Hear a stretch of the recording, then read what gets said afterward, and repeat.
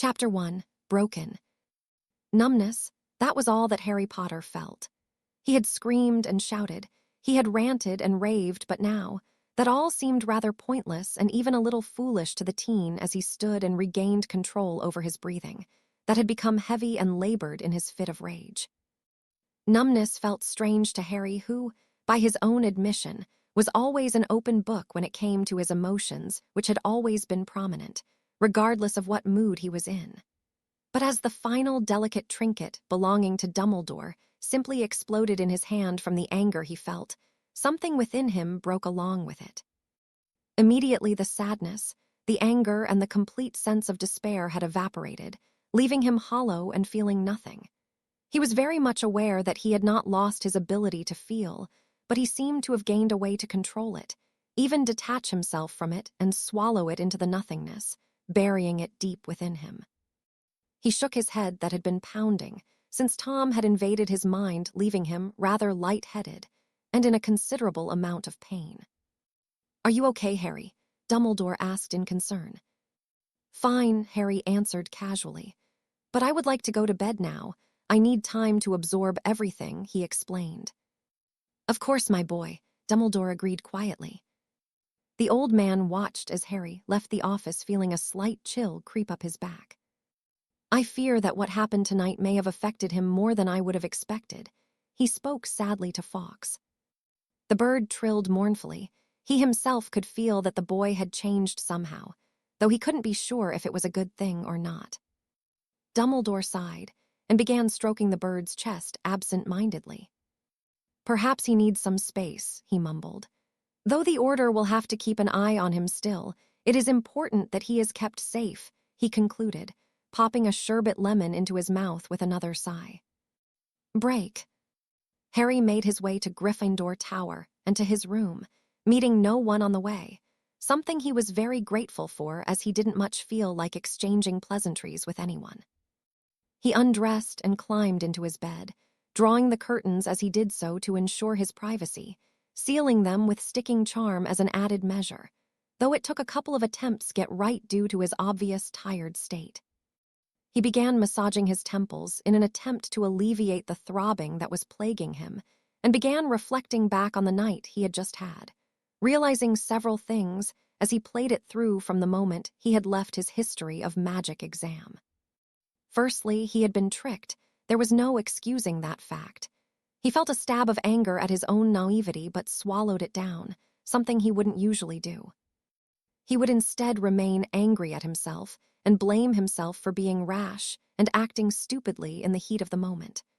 After swallowing the anger, he thought more logically about what had happened. Of course, he had been tricked. He was only a rather ignorant 15-year-old after all, and Voldemort was much older and more experienced than he was. Never again, he vowed to himself in a mutter. He knew that he needed to think more clearly, even when the situation appeared to be dire. Acting rashly had only ever almost got him killed on several occasions, and that led him to his next thought. "We got very lucky," he admitted to himself.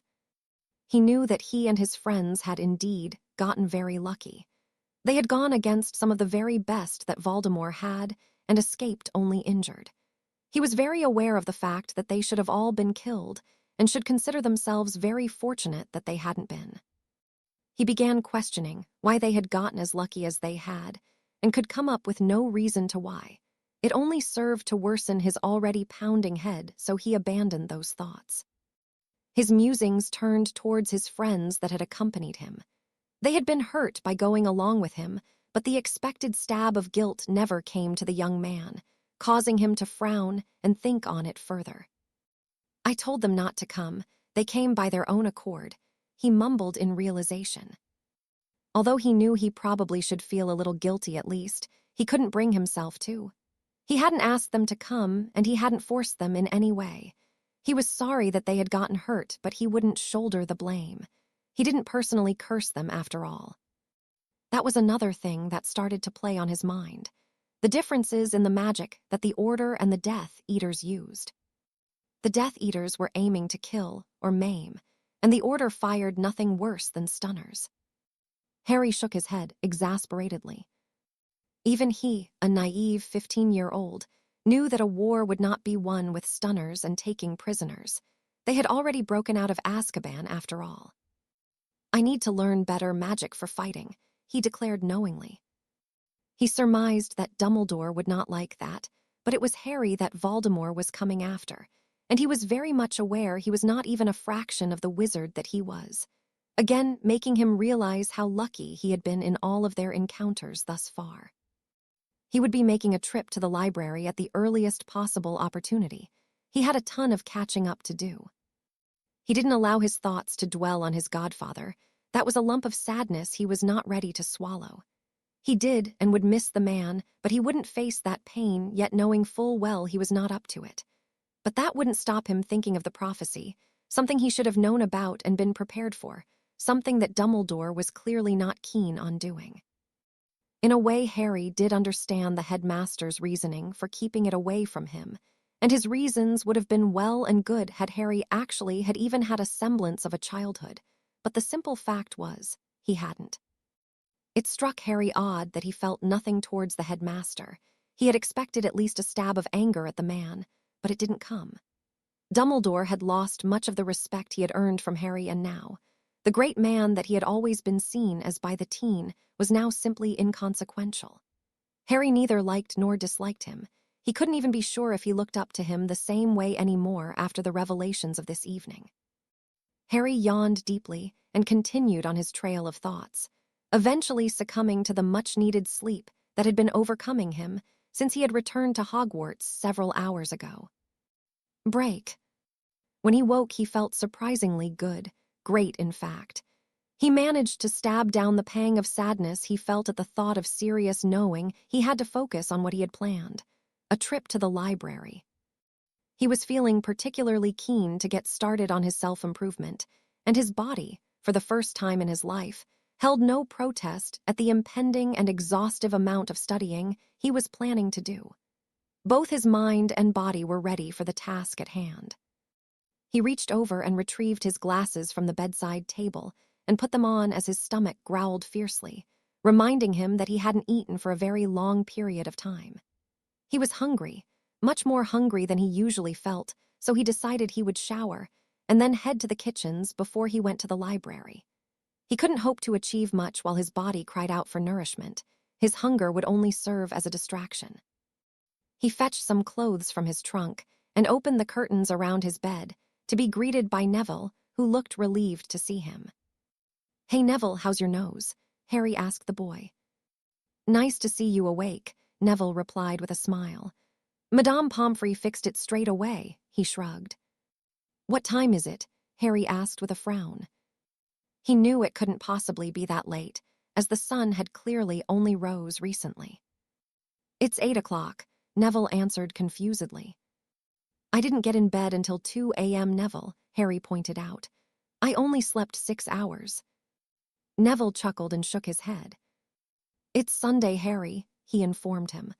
"We went to the ministry on Friday," he added in explanation. Harry's eyebrows shot up at the revelation. "I slept for over a whole day," he questioned disbelievingly. "You did," Neville confirmed, "and Ron is pissed that you haven't been to see them." Harry released a deep breath and dragged his hand through his hair. "Why didn't you wake me up?" he asked with a frown. "I tried a few times, but I couldn't get your curtains open," Neville responded. Harry tried to think why he couldn't get the curtains open. He had only used a sticking charm after all.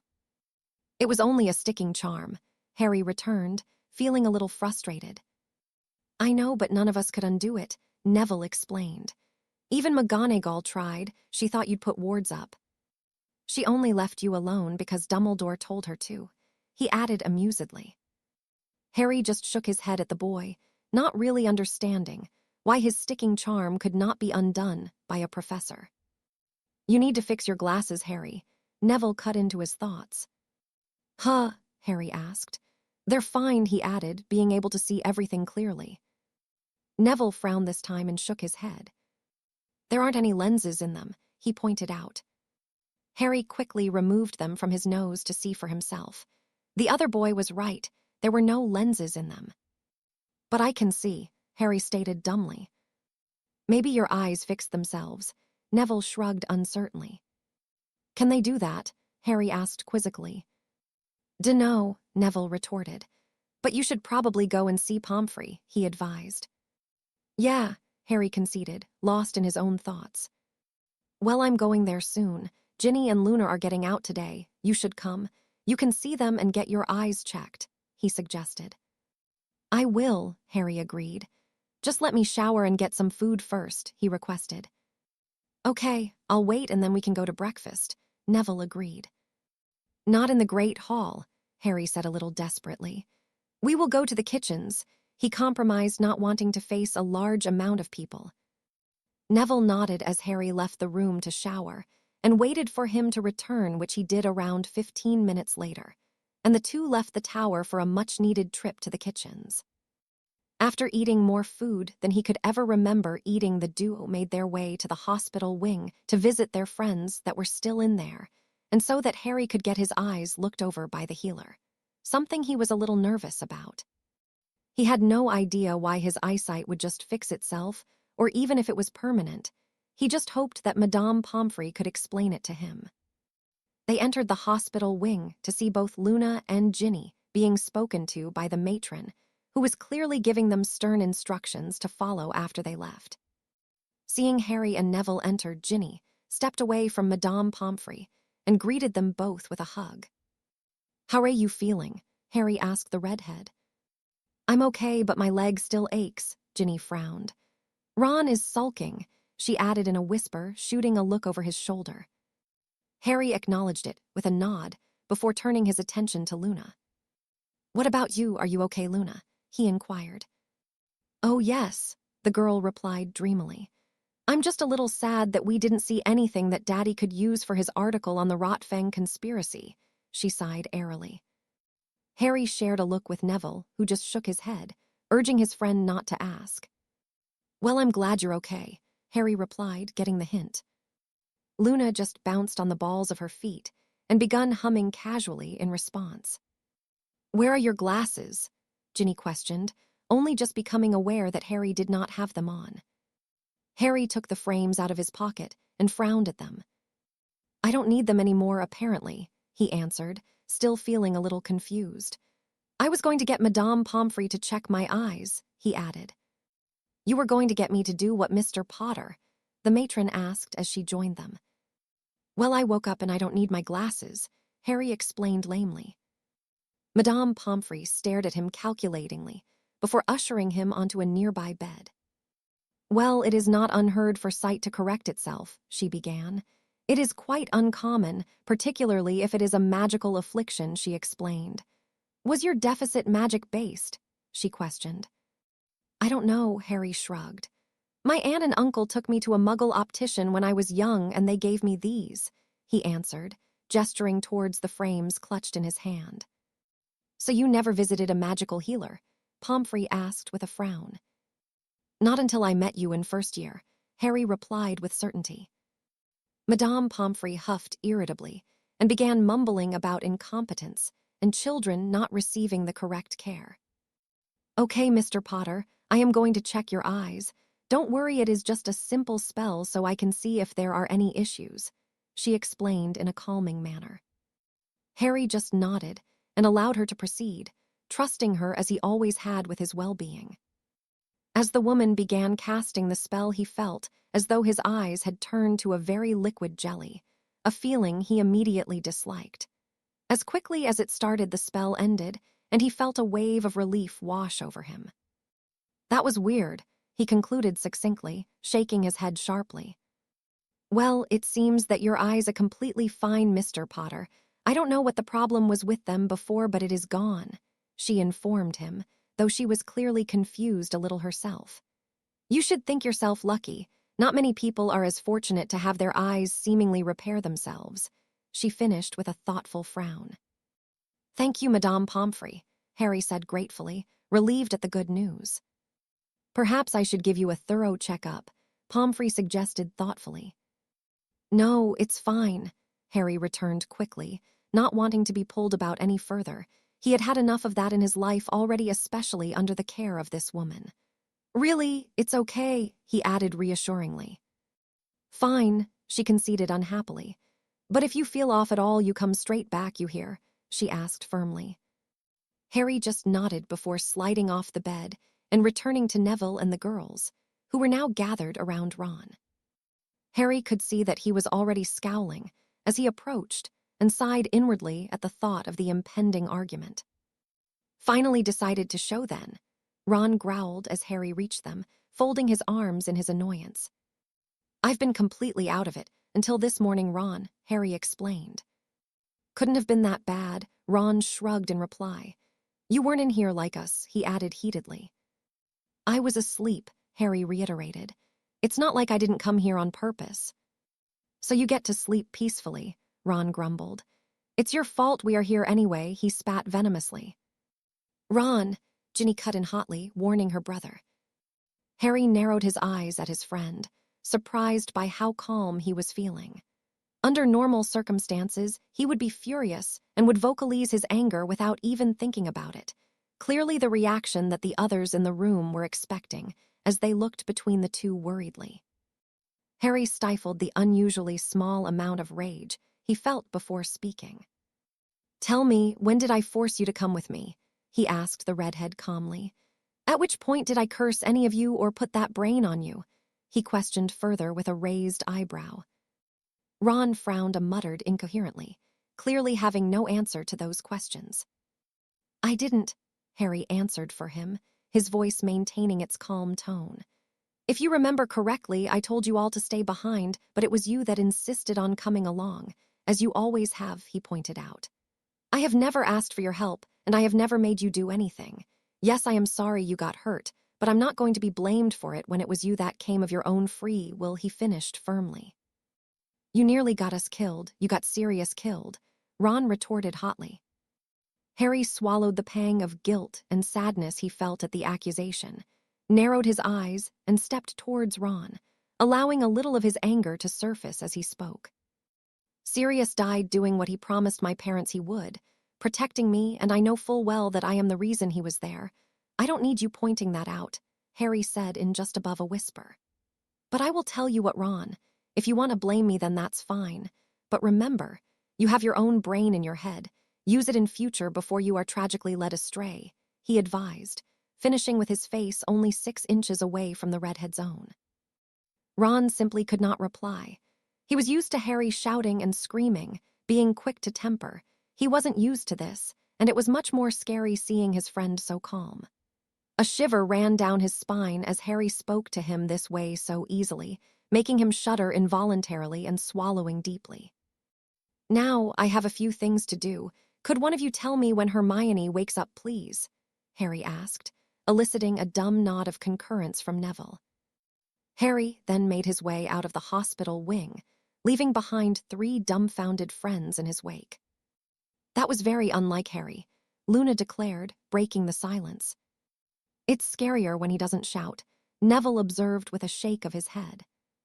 What's happened to him? Ginny asked worriedly. His godfather just died, Neville reminded her. I don't think that's grief. Something is very different about him, she replied, sounding very sure of herself. Shall we will keep an eye on him? Neville asked nervously. Yeah, Ginny readily agreed. I think we have to, she added, sounding a little more certain. Are you okay, Ron? She questioned her brother, who was looking pale. Why didn't he shout? Ron asked simply. When we are mad at each other, we shout, have a few days to ourselves, and then we make up, he explained, still confused at what had happened and still a little jittery. The other 3 just shrugged, not understanding it any more than Ron did. Break. After exiting the hospital wing, Harry made his way to the library, even more keen to distract himself after the run-in he had with Ron. He again pushed his emotions away, reminding himself that he needed to be focused and not allow himself to be distracted by what had happened over the last few days. He entered the room to find it mostly empty, save for a few Ravenclaw students, and began perusing the shelves, looking for anything that could be useful in a fight with Death Eaters. After searching for well over an hour, he sighed in defeat. There was very little here that could give him the kind of help he was looking for, and glanced hungrily towards the restricted section, knowing full well he wouldn't get permission to take anything from there to read for leisure purposes. It was then that another realization hit him, one he should have been aware of from the start, and something he had overlooked in his eagerness. The summer holidays were less than 2 weeks away, and he wouldn't be able to take any of the books home with him, and he knew if Dumbledore got wind of what he was doing, he would certainly put a stop to it. I need to get my own books, he sighed inwardly. He knew he had more than enough in his vault for some books, but he had no way of getting any knowing that he would not be able to visit Diagon Alley, let alone Nocturne Alley, to find what he needed. He left the library in a rather foul mood, trying to think of a way that he could get the much-needed material. He considered asking some older students if they had any that he could borrow, but very much doubted any student would have what he needed. He entered the fifth-year boys' dormitory, grateful that it was empty, and threw himself on his bed. Maybe Remus would help, he mumbled thoughtfully. He, however, wasn't ready to face the broken stare of the werewolf, who no doubt was mourning the passing of his final true friend. Again Harry swallowed down a stab of guilt and sadness before continuing his musings. That's it, he declared after a few moments, though he was not completely certain about his plan. Dobby, he called a little tentatively. There was a loud crack as the house elf appeared, looking very excited to be summoned by Harry. What can Dobby be doing for Harry Potter, sir? The elf asked in his usual hyperactive fashion, bouncing in his happiness. Dobby, I need you to be calm and listen, Harry requested. The elf immediately stood stock, still, and waited for Harry to continue. Can I trust you to keep my secrets? Harry questioned the elf bluntly. Dobby would never be telling Harry Potter sir's secrets. He answered, immediately shaking his head and causing his bat-like ears to flap comically. Good, Harry responded gratefully. Is there any way you can get gold from my Gringotts account? He asked. If Harry Potter sir gives Dobby his key, then Dobby can be doing that, the elf informed him. Shit, I don't have my key, Harry cursed irritably. Is there no other way? He asked a little desperately. No, Harry Potter, sir, Dobby answered sadly, his head drooping in disappointment. What does Harry Potter, sir, be needing? He inquired. Harry sighed and rubbed his temples, frustrated. I need some books, but they don't have them in the library, he explained. What kind of books, Harry Potter, sir? The elf asked further. Books that will teach me how to fight Death Eaters, Harry whispered, shooting a furtive glance towards the door. Dobby mimicked Harry's action before leaning in closer. Is Harry Potter, sir, needing books that being unfriendly? He asked in a whisper, sounding more serious than Harry had ever heard him. Yes, Harry confirmed with a resolute nod. Dobby be knowing where books like that be Harry Potter, sir, the elf replied in an excited whisper. Where? Harry asked excitedly while shooting to his feet. They is in the come and go room, Harry Potter, sir, the elf answered, mirroring Harry's excitement and also sounding a little mischievous. Harry sighed and sat down, shaking his head. You can't take anything out of there, he pointed out. They is being in a special room, Harry Potter, sir. They is being hidden there by people, the elf explained. Harry stood again. He couldn't be certain, but he assumed that if the books were only hidden there, then he could retrieve them. Can you take me? He asked the elf, feeling his eagerness swelling within him once again. Dobby be meeting you there, Dobby responded with a nod before disappearing with a crack. Harry raced from the tower as fast as his legs would carry him to meet the elf, praising the creature as he went. He arrived at the tapestry of the dancing trolls, feeling more than a little breathless, as he came upon Dobby, who was stood in front of a very old oak door. They is being in here, Harry Potter, sir, the elf informed him, gesturing for Harry to enter, which he did immediately, followed by Dobby. What he saw inside took his breath away and left him staring in awe. There was stack upon stack of items that even he could tell were very valuable. It was very much like a large Muggle antique shop. He could see a few pensives, some old broomsticks, and even a couple of invisibility cloaks similar to his own, which he knew for a fact were worth a fortune themselves. Can you take anything out of this room? He asked the elf breathily, still in awe at what he was seeing. Yes, Harry Potter, sir. This is all being hidden by wizards and witches, Dobby confirmed. It was then that he had his second stroke of genius of the day. He knew very well that he didn't have much money with him, and Dumbledore would insist that Molly Weasley would complete his school's shopping for him for the next school year, so he would have no chance of getting any large quantities of gold from his vault. He also knew that he may find himself in need of gold at some point in the future, and knew that yet again he would not have his key. But perhaps he could sell the valuable stuff in the room. Nobody would be missing it after all, and the cause was certainly worthy. Dobby, can you take things and sell them? He inquired nervously, hoping that the elf could give him another lifeline. Dobby can be doing that, the elf answered excitedly, knowing where this was going. Dobby used to be selling for his former master, he added. Okay, I want you to take anything valuable and sell it, please, Harry requested. Is there somewhere you can keep gold? He questioned, realizing that he needed somewhere to store it. Dobby can be using a trunk, sir. He can make it as big inside as he like, he replied happily. Could you do it for me, please? Harry asked hopefully. Dobby will Harry Potter, sir, the elf exclaimed, clearly elated at the prospect of doing something important for Harry. Dobby even be getting Winky to help, he added thoughtfully. Harry smiled and nodded at the creature, pleased that something was finally going right. Okay, so where are the books? He asked, not being able to see any around them. They is being this way, Dobby answered seriously, taking Harry by the arm and leading him through the aisles of items. They eventually came upon what Harry could describe as a treasure trove of tomes, and he immediately began sorting through them, putting aside anything that looked useful. He flicked through a few of them feeling very happy that they contained what he was looking for, even coming across a book on dueling written by Salazar Slytherin himself. Dobby, seeing that Harry was busy, immediately began attending to the task he had been set and called Winky to help him, who was happy to be out of the kitchen and completing a job for a wizard. It was a couple of hours later that Harry let out a sigh of relief after he finally finished sorting through the books. Out of the 300 or so there, he had put aside around 50 that would be useful to him, some of which contained spells that were a little more than questionable. Harry had reluctantly accepted the fact that these types of curses and such were the types of things he needed to learn to even stand a chance in a fight with the Death Eaters, let alone Voldemort himself.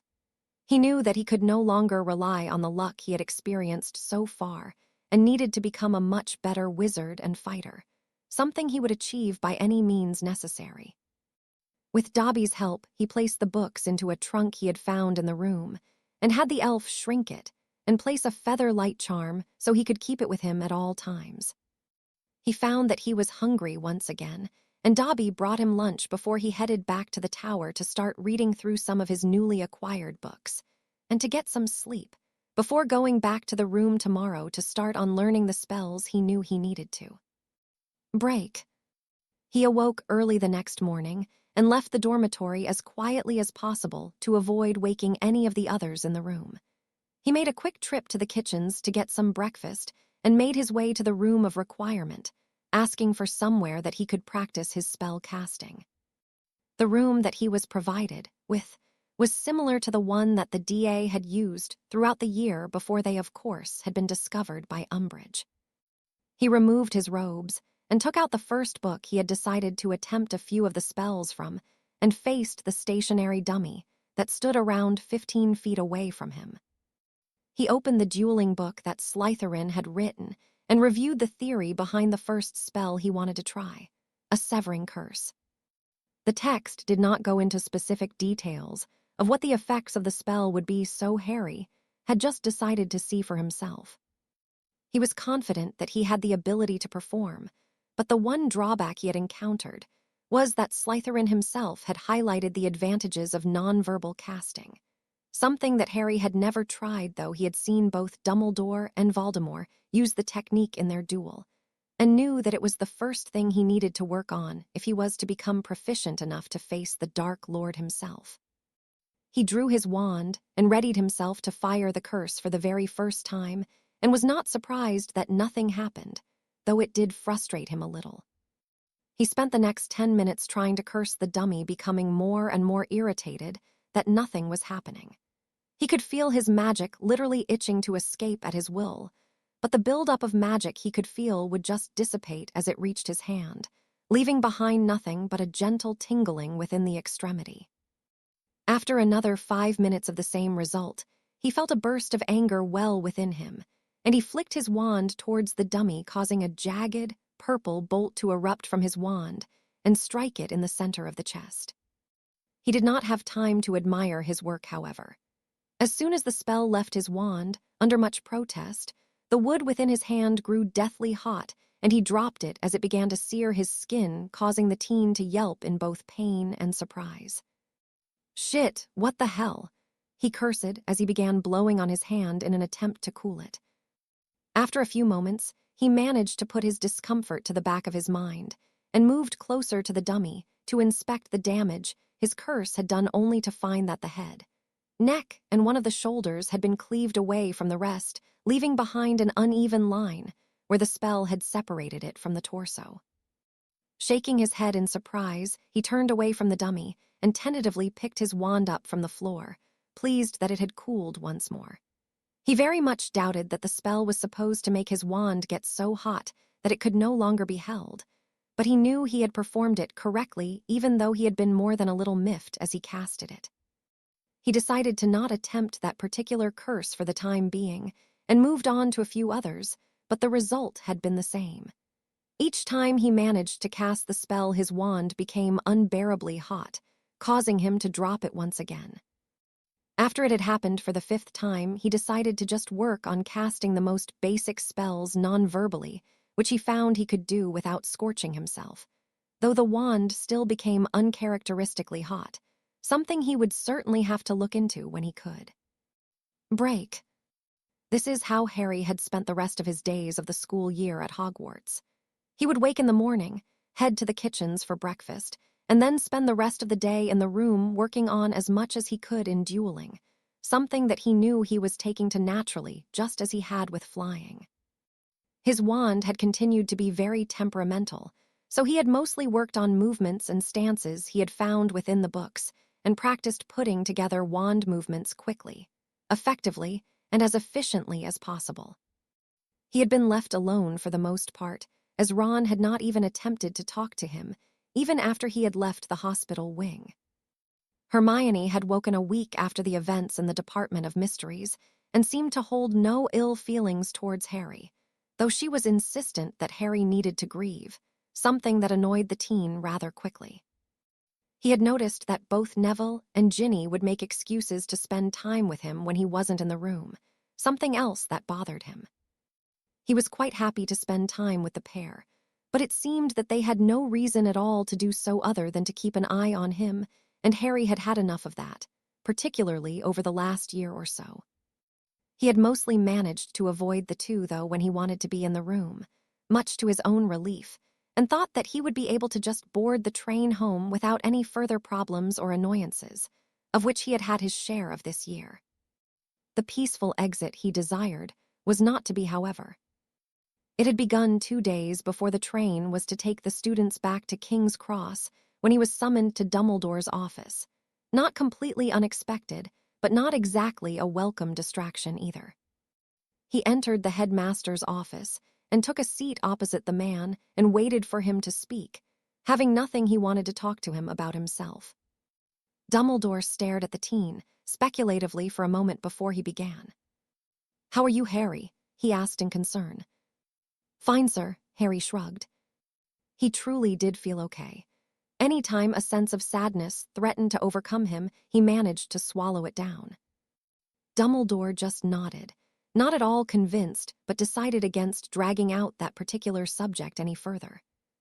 "I'm afraid that you are going to have to return to your relatives for at least the first part of the summer, my boy," Dumbledore spoke again after a moment.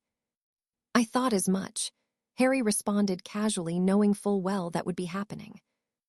"I'm sure we can make other arrangements for later on," Dumbledore tried. "I'm not going back to Grimmauld Place," Harry stated in return, having no desire to be in Sirius's house. And the burrow is unlikely as Ron is not talking to me, he explained. I'm sure Mr. Weasley will come around, Dumbledore said in an attempt to placate the teen. Actually, sir, I'd rather just be left alone this summer, Harry requested. I have more important things to focus on than Quidditch and avoiding Fred and George's pranks, he added seriously. Dumbledore sighed and shook his head. I do not think it is wise for you to spend all of your time alone, Harry, he pointed out. But that is my choice, sir, Harry replied a little irritably. Dumbledore sighed again and conceded the point with a nod. Very well, but there will be a member of the Order on guard at all times, he explained. You mean to keep an eye on me, Harry retorted. They are there to keep you safe, Harry, Dumbledore responded firmly. Harry snorted slightly. That's what the wards are there for, he said, shaking his head.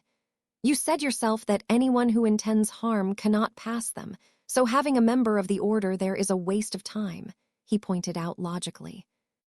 It is an additional protection, Harry, Dumbledore answered calmly. Do not take it for granted, he advised. So again, I will get no privacy, Harry frowned.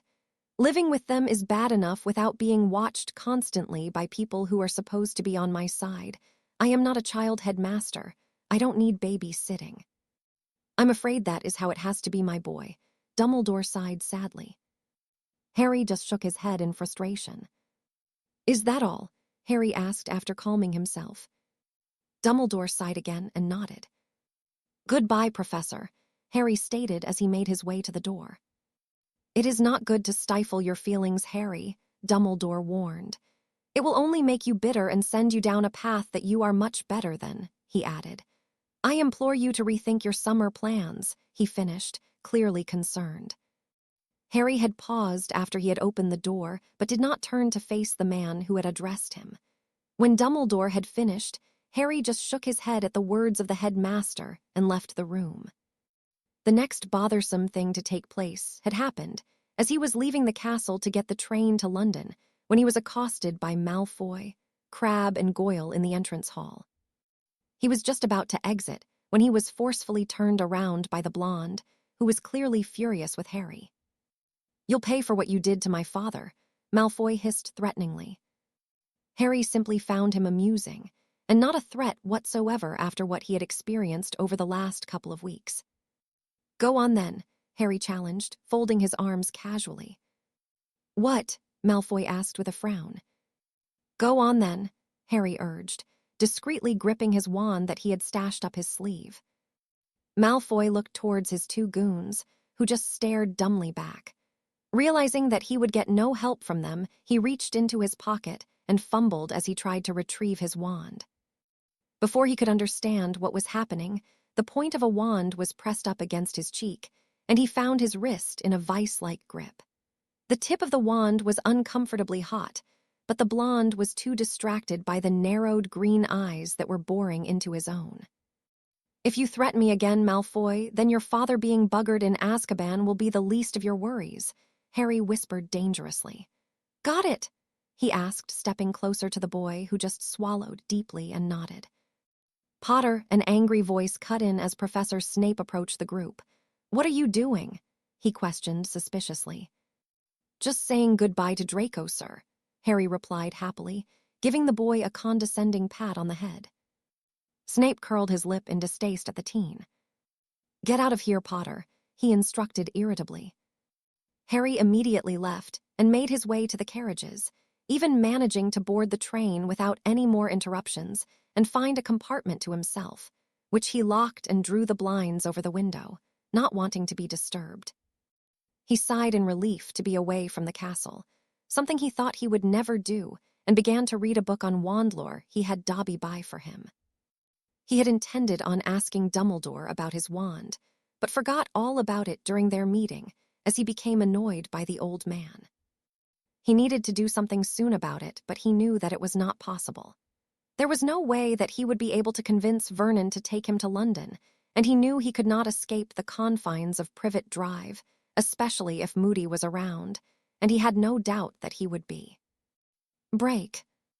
As the train neared its final leg of the journey, Harry slammed the book shut in defeat. He had learnt a reasonable amount about wands and even had a new appreciation for them, but the book had failed to provide him with anything relevant in regards to his problems with his own. Harry drew the length of holly from his sleeve and stared at it thoughtfully. "Why won't you work?" he muttered. He was pulled from his thoughts by the arrival of Dobby and Winky, who appeared with a loud crack, carrying a large trunk between them. "Dobby and Winky be finished selling now Harry Potter, sir," Dobby informed him tiredly. "Already?" Harry asked, surprised that they had managed it so quickly. "Dobby and Winky knowing what we is doing," Winky answered with a firm nod. "That's great," Harry exclaimed happily. "How much did you get?" he inquired, knowing that few thousands galleons would be great if he found himself in need of it before he could access his vault, whenever that may be. "We be getting almost 4 million galleons, Harry Potter, sir," Dobby answered. "Is that being enough?" he added uncertainly. Harry's eyebrows shot up at the figure he had been given. It was much more than he would have imagined. "That much?" he asked, completely flabbergasted by the sum. "Shopkeepers in Dark Place be thinking that Dobby is still a Malfoy elf Harry Potter, sir," Dobby explained. "They be paying top prices quickly." Harry just shook his head in disbelief at the pair of elves. "Thank you," he said gratefully. "I want you both to take as much as you like from it," he instructed. Winky simply looked affronted, and Dobby shook his head. "We is not wanting galleons, Harry Potter, sir. Dobby is happy with his galleon a month and Winky not wanting paid, sir," Dobby answered firmly. Harry sighed, knowing that he would not be able to convince them to take anything. "Okay, well, if there is anything I can do for you, then you just have to ask," he responded sincerely. "We is just wanting to be working, sir," Winky answered. "The castle is being empty now," she pointed out.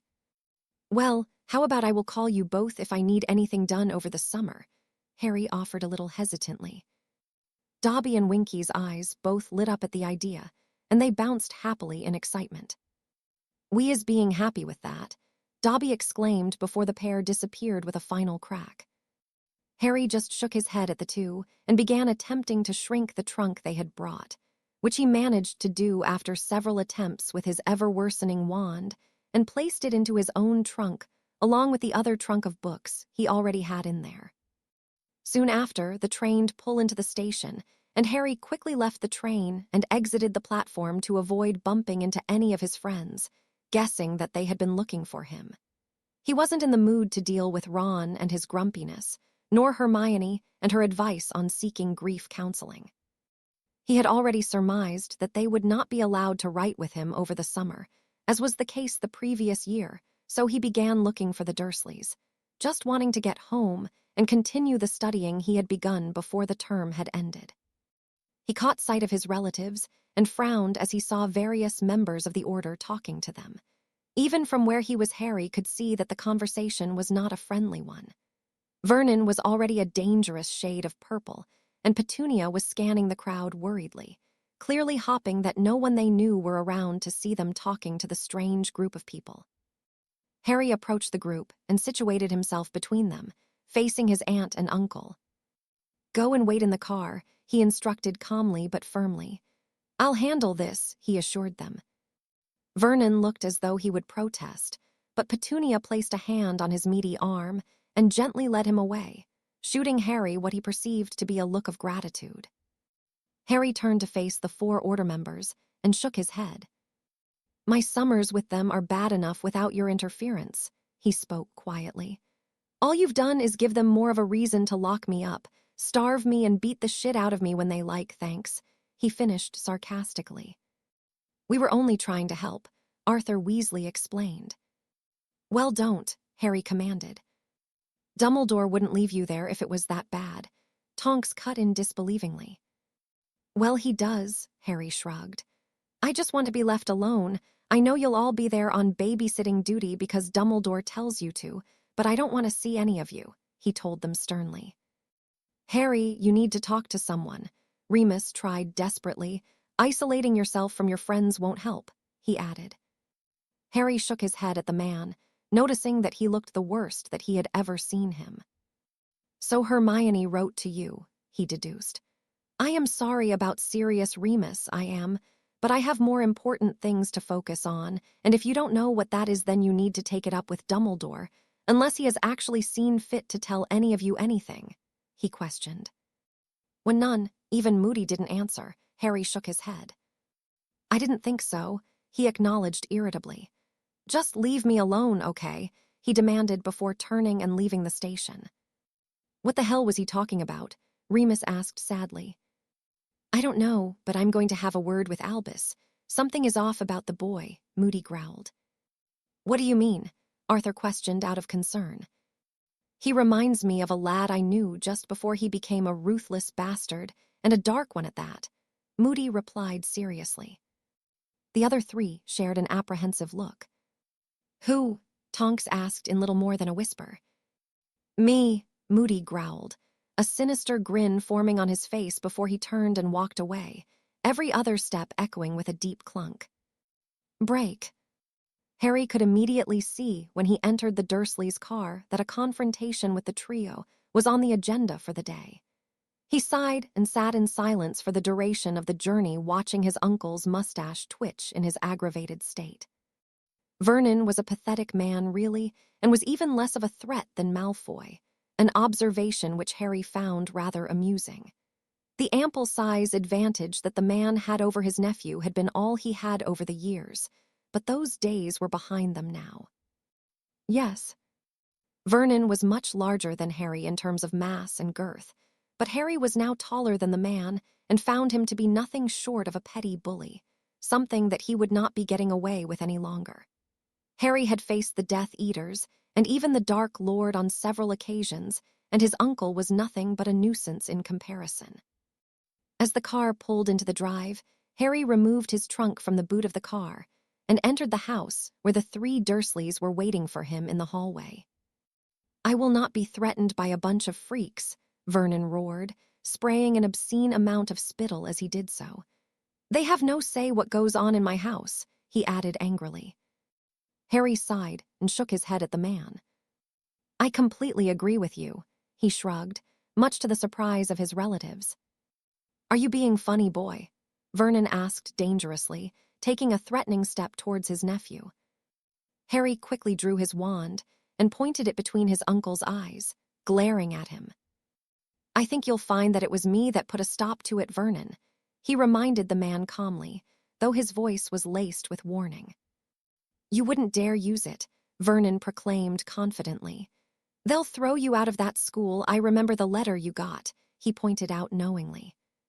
Harry just chuckled at the man, though he really saw no amusement in the situation. The Ministry has much more important things to worry about than what happens here, he stated. Don't push me, Vernon, he warned, feeling a surge of anger welling within him, causing his wand to grow exceedingly hot in his hand. The two just stared at each other, daring the other to make their move when they were interrupted by the sound of the doorbell chiming.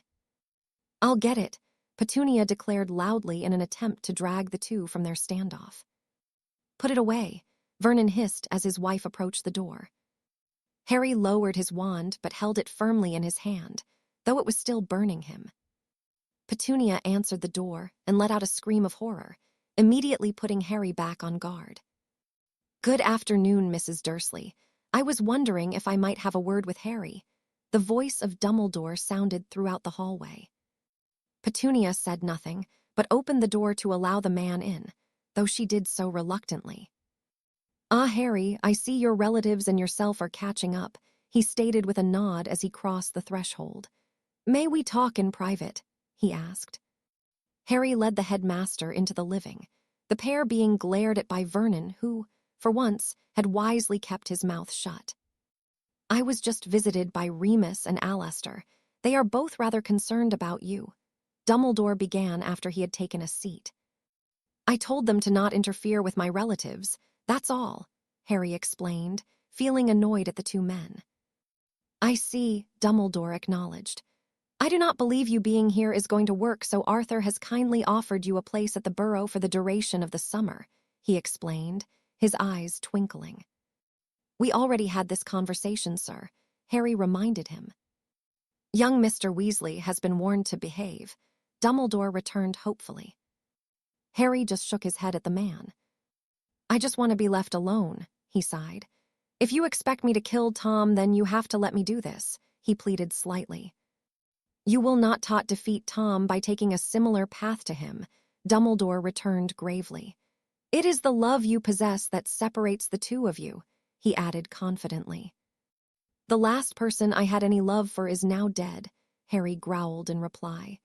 It is me that is going to have to face him, Professor. If you won't prepare me, then I will prepare myself, he finished firmly. I fully intend on preparing you, Harry, Dumbledore assured him. So you are going to teach me how to fight?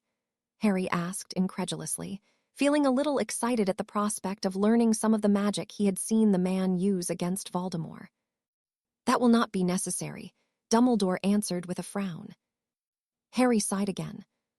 So you just think that he will be killed by his own curse again? He questioned exasperatedly. When the old man didn't reply, Harry laughed, mostly from shock. That's exactly what you plan on happening, Harry exclaimed in realization. I am not going to take my chances with that. I will not face him or the Death Eaters without being ready, he finished firmly. The Death Eaters are not your problem, Harry, Dumbledore replied casually. They follow him, they are my problem, Harry answered simply. You might be willing to risk my life on a stupid plan, but I'm not, he added heatedly. I wish you would trust me, Harry, Dumbledore sighed. Right now, sir, there is no one I trust, especially if they expect me to fight without being trained, Harry responded. Dumbledore stood and shook his head sadly. I do hope you reconsider this, he implored. If there is anything else I can help you with, then I shall do my best, he finished genuinely as he headed towards the door. Actually, there is, Harry suddenly declared. My wand hasn't been working properly since that night at the ministry. Do you know why? He asked, hopefully handing the wood to the man. Dumbledore drew his own and began muttering under his breath while Harry waited for him to finish. It is in perfect working order, Dumbledore informed him. It isn't, Harry proclaimed. It gets really hot when I cast spells with it, and it's hard to get a spell to work at all. I can feel the magic in me reacting, but it won't come out, he explained exasperatedly. Dumbledore frowned, then his eyes suddenly widened in realization, and he smiled. It seems as though you have outgrown your wand, my boy. Quite the feat indeed. He spoke happily, though he seemed a little too thoughtful for Harry's liking. Outgrown it? Harry asked uncertainly. It is possible for a witch or wizard to mature beyond the capabilities of a wand, Dumbledore explained knowingly. Or if something changes within them, he added in a whisper, looking at Harry speculatively. Harry just frowned, not really understanding what was being said to him. Tell me, Harry, have you had any headaches since Tom possessed you? He asked, with a little hope in his voice. Harry thought back over the past couple of weeks and realized that he hadn't had any headaches at all. His scar hadn't even bothered him once. No, nothing at all, my scar hasn't hurt, Harry answered. I see, Dumbledore whispered, glancing to where the famous scar was, though it was hidden by the boy's hair. May I run a few scans? He asked. I just want to check a few things, nothing invasive, he promised. Harry just shrugged his compliance. Dumbledore began casting several spells, repeating them over and over again to be sure of his findings. Would you mind talking to a snake if I summon one? He inquired. If it will help, Harry replied confusedly. Dumbledore summoned a snake, and Harry shared a brief conversation with it, as he had on other occasions with similar creatures. Dumbledore mused after he had vanished it. I would like to try one more spell, but it will be a little uncomfortable, he explained. If it helps with my wand, then do it, Harry sighed. Dumbledore nodded and began chanting in a strange tongue while waving his wand over Harry's head. Harry felt as though his brain was swelling within his skull and clenched his teeth under protest from the pressure. The feeling quickly receded, though once Dumbledore had stopped and stared at him with a bright smile, his eyes twinkling madly. So, Harry asked a little impatiently. Something I need to think about, the headmaster answered excitedly. Nothing for you to worry about, my boy, he assured the teen. Do I need a new wand then? Harry questioned irritably. I believe so, Dumbledore replied. I will fetch you in a couple of weeks and we will go to Ollivander's to get one, he promised. May I see your scar for a moment? He asked. Harry sighed and lifted his fringe so the man could see. Inconceivable, Dumbledore whispered. What is? Harry sighed. Your scar is almost gone, Dumbledore informed him with another smile. What does that mean? Harry inquired. I will explain everything to you soon enough, once I myself understand it fully, Dumbledore returned sincerely. Harry just nodded, knowing that he would get no more information from the man. I will take my leave, but please think of what we spoke about, he requested. Okay, I will think about it, Harry conceded. Good boy, Dumbledore responded before leaving the room. Harry just dragged his hand through his hair and waited for him to leave the house before entering the hallway once more. Are you not leaving then? Petunia asked, sounding hopeful at the prospect. No, Aunt Petunia, Harry answered. How about we just stay out of each other's way? Harry suggested. I will make sure any chores are done and you three just leave me alone. I will only want to use the bathroom and I will provide my own food, he offered, hoping that they would accept. Fine, Vernon agreed. Just so long as you stay away from us, he warned.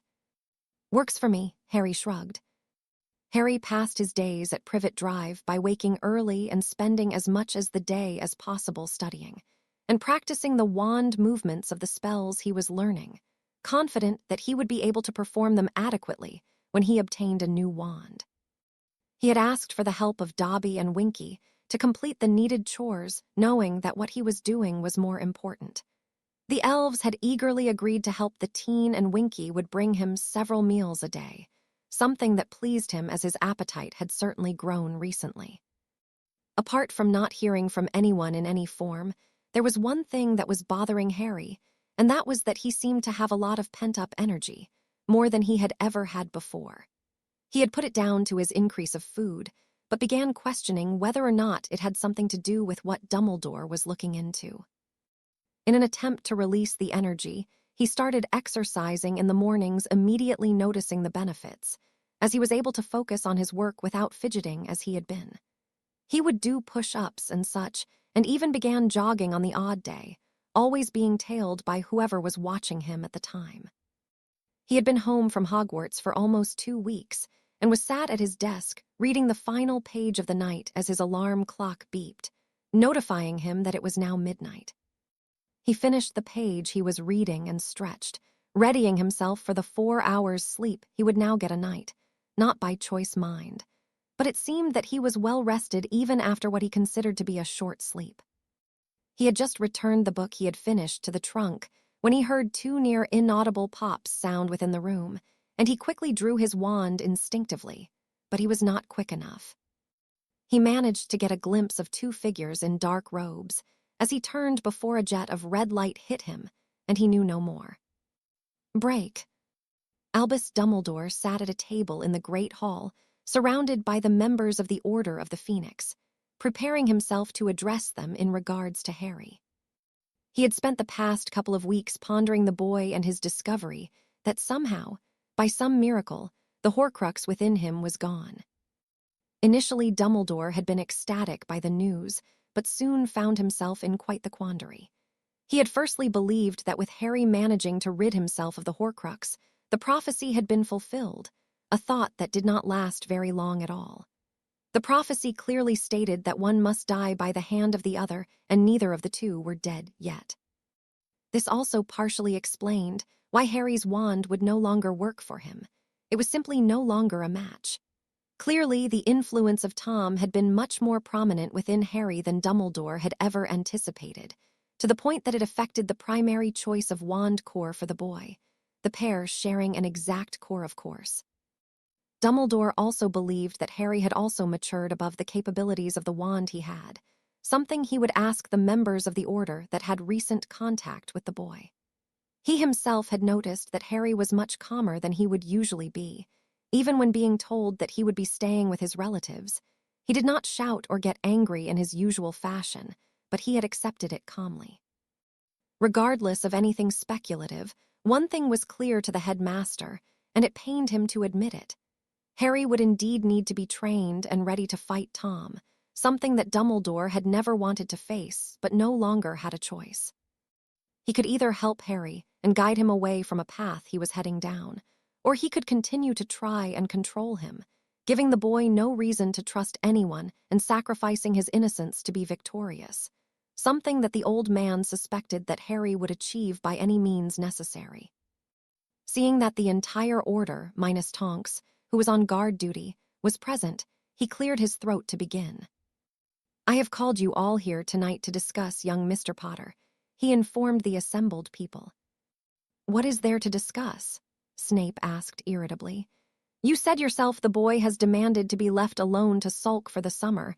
I say we leave him to it," he finished with a drawl. "It is no longer that simple, Severus," Dumbledore responded gravely. "Have any of you noticed anything different about Harry?" he inquired. "Anything at all?" "He was barely seen for the last 2 weeks of term. Mr. Longbottom and Miss Granger were rather concerned about him.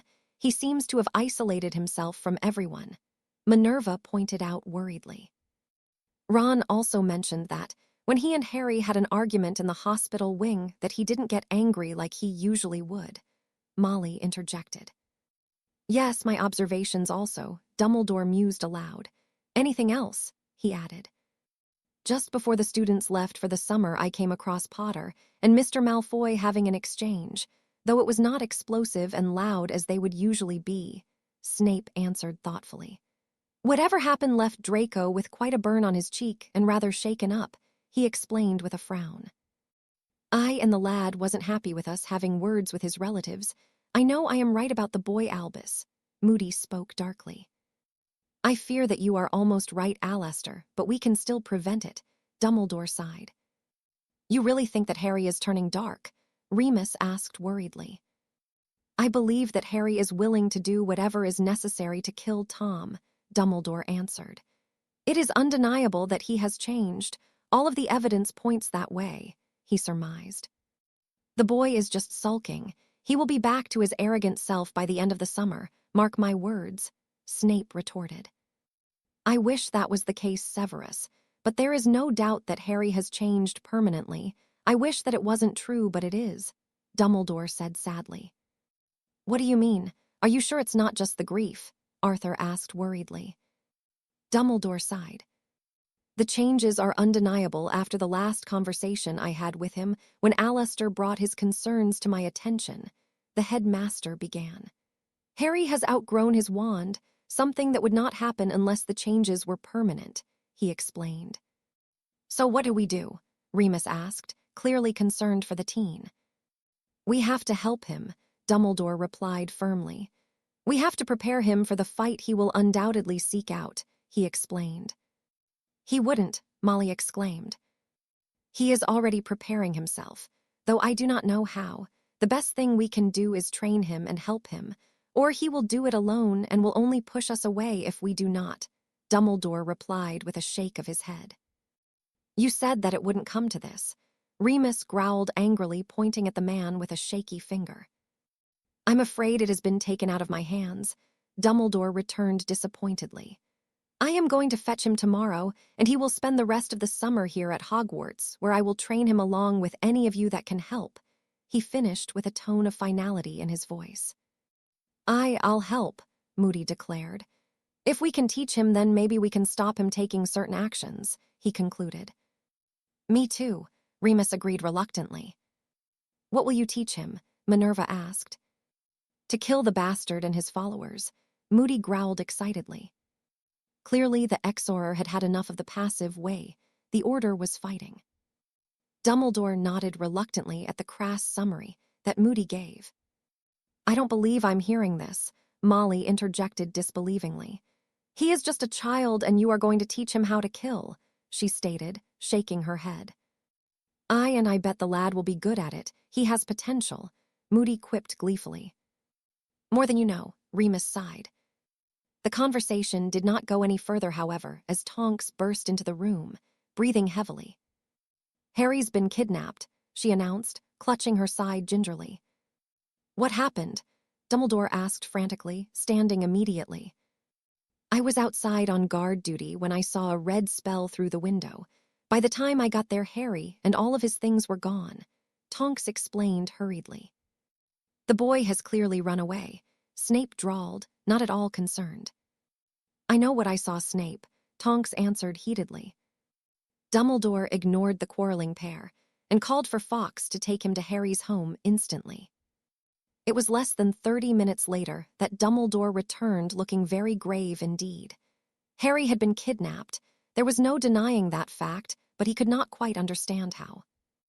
The wards were all still intact, and any that meant harm to the boy would not be able to enter the home, but perhaps Tom had found a way. It was clear to the headmaster that Harry had not run away. He could sense the foreign magic, though it was not particularly dark in nature. He sat back at the table and looked towards the Order members who were staring at him expectantly. He sighed before he spoke. Harry has indeed been kidnapped, he informed them. Though it cannot have been done by any that mean him harm, of that I am sure, he finished confidently. What do we do? Tonks asked, feeling a little guilty that it had happened on her watch. Severus, I will need you to confirm that Harry has not been taken by Tom, he instructed the greasy-haired man who sneered but nodded his obedience. The rest of you will make any and all inquiries you can. It is paramount that we find him, he explained urgently. With that, the assembled members exited the hall to carry out their tasks. Please be safe, my boy, Dumbledore whispered pleadingly. Break. Harry awoke and found himself bound to a chair. It took him a moment or two to be able to think coherently, and he sighed when the memory of what happened surfaced. Good evening, Mr. Potter, a voice greeted him. Harry shook his head irritably at being captured so easily. He knew he should have been more vigilant, though he had been assured he was safe. Why don't you just take me to Tom and let's get it over with, he suggested, being in no mood to prolong the inevitable. Who the bloody hell is Tom? Another voice questioned angrily, causing Harry to smirk slightly. He knew that he should probably be afraid, but he wasn't for reasons unknown to him. He knew that it was going to come to an end between himself and Riddle, but he had not expected it to be so soon. Harry chuckled darkly before answering. Your master, he said simply. Don't tell me that you didn't know he is a half-blood, he sighed amusedly. His name is Tom Riddle. His father was a muggle, he added. Are you sure they only stunned him? The first voice asked, completely ignoring what Harry had said. They did, the second voice confirmed. Mr. Potter, I do not know who Tom Riddle is. We did not bring you here to discuss that. I apologize that it had to be done this way, but we had to be quick, the first voice explained. Then who the bloody hell are you? Harry asked irritably. The first man chuckled as Harry finally looked towards them. My name is Clarence Croker. I am the head of the Department of Mysteries, he explained. Oh shit, Harry muttered, knowing that this was going to be bad. Shit indeed, Croker agreed with a nod.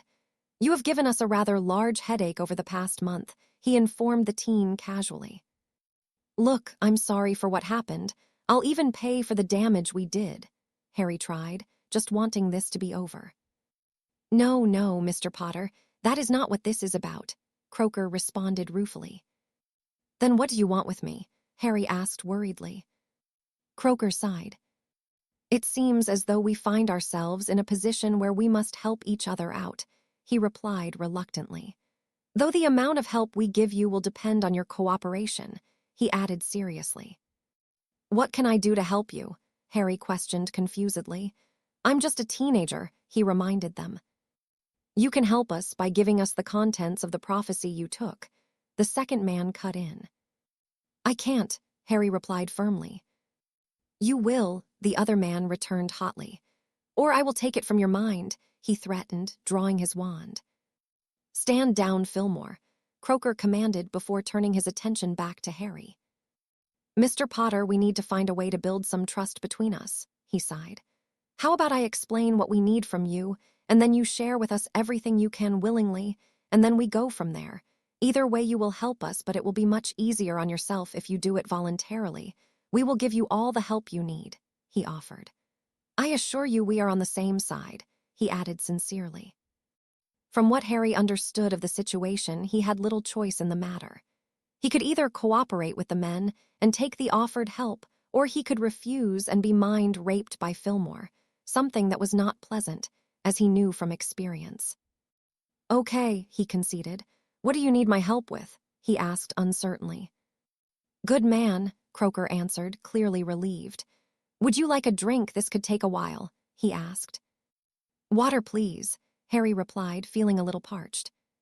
Croker conjured a glass and filled it with water before passing it to Harry. He then became contemplative for a few moments, deciding where it was best to start. "Tell me, Mr. Potter, how many people do you share your dormitory with at Hogwarts?" he questioned. Harry frowned at the unexpected question. "There are 5 of us altogether," he answered confusedly. "There were 20 in mine," Croker returned. "What does that tell you?" he questioned further. "That there are less witches and wizards than there used to be," Harry concluded after a moment.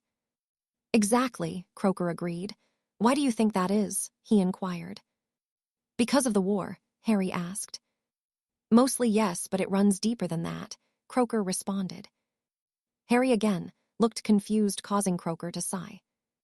"What do you know about the pureblood families of Britain?" he asked. "Nothing really," Harry shrugged.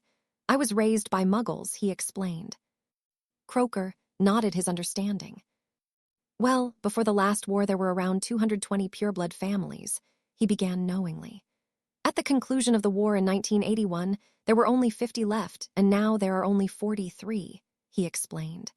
"The families were wiped out in service to Voldemort, and by his followers if they refused to join him," he elaborated.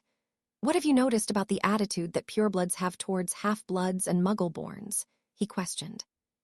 "They don't like us mostly," Harry surmised. "They look down on us and think they are better," he concluded. "Exactly. That means that they tend to marry only other purebloods, which, with so few families left, is a real problem," he finished gravely. "How so?" Harry asked, becoming genuinely interested in the conversation. "With so few families left, the purebloods are now inbreeding and producing more squibs than ever," Croker began. "But that in itself is only half the problem," he sighed. "Then what is it?" Harry asked with a frown. "Muggle-born bloodlines only seem to last a generation or two themselves if they have children together," Croker explained. "They need pure magical blood to maintain what they are given. We don't completely understand why, but that is how it works," he finished with a shrug. "I'm sorry, but what has that got to do with me?" Harry questioned. "The truth is, Mr. Potter, irreversible damage has already been done to our kind. It is only a matter of time before we die out, and there is nothing that can be done to prevent it, especially with another war on the horizon. There is simply no way that we will survive any longer than a few more generations at best," he explained. "I still don't understand what that has to do with me," Harry responded, shaking his head. "That is why we need the contents of the prophecy. I know that it pertains to yourself and the Dark Lord," Croker said knowingly. Harry sighed and rubbed his temples in frustration. "Okay, answer me this," Croker tried. "Does it say that it is only you that can kill him?" he asked. "It says that one of us must die at the hands of the other," Harry admitted reluctantly. Croker sunk back in his chair, looking more than a little relieved. "Okay, that means we can definitely use this to our advantage," he exclaimed to Fillmore, who nodded reluctantly. "Mr. Potter, we need you," Croker said simply. "If our kind is to continue living, then we need your help," he reiterated seriously. "You said that it was irreversible," Harry pointed out. "It is irreversible now," Croker concurred. "But it only became that way in the years of 1978 to 1981, when most of the casualties of war happened after Barty Crouch signed the papers giving the Aurors the authority to kill," he explained. Harry let what had been said be absorbed before he broke out in laughter in realization. "You are talking about sending me back in time," he stated disbelievingly.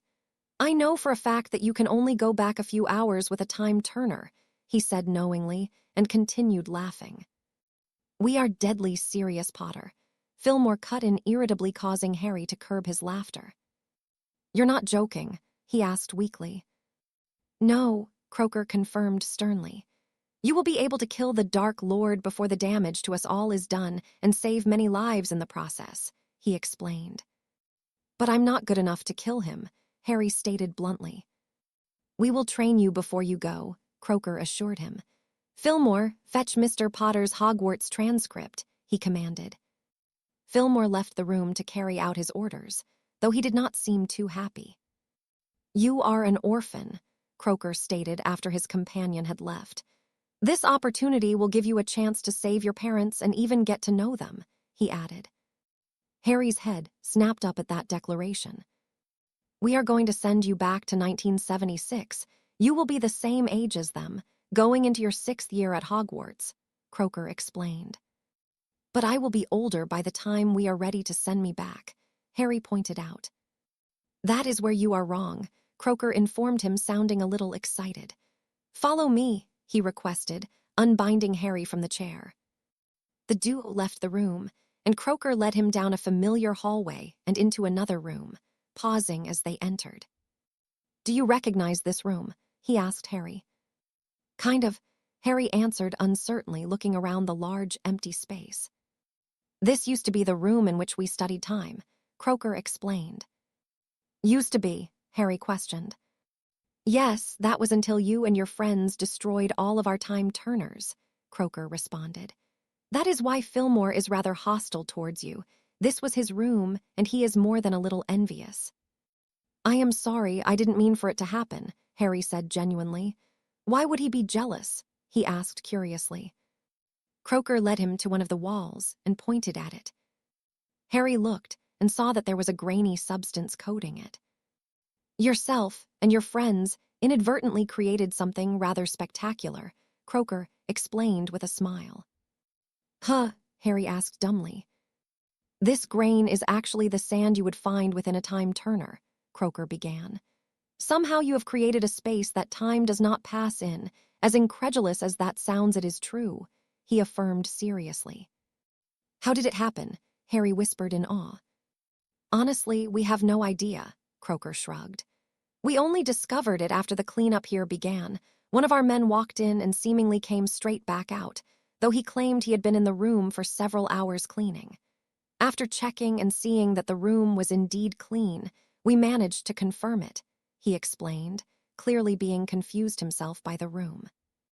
We will use this room to train you, and then the room itself will be used to send you back.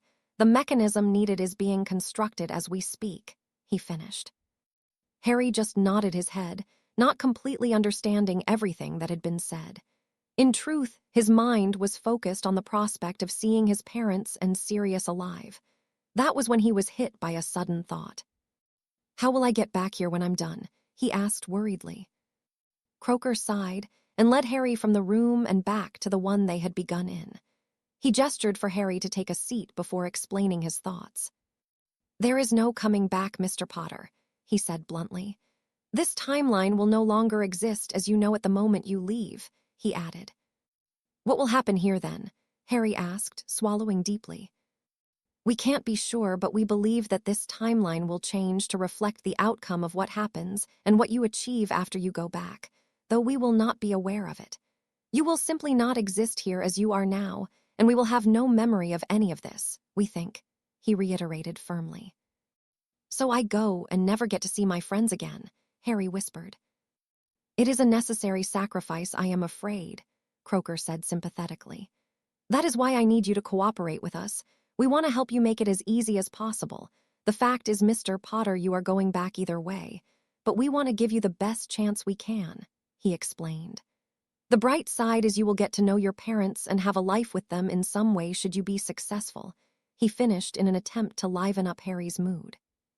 Harry sighed sadly but nodded. It was better than nothing. Doesn't that mean I will have to change my name? He asked dejectedly. Croaker smiled. Oh, that is where you are very much mistaken, Mr. Potter. You will be going back as yourself. There is a family there already that I know for a fact will be delighted to have you, he spoke seriously. Who? Harry asked confusedly. Your own, of course, Croaker responded. Charles and Doria will take you in without hesitation as soon as they understand who you are, he added confidently. Charles and Doria, Harry asked confusedly. You grandparents, Croaker said with a frown. And how do I explain it to them, to my father? Harry questioned. He will be the same age as me, he pointed out. And won't everyone know that they only have one child already? Your family are famous for their secrets, Croaker explained dismissively. It would not be much of a shock to anyone that Charles and Doria kept a secret like this. They were extremely private after all. I'm sure you will be able to come up with a suitable explanation between you all, he finished. Harry just nodded even though he was not entirely convinced. What do I say to them all, my dad especially? He questioned weakly. You tell them the truth, every last bit of it. It will not do you well to hide anything or lie to them, Croaker instructed. Seeing that Harry was reluctant, he sighed before continuing. The most trusted man of the time was Dumbledore, he began. He will be able to verify who you are and he will be able to help you with them. I suggest you seek him out first, he advised. Harry nodded, feeling marginally better. If anyone would believe him, it would be Dumbledore. Wait, did you know my grandparents? Harry questioned hopefully. I met Charles on several occasions when I was an Auror, but I did not know him well. He was a good man and will do the right thing. You are his family after all, something he took seriously above all else, Croaker explained confidently. Harry nodded, a feeling of excitement beginning to swell within him at the thought of having a family, something he had never lost the desire or hope for. The door opened, ceasing any further conversation as Fillmore came back in, handed Croaker a file and stood arms folded, glaring at Harry. I'm sorry about your room, Harry said sincerely to the man. You will be, Fillmore growled in reply. The two were interrupted by a cough coming from Croaker, who was looking at Harry, shaking his head. I find myself disappointed, he intoned, gesturing towards the file. Why? Harry asked hesitantly. I certainly expected much more from you, Mr. Potter. It seems as though you will need much more help than we thought, he explained, handing the folder to him. Harry flicked through the file that contained his academic records, even his OWL results, and frowned. They aren't that bad, he stated after he had read through them. Most are average. Your saving grace seems to be defense and charms, but you clearly need a lot of work on everything, and perhaps you can resit some before you go. These results will not sit well with Charles and Doria, he warned. Harry nodded his agreement. He knew he could have done better in school. I am better than that, Harry conceded. Fillmore snatched up the folder and looked through the contents before shaking his head. We are wasting our time on him, he declared angrily. We have discussed this, Croaker retorted irritably. I agree that divination is a very sketchy subject, but we can't risk not trying this, he pointed out. We both know that some prophecies are and have been real. We have to trust him, he finished warningly. He is pathetic, Fillmore responded hotly. The results speak for themselves. He has no chance. He ground out, slamming the folder on the table in disgust. I can do better, Harry cut in, getting very annoyed by Fillmore. I'll be the judge of that, Fillmore stated as he pointed his wand at Harry. Legilimens, he roared. Harry watched in horror as his whole life seemingly flashed before his eyes, as the man intruded and rifled through his memories. He witnessed every key moment of his life pass. Receiving his Hogwarts letter, the troll in the dungeon, the fight with Quirrell, the episode in the Chamber of Secrets, saving Sirius from the Dementors, the entirety of fourth year and the confrontation with Voldemort in the graveyard, and finally the night he and his friends had spent in the Department of Mysteries. The man exited Harry's mind as quickly as he entered, looking both pale and shocked by what he had seen. Shit, Fillmore whispered in disbelief and looked at Harry with something akin to respect. It seems as though I underestimated you, Potter, he admitted. He has potential, Croaker asked, clearly not approving of his colleague's methods. See for yourself, he answered weakly. Croaker immediately knew that what Fillmore had seen must be something quite spectacular to garner that kind of response from him. "May I?" he questioned Harry. Harry swallowed deeply and nodded reluctantly. Croaker repeated the process that Fillmore had and emerged looking equally surprised, yet happy. My Mr. Potter, you do have potential. These results certainly do not reflect your capabilities," he spoke seriously. "Are you satisfied that he is capable now?" he questioned Fillmore sternly. Fillmore nodded. "I've never seen anything like it before," he stated, sounding a little excited. "Myself and my team will turn him into the best damned wizard we can," he vowed. Harry breathed a sigh of relief, pleased that they did not think he was a waste of their time. "Don't get too excited, Potter," Fillmore warned. "I am going to make your life hell," he said with a sinister grin. Harry swallowed deeply, but nodded nonetheless. "So we have an agreement?" Croaker questioned Harry. "We will help you and you will cooperate with us?" he asked further. After a moment, Harry nodded. He knew he had very little choice in the matter. He either went back prepared or went back as he was. It was a no-brainer for him. "Good, here is your wand," Croaker said with a smile, handing Harry his wand. Harry sighed but took it. "I need a new one," he explained. "It seems fine to me," Croaker replied with a frown. "Dumbledore thinks I've outgrown it or something," Harry explained further. Croaker nodded his understanding. "We will have a wand crafter here first thing," he promised. "Fillmore will show you to your room where you trunks are waiting," he explained. "You have a rather enviable book collection, I noticed, and where did you get so much gold from?" he queried curiously. Harry just stared at the man in shock, not knowing what to say. "Don't worry, Mr. Potter, we are not the Aurors," Croaker chuckled. "I very much approve of the reading you are doing. It shows that you are being proactive. I respect that," he explained in a placating manner. "But the gold, I do not understand," he added confusedly. Harry breathed a sigh of relief at the news that he was not in trouble. "I thought I might need the money if things go badly," he explained. "I found a few things worth something and had some elves sell it," he added. "I don't have my Gringotts key and wasn't allowed to leave my home," he finished with a frown. Fillmore chuckled. "Resourceful little bastard," he praised approvingly. "Very resourceful indeed," Croaker agreed. "It saves us the problem of taking you to Gringotts to get some for yourself. You will, of course, need it for when you go back, just in case," he explained. "I am afraid that you will not be able to leave here, though, Mr. Potter. We cannot risk anyone finding out that you are here." "But Dumbledore will come looking for me," Harry pointed out. "He will never know you are here," Croaker responded seriously. "Now I suggest you get some rest. Fillmore and his team have a knack for early starts," he advised. Harry bade farewell to the man, his head swimming with everything he had learned this evening, but one thought stood out above them all. "I get to see my parents and Sirius," he thought gleefully as he followed Fillmore to get some much-needed sleep. Chapter 2, Making the Jump. Harry found himself jogging around the large time room as he had every morning for the past 2.5 months, a time that he could only describe as his own person hell.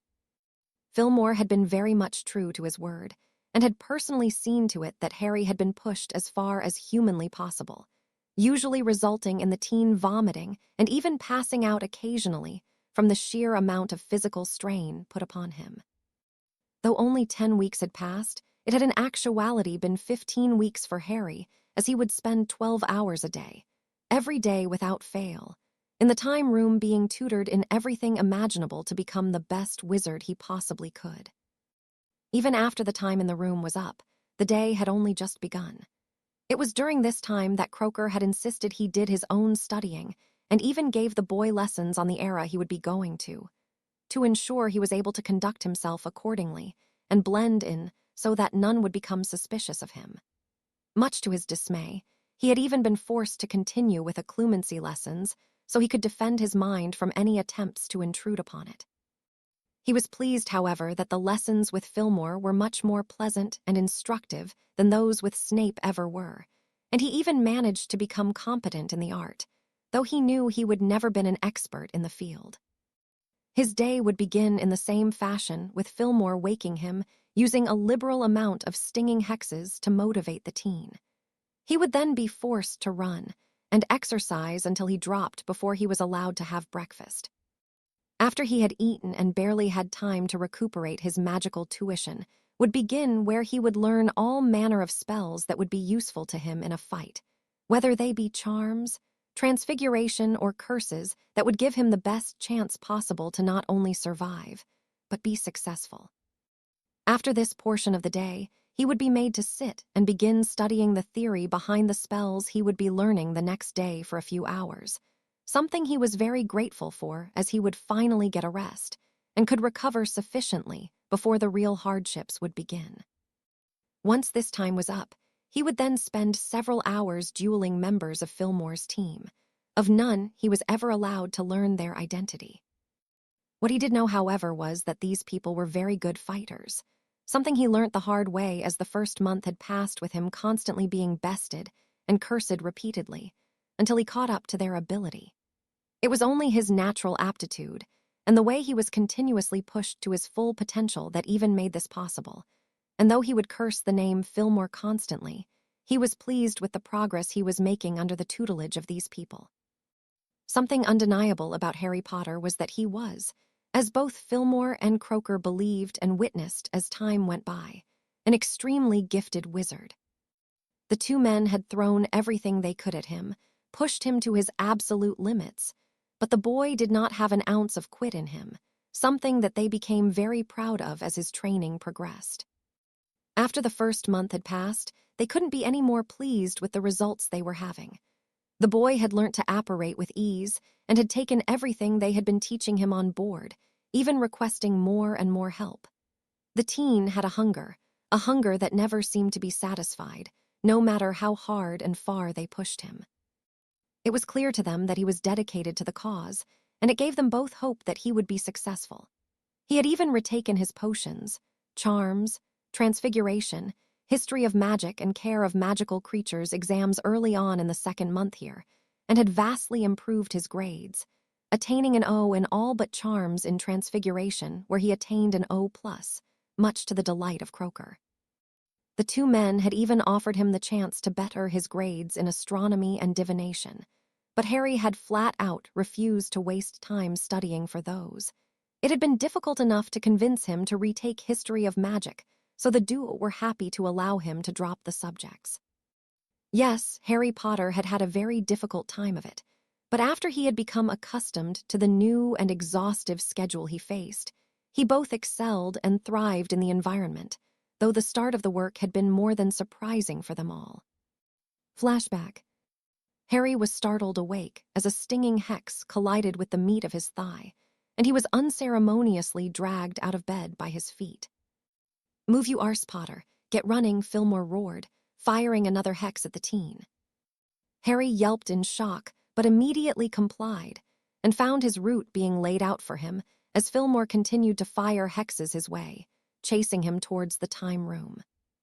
He entered the room and was already out of breath as Fillmore came in behind him, clearly not impressed with the young man. "You will be spending as much time in here as necessary until you are competent, Potter. Is that understood?" he demanded. Harry nodded. "I didn't hear you," Fillmore growled irritably. "Yes," Harry answered hotly. "Yes, sir," Fillmore snarled and hit Harry with another hex. "Now drop and give me 20, he commanded. "Yes, sir," Harry shouted in reply and dropped to his stomach to carry out the task. Fillmore nodded approvingly and waited for Harry to finish before he explained the schedule he would be following. Harry listened as the man informed of what his days would be like and felt exhausted just from the description. He knew it would be more of a challenge than he could comprehend, but he would push himself to be better. He had to be better, and he wanted it more than anything. "We will begin the schedule first thing tomorrow. We have to get your wand situation dealt with, and we will see what you are capable of today," Fillmore explained. "Yes, sir," Harry responded immediately, not wanting to be hexed again. Fillmore grinned. "You learn quickly, Potter. You'll need to hear," he stated knowingly. "Now follow me," he instructed. Harry followed Fillmore into the room his interrogation had been conducted in the previous night to find Croaker and another older man waiting for them. "I hope you slept well, Mr. Potter," Croaker greeted him with a smile. "This is Mr. Tobin. He will be crafting your wand for you. Don't worry, he is a very discreet man," he explained. Harry just nodded. "Take a seat, boy," Tobin instructed in a very gruff voice. Harry complied and looked at the man properly for the first time. He was old, though Harry suspected he was not as old as he looked, as his eyes contained a very youthful glint within them. His hair was dark gray, and the aforementioned eyes were near black, full of intelligence and penetrating, though not in a disturbing and intrusive way. "May I ask what is wrong with your current wand?" Tobin inquired. "I think I may have outgrown it," Harry sighed. "It gets very hot when I cast spells, and it just doesn't work as easy as it used to," he explained. May I see it?" the man asked with curiosity. Harry removed the wand from his sleeve and handed it to the man, who inspected every detail of it and even placed it to his ear, seemingly listening for something. He then drew his own wand and began casting several spells at it, and finally smiling triumphantly when he had finished. "Tell me, boy, have you been disarmed or had your wand taken from you by force recently?" Tobin questioned. "No," Harry answered confidently with a shake of his head. "Interesting," Tobin mused.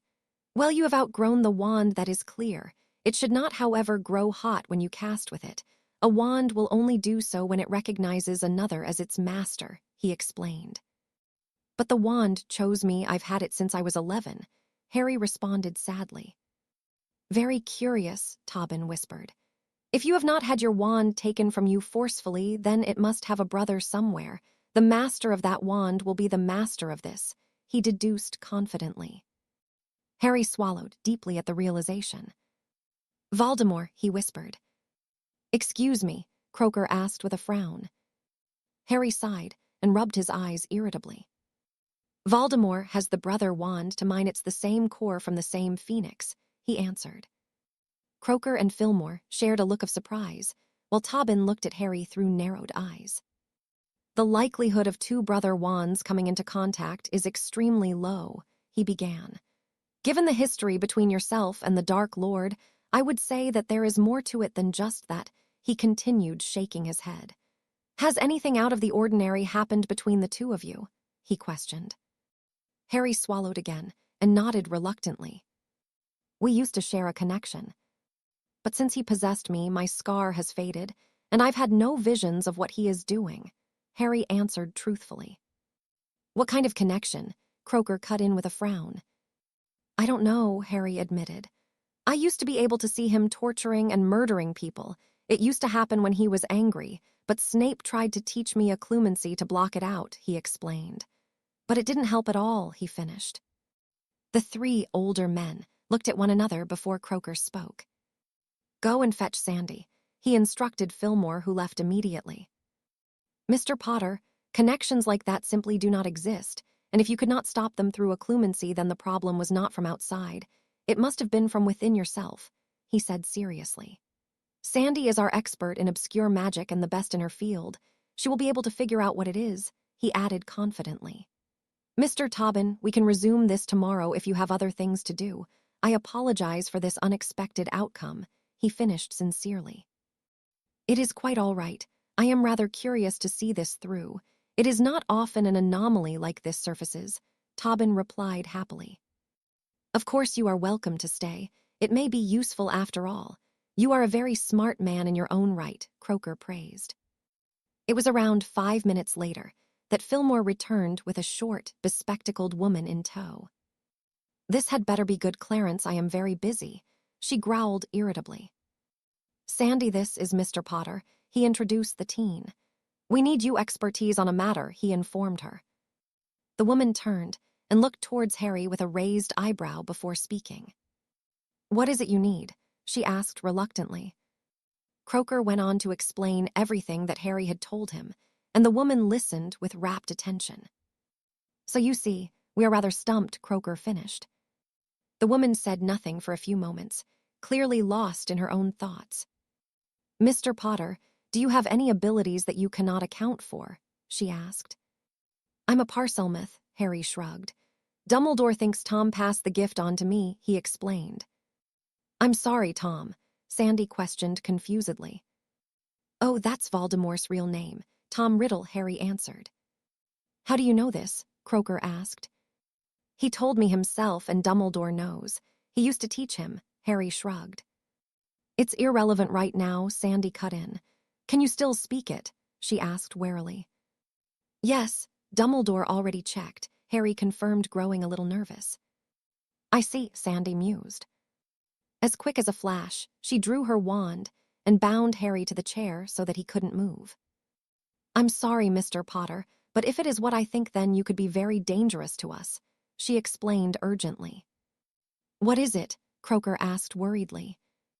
Sandy sighed before answering. There are only two things that I know of that can explain what you have said, and possession is one of them, she began darkly. It can't be that because you said yourself that the man possessed him and he fought him off. That leaves only one thing, she finished with a shake of her head. What? Croaker demanded impatiently. Well, the fact that occlumency didn't stop any of the problems, and his wand has just suddenly stopped working. I believe that we are dealing with a Horcrux, she said ruefully. The three men in the room noticeably paled and looked at Harry warily. Are you sure? Croaker choked in disbelief. Almost certain, but it is easy to find out, she explained confidently. Mr. Potter, I need you to hold still and be as calm as possible, she requested softly. What's going on? Harry asked, clearly fearful. I will explain in a moment, Sandy promised. I just need you to trust me, she implored. Harry swallowed deeply and nodded. Sandy began casting several spells on him, and finished with the one that Dumbledore himself had used on Harry, in which his head felt as though it was swelling from within. Unbelievable, she whispered in awe when she was finished. What is it? Croaker demanded. Hold on a moment, Clarence, Sandy retorted. She then moved Harry's fringe aside and glanced at what remained of his scar. Has it always been this faded? She asked seriously. Harry shook his head. It used to be a lot darker and would give me constant headaches, he explained as calmly as possible. It even used to bleed sometimes, he added. I think we can certainly expect great things from you, she whispered and gave him a smile. Will you bloody well explain now? Fillmore cut in heatedly. Sandy just raised her eyebrow at him before she spoke. It's gone, she confirmed simply. Merlin knows how, but it's gone, and Mr. Potter is very much completely intact, which is a damned miracle, she finished seriously. What do you mean? Croaker asked. The boy had 50% of Voldemort's soul trapped within him. It's unfathomable to even think that he could fight off that man for over 15 years subconsciously, she explained. How the hell is that even possible? Fillmore asked. It should have completely taken over him, he added knowingly. Mr. Potter must be a very exceptional wizard. Most people are not even half as powerful as the man, yet he fought him off. I assume that, when he possessed the boy, the soul fragment simply left with him, even though I'm sure he created it completely by accident, she explained. No wizard in their right mind would create one like that on purpose, she spoke assuredly. So it is gone? Croaker asked. Yes, Sandy reiterated.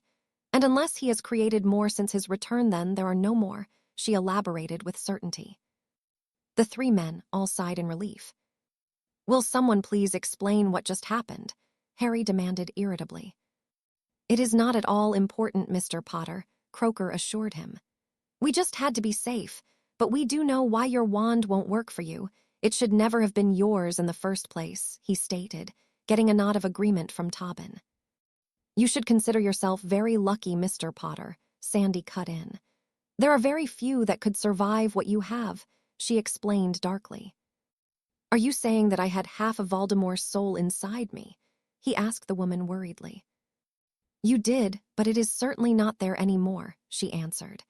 I look forward to seeing what you are capable of, she added before bidding her colleagues farewell and leaving. Shall we get on? Tobin asked after a moment. Indeed, Croaker responded, unbinding Harry from his chair. Harry was confused about everything that had happened and put it to the back of his mind to think on later. He had understood the basic principle of what had been said. He just did not understand how it had happened and knew he never probably would. "Pass me your wand arm," Tobin requested, cutting into his thoughts. Harry snapped out of his reverie and complied. He watched while the man measured his arm and began jotting down notes. He then pulled out several shrunken trunks from his pocket and began restoring them to their original size before popping each on open with a flick of his wand. "Firstly, we will ascertain what course suits you," he explained. "Just place your hand in the trunk and feel for the one that is right. Your magic will tell you," he elaborated. Harry just nodded and stuck his hand in the trunk, feeling several files within it. He frowned when he felt nothing and shook his head at the man. "Interesting," Tobin mused. "Try the next one," he instructed, pointing to another trunk. When Harry got the same results, the man frowned. "You are a challenge, Mr. Potter, but there is another way," he explained. "I need a small vial of your blood, if you will," he requested, gesturing for Harry to pass him his hand. Harry sighed, but offered the man his hand nonetheless. Ever since the night in the graveyard with Tom, he had been protective of his own blood and was not entirely happy to give it up. Tobin drew his wand across Harry's palm, cutting shallowly into the flesh to fill the small vial, sealing the cut once more when he had finished. "This will take a few minutes. Why don't you try the wood?" he suggested, pointing to the largest of the trunks. Harry nodded and made his way over, immediately feeling something drawing him within the large container. He placed his hand inside and removed a small block of wood that was jet black in appearance, and it shined slightly in the light of the room. He could still feel something drawing him to the box and reached back in, these time removing a wood that was dark purple, though it was considerably lighter than the first. He made his way back Tobin and placed the pieces on the table, causing the man's eyebrows to raise slightly. "Both of them?" he asked, to which Harry nodded. "Ebony and purple heart," he stated with a nod. "Then I imagine you will require 2 cores, he added with a light frown. "Let us see," he finished, turning his attention back to the vial of blood that was gently swirling above the table. Harry waited patiently for the man to be ready and watched as his blood changed colors and seemed to form into miniaturized liquid creatures within the glass. After a few more minutes had passed, it stopped, and the vial descended down and rested on top of the table once more. Tobin immediately picked it up and inspected it, giving a satisfied nod. "Interesting, very interesting indeed," he mused. "The first core we need is the hair of a thistral, something I have never used in a wand before," he explained. "It will be very interesting to see how it works," he added more to himself. "Why have you never used it?" Harry asked curiously. "Thistrals are rather complex creatures," Tobin began. "They live in herds, yet are still rather independent but very protective of their own kind and can be very dangerous. I imagine that you share those characteristics," he surmised confidently. Harry just nodded his agreement. It did sound rather like him. "The next core is even more interesting, and will be very costly indeed to obtain," Tobin answered thoughtfully. "Even more interesting," Croker cut in. "Yes, the heartstring of a Ukrainian ironbelly," Tobin responded seriously. "But they are extinct," Croker replied with a frown. "There are some parts still on the market," Tobin said dismissively. "What's a Ukrainian ironbelly? A dragon," Harry guessed.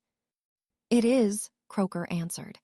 "Perhaps the most dangerous breed to ever exist, as proven by the fact that it was purposely hunted into extinction at the end of the last century," he informed the teen. "Also known as the Silent Inferno," Tobin cut in. "They were enormous when they could be seen, but they hid well, and a single one could reduce a village to ash in only seconds. They were completely ruthless if provoked, but were rather placid until they hunted," he finished expertly, giving Harry a very calculating look. Harry's eyebrows rose at the description, and he waited for the man to continue. "I know of a place I can get what I need, but it will cost around 10,000 galleons," he informed them. "I have the money," Harry replied instantly. Tobin nodded. "Okay, I will fetch what we need and will return shortly, he responded. Harry left the room and collected the required amount of gold for the man and handed the large bag to him. Your wand will be the most costly and perhaps one of the most difficult I have ever created, Mr. Potter, Tobin explained with a smile. I am rather looking forward to the challenge, he added before leaving the room. Well, as we have a little bit of time, why don't we get you checked over by our medical team, Croaker suggested. We need you to be as healthy as possible, he concluded seriously. Harry sighed, but nodded his agreement. It was around 2 hours later that a thoroughly fed-up Harry Potter returned to the room after being poked, prodded, and finally deemed medically fit to find Mr. Tobin adding the finishing touches to his wand. Ah, Mr. Potter, the man greeted him rather jovially. I shall be with you in a moment, he explained. Harry waited patiently for the man to be finished. When he gestured for the teen to join him, with a very anticipatory look on his face. Harry approached the man and saw that there were 2 identical wands on the table in front of him, both shiny black in color with purple streaks spread vertically throughout the shaft. It's illegal to own 2 wands, Harry pointed out, having read the laws of wand carrying in the book Dobby had gotten for him. Are you planning on telling the Aurors? Tobin asked with a raised eyebrow. You should always have a spare, just in case, he said firmly. Harry just shrugged and picked up one of the wands, immediately feeling its compatibility to himself, as a powerful wave of warmth spread throughout him. I had to fuse the 2 woods together using amethyst. I chose it as it would be less noticeable than any other stone I could have used. As you can see, it blends perfectly with the purple heart, he explained proudly. Harry had to admit that it was rather beautiful, and even the purple appealed to him in a strange way. Well, give it a try, Tobin instructed impatiently. Harry took a deep breath and thought about the prospect of seeing his parents alive and basked in the feeling of anticipation that enveloped him. Expecto Patronum, he whispered. Immediately prongs erupted from his wand as clear and as bright as Harry had ever seen him, causing the teen to smile. Very impressive indeed, Mr. Potter, Tobin praised as he looked upon the patroness in awe. I assume we have been successful, he asked hopefully. Harry smiled and nodded at the man as he let the stag dissipate into nothingness. How much do I owe you? He inquired. Only 10 more galleons, Tobin answered. Harry gave him 50, and the man looked at him questionably. You've been here all day, Harry reminded him. For loss of possible business, he added, gesturing to the bag. That is very kind of you, Mr. Potter, the man said gratefully. Ah, you will need holsters for them, he pointed out with a nod. Tobin reached into one of the trunks and removed 2 black holsters and handed them to Harry. Hebridean black hide, he explained. I'm sure Mr. Croaker will explain how they work. Thank you for everything, Harry replied, offering the man his hand. It has been a pleasure, Mr. Potter. Do look after them well. They are rather spectacular creations, he returned as he shook the teen's hand. Croaker, he added with a nod as he began shrinking his trunks and pocketing them before leaving the room. Now, Mr. Potter, I believe that Fillmore is waiting for you in the time room, Croaker spoke, gesturing for Harry to lead the way. The duo entered the room to find Fillmore and 3 other people in dark gray cloaks waiting for them. It's about time, Potter, Fillmore growled. These are the people, along with myself, who will be training you, he explained with a malevolent grin. Their names are unimportant, but they are the best we have, and you will have to be better than damn good to even come close to matching them, got it? He demanded. Yes, Sir, Harry answered smartly. Fillmore nodded his approval.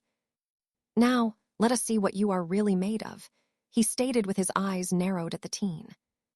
What followed was Harry being put through his paces over the next several hours, as he was instructed to cast many different types of spells and curses, many of which he had learnt recently from his books. It did take him a while to adjust to it, but Fillmore insisted he used all of his spells non-verbally and would hit him with a stinging hex if he failed at any point, something that certainly motivated the teen to get it right.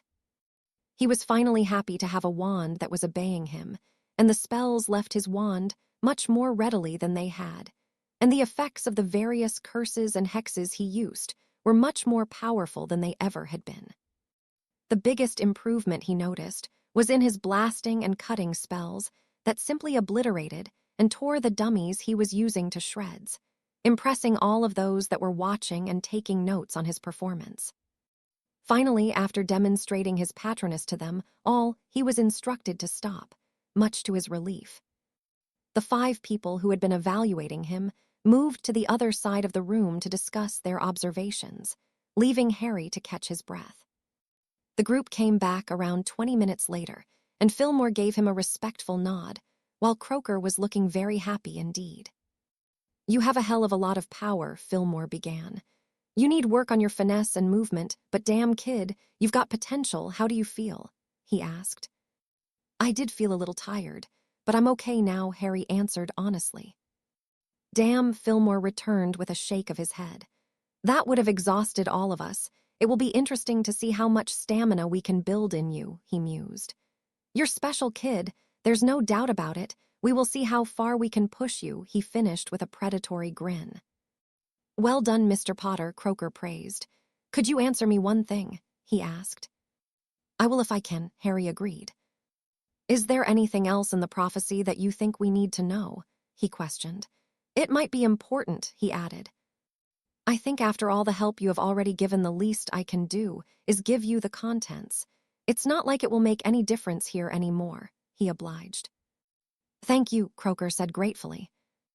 As promised, Harry provided them with what the prophecy contained, and they agreed that it pertained to himself and Voldemort, but they did not understand what the power the Dark Lord knows not meant, though Fillmore speculated that it might refer to the time travel, though none could be confident.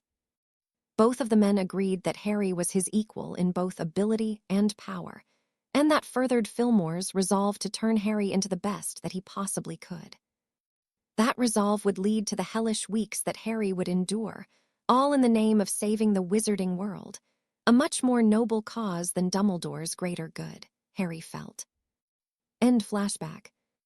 So Harry's time here was now coming to an end, but Fillmore had assured him that he had readied the teen as much as he could.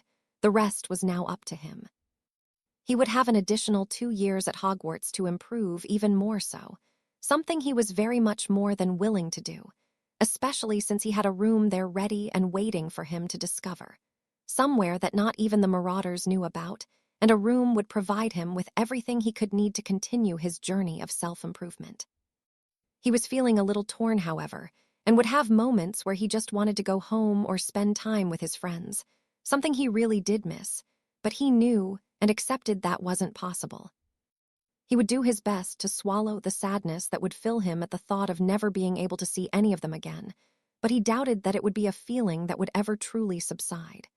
He would always miss them all in some way, but hoped that in some form he could see them again one day. But he would have to wait as time passes by for that to even become a possibility, years in fact, and even then it would not be the same. Break. Albus Dumbledore was sat at his desk feeling defeated for the very first time in his long life. He himself and every person possible had done all they could, yet they had come up with nothing in regards to the location of Harry Potter, much to the man and many others' dismay. After weeks of investigating, they had all simply drawn a blank.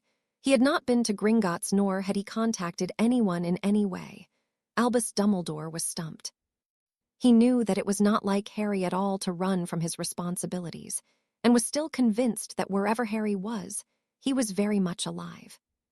Severus had confirmed that Voldemort did not have the boy, as he still had all of his most able followers attempting to locate the teen himself, and as yet had been equally unsuccessful as the Order. Remus had become inconsolable and more than desperate to find the son of his deceased friend, even having spent many nights in the darkest of places hopping to get a whisper of Harry's whereabouts, but to no avail. Dumbledore himself had explored every possible avenue. Fawkes had not been able to locate the boy, and he had even asked Dobby for help, who had bonded himself to the teen, but even the house elf could not find a trace of him. The mystery of Harry Potter's disappearance was becoming very desperate indeed, and Albus Dumbledore had run out of options. The only thing left for the headmaster was to wait and see if Harry would emerge. The outcome of the war hinged on the boy after all. Break. The day Harry had been working towards had finally arrived, and he had no idea how he was feeling as his emotions were so mixed about the impending changes about to take place in his life. He had accepted that he would be going, but that did not make it any easier in his heart or his mind, where he would carry memories and feelings for those that would no longer exist in the world. He managed to hold himself together, however, as the prospect of seeing and getting to know his family had become the one beacon of hope he clung to desperately when the difficult emotions threatened to overcome him, though he would freely admit that he was very nervous about the whole upcoming ordeal. He had finished packing his trunk and placed Hedwig back in her cage as he made his way to the time room to receive his final instructions and face the journey of no return. He was pleased that he was able to bring along his feathered friend. Croaker had in fact insisted that he did, as it would leave him with some form of connection to where he came from, a connection that was very much welcomed by the teen. He had asked why it was him and him alone, making the journey leading to a rather detailed explanation about the intricacies of the calculations that had been completed to ensure that the plan would a success. In short, Harry only understood that the room would only be able to transport himself, as it would only be able to send one person back that far. If another person was added into the equation, then only half of the required time could be achieved, and so on. According to Croaker, Hedwig did not account for another person, as she was only a common, albeit beautiful owl, and was small enough to make insignificant difference to the outcome of the complicated formulae. Harry understood that it was only possible to send him, and accepted it as best he could. Though it was a difficult revelation to swallow, and because of the prophecy, he knew that it had to be him. He sighed as he shrunk all of his possessions and pocketed them, and made his way to the time room for the final time. He entered the room to find both Croaker, Fillmore, and Fillmore's team double-checking everything to ensure that it was all prepared and working correctly. "How are you feeling, Mr. Potter?" Croaker asked, sounding more than a little concerned. Harry shrugged and swallowed deeply. "I don't know," he answered honestly. "Sick, scared, everything," he finished uncertainly. "I understand," Croaker responded with a sympathetic smile. "What you are doing is exceedingly brave, and I cannot respect you any more than I do for the sacrifice you are making," he praised sincerely. "I agree," Fillmore cut in. "It's been a damn difficult time here, but you've impressed the hell out of me and my team. There is nothing else I can do to prepare you, but I wish you all the best, kid. You're a damn fine wizard and a damn good man for what you're doing," he finished genuinely. Harry nodded gratefully, but didn't trust himself to speak. Here, Croaker spoke, handing Harry a set of dark gray robes and a leather wallet. "I imagine that you will appear here in the department. You will need these to get out. Just show them the badge and keep your hood up," he instructed. "No one will question you with those credentials," he explained. Harry took the robes and pulled them over his head, putting the hood up as he finished. He then took the offered badge and opened it. It was a simple gold plate with the phrase, "Unspeakable Class 1, etched into the circle of gold. "It is only a temporary badge. As soon as you exit the department, it will vanish," Croaker informed him. Harry nodded his understanding. "The first thing you should do is head to Diagon Alley and get a newspaper to confirm the date. You should arrive around mid-August 1976, give or take a couple of days," he told him confidently. "Have you removed everything from your possessions that would give you away if seen?" he asked seriously. Harry nodded and swallowed back another stab of pain that threatened to overcome him at the memory of having to leave behind his firebolt, though he had been allowed to keep a photograph of the DA the Colin had took. "And you have the clothes we got for you, though I suspect you will need more," Fillmore inquired. "I've got everything, gold, clothes, everything we talked about," Harry confirmed. "Good," Fillmore replied with a nod. "Then I guess we are ready," he sighed a little reluctantly. "Good luck, Potter. It has been a pleasure working with you. he intoned seriously, taking the teen's hand in a firm grip. "You too, sir, though I still hate you for what you put me through," Harry retorted with a grin. "That means I did my job properly," Fillmore returned with a chuckle. "Stay safe," he finished before he and his team exited the room after each gave him a simple nod. "I too wish you all the luck in the world, Mr. Potter," Croaker cut in, offering the teen his own hand. "Thank you, Mr. Croaker, for everything," Harry replied warmly. "I think after everything we have been through, since you came here, you have earned the right to call me Clarence," Croaker said with a light laugh. "And I think Mr. Potter makes me sound much older than I am," Harry pointed out. Croaker smiled at the teen. "I'm praying for your success, Harry," he said truthfully. "I will do my best, Clarence," Harry promised. "That is all that we can ask of you," Croaker declared, giving Harry a pat on the back before he too left the room, leaving only Harry and his familiar within. "Things are going to be very different from now on, Hedwig," Harry whispered as he stroked her feathers through the cage. The owl simply hooted and nibbled his finger affectionately. It was a few minutes after Croaker had left the room that Harry began to feel a disturbance around him that grew and grew, causing the room to shake violently. The shaking became more and more vigorous, and Harry was certain that it would collapse in on itself. But before that became a real possibility, Harry felt a violent jerking as he was hoisted into nothingness. Though he could not be sure where he was, as he could not physically open his eyes, it was certainly much more different than when he had used a time-turner in his 3rd year. It was definitely much more physical, and was taking an inordinate amount of time to even begin to slow. The feeling, however, subsided much more quickly than it had taken to start, and Harry did find himself within the very same room after he managed to open his eyes, though it was clearly different. Instead of the exercise equipment and area in which he would practice his spell work, there were various cabinets full of time-turners and tables spread throughout the room, all full of delicate-looking instruments. Harry himself was feeling rather sick, though it was not as bad as he had anticipated.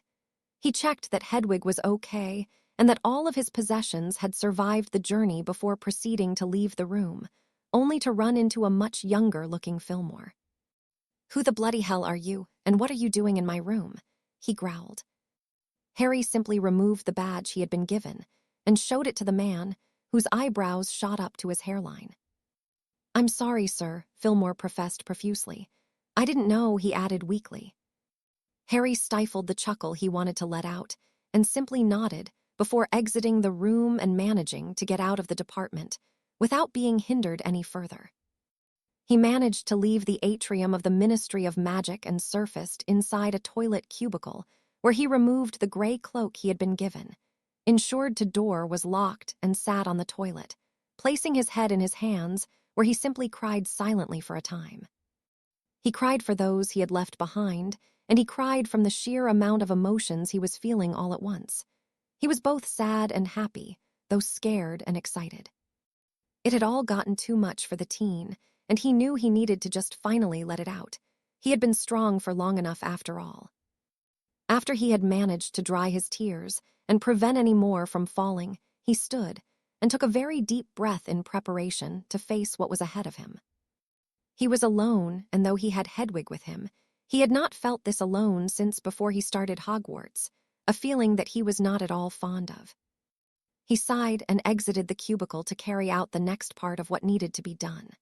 He needed to ensure that he had arrived at the right time, and he needed to buy more clothes and the best broom available, even though it was not a necessity. It was something he knew that would make him feel a little better, and he was interested in seeing what was on offer here. With a plan formulated in his mind, he apparated away to Diagon Alley to start putting everything into motion. He appeared close to the brick wall that would gain him entrance to the leaky cauldron and tapped the correct bricks with his wand to pass through. He entered the pub and immediately noticed the difference. Everything inside looked less worn, and almost every table was occupied by various groups of people sharing a drink and chatting happily amongst themselves. This was the first time he had managed to be in the wizarding world without people gaping at him and pushing their way forward to greet him, something he could definitely get used to, he concluded. He made his way to the bar and was greeted by a much more youthful-looking Tom, who actually had a mouth full of gleaming white teeth, and though his hair was gray as he remembered, it was flecked with brown. "Good afternoon, sir. How may I help you?" Tom asked him with a warm, toothy grin. "I'd like a room, please," Harry requested. "And how long will you require it?" Tom asked, reaching behind to a row of hooks and retrieving a key. "I'm not sure yet," Harry answered uncertainly. "But I will pay for a week now, and then give you more if I need it longer," he offered. "Very good, sir," Tom agreed with a nod. "If you would kindly follow me," he requested and began heading up the staircase that was placed at the side of the bar. Harry followed the man up the flight of stairs up until the point that he paused outside a door, unlocked it, and stepped inside, gesturing for Harry to follow. "I'm sure this will be sufficient," Tom spoke confidently. "You have a private bathroom and breakfast is included in the price. For 1 week that will be 12 galleons," he finished expectantly. Harry was surprised by the low price, but quickly paid the man and thanked him for his help. Tom took the gold and bid the teen farewell, having a full bar to tend to. Harry removed his trunk from his pocket, resized it, and fetched some more gold, knowing that he would needing it for his shopping. He took a seat on the bed and sighed as he let Hedwig out of her cage, who quickly hopped onto his shoulder and began rubbing her head lovingly against his cheek. "Do you think we should write to Dumbledore?" he asked the owl, who hooted disapprovingly. "You think we should just go to Hogwarts?" he questioned further. Hedwig hooted and began bobbing her head in reply, causing Harry to chuckle. "I guess you're right, girl," he conceded. "We have to do this in person," he said uncertainly. "Do you want to go and stretch you wings? It's been a while since you've had fresh air," he pointed out. The owl hooted again and immediately jumped onto the window ledge, clearly keen to go for a fly. Harry chuckled as he opened the window and sent her on her way. He knew that she would be okay and would come back when she was ready. He then made sure he had everything he would need and placed a notice-me-not charm on himself, not wanting to draw attention to the fact that he looked very much like his father without having met with Dumbledore and figured everything else out first. He then exited the pub and took his first glimpse of Diagon Alley as it was now.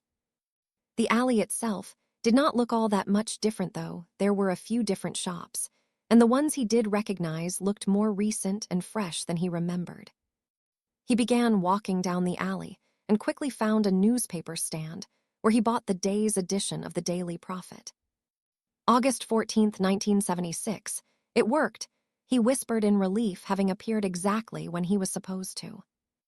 Having ascertained that the jump back had gone according to plan, he made his way to a clearly newly opened Madame Malkin's and purchased a whole wardrobe of clothes, though he found the style to be rather eccentric for his liking.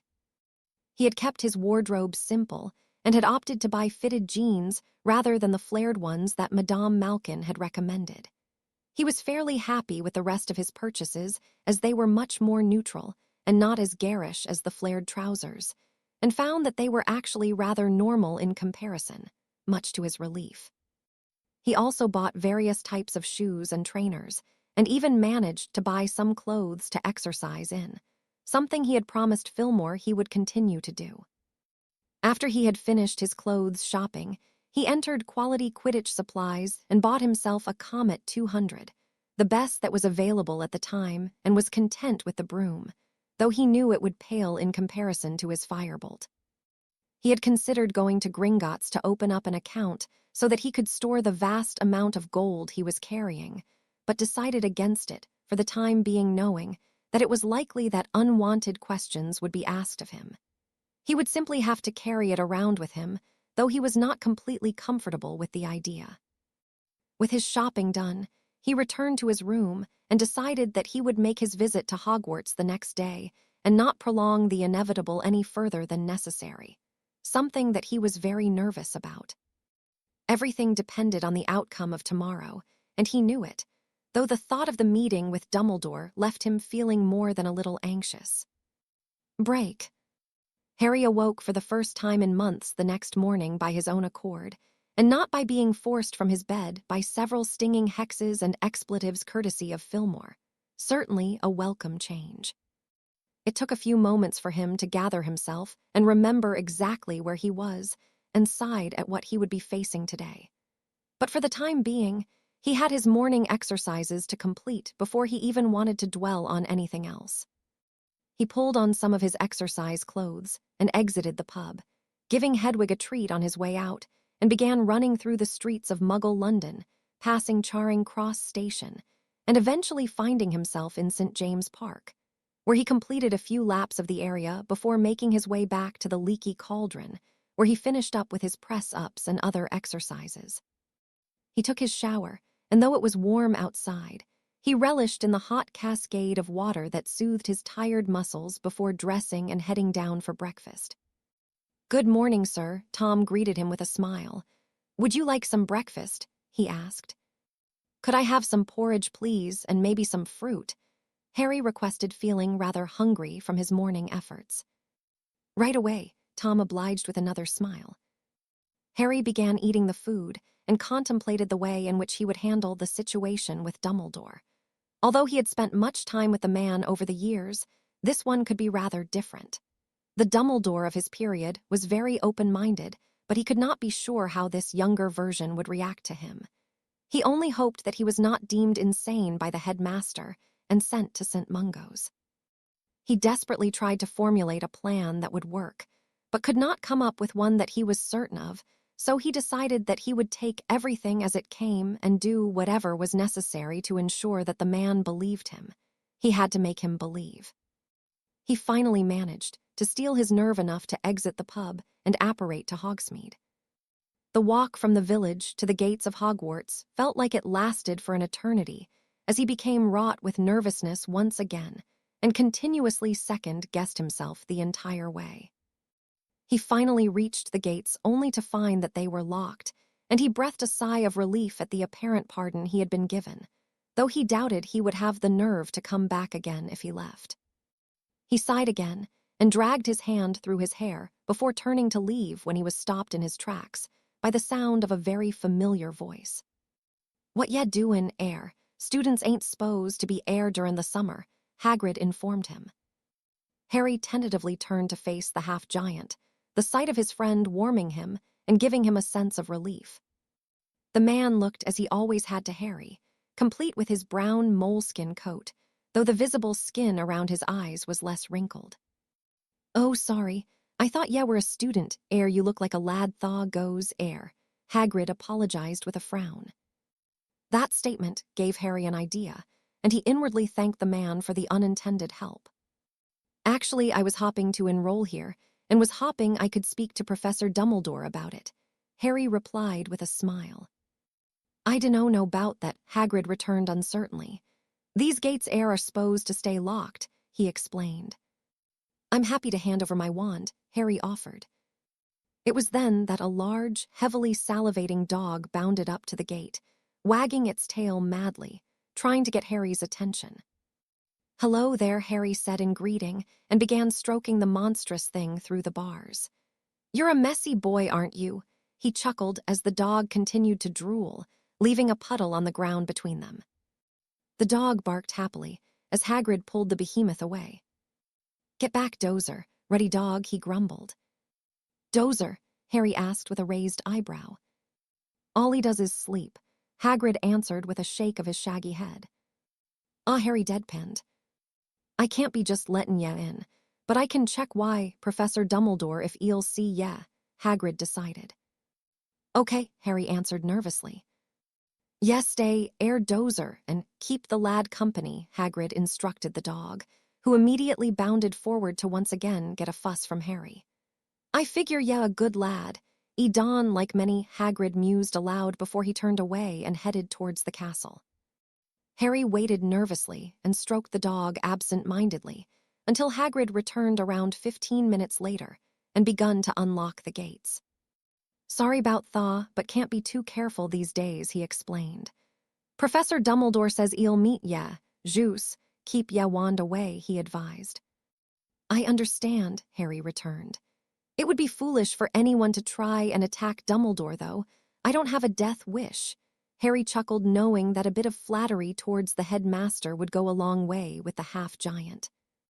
Hagrid led Harry across the grounds and through the familiar corridors of the school to the stone gargoyle that immediately hopped aside as they approached. Harry paused and took a deep breath, bracing himself for what he was about to do. "Ye all rig there, lad?" Hagrid asked worriedly. "I'm fine, just a little nervous," Harry responded genuinely. Hagrid chuckled. "No need ta be. Professor Dumbledore is a good man. 'E'll see ya right," he assured him, clapping him on the back and almost sending him sprawling to the ground. "I best be off. A lot ta do before term starts. 'Opefully I'll be seeing ye. My name's Hagrid, by tha way," he introduced himself, offering the teen a massive hand. "Harry," the boy replied, happily shaking the man's hand. "Ye'll be fine. Awry," Hagrid promised before turning and leaving the teen in front of the spiral staircase. Harry took a deep breath and ascended the stairs, knocking gently on the door when he reached the top. "Enter," the muffled voice of the headmaster called after a moment.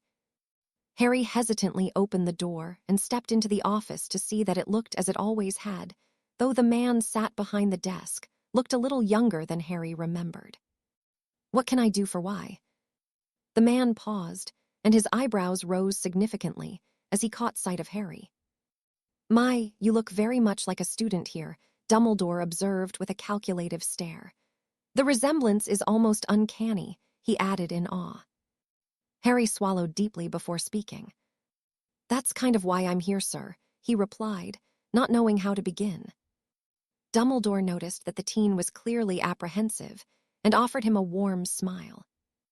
"Then why don't you take a seat and explain why you are here in your own time?" he offered, gesturing to the chair opposite him. Harry nodded and took the offered seat, grateful to be off his feet as his legs had begun to tremble slightly. "Hello, Fox," Harry greeted the phoenix, who trilled in reply before leaving his perch and climbing onto the boy's shoulder. "I see you are familiar with my friend here," Dumbledore cut in. "Though I am sure we have never met," he added confusedly, trying to ascertain if he had ever come across the teen before. Harry dragged his hand through his hair, lost for what he should say. "Why don't you just let what you need to say come out? I find that if we choose our words too carefully, it can be rather unsuccessful," Dumbledore advised, leaning slightly forward. Harry nodded and braced himself once more before speaking. "What are your thoughts on time travel, sir?" he asked quietly. Dumbledore leaned back in his seat, clearly thinking about what had been asked of him. "Magic is a very wondrous thing, and I fear that we have barely scratched the surface of what it is capable of," he mused aloud. "I have been lucky to witness some magnificent things that most deemed impossible, yet I have seen for myself that they are not," he continued with a shake of his head. "Time travel is something rather unimpressive in comparison to some things, though it is well known to have its limitations," he frowned. "Are you telling me that you have taken a significant journey through time?" he questioned skeptically. Harry nodded again. 20 years, he answered hoarsely. "Is that so?" Dumbledore asked amusedly. "That is quite a feat," he surmised. "And what would your name be, young man?" he finished, glancing at Harry over the top of his half-moon spectacles. Harry sighed and swallowed deeply before answering. "Harry James Potter, sir," he answered. Dumbledore looked at him speculatively and nodded. "You reminded me of young James when you came in, though your eyes are those of another student here," Dumbledore replied quietly. "Lily Potter, Evans," Harry clarified. "Indeed," Dumbledore agreed. "So Mr. Potter will be successful in his pursuit," he added, thoughtfully stroking his beard. Harry remained silent and waited for the old man to speak. "Now, Harry, I do not doubt you are who you say you are, but one can never be too careful in times like these," Dumbledore began again after a moment. "I will need to verify who you are in some way," he stated seriously. "I'll do whatever you need, sir," Harry responded truthfully. "Very well," Dumbledore returned with a warm smile. "I can perform a blood verification charm or question you under Veritaserum. It is your choice," he finished. "Could I take the potion?" Harry asked, not at all keen on giving the man any of his blood, not being entirely sure what would be done with it. Dumbledore nodded. Sally, he called. A house elf wearing an apron with the Hogwarts crest popped into the room and bowed before the man. Could you ask Professor Slughorn if he would consent on providing me with some Veritaserum? He asked. Tell him I will of course replace it, he finished, and the elf popped away. The two sat in an amiable silence for the elf to return, which he did after a few minutes, clutching a small vial of the clear liquid. After handing it to Dumbledore, he popped away, leaving the two alone again. Are you familiar with Veritaserum, Harry? Dumbledore inquired. Harry nodded. Yes, sir, though I've never taken it willingly, he explained. Okay, Dumbledore nodded as he rose from his seat and made his way over to the teen. Open your mouth, please, he requested. Harry complied, and the headmaster placed 3 drops of the potion onto his tongue and waited for the telltale glazing of the eyes to occur, indicating that it had taken effect. What is your name? Dumbledore asked. Harry immediately felt as though he could fight off the potion, but decided to let it run its course. He had to make the man trust him after all. Harry James Potter, he answered truthfully. What is your date of birth? Dumbledore inquired. The 31st of July, 1980, Harry replied. Who are you parents? Dumbledore questioned further. Lily and James Potter, Harry returned immediately. And why did you come here? Dumbledore asked curiously. To kill Tom Riddle and stop him from ending our kind, and to save my family. Harry finished with a choke as thoughts of Sirius and his parents came to the forefront of his mind. Dumbledore sighed and took his seat, waiting for the potion to wear off. Harry felt the effects stop, and he looked at Dumbledore and swallowed deeply. I am sorry for the last question, my boy, but I needed to know, Dumbledore explained. So you are very much aware of our problems, he stated. Harry nodded. And you have experienced the man? Dumbledore asked with a frown. Since I was born, Harry confirmed darkly. Could you explain? The headmaster requested. Harry sighed. Why don't you look for yourself? I'm sure a man of your caliber is versed in legilimency, Harry offered. I will drop my occlumency shields around my memories of the man if you promise to only look at those and not into anything else. Most of it is personal, he added seriously. You know occlumency? The old man asked, clearly surprised. It's necessary to hide my secrets, Harry pointed out. Indeed, legilimency is illegal, Mr. Potter, Dumbledore pointed out. But I do have a pensive. That way you can choose what memories I see, he offered. And the use of Veritaserum is heavily regulated, Harry thought to himself. However, he nodded, and Dumbledore summoned the stone bowl and placed it on his desk between them. Harry sighed and removed the memories from his mind with the tip of his wand and placed them into the device. I don't want to see them again, he stated and gestured for Dumbledore to enter on his own. Dumbledore nodded his understanding and plunged himself into the mass of dark memories. It was quite some time later that he emerged looking both grave and very upset, his eyes shining with the emotion he was feeling.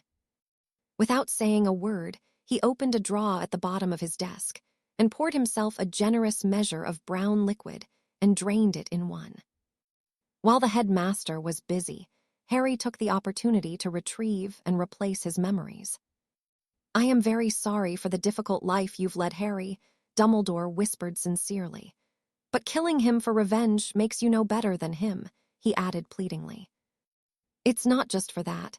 There are other reasons that I am not willing to share just yet, Harry explained. He had decided not to share the prophecy with the man and risk him trying to garner some form of control over him. He needed him as an ally, not a protector after all. I hope in time that you can trust me enough, my boy, Dumbledore replied in understanding. So do I, Harry responded quietly. Dumbledore nodded and took a deep breath. So you wish to attend Hogwarts? He asked. Yes, sir, Harry answered. I still need to complete my last 2 years, he explained. Of course, Dumbledore acknowledged with a nod. But what do you intend on doing about your family? You are the same age as your father here, he pointed out. I really don't know, Harry answered honestly. I was hoping I could get to know him and maybe we could be friends, he shrugged. You look too much alike for that, the headmaster stated with a shake of his head. And we can't have you taking Polyjuice potion, he added with a frown. Harry grimaced at the thought. You would not be willing to change your name and appearance, Dumbledore said questioningly, already knowing the answer. No, Harry answered firmly. Then there is only one thing for it. The headmaster sighed as he stood and approached the fireplace. What are you doing? Harry asked urgently, jumping to his feet. Dumbledore sighed again. People will take one look at you and know you are a Potter. It is undeniable, and I myself do not like the idea of trying to hide it, he admitted ruefully. It is simply too much work to try to hide you, and it is much too dangerous for you to be out in the world alone, so I am going to call Charles and Doria and see if they can come up with a plan. They are your family after all, and I am sure they will understand, he explained. No, wait, I'm not ready to meet them, Harry pleaded. And I can look after myself, he added firmly. My boy, the longer we put it off, the worse it will be, Dumbledore responded sadly. At least we have time now to come up with a plan. We can't leave it any longer. School starts in less than 3 weeks, he concluded with a sympathetic smile. Harry just gaped, not able to put a sentence together, and eventually hung his head in defeat. Good boy, Dumbledore intoned. I will remain with you and stand by you no matter the outcome, he promised. Harry just sunk back in his chair dejectedly and even considered running away, though he knew it would achieve nothing now that Dumbledore had his mind made up. Dumbledore took a deep breath and threw a handful of flue powder into the flames. Potter Manor, he called clearly and stuck his head in the flames after they had turned green. He removed himself from the fire after a moment and took his seat behind the desk once more. They will be here momentarily, he informed Harry with a nod. Harry took a deep breath and swallowed deeply, attempting to stop the nausea that he felt within himself, though he was excited at the same time to even meet his grandparents. True to Dumbledore's word, the fire burst into life only a few minutes later, and a woman in her early 50s stepped out and dusted the ash off of herself with a wave of her wand. She had barely taken a step further into the room as she looked up and stopped dead at the sight of the teen sat in the chair, her eyes going wide in shock. She was a very beautiful woman with long and thick black hair, very delicate features, and light gray eyes. She was very petite, lithe, and stood about 6 inches over the 5-feet mark. Only a moment more passed when the fire burst into life once again, depositing a rather imposing man who stood around 6 feet tall. He was well built with his height, and his hair was dark brown, matching that of his eyes. This had better be damn good Dumbledore, he growled as he too stepped out of the fire, removing the ash from his black robes, only to bump into his wife, who was still staring at Harry completely in awe. The man frowned as he collided with the woman, causing him to look up and catching sight of the young man, his eyebrows shooting up to his hairline in surprise. As I said, we have a very delicate matter to discuss, Dumbledore cut into the silence. Please take a seat, he requested, gesturing to 2 chairs next to Harry. The two snapped out of their respective stupors at the sound of the headmaster's voice and took the indicated seats, clearly not knowing what to say. Dumbledore sighed when he realized that Harry was not able to speak and began. Now, this young man sought me out this morning and had quite the tale to tell, he began seriously. Please let me explain, he added when it looked as though Charles would interrupt him. I'm sure Harry here will answer any questions you may have when we are done, he finished. The 2 Potters nodded, neither knowing what else they could do for the time being. I have verified everything that the young man has told me, and I am sure he will consent to you doing the same. Any way you see fit, Dumbledore began again, shooting a questioning glance towards Harry. Harry nodded his agreement, and Dumbledore continued. As difficult as this is to believe this young man is in fact your grandson, he informed Charles and Doria. Charles immediately scoffed. What are you trying to pull, you bloody relic? He demanded angrily. James must be about the same age as this boy, and we have no other children, as you well know, he pointed out with a frown. Indeed, Dumbledore acknowledged and sighed. Young Harry here was born in 1980, he added in explanation. Charles let out a bark of laughter. You're insane, he stated. That's bloody well 4 years from now. Charles, Doria cut in warningly. I'm sure there is an explanation, she deduced, feeling very curious to see where this was leading. There is, Dumbledore replied with a bow. But I believe that it is Harry that should explain it. I only know the bare minimum, he explained with a shake of his head. The two Potters looked towards Harry, who immediately felt very nervous at the stares he was receiving. I'm sorry, he began. I wasn't going to bother you, and I don't want anything from you, he added sincerely. But I had to come back here to kill Voldemort, he finished weakly. Kill? You're just a boy, Doria answered worriedly. Why on earth would you need to do it? She asked disbelievingly. Harry sighed and shook his head. There are things you don't understand, he returned uncertainly. Then try, Doria requested firmly. Harry sighed again. James really is my father, and I was born in 1980. My name is Harry James Potter, he said honestly.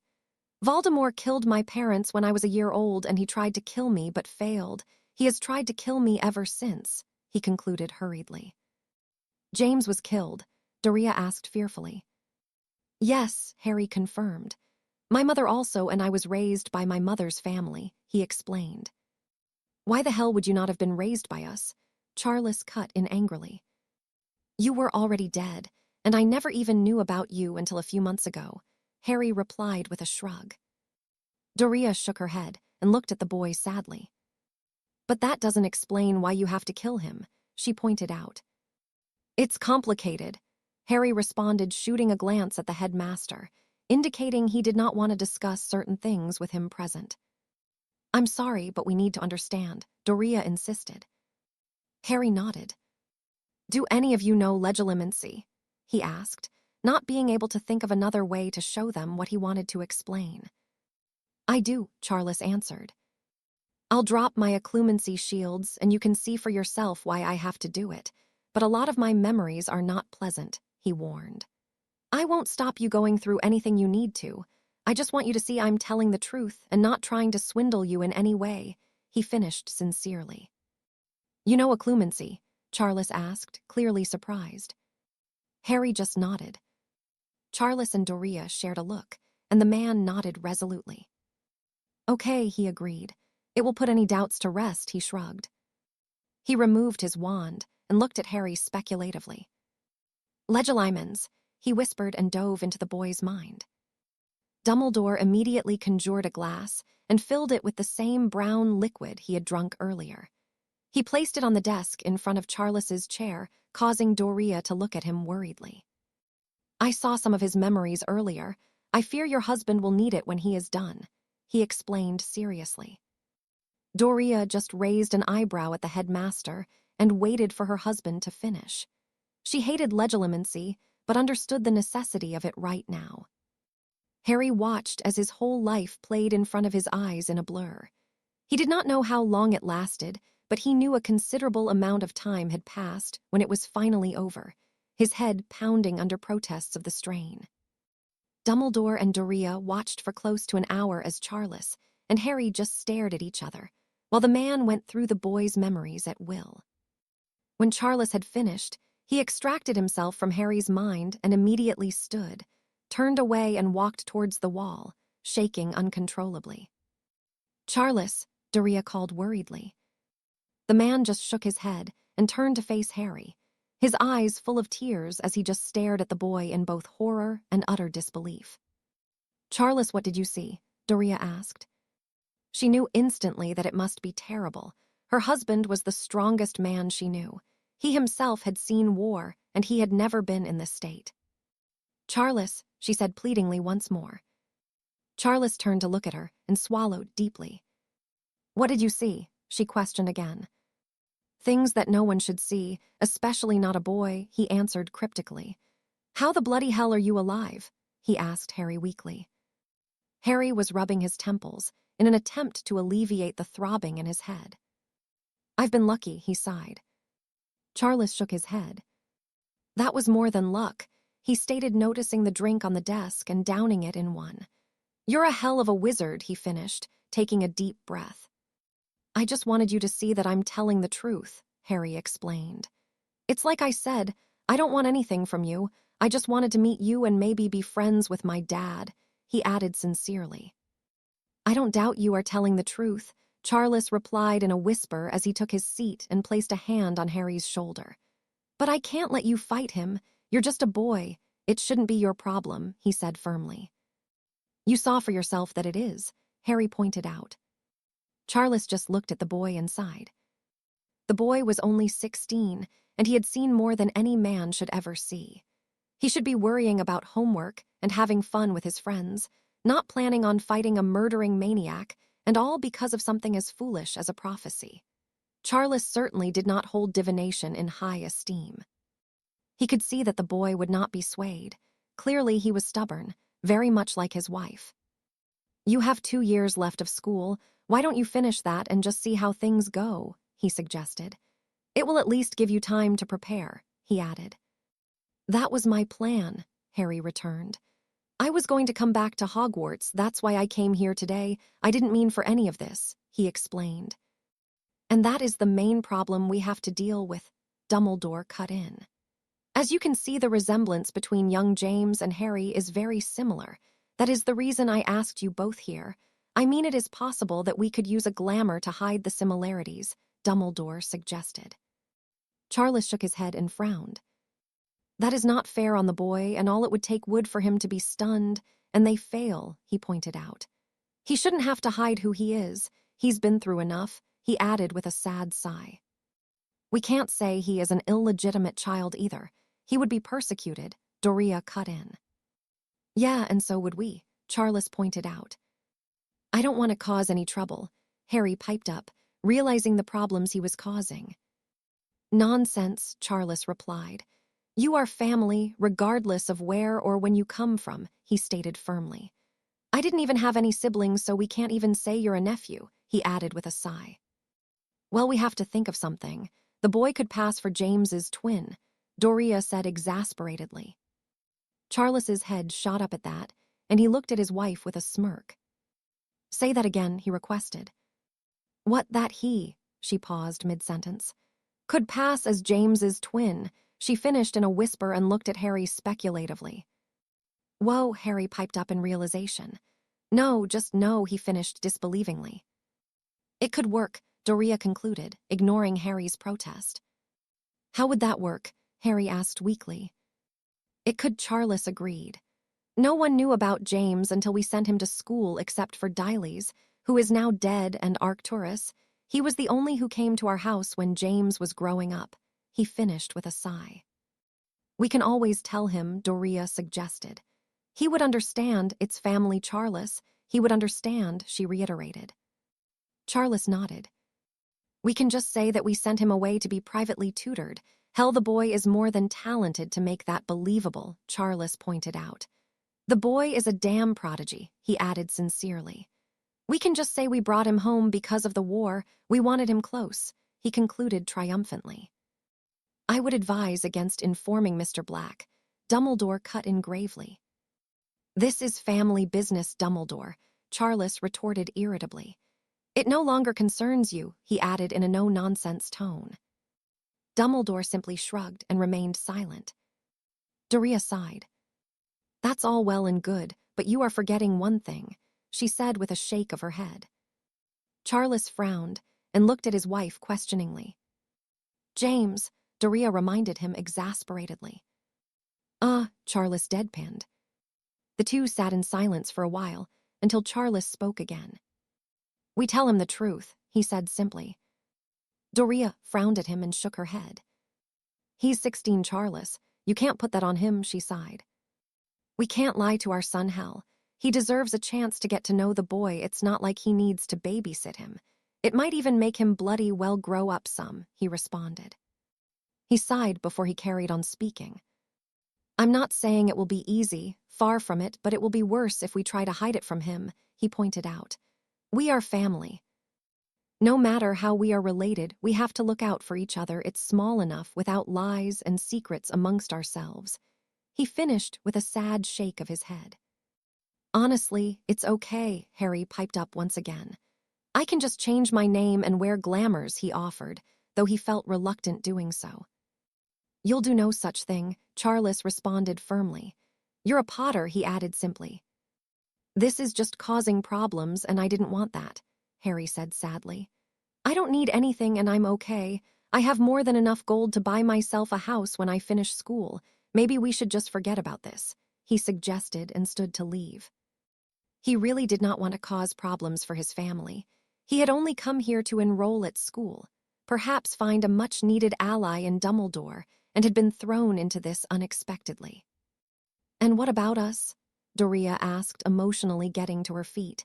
You just expect us to forget that we met you, she added with a shake of her head. You are our grandson, no matter how you came here, she finished firmly. Harry paused with his hand on the doorknob and swallowed deeply. Charles stood and placed his hand on his wife's shoulder. As I said, our family is small, Harry, he spoke quietly. We never got the chance after James to have any more children, he choked. We can't just forget that you are here. You are family and you don't have anyone else. James will understand. It will probably take time, but he will. He always wanted a brother, just as we wanted more children. He finished with a weak smile. I never had a family, Harry whispered. And now you do, Charles replied. It will be an adjustment, but we will make it work somehow, he added with a nod. But it's not fair on my dad, Harry responded with a shake of his head. And it will be even more unfair if you hide from him and not give him the chance, Charles pointed out. Harry dragged his hand through his hair. This situation was even more strange than he could have ever have comprehended, and he had no idea what to do. He felt as though he had no choice in the matter. He could walk away and hide, and know that he had hurt the only family he had ever had, or he could face what he felt was coming. He turned to face the couple, and could see the pleading in their eyes. How could he say no to them? The simple answer was that he couldn't, and he knew it. They were willing to at least try. He should be able to do the same, and he knew he would regret it if he left now and didn't. He sighed and nodded, nodding the relief appearing on his grandparents' faces as he did so. I'll go and get him, Doria offered as she walked towards the fireplace, and she paused. Sirius is there, she said in realization. Harry's breath hitched in his chest at the mention of his godfather. We will worry about him after we've spoken to James, Charles replied. Doria nodded and disappeared into the flames after throwing in some flue powder. If you plan on attending Hogwarts, Harry, I will need a transcript of some sort. Dumbledore broke the silence that had fallen after a moment. Harry nodded and reached into his pocket to retrieve the owl results he had brought with him and handed them to the headmaster. Dumbledore glanced over the parchment and nodded enthusiastically. Very impressive, he praised. Very impressive indeed, he added with a smile. Charles frowned and took the results from the man to read for himself, his eyebrows raising significantly as he did so. All O's and O+, he said proudly. I wouldn't have expected anything less, he surmised. Especially after everything you've been through, I mean a basilisk at age 12, he added, clearly impressed. A basilisk? Dumbledore questioned frantically. The boy is more than impressive, Charles replied dismissively, clearly not wanting to share any details with the old man. Doria will be pleased with a certain ability of yours, though you should keep it to yourself. People are still under the impression it is dark, he advised with a shake of his head. Harry nodded his agreement. He understood that Charles meant his Parseltongue ability, and knew from experience that the man was right in his deduction. It was only a few minutes later that Doria exited the flue once more and nodded towards her husband. He's coming. I told him we needed a serious family discussion, she explained nervously. Charles just nodded and waited for his son to appear.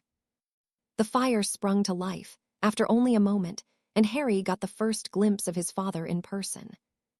They did look very much alike, though the eyes were different and Harry's features were a little more delicate. But even stood next to each other, the differences would be difficult to notice. The eyes would be the only real giveaway that they were not the same person. James Potter stepped out of the fireplace and immediately began making excuses, clearly thinking that he was here for something school-related. Whatever it is, it wasn't me. I've behaved myself. He paused as he caught sight of Harry, his expression mirroring his parents when they first laid eyes upon him. "Shit," he whispered. "Language, James," Doria scolded and shook her head exasperatedly. "It's not every day you walk into a room and see your double," James pointed out. "Is that polyjuice potion?"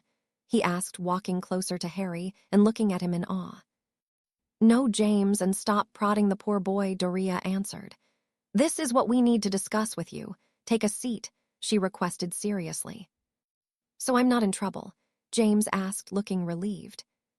"No," Charles confirmed. "But this is very serious," he explained firmly. James frowned and took the seat his mother gestured to, looking at his parents expectantly as he did so. Charles sighed, finding himself in the position that Harry was in earlier and not knowing where to begin. "This," he began, "is Harry," he introduced the boy with a gesture. "Okay," James replied skeptically. "What, is he a long-lost relative or something?" he asked, having already noted the resemblance between himself and the other boy. In a manner of speaking, Charles conceded. "But he's not from here," he added with a sigh. James frowned. "Well, where is he from?" he asked curiously. Charles and Doria shared a look, and it was the latter that spoke. "Harry was born in 1980, she sighed. James shook his head and looked at his parents confusedly. "It's 1976, he pointed out. Charles sighed and dragged his hand through his hair, demonstrating where Harry had gotten the habit from. "We know that," he said exasperatedly. "Harry has time-traveled here," he explained simply. James just laughed and shook his head, but stopped when he noted the grave expressions his parents were wearing. "You're serious," he choked. "We are," Doria confirmed quietly. James's eyebrows rose, and he looked at Harry closely, inspecting every detail of the other boy. "You look just like me," he whispered. Harry swallowed deeply and nodded. "Are you my brother?" James questioned, all of the amusement now absent from his face. Harry swallowed again and shook his head slightly. "Then who are you?" James asked almost desperately. Harry tried to speak, but the words stuck in his throat. He simply could not make a sound. "He is your son," Doria choked out. James's eyes went wide at the revelation, and he stood and shook his head in disbelief, and then burst into a fit of laughter. "No, it can't be true. He must have come back, what? 20 years, Harry said, cutting him off. James turned to look at the boy and shook his head again. "That's not possible," he stated. "Why the hell did you come? Why isn't the me from the future looking after you?" he asked confusedly. Harry sighed and looked at his father sadly. "You're dead," Harry whispered, making James freeze with a horrified expression on his face. "How?" he asked weakly after a few moments. "You were murdered when I was a baby," Harry explained emotionally. "It's one of the reasons I came back, to stop that happening to you and my mum," he elaborated. James turned to look at his parents, and then at Dumbledore, who was looking on in concern. "Is this real?" he asked the headmaster. "You're not trying to get me back for all the pranks?" "I'm afraid so, Mr. Potter. Both myself and your parents have verified it," Dumbledore answered seriously. James turned once again to look at his mother and father, and they both nodded in confirmation. "But I'm only 16, he said weakly. "I'm not ready to be a dad," he pointed out. "And we don't expect you to, neither does Harry," Charles replied. "I don't need a dad," Harry cut in quietly. "I've never had one, and I don't need one now," he sighed sadly. "Then why are we here?" "He doesn't need me, he said it himself," James asked his parents. "This has been sprung on him as it has with us, James. He only came to enroll at school, and Dumbledore contacted us," Charles explained. "The boy did not even want to tell you. He was going to just leave," he added with a shake of his head. "Why would he do that?" James questioned, looking towards Harry. "Because he didn't want to cause any problems. but we couldn't just let him walk away. He's our family, Doria answered. James nodded his understanding. His mother had always drilled into him the importance of family. This really isn't a joke, he asked again. No, son, it's not a joke, Charles answered firmly. James sighed and dragged his hand through his hair and approached Harry. You're not trying to pull something, are you? He questioned the other boy sternly. Harry shook his head. I don't want anything from any of you. All I wanted was to get to know you and maybe be your friend, Harry answered sincerely. I have my own money and everything else I need, he added with a shrug. James nodded, though Harry wasn't convinced. Why don't we perform a blood verification charm? That will show you, he suggested. James looked at his parents, who both shrugged. Okay, he agreed. Would you like me to do it? Dumbledore offered. James nodded, and the two boys approached the desk. I just need a sample of your blood in these vials, he instructed. Harry nodded, drew his wand, and conjured 2 intricate silver daggers. How did you do that? James asked in awe as he took one of the knives offered to him. Harry is a very gifted wizard, Charles explained, saving Harry from having to answer. I won't divulge any of his secrets, they're his to tell, but he is very special, he added firmly. James just shook his head and turned his attention back to Dumbledore and the other boy. He watched as Harry casually cut across his palm and filled the vial he had been given without even a grimace, quickly sealing the cut when he was done. James mimicked the actions of the other boy and couldn't help the hiss of pain that escaped him as the blade sliced into his flesh. When he was done, Harry took his hand, sealed the wound, causing James to notice his wand for the first time. That's a strange wand, he pointed out with a frown. I had to have it made. I outgrew my old one, he explained sadly, not wanting to discuss the fate of his old wand and the connection to Voldemort it had. It's nice, James praised with a nod. Dumbledore coughed to get the two boys' attention. If you are indeed father and son, the blood will turn gold. If you are related in any lower form, it will turn silver, he explained as he drew his wand and began casting the spell with a Latin chant. Harry did not even look to know that the blood would turn gold, but James watched the 2 samples intently and unblinkingly. Unsurprisingly, after only a moment, the 2 vials of blood were full of a now brightly gold-colored liquid, and James took a deep breath before resuming his seat, not saying a word. Who was your mum? He suddenly asked curiously. Harry swallowed deeply, unsure if he should say, but he didn't want to hide anything from him. See for yourself, Harry answered, stepped closer to his father and pointed to his eyes. James frowned and looked at where the other boy was pointing, his eyes widening when the realization hit him. Lily, he whispered as he recognized the eyes looking back at him. Harry nodded. You can't say anything to her, Harry pleaded. James shook his head. She wouldn't believe me anyway. She thinks I'm an idiot, he mumbled. Yeah, Sirius said as much, Harry chuckled. You knew Sirius? James asked excitedly. He was my godfather, Harry answered. I knew Remus too, he added. What about Peter? James questioned. That's enough questions for now, Charles cut in. You don't want to say too much, Harry. It might change more than you want it to, he said warningly. Harry nodded his understanding. Remember, what people did where you came from hasn't happened here. You can't hold it against them, and you are in a position to prevent it. Remember that, Charles advised. Harry understood what the man was implying. He was in a position to stop people becoming what they were, and he should keep an open mind. He knew it would be very difficult to do where certain people were concerned, but he would try. Harry conceded the point with another nod. This is all well and good, but how do we explain all this? James asked no one in particular. We have already thought of that, Doria responded a little nervously. She went on to explain the idea they had come up with earlier in the day, and James frowned. Or we can just pretend this hasn't happened, Harry added when the woman had finished. James sighed. It's a little late for that, he pointed out. It will take some getting used to, but I guess it will work. It would make me a crappy person knowing what I do and pushing you away. I don't even think I could now," he finished with a sincere whisper. Doria smiled at her son. "You're taking this rather well," she observed.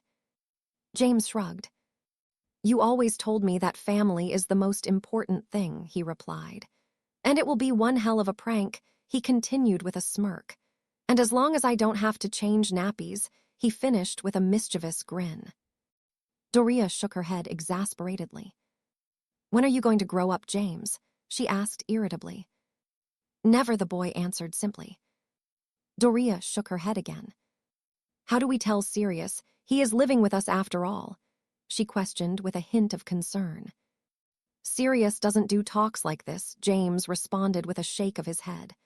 "But I know a way we can do it, and we get to prank him at the same time," he added in realization. "James, this is not a time for one of your jokes," Doria chided.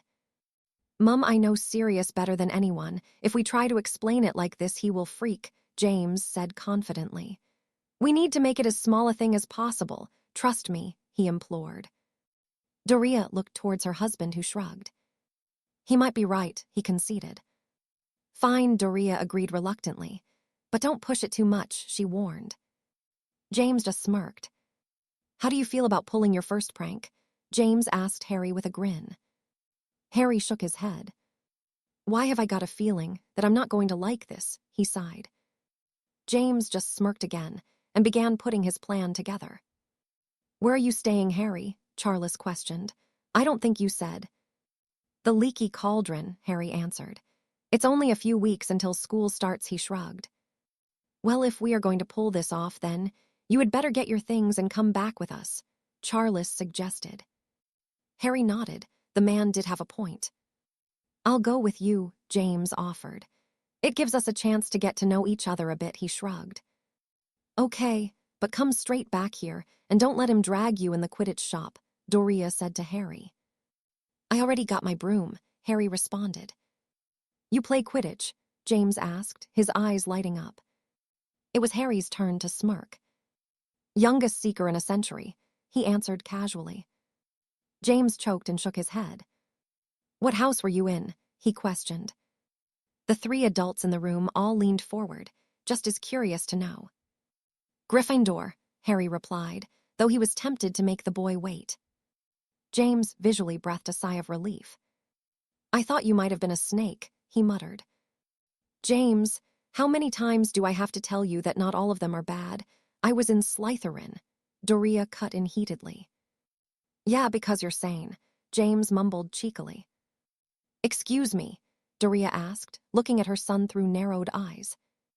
"Nothing, Mum," James answered innocently. "Shouldn't we be going now?" he questioned Harry and began pushing him towards the door. "You can use my flue if you wish," Dumbledore offered. Harry shook his head. "I really don't like the flu," he answered honestly. "And I could really use the fresh air," he added. "Okay, but be careful," Doria pleaded. "Believe me, they will be fine," Charles cut in and placed a comforting hand on his wife's shoulder. With that, Harry and James both exited the office and headed towards the front doors of the castle. "He took it much better than I thought," Doria observed. "He did," Charles agreed. "Let's just hope we can keep it that way," he sighed. Break. Harry and James left the office and began walking through the corridors of the school in silence, and it was Harry that broke it. "I am sorry about all of this," he said genuinely. "I didn't mean for it to happen this way, even though you are taking it well, better than I would be," he finished with a shrug. James paused and looked at the other boy and shook his head. "It's not your fault. You had it pushed on you just as much as us," he sympathized. "Honestly, it hasn't really sunk in and it will take some getting used to," he admitted. "But it's like Mum said, your family wherever or whenever you came from," he concluded. "Well, thanks for being so understanding," Harry replied. "The one thing Mum always wanted was to have kids," James responded seriously. "She couldn't have any more after me, and she'll never admit it, but it's something she never got over. Just don't upset her," he implored. Harry nodded, and the two began making their way through the grounds in silence once more. They reached the gates and passed through them before James broke the silence this time. "How are we getting to London?" he asked curiously. Harry just offered the boy his arm in response. "You can apparate," James asked excitedly. "Can you teach me?" he added in a begging tone. Harry just nodded and grabbed the boy by the shoulders, apparating them away as he did so. The duo arrived outside the back entrance of the leaky cauldron, and Harry had to steady the other boy to prevent him from falling over. "I didn't like that," James stated, looking considerably pale. "It's better when you do it yourself," Harry explained sympathetically and led the boy through the bar and up to his room. Harry began putting everything together, making sure he didn't leave anything behind. "How did I end up with Lily?" James asked suddenly. Harry looked at the boy and sighed. "Sirius said you grew up, that's all I know," he shrugged. James nodded his understanding and became lost in his thoughts again. "And you know Remus is a werewolf," Harry cut in. "Yeah, I do," he confirmed, eliciting a sigh of relief from James. "And I know all about prongs too," he added with a smile. James's head shot up, and he looked at Harry questioningly. Harry shook his head in amusement and dug into his trunk and removed a battered piece of parchment, passing it to James casually. "You have the map?" James asked in awe. Harry nodded and reached into the trunk once more, removing a silvery, silky cloak. "And the cloak," James added weakly. "Do you have any idea what we could do with 2 maps and 2 cloaks?" he questioned with wide eyes. "The possibilities are endless," he concluded. Harry just chuckled, knowing that the other boy was already cooking up a pranking spree like Hogwarts had never seen. "What exactly do you know about prongs?" James asked curiously after a moment. Harry just smiled and drew his wand. "Expecto Patronum," he whispered. James stared on in awe at the high level of magic he was witnessing and was simply dumbfounded at the sight of his animagus form. After a few moments, Harry ended the spell and James turned to look at him. "I'm your patronus," he asked weakly. "Ever since Moony taught me when I was 13, Harry responded. 13, James scoffed. "Shit, you must be good," he whispered proudly. "I had to learn it," Harry replied cryptically. James nodded. "You haven't mentioned Wormtail," he pointed out. "I can't imagine not ever being friends with him. What happened?" he asked. Harry swallowed deeply and remembered what Charles had said. As much as he wanted to get his father away from the rat and kill the bastard, he knew it was not his place to interfere, yet. "It's like your dad said, I shouldn't say too much, but I will stop anything bad from happening," he promised. James wanted to protest, but thought better of it, figuring that Harry was probably right in the fact that he probably had an advantage of knowing what was going to happen, and if he changed too much, it could end up worse than it was before for the boy. James nodded, though Harry could see he was not too happy about it. "There are things that I won't tell you, but you can always ask," he explained sincerely. "If I can't say, then please understand it's not that I don't trust you. It's just that you really are better off not knowing," he added. James nodded his understanding, a lot more convincingly now. "You know, you're going to have to get used to calling them Mum and Dad," he pointed out. "Oh, and I get to be the older brother. It is weird enough as it is without you being older," he finished with a shake of his head. "Agreed," Harry responded instantly. It was bad enough being the same age as his father, let alone being thought of as older. It was then that Hedwig flew in through the window and landed on Harry's shoulder, nibbling his ear affectionately. "She's beautiful," James observed as he stepped forward and stroked the bird, who stared at him calculatingly. "She's the only living thing I could bring back with me," Harry responded sadly. James stopped stroking the owl and looked at the other boy. "It must be really hard for you," he observed. "I didn't think about your friends or anyone else you knew, and you came here all alone," he continued with a shake of his head. "Why did you come back?" he asked. "I had no choice," Harry answered. "I imagine you'll know why I came back one day, but not yet," he said firmly. "Are you ready?" he questioned. James nodded, and Harry sent Hedwig on her way, knowing that she would be able to find him. Could you teach me how to do a Patronus? James asked as the pair left the pub and apparated back to Hogsmeade. Break. Dumbledore, Charles, and Doria were eagerly awaiting the return of the boys in the office, with the woman out of the trio packing backwards and forwards nervously. Merlin, Dor, will you please just sit down? They'll be fine, Charles sighed exasperatedly. Doria paused and gave her husband a worried look. They've been gone for ages, she replied. It's been 15 minutes, Charles pointed out. They could have barely gotten out of the grounds in that time, he added knowingly. Doria suddenly brought her hand to her mouth, her eyes going wide. We didn't even check to see how they would get there, she said in realization. I imagine Harry will apparate them, Charles shrugged. He hasn't got a license, Doria huffed. You need to put a stop to that, or the Aurors will take him in. I didn't get a license until after the war and I never got caught. Her husband returned unworriedly.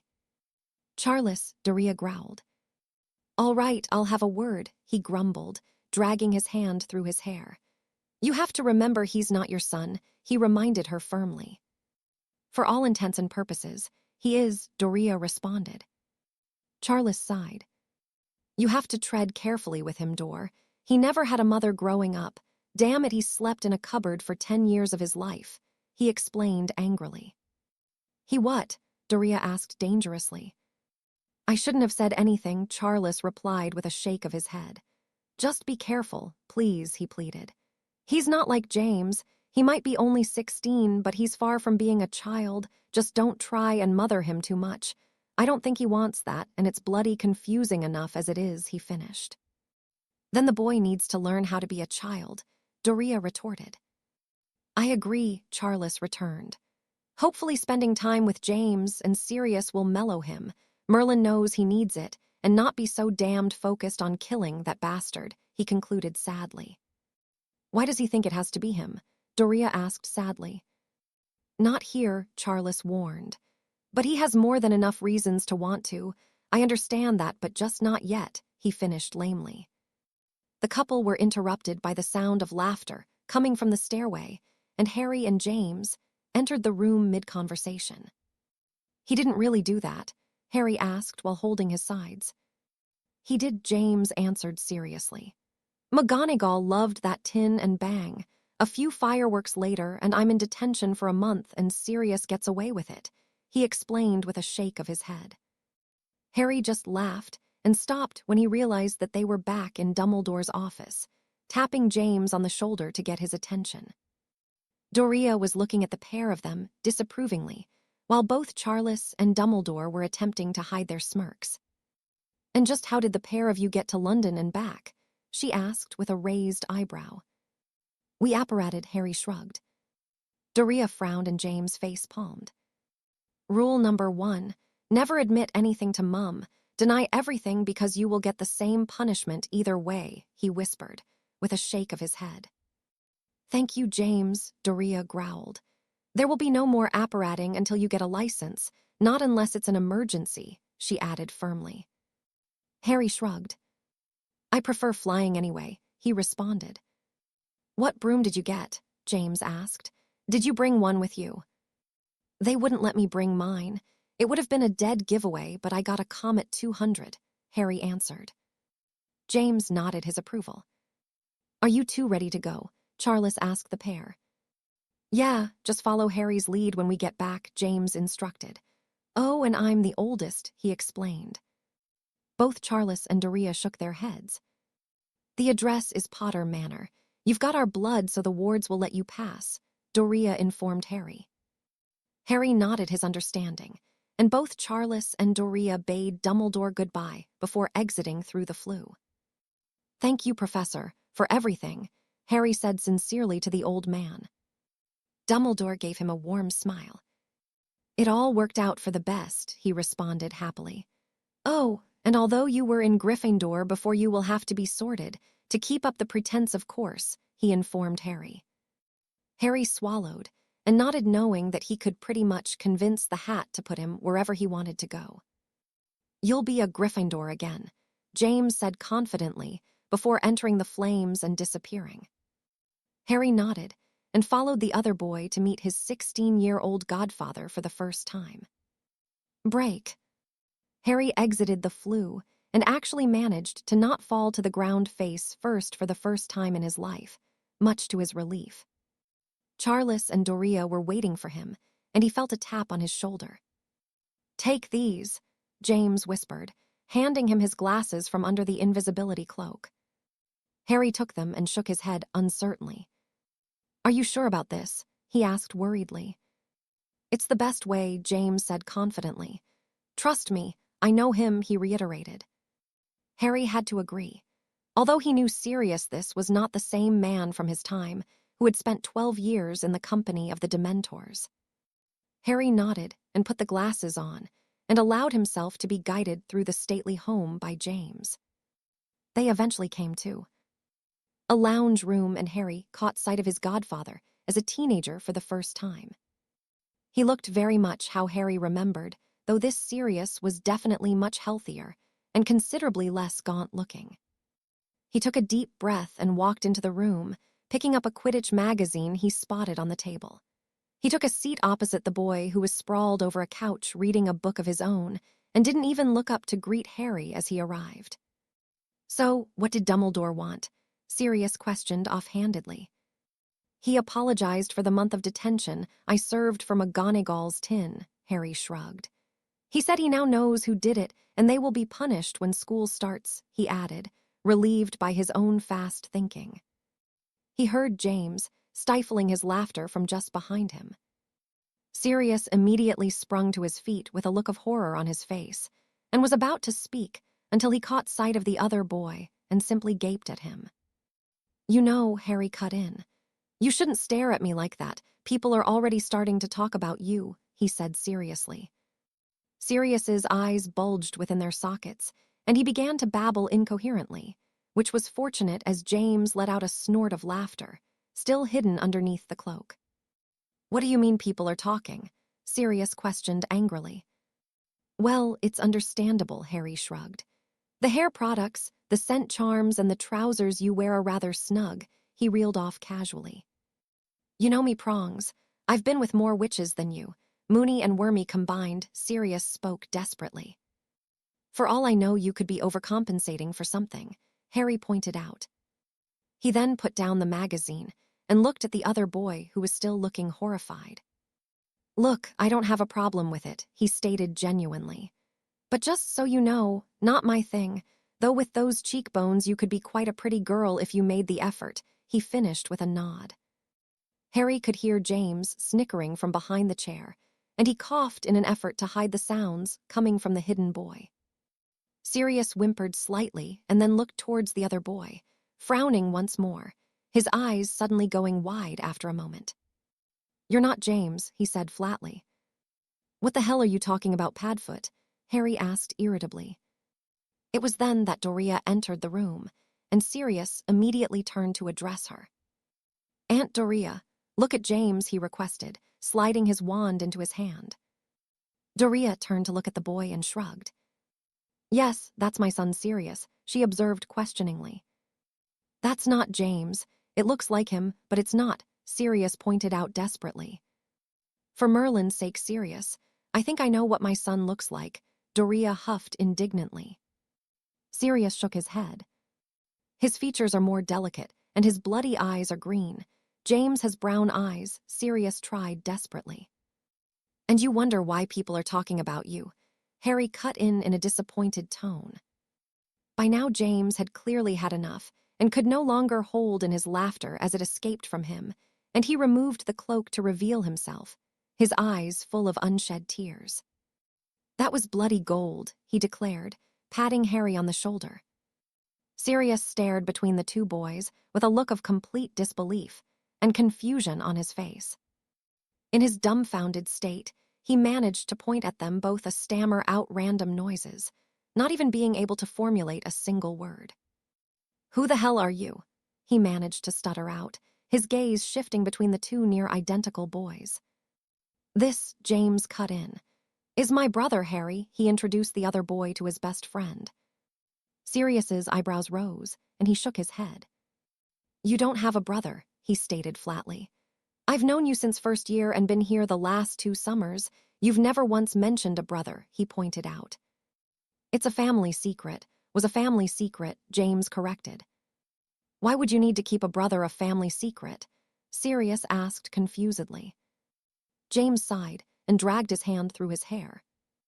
Harry is special, he said simply. Sirius frowned and shot a look at the other boy and leaned in closer to James. What Crabbe and Goyle special? He asked with a whisper. James shook his head and chuckled. More like Dumbledore special, he replied seriously. Sirius's eyebrows rose significantly at that revelation. Really? He questioned and shook his head. Why would you keep it from me? We don't have secrets, he sighed. I had to Padfoot. You know how family secrets are better than anyone, he pointed out. Sirius conceded the point with a nod, who only knew too well how secretive his own family was. I'm sorry, Sirius, James said sincerely. It's the only thing I've ever kept from you, he promised. Sirius sighed and nodded. I understand, he returned with a sad smile. But why now and where has he been? He inquired. Harry has been privately tutored abroad since he was 11. We knew that Hogwarts wasn't right for him at the time. He needed extra attention, Doria explained. But with everything that's happening here, we wanted him home, she elaborated. So he really is special then? Sirius asked with a frown. Very, Charles intoned seriously as he entered the room. I'm sure you will see it for yourself soon enough, he finished confidently. Even James looked towards his father with wide eyes. He already knew that Harry was an exceptional wizard from the small amount of magic he had seen from him, but he didn't know the extent of his abilities. Does that mean he's coming to Hogwarts then? Sirius asked excitedly. He is, Charles confirmed. That is why we were with Dumbledore, he added distastefully. Sirius looked between the two boys and frowned again. So you're twins? He asked. James nodded.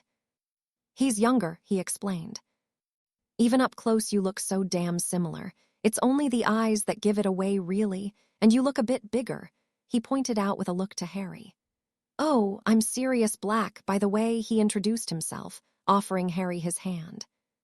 Harry Potter, Harry replied with a smile and shaking the offered hand. Sirius suddenly burst into a fit of uncontrollable laughter. What? James asked with a frown. Sirius shook his head as a triumphant grin formed on his face. Snivelus and the snakes are going to lose it when they find out about him, he deadpanned. James's eyes went wide with glee. I didn't think of that, he whispered. This is going to be hilarious, he declared. And we get to prank Moony and Wormy with it too, Sirius pointed out ecstatically. Wait here, he suddenly demanded and ran from the room without warning. He's gone to get his notebook, James explained and sighed. I don't like lying to him, he admitted sadly. Harry swallowed and nodded. Me either. Maybe once everything settles down we can tell him. I know he's trustworthy, but we can't tell him yet, Harry offered genuinely. James smiled gratefully. Yeah, he agreed. He's been through a lot recently, so we will wait for a while, he decided. Harry remembered a conversation he had had with Sirius when he explained about running away from home to live with the Potters when he was 16, and understood what James was referring to. He will have a lot more questions when it sinks in, Harry observed. We will deal with it when it comes. We all have to get used to it, James sighed. It was several hours later that Harry found himself in bed, thoroughly exhausted by the events of the day. The trio had spent the rest of the day coming up with pranks they could play on their fellow students, and getting to know each other a little better, with Sirius asking lots of questions about Harry and what he had been doing with his life. It was clear that neither Harry nor James liked keeping everything a secret from the other boy, but they had to for now, until they themselves were comfortable with the situation they found themselves in. Harry sighed and sunk himself into his bed, and fell asleep soon after simply enjoying the fact that he finally had a family. Even though everything was more than a little skewed, he had a family, the one thing he had always wanted above all else. Chapter 3. Blending In. Harry awoke early the next morning, having slept much more peacefully than he had the previous night, resulting in him being well-rested and ready to face the day. He dressed in his workout clothes, reveling in the fact that he was with his family, something he had not expected to happen so soon nor in the position that he found himself in. As everyone in the Potter household knew, the situation would take some getting used to for them all, but Harry was very content with the way things had gone so far, and only hoped that he would get the chance to know his family and remain a welcome member of it, no matter what else it was he had to deal with. With his family with him, he was confident that there was nothing that he could not handle. He made his way through the expansive house and exited through the front door, noting that the land that the home was situated on was more than sufficient for him to complete his morning run. He took a deep breath of the thick and refreshing air before setting off around the outskirts of the property, simply enjoying the mild morning and the rising sun in the distance. He found that the grounds of Potter Manor were beautiful, well-kept, and a perfect place for this part of his morning routine, noticing that the property was very isolated and largely surrounded by woodlands, a far cry from the urban living he had experienced throughout his life thus far. The Potters clearly liked their privacy, something that Harry could certainly appreciate. The wildlife seemed to share his opinion of the property, as he could hear the calls of several different animals, both of the muggle and magical variety, though the only thing he did see were a few Thestrals milling around within the shallows of a distant tree line that disappeared within the thicker confines of the forest as he neared them. He finished his run and completed the rest of his exercises before entering the house once again to fetch some water from the kitchen. It was still early, and he had no idea what time the rest of the occupants would wake, so he opted to wait for them before having his breakfast and decided that he would pass the time by reading, not wanting to rouse anyone prematurely with his spell work. He entered the kitchen and noticed that he in fact was not the only person awake. Sirius was sat at the kitchen table, clutching a mug of hot chocolate with a contemplative expression on his face. "Hey, Sirius," Harry greeted the boy. Sirius jumped at the unexpected intrusion and breathed a sigh of relief when he caught sight of Harry. "Hey, Harry," he greeted the teen with a shake of his head. "Are you always up this early?" Harry questioned with a frown, nodding that it was barely 6 a.m. Sirius shook his head in the negative. "I couldn't really sleep," he admitted hesitantly. "I'm just trying to decide what I should do," he added with a shrug. "About what?" Harry asked as he poured himself a glass of water. Sirius sighed. "Everything, I guess," he said quietly. "Such as?" Harry asked further with a frown. "I feel like I'm in the way now," the boy answered simply, hanging his head. "What do you mean?" Harry returned. Sirius looked at him speculatively and sighed again. "It's just that you obviously haven't spent much time with James and your parents over the years, and it just feels like me being here now isn't right," he began sadly. "I don't hold that against you. This is your family, I just don't want to be in the way of you all catching up," he finished with a deep swallow. Harry sighed and shook his head at the boy. "That's complete bollocks," he stated simply. Sirius's head snapped up, and he looked at Harry curiously. "From what I've heard, you are just as much a member of this family as I am," Harry continued. "You might be even more so," he added. "You're right, I haven't spent much time with them, but the last thing you are is in the way," he said firmly. He sighed again before continuing. "I don't know much about your home life, but given the fact that you've spent a lot of time here over the years, I'm guessing it's not good," he deduced. "I don't want anything for anyone to change in this house, and that includes you," he explained sincerely. "I don't want to come between you and James in any way. Yes, he is my brother, but from what I know, you're just as much a brother to him, and I don't want you to think that has to change in any way. Hell, I'd like to get to know you better, too. You seem like a decent guy," he concluded genuinely. "You really mean that?" Sirius questioned hopefully. Harry nodded. "It doesn't take the same blood to be family serious, and as far as I'm concerned, you will always be welcome here. So don't ever think you're in the way because you belong here just as much as me," he finished honestly. Sirius smiled and let out a deep breath of relief. "I'd like to get to know you too, Harry," he responded. "And thank you, being here means everything to me, I can't go back there," he explained with a shake of his head. You don't have to, Harry pointed out flatly. Unknown to the pair, the conversation they had shared was heard by Doria, who was now smiling at the duo from just outside the kitchen. Good morning, you two, she greeted them as she entered the room. And why are you up so early? She questioned. I'm pretty sure Sirius was coming up with a way to get James back for the prank yesterday, Harry answered. And I went for a run, he shrugged.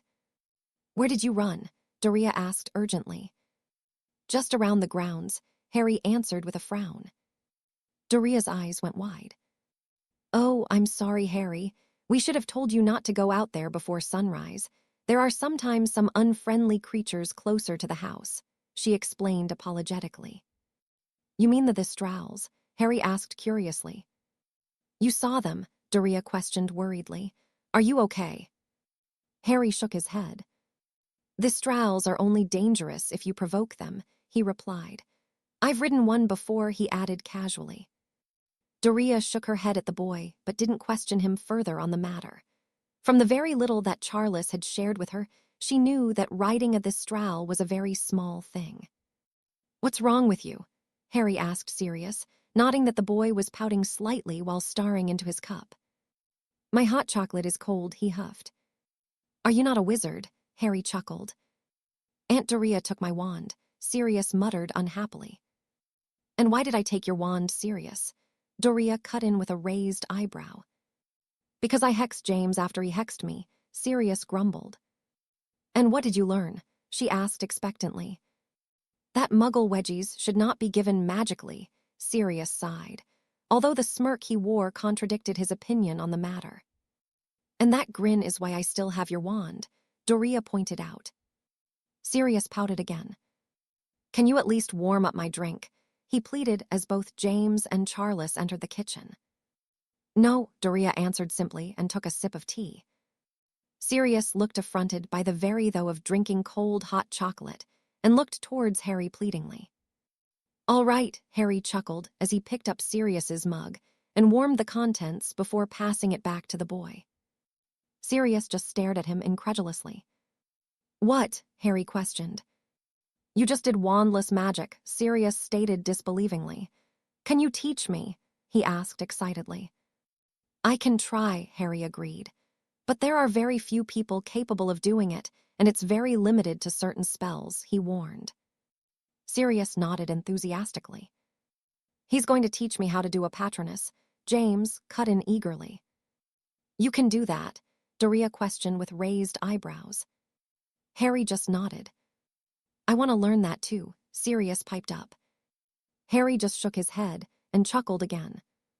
I'll teach you too, he conceded.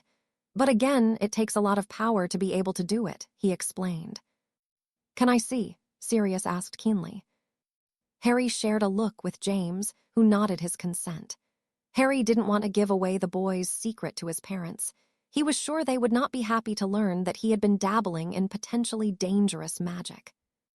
He flicked his wand into his hand and released his stag, that cantered around the room looking for any signs of danger. Prong, Sirius whispered, his eyes wide in awe. His statement fortunately went unnoticed by the two older Potters, as they too were enraptured by the ethereal creature bounding audibly around the room, bathing it in warmth and a bright white light. After a few moments, Harry ended the spell, and Sirius stared at him and shook his head. You have to teach me that, he all but demanded. I will when we get to school, and you have your wand back, Harry agreed with a smirk. Sirius huffed at the reminder that he did not have his wand. What is in your wand, Harry? Charles broke in. You said you outgrew your old one, he reminded the teen. I did, Harry sighed. I had to have this made for me, he explained. It's ebony and purple heart fused together with amethyst, he said, indicating the wand in his hand. And the core, Charles inquired further. Thestral hair and Ukrainian ironbelly heartstring, Harry answered. Charles let out a low whistle. I've never heard of Thestral hair in a wand, he mused. Nor Ukrainian ironbelly for that matter, he added with a shake of his head. Aren't they extinct? Doria asked with a frown. Harry nodded. You can still get the parts, though, if you know where to go, he shrugged. Dor just shook her head. So what are you boys planning today? She questioned with a slight suspicious tone to her voice. Quidditch, James answered immediately. I want to see how good Harry is on a broom and see if he takes after his talented older brother, he elaborated with a grin. Do be careful, Doria implored. Your father and I will be going to the alley today to collect your school things, she informed them. Can't we go? James asked with a frown. Harry is going to draw a lot of attention to us, James, Charles pointed out. We'd rather wait until you are back at school before we have to deal with it all, he explained. It's okay, Harry cut in. You can all go, I still need to do my spell work, he offered, happy that he could have a chance to do it alone. Are you sure? Doria queried. We do need to get James fitted for new robes, she mused aloud. It's fine, Harry assured her. I've got everything I need except for my books, he added genuinely. Okay, Doria reluctantly agreed. We won't be too long. Go and get yourselves ready, she instructed both James and Sirius. The two left the table to prepare for their trip, and Doria turned to Harry. There is a training room in the basement you can use for your running and whatever else you need, she informed him reluctantly, not enjoying the fact that the boy was pushing himself the way he was. You should be able to use any spell you want, just no fiendfire, Charles warned. Fiendfire, Doria whimpered. Come one love, let's get ready ourselves, Charles suggested, leading his wife from the room. Harry shook his head amusedly. He understood why Doria would be worried, but he knew he had no choice but to prepare as much as he could for what was coming. After the other Potters and Sirius left, Harry made his way to the basement and smiled at what he saw. It had everything he would need to keep pushing himself, and he would push himself as far as he needed to go to get the job done. Break. It was a few hours later that the Potters and Sirius returned from their shopping excursion, having retrieved everything that the boys would be needing for the upcoming school year. Harry, we're back, Doria called as the group entered the kitchen. Harry, she called again louder when she got no response. He'll still be in the basement, Charles interjected. It's been 3 hours, Doria balked. We'll get him, James offered, gesturing between himself and Sirius. No, put your things away, she instructed. I'll get him, she sighed, exiting the kitchen. She entered the basement, only to be stopped in her tracks by what she saw. Harry was shirtless, expertly wielding a flame whip and gouging lumps out of a training dummy with clearly practiced precision. She watched in a mixture of awe and horror as he ended the spell, sent a severing charm towards the dummy, quickly conjured a dagger and disappeared completely silently. He appeared behind another dummy and rammed the dagger through the back of its skull, just as the severing charm cleaved the other in two. The way in which he cast the magic left her simply dumbfounded, but it was the look on his face, while doing so, that left her horror-struck. It was a look of pure, unadulterated rage, his features twisted into an expression of hate with nothing short of murderous and malicious intent. His eyes glowed an eerie bright green, an emerald fire that sent a shiver down her spine. When Harry caught sight of the woman, his look softened back to the calm and warmth that she associated with him. I'm sorry, Harry spoke. Do you need me for something? He asked as he approached the woman. Doria swallowed. We are going to have lunch. I thought you'd like to join us before James and Sirius drag you off to fly, she explained. Thank you, Harry said gratefully with a soft smile as he turned to put his shirt back on. Doria's eyes widened as she noticed the sheer amount of scars the boy had. Where on earth did all those come from? She questioned, pointing a shaky finger at the marred flesh. Let's just say the relatives that raised me weren't particularly keen on magic, Harry responded, not wanting to regale anything specific about being raised by the Dursleys. Doria nodded sadly. And that one? She asked, pointing to his right arm where the scar was thick and very deep. Harry sighed. He didn't want to go into details about it, but he wouldn't lie to the woman. He had already promised himself that he wouldn't after all. A basilisk, he answered quietly. When did you come across a basilisk? She asked weakly, running a finger over the scar. When I was 12, I killed it with a sword, he explained. Doria shook her head. She could see that he was telling the truth, and it pained her to know that the boy had endured so much in his life. Can you keep a secret? Harry asked with a grin. That depends what it is, Doria returned through narrowed eyes. Harry just smirked and flicked his wand, summoning a large cobra. Which SSS stupid human is SSS summoning me from my dinner? The snake hissed angrily, rearing up menacingly and opening its hood in displeasure. I apologize, my friend. I will feed you whatever you want. I just wanted you to meet my grandmother, Harry replied apologetically. Doria's mouth dropped in shock, and she swelled internally at the pride she felt. You will feed me a Juki rabbit, or I will bite you, the cobra threatened seriously. Be Nix and SSS say hello, and I will SSS send you back with 2 rabbits, Harry promised. The snake looked at him calculatingly before relaxing, becoming placid and compliant. You have a deal, SSS speaker, but do not try and trick me, the snake agreed cautiously. Harry held his hand out, and the cobra slithered up his arm and rested on his shoulder, staring at Doria when he was comfortable. You can touch him, he won't bite, Harry assured her. Doria tentatively reached out a hand and stroked the creature, still marveling at the ability of the boy. You're a Parselmouth, she stated flatly. Harry just nodded and smiled. I think we can keep this our little secret, she agreed with a smile of her own. Both James and Sirius are not particularly tolerant of anything considered dark, she sighed. They'll learn, Harry said soothingly, while transfiguring the dagger he had conjured into a rabbit, which the snake immediately struck down and devoured. Thank you, SSSS speaker, but you promised too, the snake reminded Harry, who chuckled. He complied and transfigured another rabbit for the serpent. You know, you'll get fat if you keep eating like that, Harry deadpanned before vanishing the now glaring cobra. Doria sighed.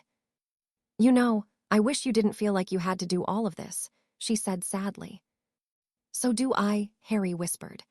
But I have to protect you all, no matter what, and I will do whatever is necessary to do that, he declared firmly.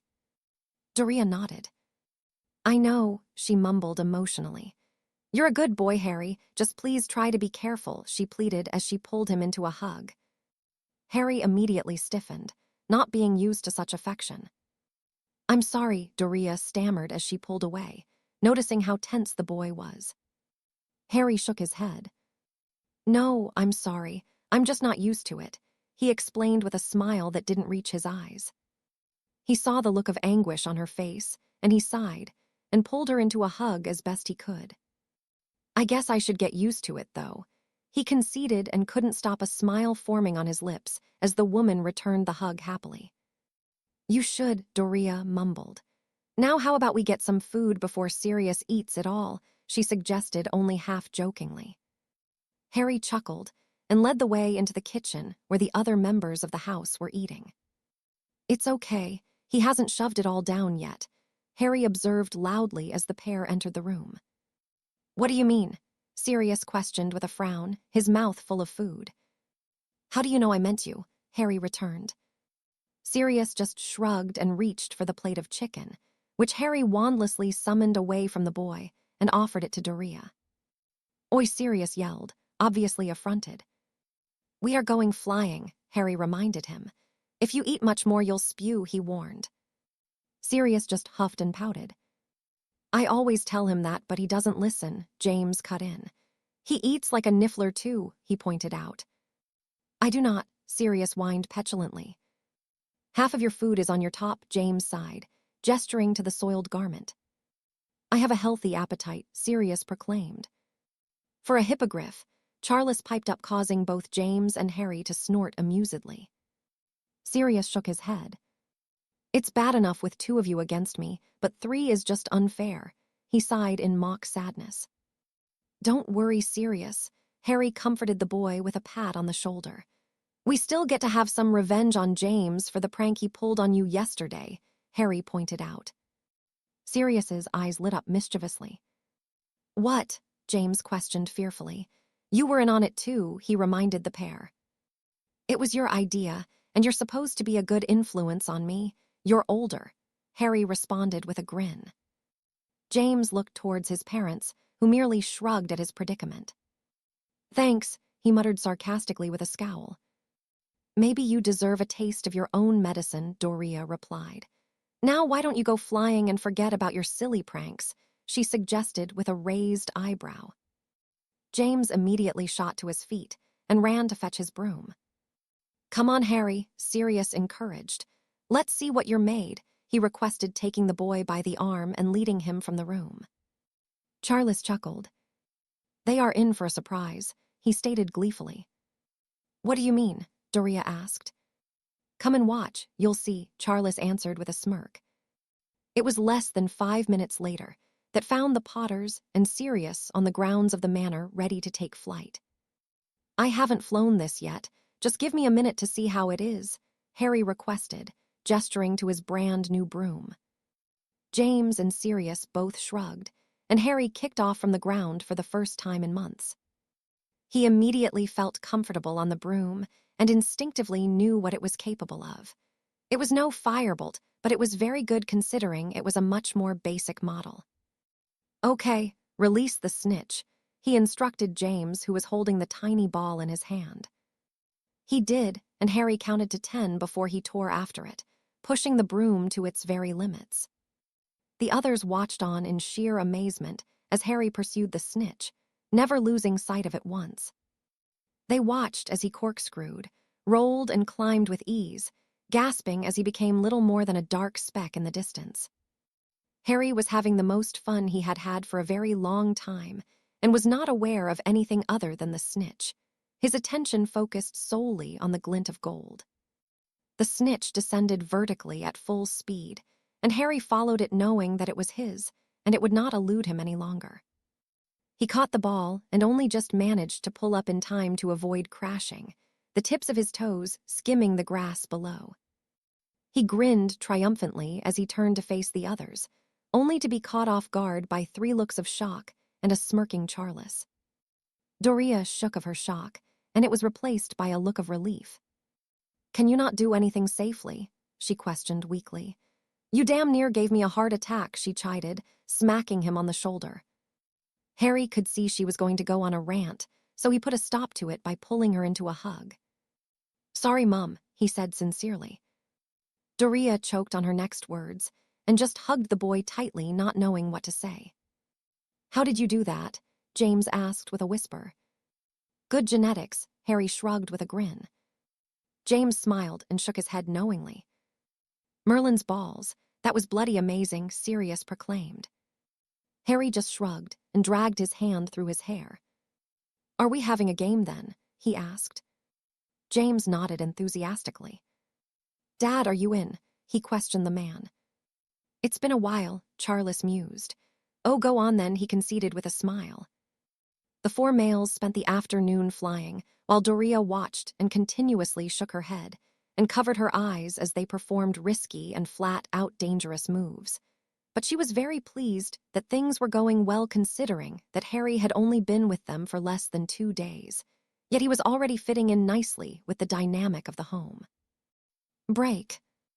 It was later on that very evening that the Potter parents were getting ready for bed with Doria lost in her own thoughts. She let out a long sigh and shook her head from the conflicted emotions she was feeling. "What is it, love?" Charles asked. Harry Doria replied simply. "What are we going to do about him?" she added worriedly. "There's not much we can do, Dor," Charles returned unhappily. "I don't like it any more than you do, but it's the way it is," he explained. "But he's just a boy, Charles," she tried desperately. Charles shook his head. "He might be only 16, but he is not a boy," he stated firmly. "I've seen everything in his head, and he's never been a child, not really," he concluded darkly. Doria sighed again. "But what can we do?" she asked almost pleadingly. "We give him a home, and we give him some much-needed love," Charles answered. "We can't stop him, but we can make it easier," he said in a placating manner. Doria nodded. "I saw him training earlier, and he's terrifying," she admitted in a whisper. "He has so much hate and anger in him," she added with a shudder. He does, Charles agreed, but it's understandable after everything he's been through. I don't even think I want to know, she mumbled. The basilisk is enough. He told you about that, Charles asked with a smirk. Yeah, and shared a secret with me about snakes, she replied warmly. I knew you'd like that, Charles pointed out flatly. Did he mention the dragon? He questioned her amusedly. What bloody dragon? She asked dangerously. I guess not, Charles muttered. How do you think I knew he was a damn good flyer? He added. He flew with a dragon, she responded disbelievingly. Not by choice, Charles grumbled. And why the hell would he have to fly with a dragon? Doria inquired. Well, I guess he didn't have to do it that way, Charles mused mysteriously. Seeing the impatient expression his wife wore, he sighed. If you want to have an idea of how good the boy is, he won the Triwizard tournament when he was 14, he explained. Does the boy have a death wish? Doria sighed. He didn't enter himself, he was forced into it, Charles pointed out. The details aren't important, he added dismissively. Look, Dor, Harry is going to do what he thinks he needs to, no matter what anyone says, and if we try to stop him then it will only push him away, he concluded. Doria bit her bottom lip worriedly.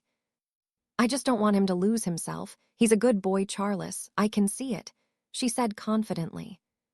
He is, Charles agreed. But he has been trained by the best to be the way he is. That's why I think he and James, and even Sirius, are good for each other, he finished certainly. Doria nodded her agreement. He looked so happy when he was flying, she concluded with a smile. He was, and James and Sirius seemed to relax him. He actually smiles, properly smiles when they are together, he observed. Harry needs to relax, and the other two need to grow up a little. I'm hoping they will balance each other out, he explained. I hope so, Doria whispered.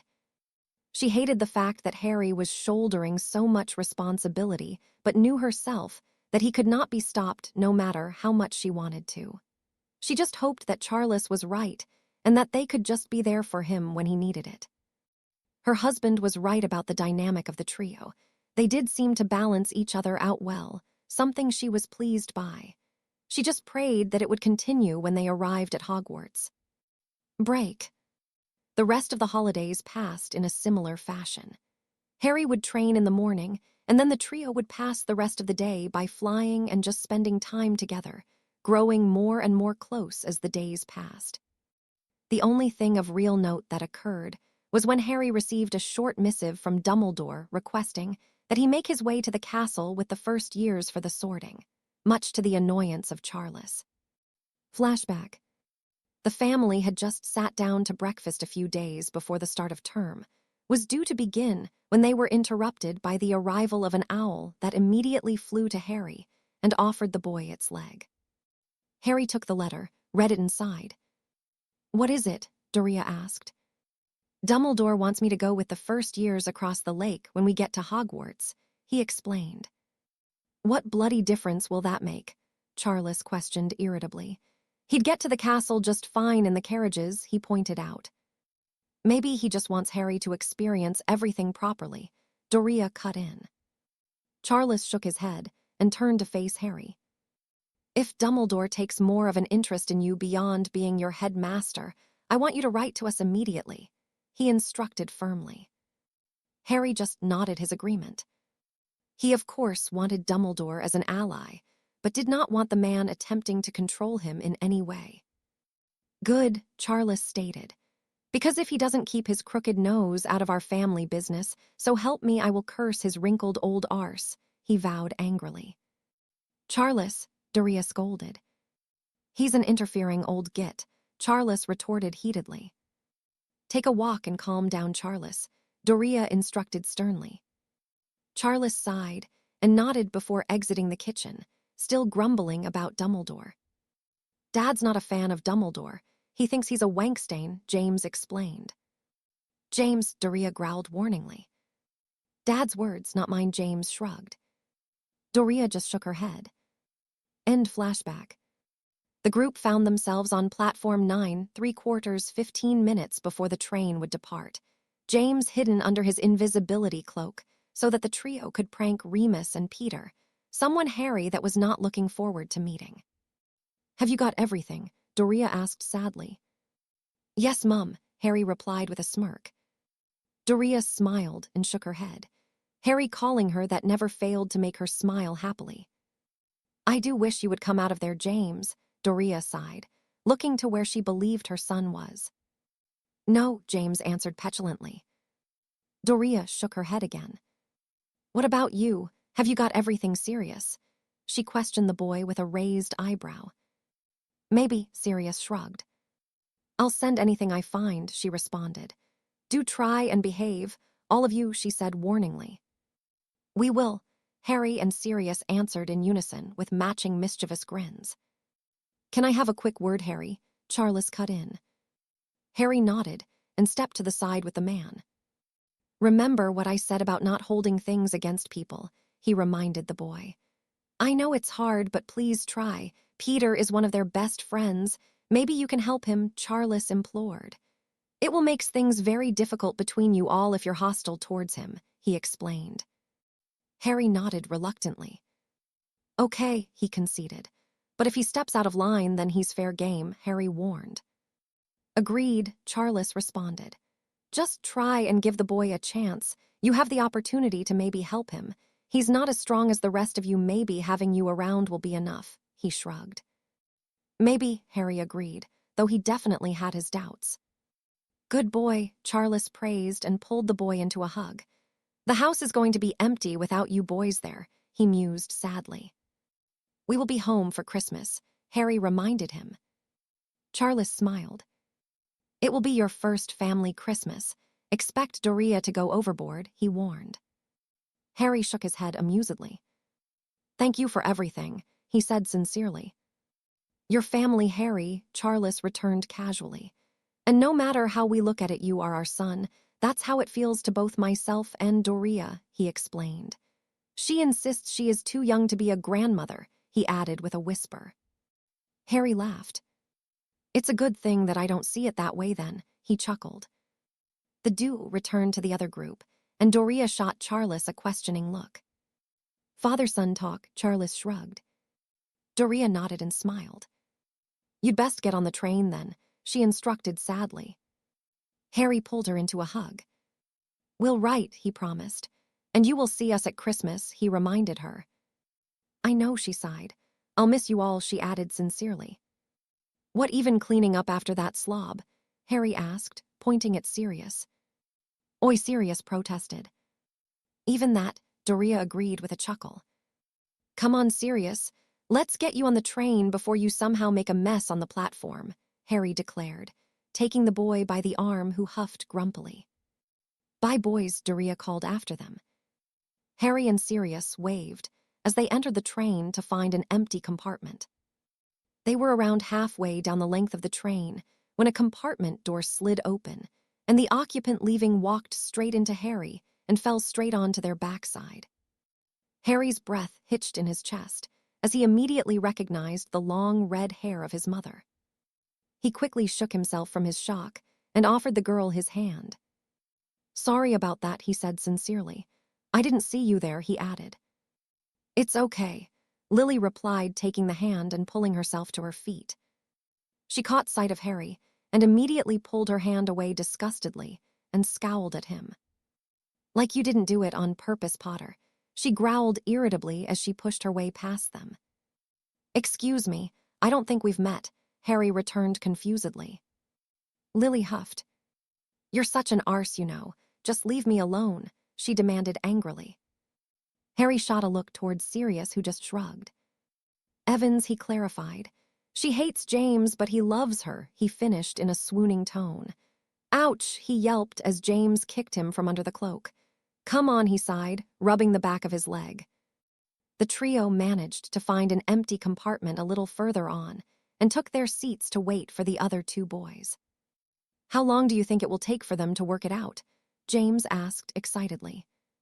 "About 10 seconds if you don't shut up," Sirius retorted. "They won't get here yet," James replied dismissively. "Remus and Peter's mums dote on them ridiculously," he explained to Harry. Harry nodded his understanding. "Here they come," Sirius whispered a few moments later, leaning casually against the wall of the compartment. The door opened, and Harry immediately recognized the two boys. Remus looked as he ever did, just much younger, whereas Peter looked rather different, less rodent-like.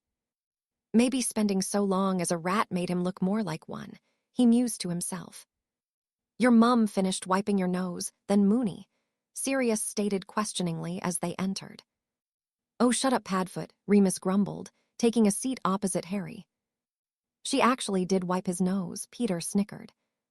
Remus shot him a dirty look. "At least my mum didn't leave lipstick on my cheek," he pointed out with a smug grin. Peter frowned and began attempting to remove the red gunk from his face, only managing to make it more pink than red. "How's it going, Prongs?" Remus questioned, looking towards the boy for the first time and frowning. "Can't complain," Harry shrugged casually. "You look different," Remus returned, looking at him calculatingly. "What do you mean?" Harry questioned irritably. "You look more refined and less scruffy," Remus answered after a moment. Harry just shook his head at the boy. "You are different," Peter cut in, shaking his head. "You don't have a scent," Remus exclaimed loudly, getting to his feet.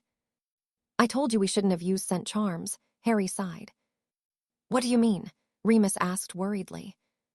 "It's your fault," James grumbled, removing the cloak and pointed at Sirius. "All I said was he might smell the difference," Sirius pointed out. "What the hell is going on?" Remus questioned, clearly shocked, looking between James and Harry. "This is my brother Harry," James introduced the boy. "This is Remus and Peter," he added to the other boy. "Brother?" Remus asked weakly. "You never mentioned a brother," he hissed, shooting a glance toward Harry. "Even I didn't know about Harry until a couple of weeks ago," Sirius chimed in, attempting to placate the werewolf. "Family secret," he shrugged. "Where the bloody hell has he been?" Remus questioned with a frown. "Privately tutored," James replied dismissively. "You're twins," Peter piped up wide-eyed. "We are," James confirmed with a grin. Remus just shook his head. "You could have just introduced him," he growled irritably. "You got off easy, believe me," Sirius muttered grumpily. "I'm sorry," Remus sighed. As he said, "I'm Remus," he introduced himself and offered Harry his hand. "It's nice to meet you, Moony," Harry replied, taking the boy's hand and smiling warmly. Remus's eyes went wide, and a look of fear came over him. "You know," he asked weakly. "We had to tell him," James interjected. "He would have worked it out straight away," he explained. Remus swallowed deeply and began to shake. "And it doesn't bother you?"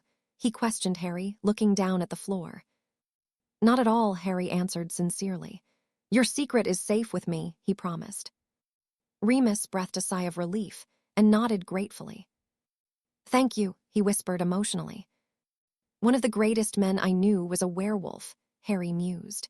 "I learnt some of my most powerful magic from him," he added with a smile. "Really?" Remus questioned. "Really," Harry confirmed with a firm nod. "I'm Peter," the other boy cut in, also offering Harry his hand. Harry sighed inwardly, but remembered what Charles had said. "It's nice to meet you, Peter," he replied, shaking the boy's hand. Peter smiled and nodded. "So why are you here now?" Remus asked.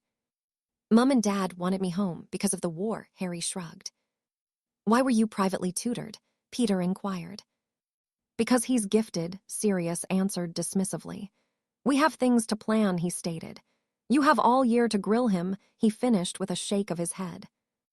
Both Harry and James sighed inwardly with relief as the group settled in and spent the rest of the journey talking and planning some pranks they wanted to pull off over the year.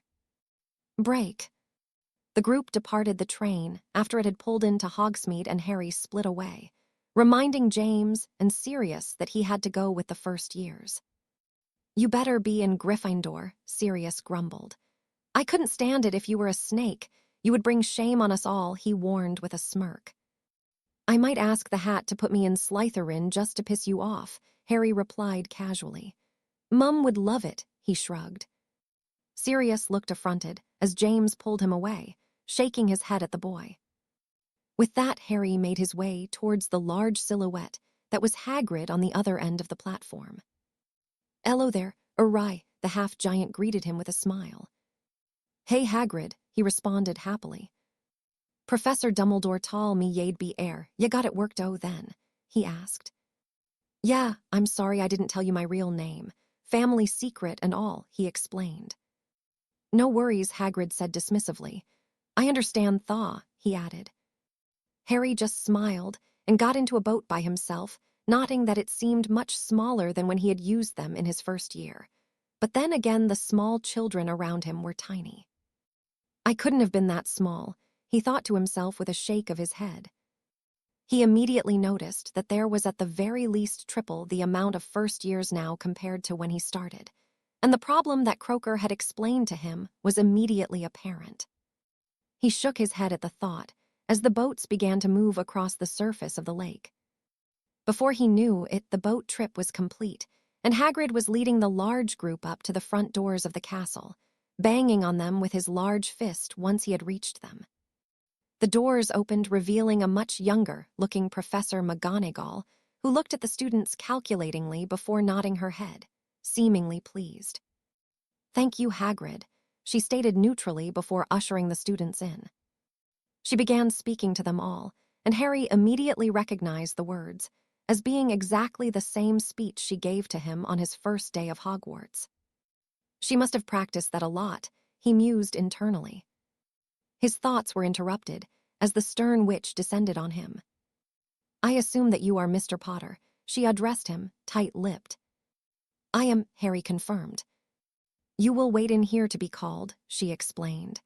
"And I hope for the sake of the school that you are not like your brother. Heaven knows one is bad enough." She sighed and led the rest of the students into the great hall to be sorted. It was close to an hour later that the door opened once more, and a younger, but no less cantankerous Filch beckoned him into the room as Dumbledore was about to introduce him. Harry immediately noticed that there was indeed considerably more students than he was used to seeing in the castle, a reminder of how devastating the war had been on the wizarding population. "And finally, we have one last student to sort who will be attending our sixth-year classes," the headmaster informed the room. "He joins us from having been privately educated, so please give a warm welcome to Harry Potter," he finished, gesturing for Harry to approach. Immediately, a large amount of whispering could be heard throughout the room as his name was announced, causing Harry to shake his head as he made his way to the front of the hall. Just like first year, he sighed inwardly. He took a seat on the stool, and Professor McGonagall placed the hat on his head, stepping away after she did so. How very interesting you are, Mr. Potter," the hat began. Harry shook his head. "Is this the part that you tell me I would be great in Slytherin?" he asked. "Oh, no, the House of the Snakes is not for you. You cannot lead the light from the darkness after all," the hat explained. "The darkness there is mostly irredeemable, but there are a few that can be saved. Remember that, Mr. Potter," it said seriously. "No, there is only one place to put you. Though you do share the qualities of all houses, your courage is undeniable and most prominent as displayed by yourself on many occasions," it finished knowingly. "So why the delay?" Harry questioned with a frown. The hat chuckled. "I haven't seen Albus look this nervous in years. It entertains me," the hat replied. "So you like a good joke then," Harry mused. "How would you like to be a part of a prank?" he offered. "I'm all ears. Figuratively speaking," the hat returned gleefully. "Break. What the hell is taking so long?" Sirius whispered furiously, though it was clear he was nervous. "Calm down, Padfoot," James soothed, though it was clear that he was even more nervous than the other boy. "Gryffindor," the hat finally shouted, eliciting sighs of relief from both boys as they joined in the cheering that had erupted around them. "What took so long?" Sirius asked as Harry joined them at the table. Harry smirked. "I just got us an ally for number 73, Harry replied with a grin. Sirius's eyes went wide at the revelation. "The hat?" he asked disbelievingly. "It's perfect," James declared, having quickly figured out how it could be used. "Good job, Harry," Sirius praised. It was then that the plates filled up with food, and the boys tucked into the feast hungrily. Dumbledore stood again, as the final vestiges of dessert had been cleared from the plates, and smiled warmly at the students. "Welcome to another year at Hogwarts," he greeted them, his eyes twinkling. "Firstly, the Forbidden Forest is out of bounds to all students," he sighed, shooting a glance directly where the sixth-year Gryffindor boys were sat. "Mr. Filch would of course like to remind you that there is to be no magic in the corridors, and a revised list of prohibited items can be found stuck to his office door," he informed them. "Yeah, like anyone wants to go near there," Sirius scoffed.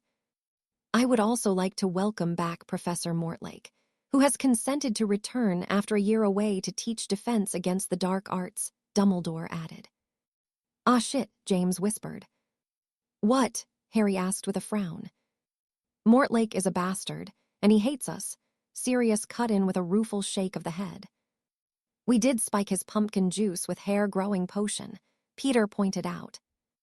"Good times," Sirius sighed dreamily. "Watch out for him. He probably already hates you," Remus warned as he stood, noticing that the hall was now starting to empty. The group made their way up to the 7th floor and into the Gryffindor common room, taking the large, comfortable chairs in the far corner. "This is our area," James explained. "People know not to bother us here unless it is important," he added seriously. Harry just nodded.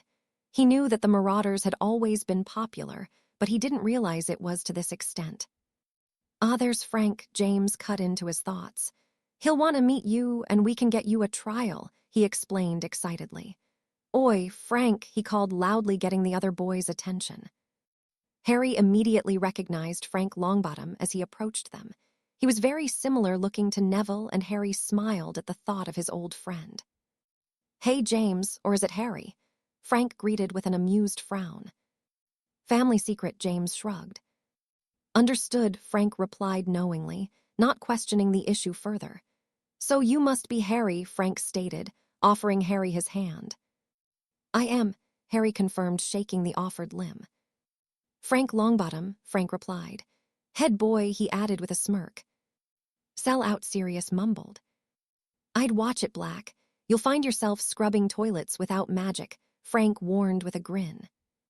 "You wouldn't," Sirius returned, horrified by the thought. "Nah, I wouldn't," Frank conceded. "But it would be funny," he added with a calculating look. "Are you still captain this year?" James interjected impatiently. "Yep, but we definitely need a new seeker," he sighed. "We've got one," James returned triumphantly. "Who?" Frank questioned. James just pointed at Harry with a smug smile. "Is he any good?" the other boy questioned. "I shit you not, Frank, I watched him pull off a 200-footer by the skin of his teeth. He's amazing," Sirius stated confidently. Frank grinned. "I'll see what you've got," he agreed. "We start next week," he informed them. "Now I better go and make sure the firsties aren't wetting themselves," he sighed. "Catch ya later, Frank," James called after him. "I told you would get you in," James pointed out gleefully to Harry. Before he could reply, the group was interrupted by a gentle coughing, and Harry turned to be faced by his mother once more, along with another girl who was dark-haired and fair-skinned. Swallowing down the excitement, he felt he cleared his throat before addressing her. "Can I help you, miss?" he asked. "You are Harry, right?" she questioned suspiciously. "I am," he confirmed. "Well, I just wanted to apologize for earlier on the train when we bumped into each other," she said shyly. "I thought you were that idiot," she added, glaring at James. Harry smirked. "It's okay," he assured the girl. "Don't worry." Lily nodded. "I just don't want you to think I'm a bitch," she explained. "Oh, I'm Lily, by the way, Lily Evans," she introduced herself. "It's nice to meet you, Lily," Harry replied, genuinely taking the girl's offered hand. "You two have the same color eyes," the other girl piped up. "For Merlin's sake, McKinnon, their eyes. They don't come in that many colors," Sirius grumbled. "Hello, Sirius," the girl greeted him. "I see you're still sulking because I refused to go to Hogsmeade with you," she stated casually. "I am not," Sirius huffed, folding his arms and throwing himself into his seat. You keep telling yourself that, but my offer is still there, the girl replied with a mocking smile. If you can keep your wand from other cauldrons, then I'll think about it, she explained. Marlene, Lily choked. Is she always that crass? Harry asked, clearly amused. Yep, that's why Sirius likes her, James interjected. I bloody well don't, Sirius denied vehemently. Yes, you do, Marlene cut in knowingly. Think about it, Sirius, she finished with a wink and walked away, purposely exaggerating the swaying of her hips. Sirius sunk back further in his chair and groaned irritably. I'd better go, but it was nice to meet you, Harry, Lily said warmly. You too. I'm sure I'll see you around, Harry responded with a smile. Looks like you've got competition prongs, Remus chuckled as Lily walked away. Unlikely, James bit back confidently. She already likes him more than she does you, Remus pointed out. Believe me, Harry is not a threat where Evans is concerned, James replied. How can you be so sure? Remus questioned with a frown. Because I'm not into redheads, Harry interjected firmly. Remus just shrugged. Maybe we should head up, Peter suggested. Early start and all that, he reminded them. The others agreed, and it was only 15 minutes later that Harry was in bed enjoying being back at Hogwarts. Only this time he was getting to experience it with his father and godfather, though his thoughts did wander to his previous dorm mates, and he hoped that whatever it was that he left behind was much better than what he had left. Break. Harry woke the next morning as early as he always did and collected his cloak and copy of the map before exiting the tower, and began heading towards the room of requirement to complete his morning exercises and spell work. As he thought it would, the room provided him with an exact replica of the training room he had been using in Potter Manor, and he gratefully completed his morning routine before heading back to the Gryffindor Tower to shower before he would have to leave for breakfast. Where have you been this early? Remus asked. Harry gets up at the crack of dawn every day to train, Sirius explained with a distasteful shake of his head. What kind of training? Remus asked further with a frown. We don't know, James cut in. Mum doesn't let us in the room with him, says it's too dangerous, he shrugged. Remus raised an eyebrow, but didn't question the subject any further. What classes are you taking, Harry? Peter inquired curiously. Potions, charms, transfiguration, defense, and creatures, Harry listed off. No runes or arithmancy, Remus asked, clearly surprised. I study runes in my own time and can't stand arithmancy. It's pointless unless you plan on being an enchanter, he shrugged. You'll only find a bunch of nerds in arithmancy, he added with a grin, knowing full well that Remus took the subject. Oi, I study arithmancy, the werewolf pointed out angrily. Really? Harry asked in mock surprise. I didn't think you could count to 21 even if you were naked, he mumbled. Sirius and James both roared in laughter, while Peter stared confusedly. It's a penis joke, Wormy, Remus explained irritably. Hurry up and take a shower, he demanded, glaring at Harry. Harry shook his head and went to take a shower, returning around 15 minutes later so that the 5 of them could head to breakfast and get their timetables. Well, you'll have at least 2 of us in all of your classes, Sirius informed Harry as they took their seats at the Gryffindor table. Harry nodded and began piling his plate with scrambled eggs and brown toast. Wormy and Sirius do creatures, and all of us will be in the rest of them, James pointed out. So you'll be fine, he shrugged. I didn't realize I needed to be babysat, Harry sighed. It's safer, Peter piped up. A lot of people here will just hate you, he added, shooting a glance at the Slytherin table. Harry smirked. I don't doubt it, he returned knowingly. They won't cause me any problems, he concluded darkly. You'll want to watch out for Snivelus. He will try to curse you to get at us, Sirius chimed in. This time Harry chuckled. He can try, but he won't like the results, he deadpanned. Before the conversation could go any further, the group were interrupted by Professor McGonagall, who handed them all their class schedules before sighing. Welcome to Gryffindor House, Mr. Potter. Please do not let these miscreants influence you too much, she implored. Your grades are among the best I have seen. Keep up your good work, she advised. Miscreants, Sirius cut in with a mocking yelp. You wound me, Professor. I am a lovable rogue, he finished with a firm nod. McGonagall rose, an eyebrow at the boy, but couldn't help the corner of her mouth twitching slightly.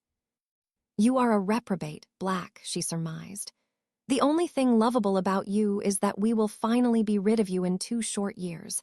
A day I cannot wait for, she finished with an uncharacteristic smirk. Ouch, Professor, that really hurt, Sirius returned, clutching his chest dramatically. For Merlin's sake, go to class, she commanded and walked away shaking her head. Come on, Charms with the puffs first, Remus pointed out, ushering the rest of the group from the hall. I haven't finished yet, Sirius grumbled. Should have thought about that before you flirted with McGonagall, James broke in. I wasn't flirting, Sirius whined. McGonagall, Sirius, really? Marlene intruded with a raised eyebrow as she joined them with Lily and another girl who looked vaguely familiar to Harry. Will you bugger off, McKinnon? I'm not interested, the boy replied irritably. Oh, because I was thinking that I need to buy new underwear and wanted your opinion on what I should get. The girls are getting too big, she sighed, pushing out her bust towards the boy. Sirius whimpered slightly and shook his head. Not interested, he denied simply, though his tone was not convincing. He's very interested, Harry chimed in. Pull yourself together, Sirius. You look as though you might actually drool, he whispered loudly. I'm not bloody interested, Sirius growled and stormed ahead. Harry just chuckled and shook his head at the boy. Hey, Harry, Lily greeted him. Looking forward to your first classes, she asked. Harry nodded. It will be interesting to see how Hogwarts is, he replied. What's your favorite class? He questioned. Charms and potions, she answered immediately. Lily's the best in our year at Charms, the other girl added. Sorry, I'm not sure we've met. I'm Harry. He introduced himself to the girl who had light brown hair and was very petite. Oh, I'm Alice Prince, the girl informed him conversationally. What are you best at? She asked. Neville's mum, he realized. I got my best grades in charms and defense, Harry shrugged. And got O's in everything else too, but potions is my least favorite, he explained with a grimace. So you got an O+ in charms? Lily questioned excitedly. And defense, Harry replied proudly. Wow, you must be good. I think Lily was the only one to get an O+ in charms here, Alice said certainly. Then you must have worked very hard for it, Harry observed knowingly. A little, Lily agreed shyly. The group entered the classroom, and Harry took a seat next to Sirius as the girls split off and sat away from them.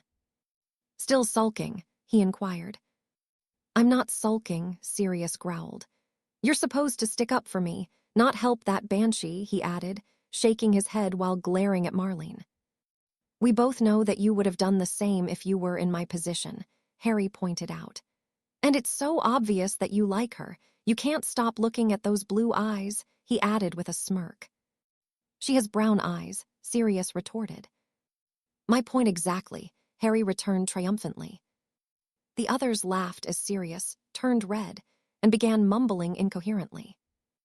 All right, class, settle down, Professor Flitwick squeaked as he entered the room.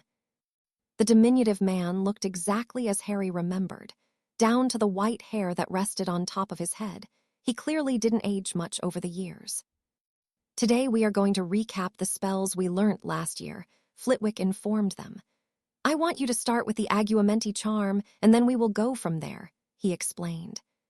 Sirius had already drawn his wand, and was whispering the charm, causing a small amount of water to leak from the end of his wand. It won't work if you're angry, Harry muttered to the boy. Sirius growled and continued his efforts, though the results did not improve.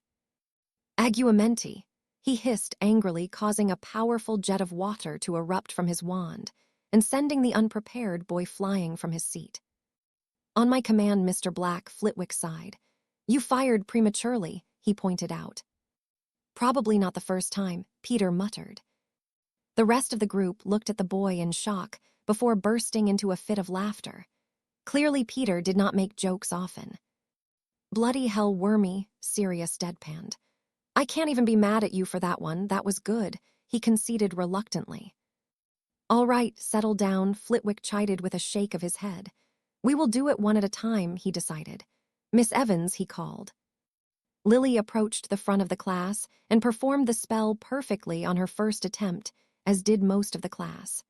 Eventually, Flitwick called Harry and he approached nervously. The spell was largely based on power, was physical in nature, and he knew that even reined in he was much more powerful than the rest of the class by a considerable amount. Do not worry, Mr. Potter.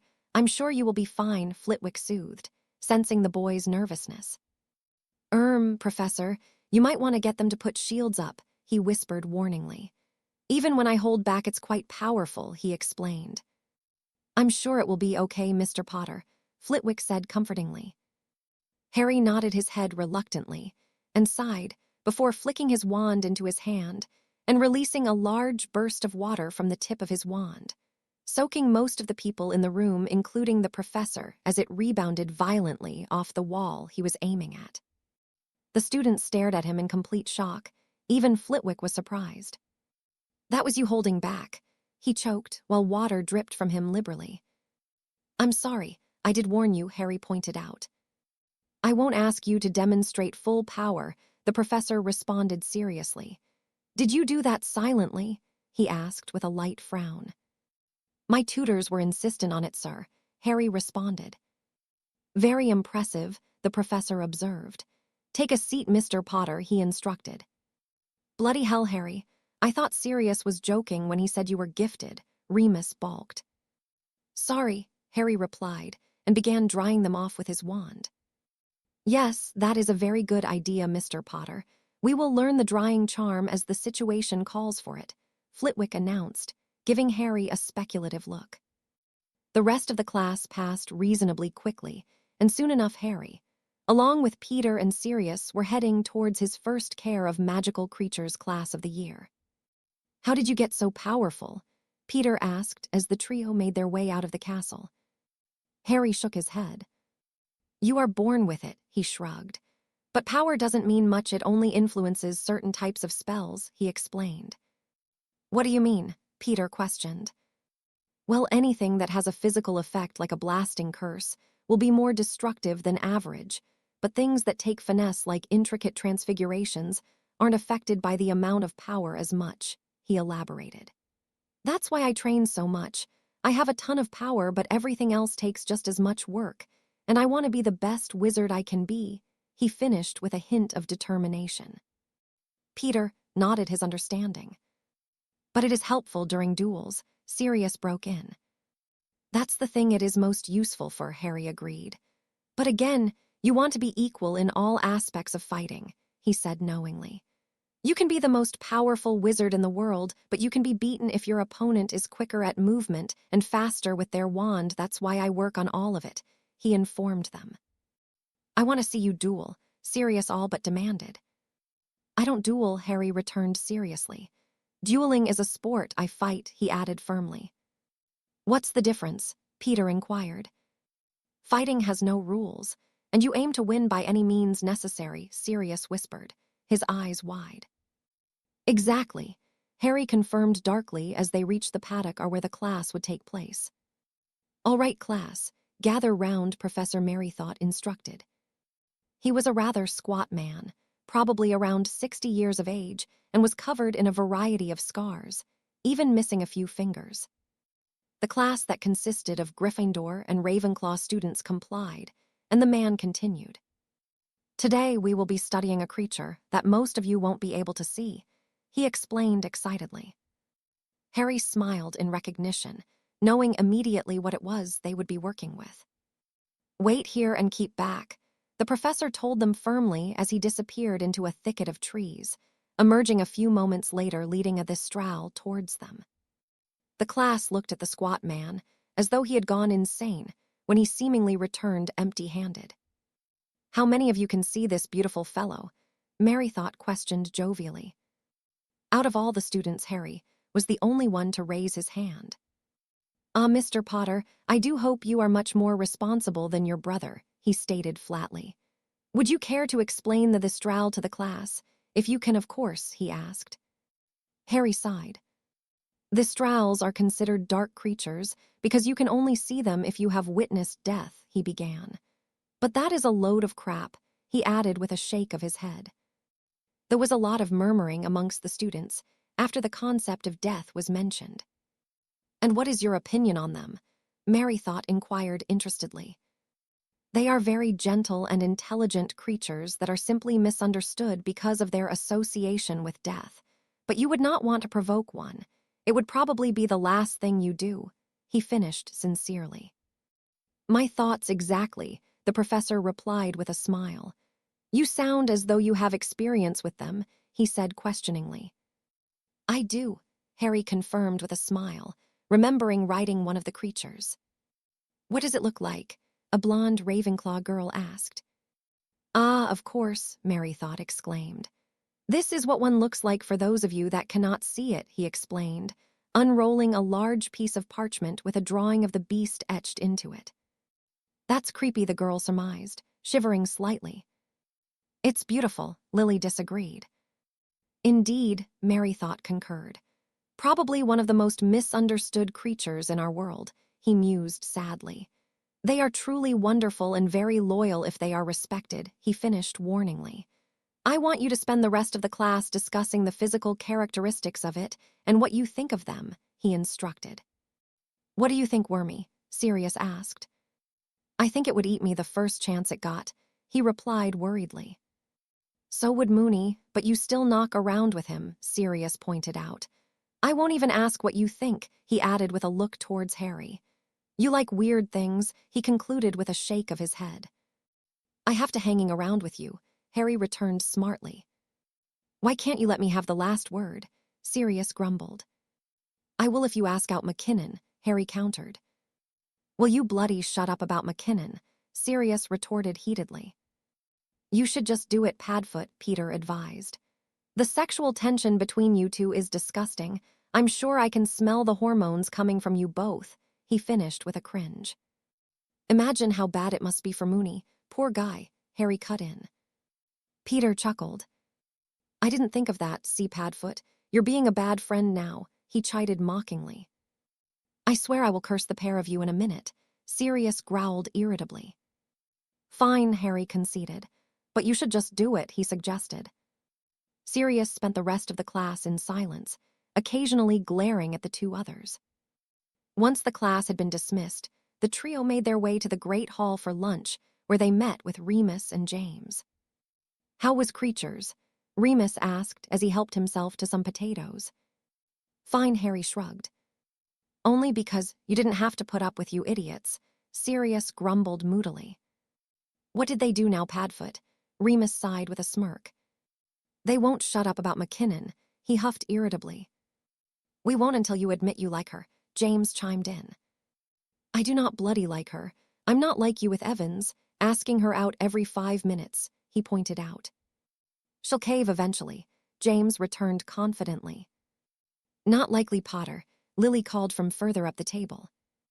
Harry shook his head. You know, if you want her to go out with you, you need to show a little maturity, Harry whispered. You need to be more serious about things, he added knowingly.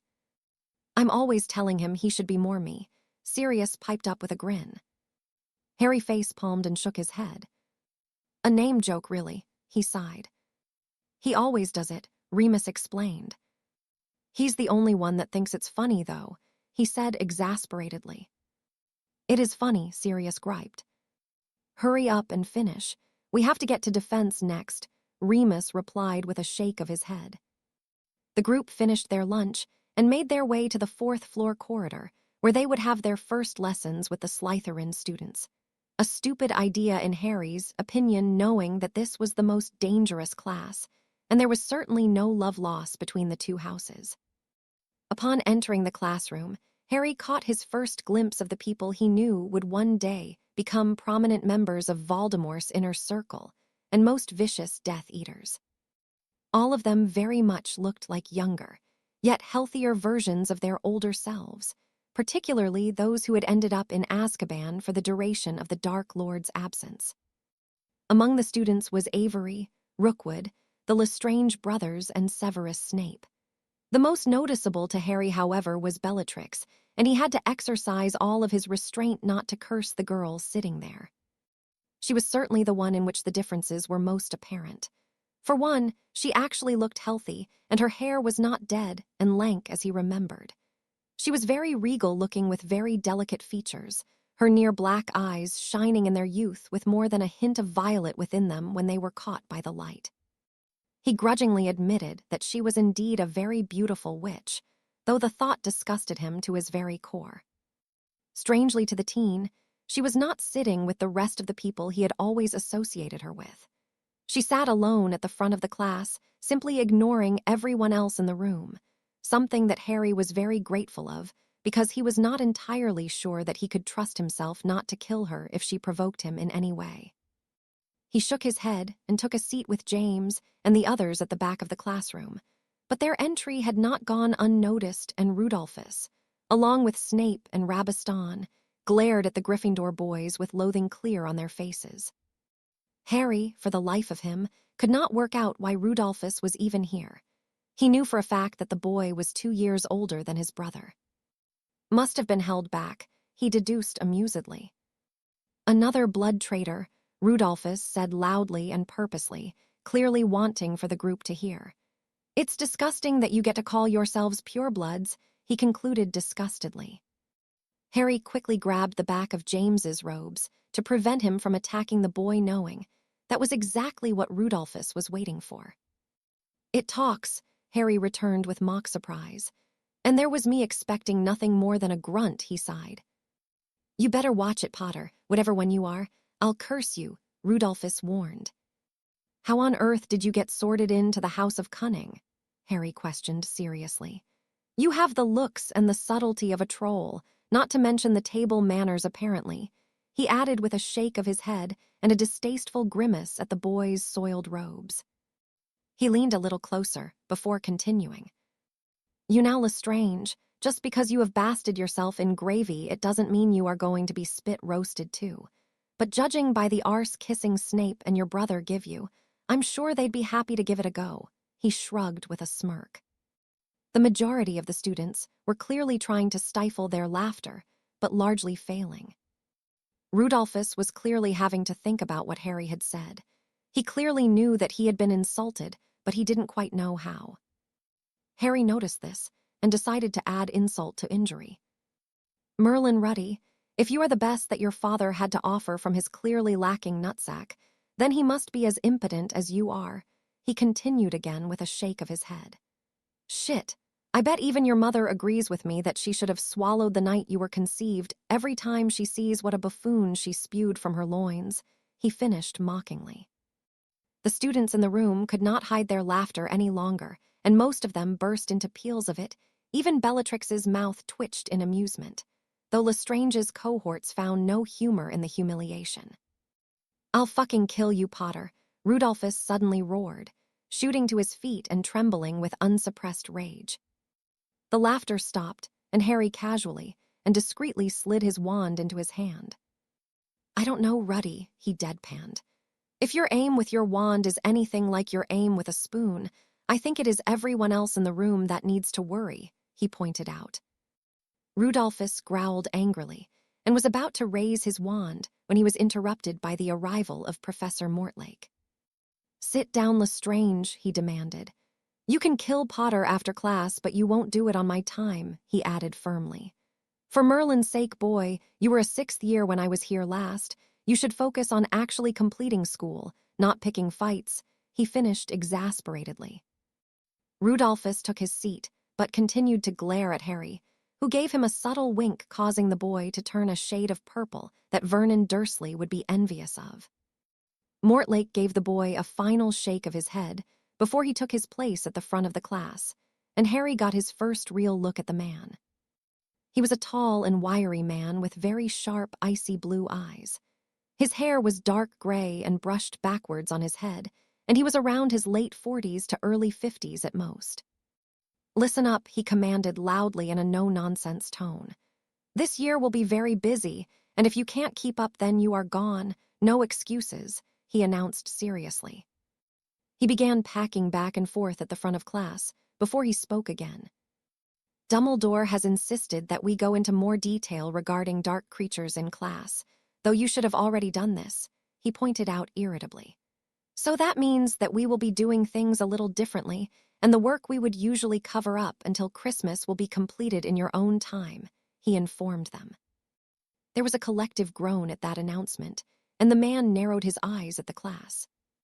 Now usually I would tell you to bloody well get on with it how you please, but Dumbledore has had another genius idea, he continued sarcastically. He has decided that we should be promoting inter-house cooperation, and that we as teachers should at least give the chance for that to happen, he sighed. A lot of the students shared disbelieving looks at this. They all knew that it was not a good idea, and Harry immediately knew that Dumbledore had done this with him in mind. I think it's a stupid idea, Mortlake stated simply.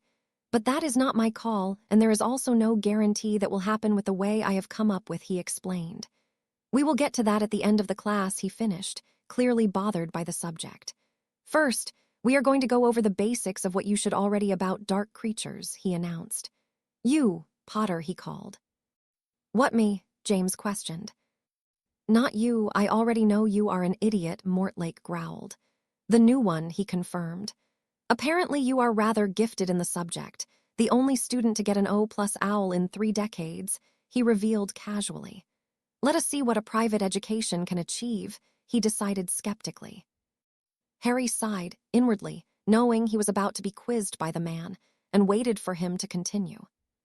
What would you do if you encountered a vampire? Mortlake questioned. Well, vampires now live in isolation since the hunting laws were passed in the early 1800s, Harry began. If you were to encounter one in the modern day, then they would likely be hunting illegally, he explained. How you deal with that would depend on how many there are, he shrugged. Go on, Mortlake instructed. Well, they are very quick, so it is near impossible to hit them with a single-shot spell, so if there is one, a flame whip would be enough to deter it. They do not like fire, he pointed out. And the professor encouraged with a raised eyebrow.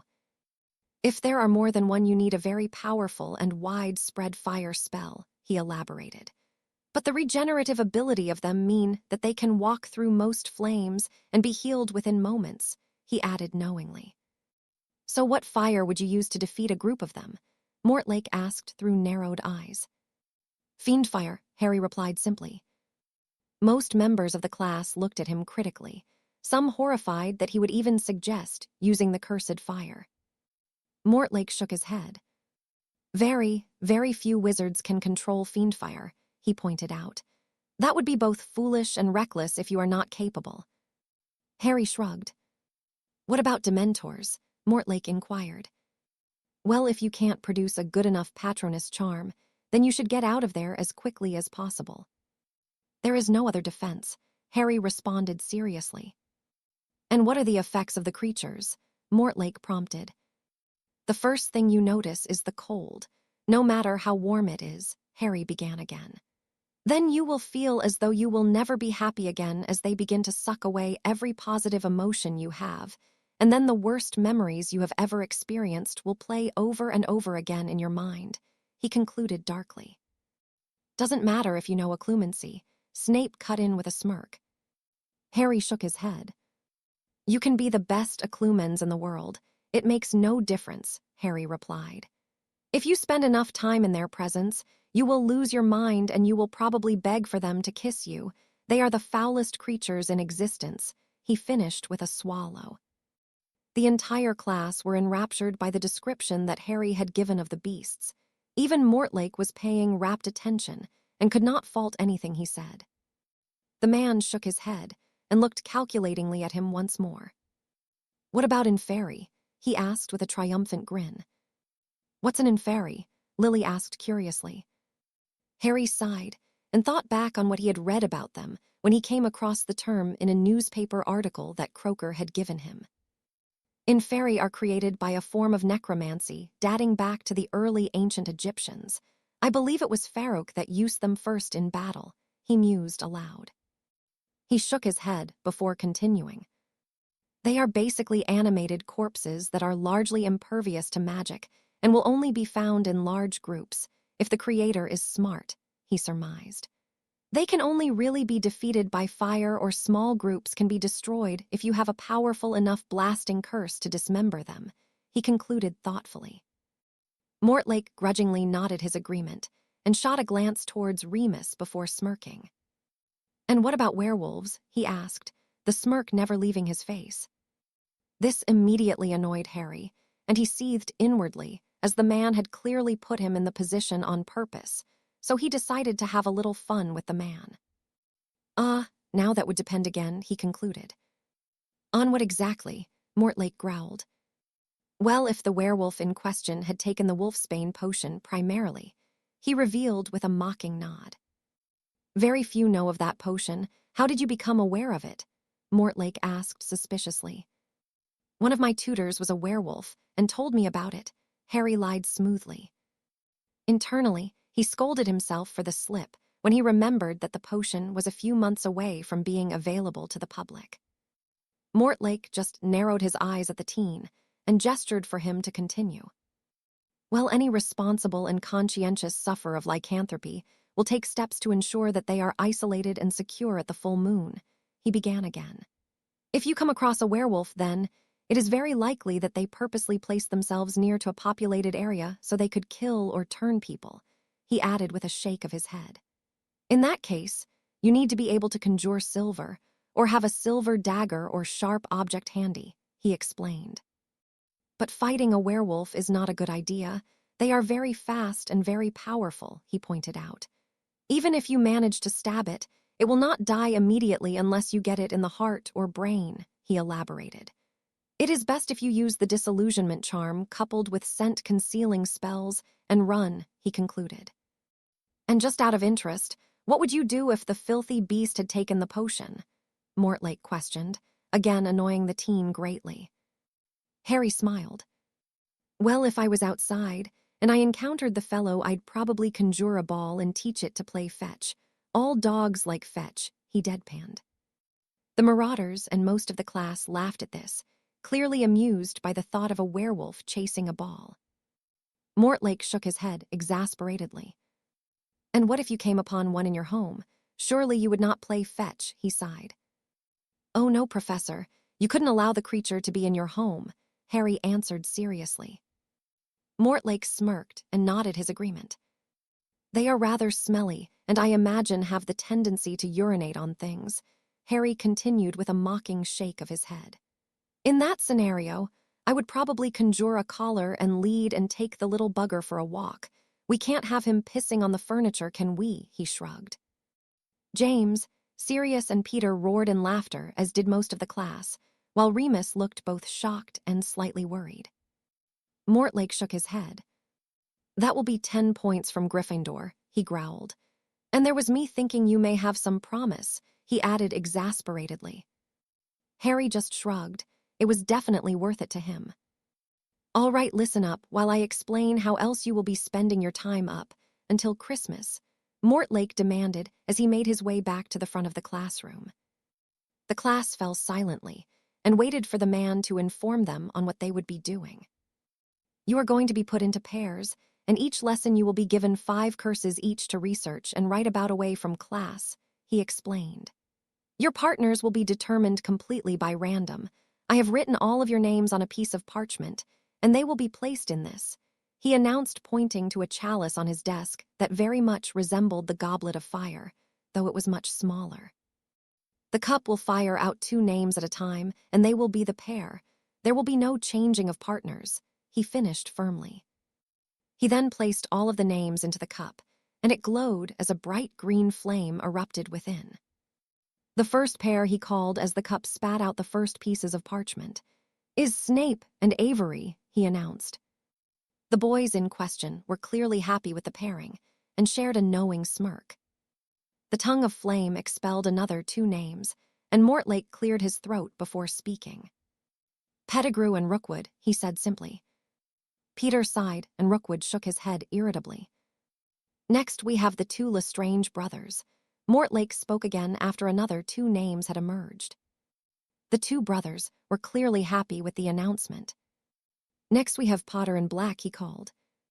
James and Sirius immediately began high-fiving, but were cut off by Mortlake. "Not you two morons," he growled. "Harry Potter." Sirius gave Harry a winning smile. "And Bellatrix Black," Mortlake added, causing all of the Marauders to give Harry a look of sympathy. Bellatrix simply stared at the man, as though he was insane, and shook her head at him. Harry swallowed deeply and had to fight the urge not to vomit or lose his temper at the revelation. Inside, he was furious, and it took every ounce of his occlumency skill to control himself. He could barely tolerate Peter, and now he had to work with the woman that had killed his godfather. Even though he was managing to control his rage, his eyes were starting to glow eerily from the effort to suppress his magic. "Watch your back, Harry," Sirius whispered. "She will curse you the first chance she gets," he warned. "I hope she does," Harry ground out. "The next pair is Potter and Lupin," Mortlake cut in. Both Remus and James breathed a sigh of relief. "Next is Evans and Prince," Mortlake continued. Both girls looked as relieved as Remus and James had been, and shared a smile. "Black and McKinnon," the professor announced after a moment. "Oh, you have to be joking," Sirius whined as Marlene winked at him amusedly. "You can't fight fate, Padfoot," Peter snickered. "I swear I am going to curse you, Wormtail. I've had enough," he grumbled. The pairing off continued until each member of the class had someone to work with. Mortlake handed them all their first list of spells they needed to research and then dismissed them, much to Harry's relief. After the class had been dismissed, he immediately left with the intent of heading to the room of requirement to release his anger. He had barely gotten halfway down the corridor when an angry voice cut him off. "Where the fuck do you think you're going, Potter?" Rudolphus shouted breathily, clearly having run to catch him up. Harry growled, flicked his wand into his hand, and turned to face the boy with a gleeful grin. Rudolphus clearly did not realize that Harry was already furious, and continued to goad him. "I told you I was going to kill you, you bastard," he roared as he drew his own wand. The instant Harry saw him reach for his wand, he fired a banishing charm towards the other boy with a simple flick of his own. Before Rudolphus could even raise his wand, he was sent careening down the corridor. Past the classroom he had just exited and impacted against the wall heavily, leaving him in a heap on the ground. Harry furiously stalked towards him, intent on teaching the boy a lesson, but was grabbed by James as he walked past the door of the classroom, where the students had clearly been exiting as Rudolphus flew past them. "Come on, Harry, let's get you some air," James suggested, gesturing for the rest of the group to help get him away from Rudolphus. Harry swallowed deeply and nodded, though all he wanted to do was rip the moron limb from limb. The rest of the Slytherins looked on in shock as Rudolphus had been banished down the hall so casually, and had caught a glimpse of the look of fury Harry had adorned, some even swearing they could see his eyes glowing slightly. The Marauders led Harry up to the Gryffindor common room and sat him in one of their usual seats to calm him down. "What was that about?" James asked, knowing it was much more than it appeared to be. "Later," Harry mumbled. James nodded. "Bellatrix said you have to meet her at the disused classroom on the 3rd floor after dinner tomorrow," Peter piped up. Harry nodded and again had to swallow deeply. He had no idea how he would do this without actually killing her. The group sat in silence for some time, simply digesting the lessons of the day, until Remus coughed nervously to break the quiet. "Harry," he whispered quietly, "that potion you mentioned, what does it do?" he asked. Harry put his thoughts of Bellatrix to the back of his mind for the sake of the werewolf, knowing that this was very important to him. "It allows you to keep your mind during the transformations," he explained quietly. "You will still change, but you will still be you up," he added, tapping his head with a finger. Remus nodded and headed up the staircase towards their dormitory, clearly deep in thought about the potion. "That's given him some hope that they will find a cure eventually," Sirius spoke sincerely after a moment.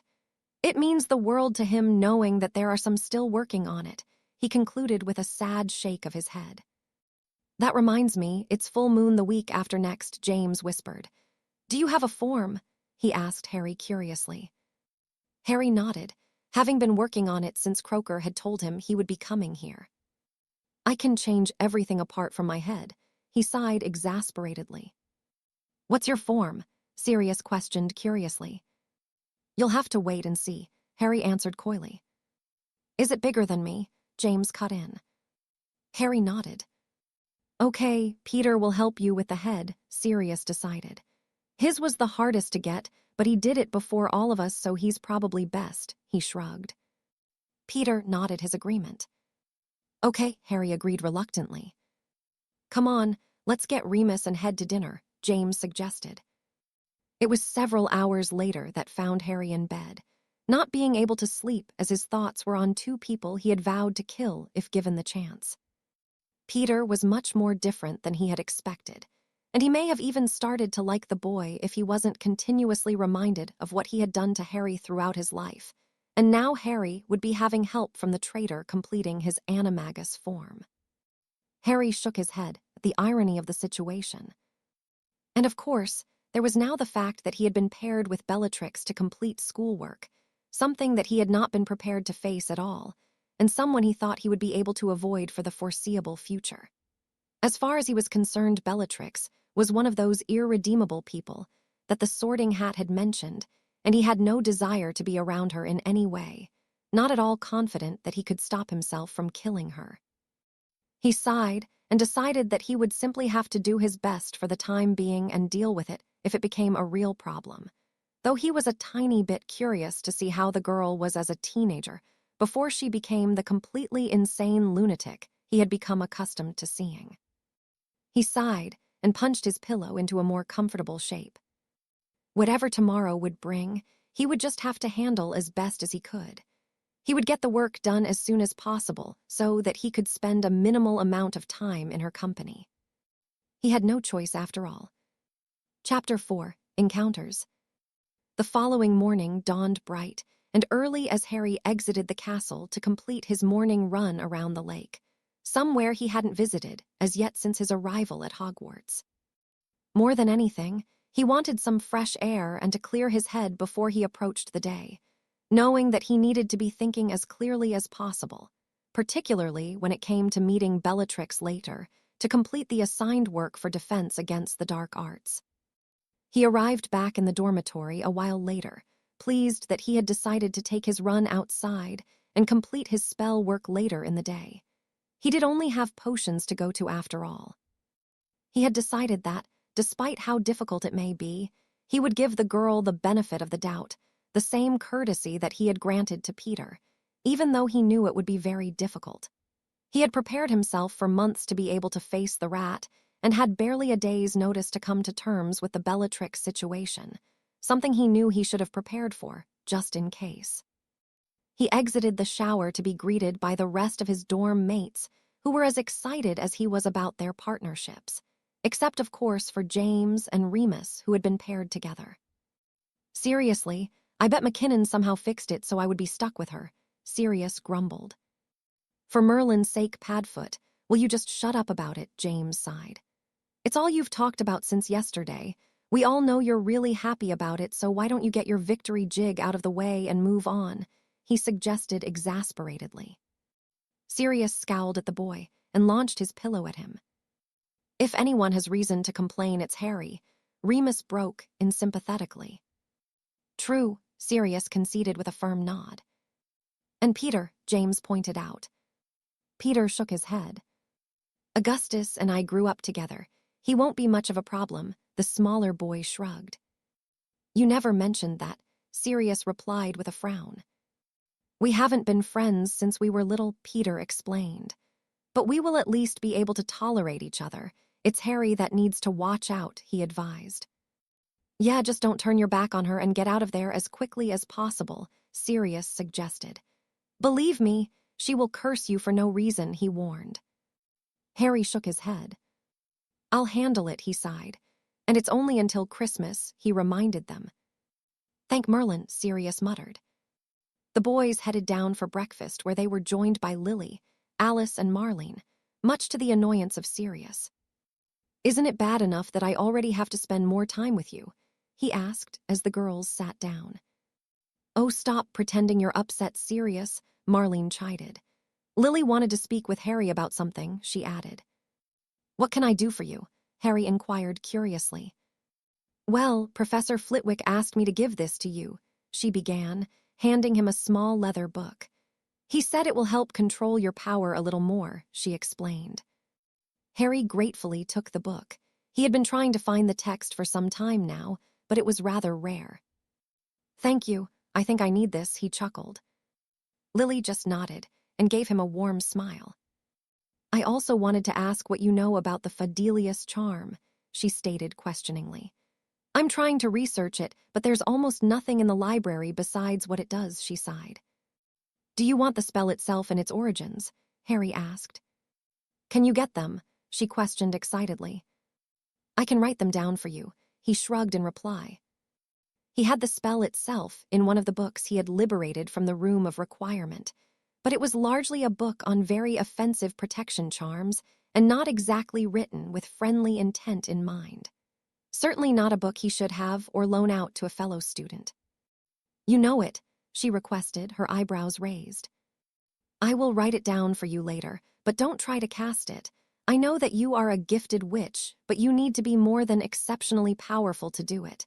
People have died trying to perform it," he warned. The girl squealed in delight and threw her arms around him, almost squeezing the air out of him in the process. Harry swallowed deeply at receiving the first ever hug from his mother that he remembered and reveled in the feeling, simply trying to absorb both the memory and feeling of it so that he could revisit it at will. "I promise I won't try to cast it. Professor Flitwick gave me the same warning," she explained. Harry just nodded and went back to eating his eggs.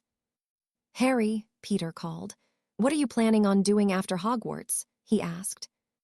Everyone looked at him, clearly eager to hear his answer. "I'm not planning anything until the war is over," he answered simply. "You should join the Aurors with Sirius and myself," James recommended. Harry shook his head. "I thought about it before, but I'm not interested now," he returned. "What are you planning to do, Peter?" he questioned. "I want to be a potioneer," the boy answered with a broad smile. "So potions is your favorite?" Harry asked further, a little surprised by his ambition. The boy just nodded and kept smiling. "Remus?" Harry inquired. The werewolf frowned in thought. "Maybe an enchanter," he shrugged. "I can work for myself, and you can make a good bit of gold," he elaborated. Harry agreed that the boy would suit that profession. He was certainly gifted enough to do it.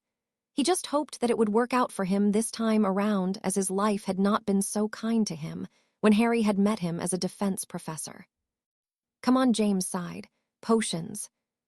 The group made their way down to the dungeons, where Harry would get to experience his first Hogwarts class without it being taught by Snape, something he was very much looking forward to. Croaker himself had tutored Harry in the subject, and though it was not his favorite subject by any means, he still found it much more enjoyable than he ever had under the direction of his former instructor. They entered the room, and Harry was pleased to see that they were sharing the class with the Hufflepuff students. The very rotund Professor Slughorn was waiting for them, his overly large mustache and belly quivering in excitement as he stood at the front of the room with several cauldrons bubbling merrily around him. "Come now, gather round," he instructed. "We are going to look at various potions today and brew one of the more simple concoctions we will be studying this year to get settled in," he announced jovially. The class gathered around the man, and Harry got his first glimpse into the cauldrons. He immediately recognized the contents of each, having had their properties drilled into him by Croaker, who had insisted he learn how to recognize potions that could potentially compromise him in some way. "Now, who can identify this?" Slughorn asked, pointing to a completely transparent liquid. Lily raised her hand immediately. "Ah, Miss Evans, I should have known," Slughorn said with a nod, causing his overly pronounced jowls to flap comically. "Veritasrum, sir," Lily answered knowledgeably. "Very good, 5 points to Gryffindor," the man praised. "And this?" he inquired, pointing to the mud-like substance in the next cauldron. "Mr. Pettigrew." "Polyjuice potion," Peter replied confidently. "Indeed it is. Take 5 points, young man," Slughorn offered. "And what about this?" he questioned, gesturing to a pink translucent concoction with a shimmering sheen resting on the top.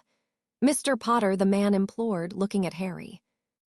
"A Mortentia," Harry answered knowingly. Slughorn smiled.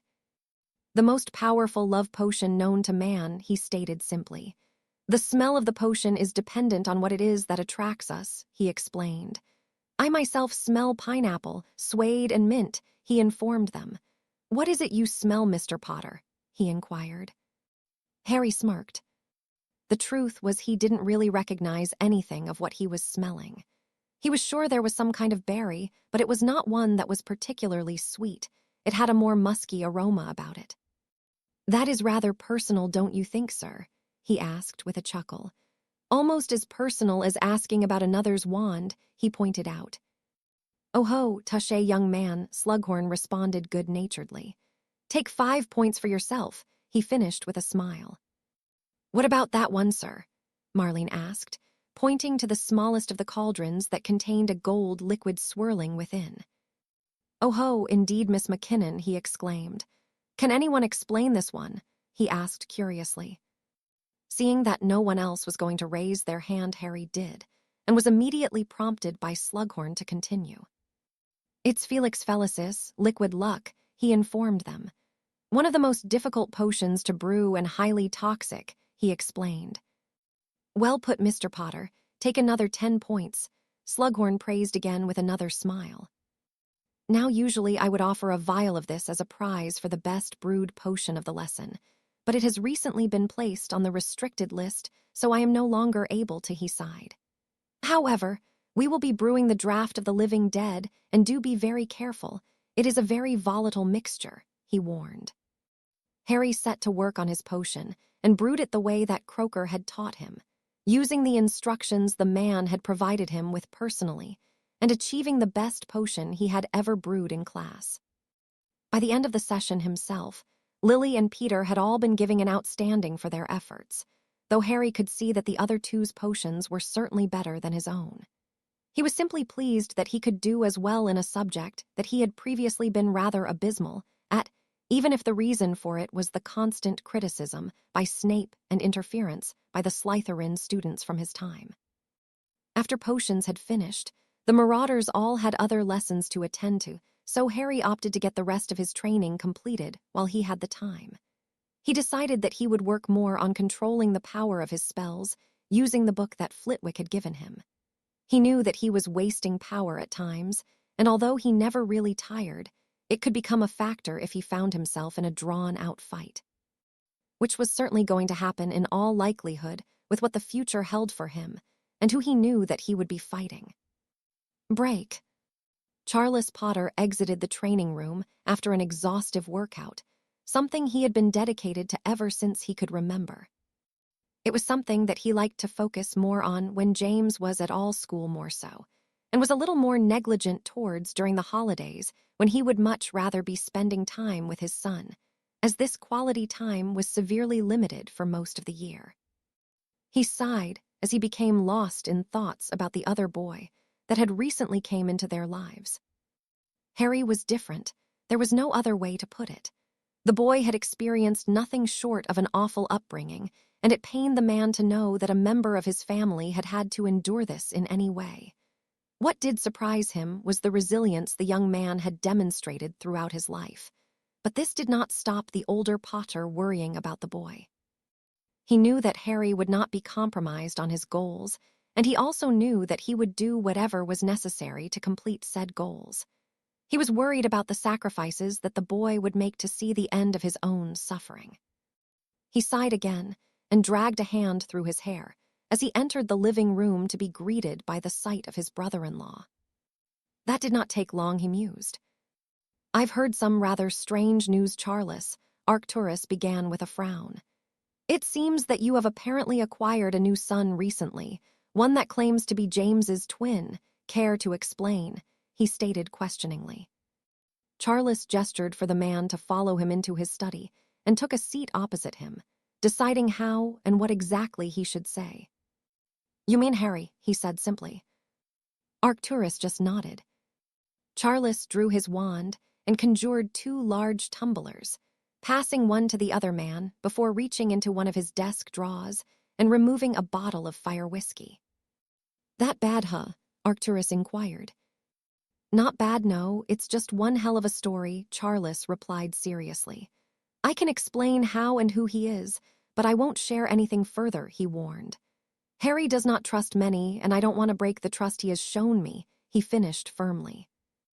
"I'm not bloody interested in his story. I just want to know what the hell is going on. We both know that boy is not your son," Arcturus pointed out irritably. Charles nodded. "Harry is our grandson," he began simply. Arcturus frowned and shook his head disbelievingly, but allowed the other man to continue. "He time-traveled here from 1996, as hard as it is to believe it is the truth," Charles explained. "I've heard crazier things," Arcturus conceded with a sigh. "Why?" he questioned. "I can't say, but things were not good for him at all, and he didn't exactly volunteer to come here originally. He was sent by very high-up officials," Charles answered cryptically. Arcturus nodded his understanding. "So what are you going to do?" he asked curiously. "Try to give him a good life. The boy deserves some happiness. He is family after all, no matter how or why he is here," Charles sighed. "I'd probably do the same," Arcturus agreed. "Family first," he added firmly. "How's Doria taking it?" "She loves the boy like he's our own," Charles answered amusedly. "You know how she is." "I do," the other man replied knowingly. The two sat in silence for some time, just enjoying their drinks before Charles spoke again. "He's a good kid," he declared after he had drained the remaining liquor from his glass. Arcturus just nodded. "So, when do I get to meet the little bugger then? He is supposed to be my nephew after all," he pointed out. "I'll get Dor to talk to him about it at Christmas," Charles promised. "Just go easy on him. He won't take kindly to being pushed much," he advised. "What is it you're not telling me?" Arcturus asked with a frown. Charles sighed and dragged his hand through his hair from frustration.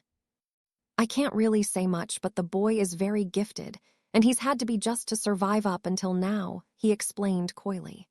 "Get to know him and earn his trust. You'll be glad you did," he added. "Then I look forward to meeting him," Arcturus declared with a smirk. Break.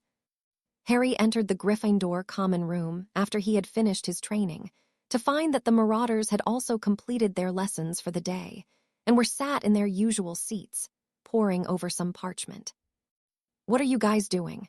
he asked as he took his place among them. "Homework," Sirius sighed irritably. "Just finishing this up for you," Peter cut in, handing Harry a roll of parchment after he had finished his sentence. "You'll want to read this before we start with the last bit of your transformation," he added in a whisper. Harry nodded. "Thanks," he replied gratefully as he pulled some parchment out for himself and began writing down what he had promised to Lily.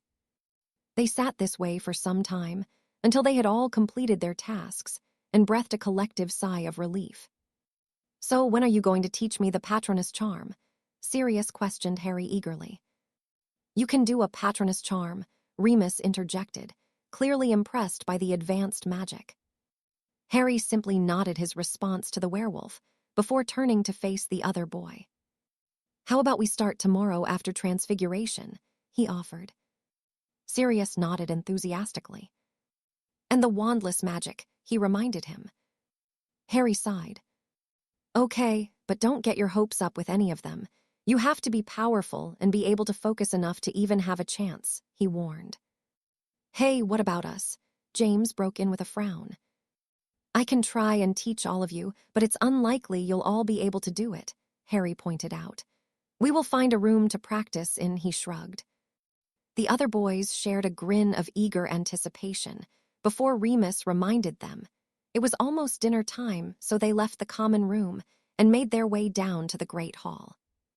"So serious," Remus addressed the boy with a mischievous grin. "Looking forward to your date with Marlene." he asked innocently. It's not a bloody date, Sirius ground out irritably. He just wishes it was, Peter piped up. Sirius shook his head. Just don't okay, it's bad enough that I get it from her, he sighed. I asked her out once and she said no, and that's that. I won't be doing it again, he vowed firmly. 10 galleons says by February, Harry whispered to Remus. Done, Remus agreed, immediately shaking the other boy's hand. Not until after Easter, James cut in confidently. Both Remus and Harry shrugged, but took the bet. I can bloody well hear you, Sirius hissed angrily. If you're so confident then, why don't you get in on it? James asked with a smirk. Sirius just huffed and fell silent. Christmas, Peter whispered with a snicker. They entered the hall and took their seats at the Gryffindor table and began spooning their servings of food onto their plates. Any idea how you're going to work with my cousin? Sirius questioned Harry gravely. Just get in, get the work done and get out, he surmised. Best way, Sirius agreed.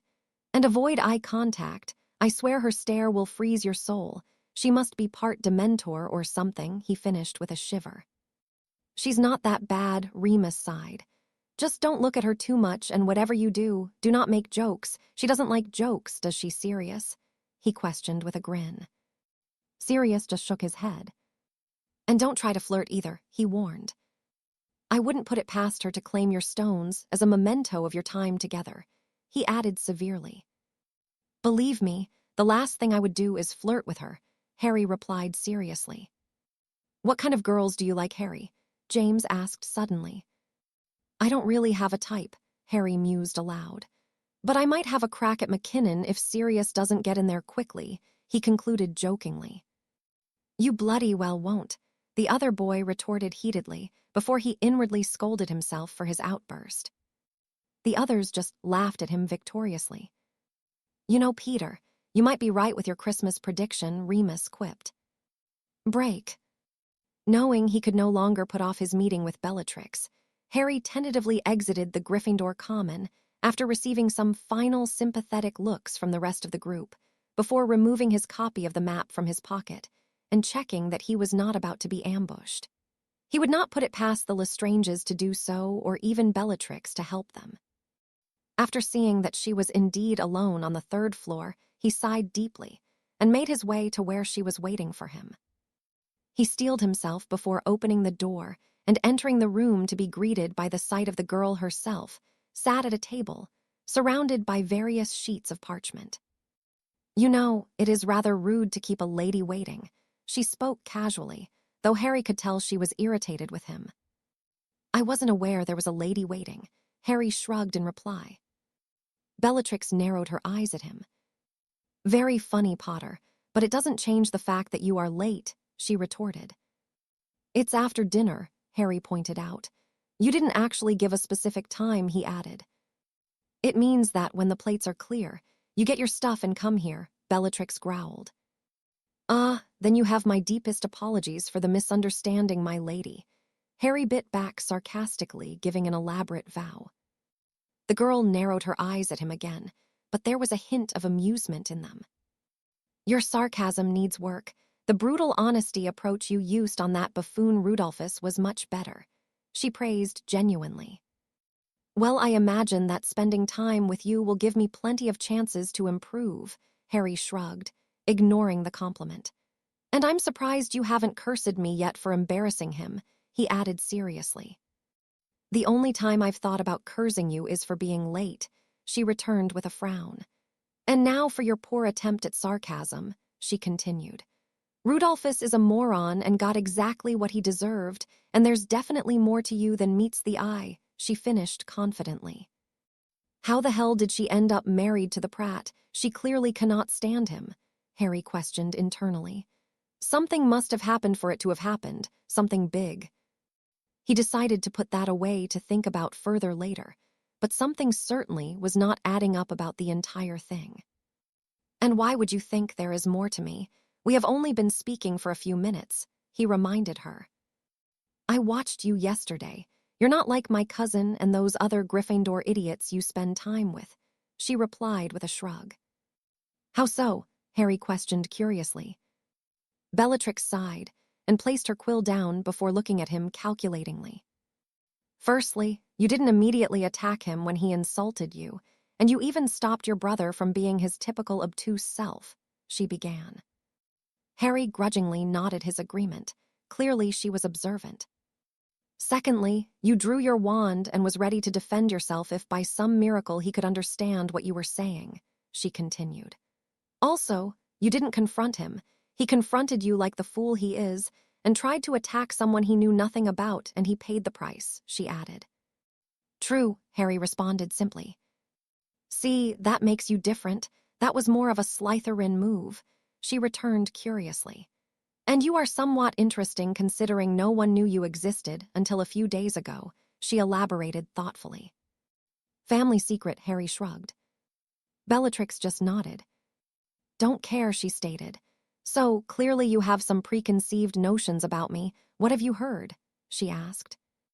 Harry did indeed have some preconceived notions of the girl, but they were not based on what Sirius or the others had said. His had been based on experience of her, yet the Bellatrix sat in front of him was a far cry from the insane, loud, and cringe-worthy woman he had met. This Bellatrix did not add up at all. Clearly, the insanity must have changed her somewhere along the line. She was more relaxed than Harry had expected and even had a dry sense of humor, something he had not ever associated with her. Well, I was warned not to turn my back on you, and that you might even remove my pebbles if I attempted to make a joke or flirt with you, Harry answered honestly with a smirk. Bellatrix just raised an eyebrow at him, and again had a slight look of amusement about her. I might, she shrugged. I haven't decided yet, but for now I'll leave you with them, at least until we have gotten the work done, she returned. But you might want to learn to form your own opinion of people, Potter, she added seriously. And I thought it was us Slytherins that were supposed to be prejudiced and ignorant, she mused to herself with a sigh. Harry just nodded reluctantly, knowing that what she said made sense. This was not going at all how he thought it would, and he actually found this Bellatrix tolerable and even interesting, something he had not expected. It was very much similar to the Peter situation. Despite his experiences of the man before, Harry found himself slowly warming to him the same way that he was able to be in a room with Bellatrix and not immediately want to kill her, but he didn't find himself becoming any more fond of her. He knew for a fact that she would curse him if he gave her a reason to, so he decided that for the sake of himself he would just put up with her. It was only a temporary situation after all.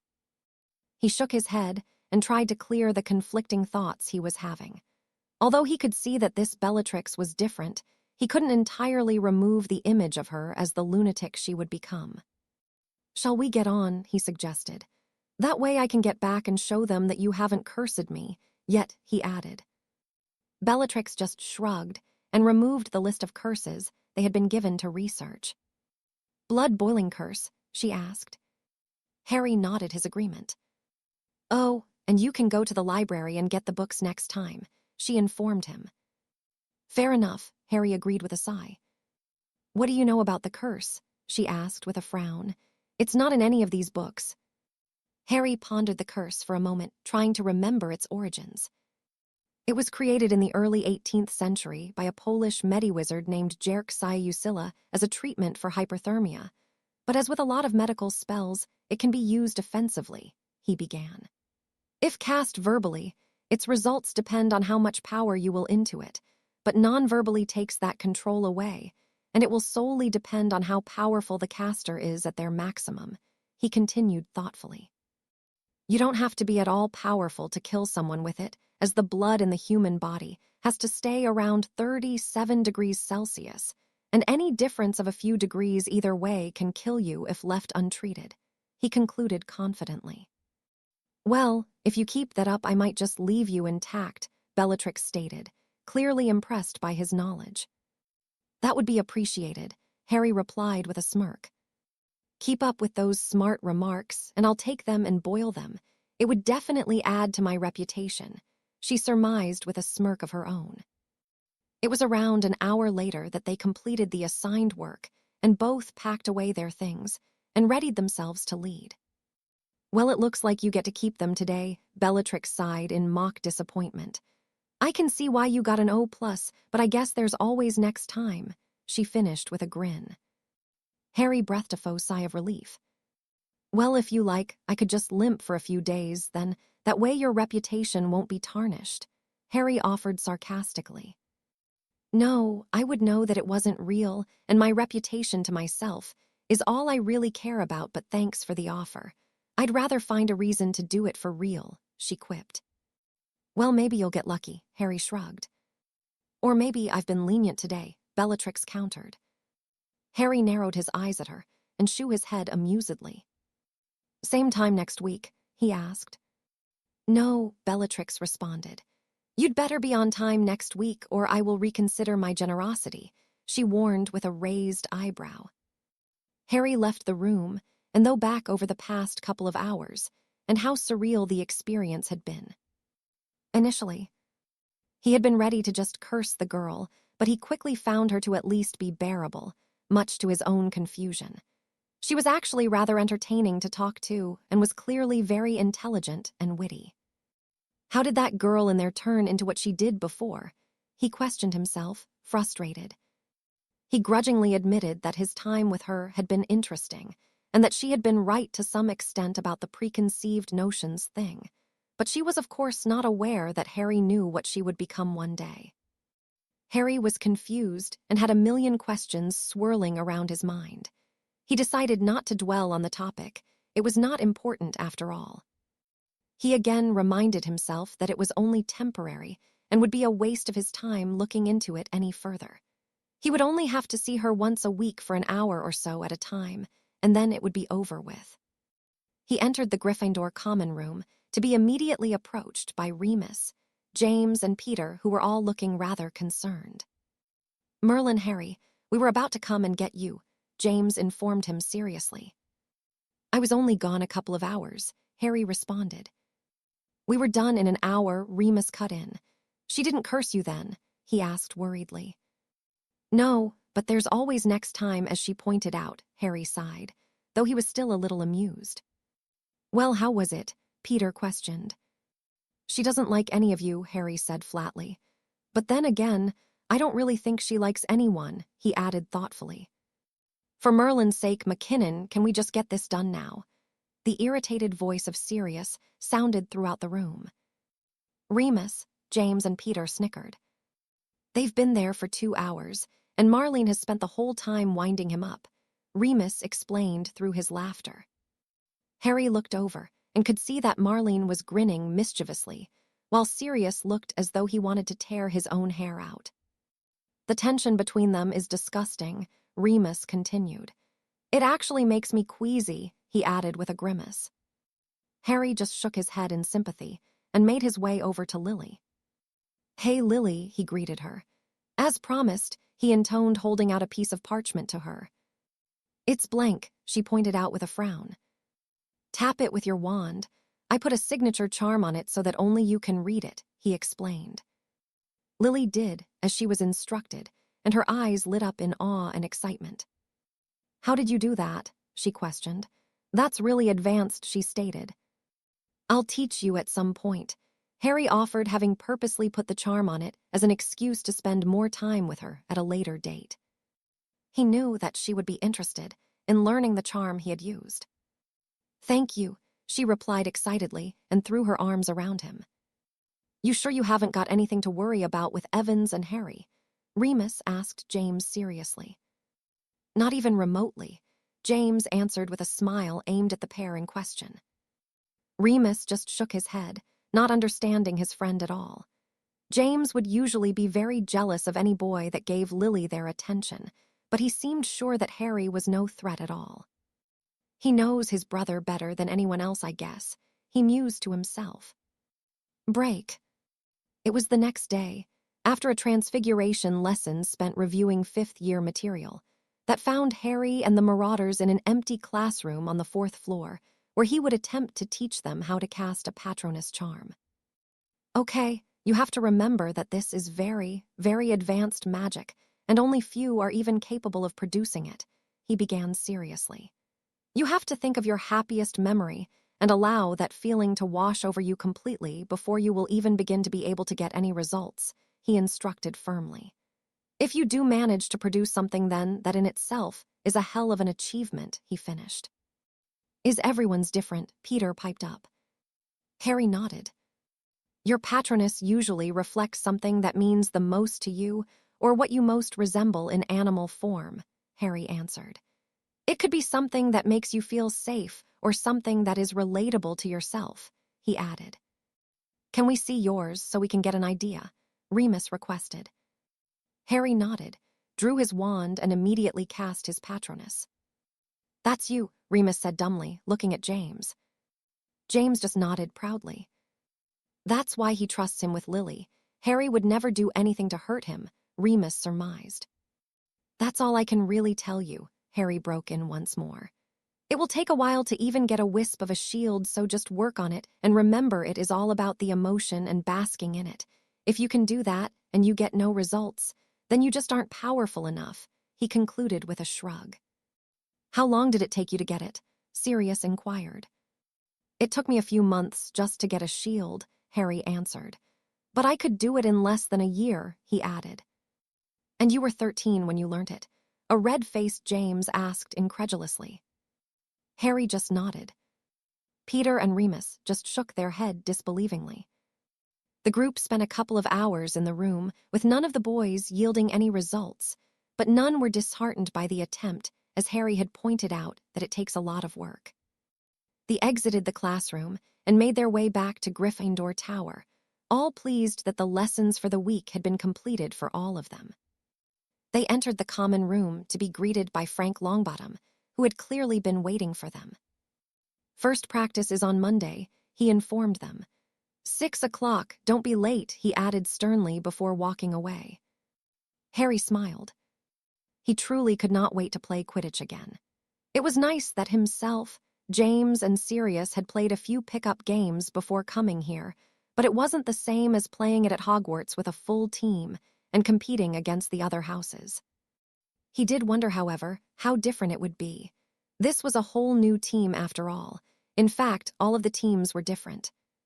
He pushed those thoughts aside, and in favor simply reveled in the knowledge that he was going to get to play his favorite game with his father, Remus and Sirius, something that had not been possible before he came here for many reasons. Regardless of how different the setup here would be, he would just enjoy it for what it was. A chance to have a little bit of the childhood that had been taken away from him, despite the fact that he was the same age as his father. Break. Friday evening arrived, and Albus Dumbledore had called a staff meeting to discuss the first week of classes, and to give the professors a chance to raise any concerns they may have in relation to any students or their posts in general. The staff gathered around him as he sat at his desk in his office and waited for them to settle before he begun. Are there any pressing matters that need to be brought to my attention? He asked, looking at each member of staff in turn. It was Professor McGonagall that spoke first, though it seemed that most of the staff had something to say. I cannot understand for the life of me why Rudolphus Lestrange is still here, Albus, she began exasperatedly. The boy simply is not capable of passing the 6th-year material with the incompetence he demonstrates in his theory work. I understand your annoyance, but my hands are tied, the headmaster sighed. Randolph would make life very difficult if we were to remove his son from the school without due cause. He does have the right to complete his education after all. There was a collective groan at the conclusion of the man's response. The boy is a moron, Albus, Professor Mortlake exclaimed. Within 2 minutes of being in my classroom, he tried to pick a fight with the new Potter, he informed them irritably. And how is the young Mr. Potter settling? Dumbledore questioned curiously. The boy knows his stuff, of that there is no doubt. He even knew about Inferi, Mortlake responded. And I'm sure Mr. Lestrange will think twice before picking a fight with him anymore. But then again, Lestrange is an idiot and will not likely learn his lesson, he concluded with a shake of his head. What did happen between the two? Professor McGonagall inquired. Mortlake sighed. Lestrange started spewing his typical nonsense, and Potter exposed him for the Neanderthal he is, Mortlake began. I intervened before the exchange got too heated, but Lestrange confronted him after the class and found himself blasted down the corridor by the boy, who no doubt would have attacked him further had his brother and friends not prevented it. He finished warningly. I see, Dumbledore mused. It would not be wise for Mr. Lestrange to continue to goad young Harry. He will not like the results, he added gravely, remembering what he had been allowed to witness through his memories. What does everybody else think of the boy? He asked further. He is very gifted, clearly, Flitwick piped up. He has more power than I have ever seen in a student, so I have provided him with a book on how to control it a little better, though I think his control will be limited just because of how much power he possesses, he sighed. I agree, McGonagall interjected. His transfiguration skills are exemplary, and he has no problems performing the more intricate spells. I imagine he has rather good control, but even when he does attempt to control his power with power-based spells, it simply is not enough dampen it sufficiently, she theorized. Does he seem out of control when he casts the spells? She asked the diminutive charms master. No, he even warned me that he was reining it in as best he could, and it was still considerably more powerful than those pushing themselves. But maybe he will get a better grasp of it, he shrugged. Horace, Dumbledore questioned. The lad is in the top 5 students in his year, but it is clear he has little passion for the subject, although he will have no problem in attaining an outstanding in his NEWTS, he declared confidently. Dumbledore next turned his attention to Professor Merrythought, who smiled. The young man was the only student who could see the Thistral, he revealed. He is clearly compassionate and understanding, and certainly a lover of animals, and does not take their reputation into account, he elaborated. He could see it, McGonagall asked disbelievingly.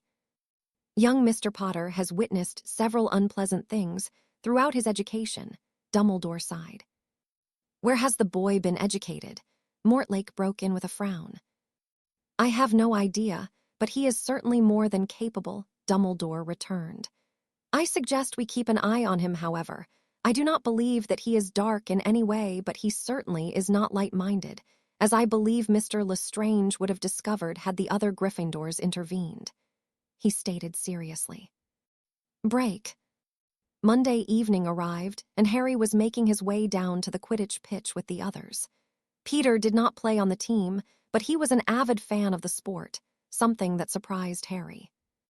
He had spent the weekend training and helping the Marauders with their Patronus charms, with Remus even achieving his first results of the spell in the form of a weak misty shield forming. He had also spent some time with Lily, helping her with her research project. In this time he had learnt much about his mother, the most prominent being that she was very dedicated in the study of charms. He was simply amazed by her ability, and though he arguably knew more spells than her, he was left with no doubt that her knowledge in the subject was second to none. He certainly enjoyed spending time with the girl.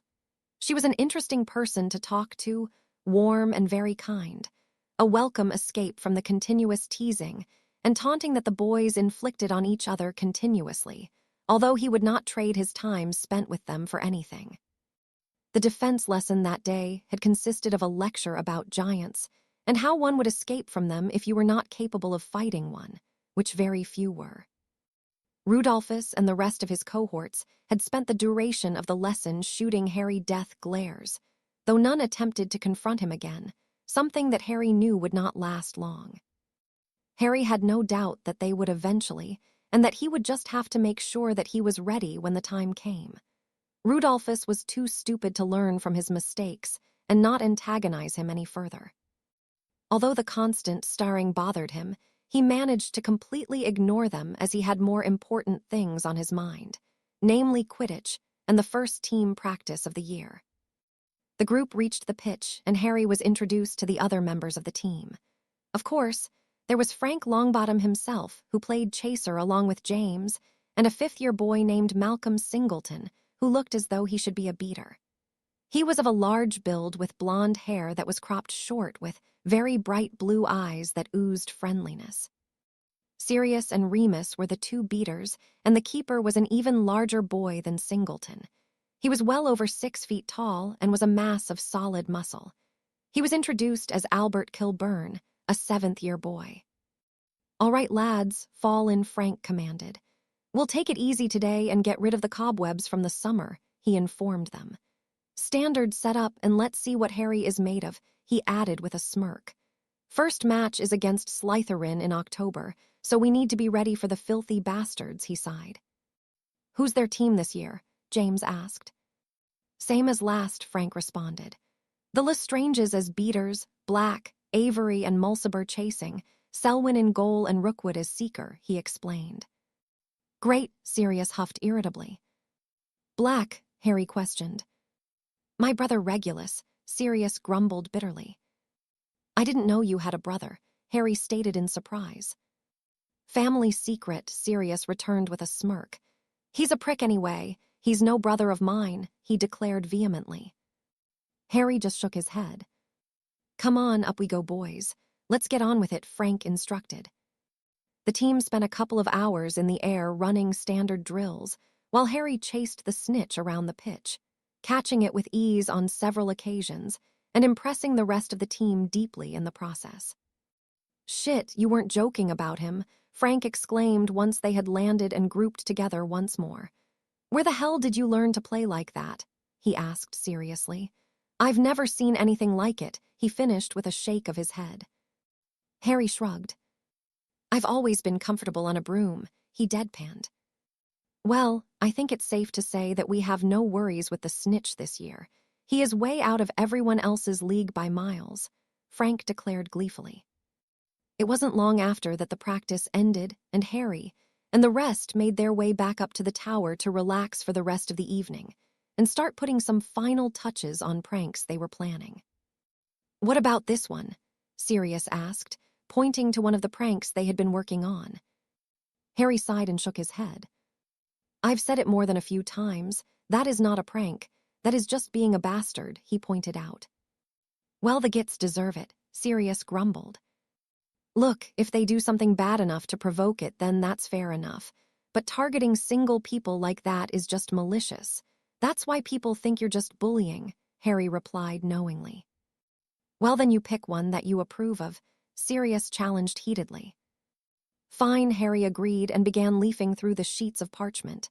"How about this one?" he asked after a few moments. "I like it, but who?" James inquired. "The staff," Harry suggested with a grin. "Let's call it a practice run for Christmas, just without the hat."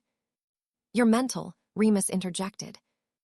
"No one gets hurt, and it shows that you won't only target the Slytherins," Harry shrugged. "I bet Dumbledore will find it amusing," he added. "McGonagall will skin us alive," Sirius cut in, his eyes alight with amusement. "I'm in," he finished firmly. "Definitely," James vowed.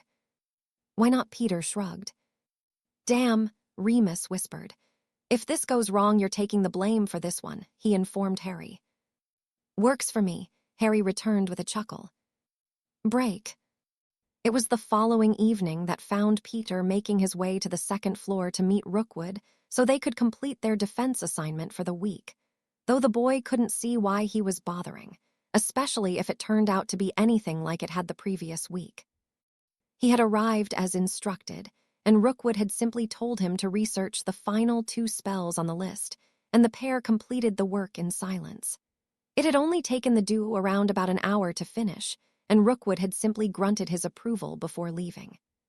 Peter sighed as he reached the designated classroom and entered, keen to just get it done so he could return to the tower. Same as last week, Rookwood instructed succinctly, his attention never wavering from the book he was buried in. Peter just nodded and took his place.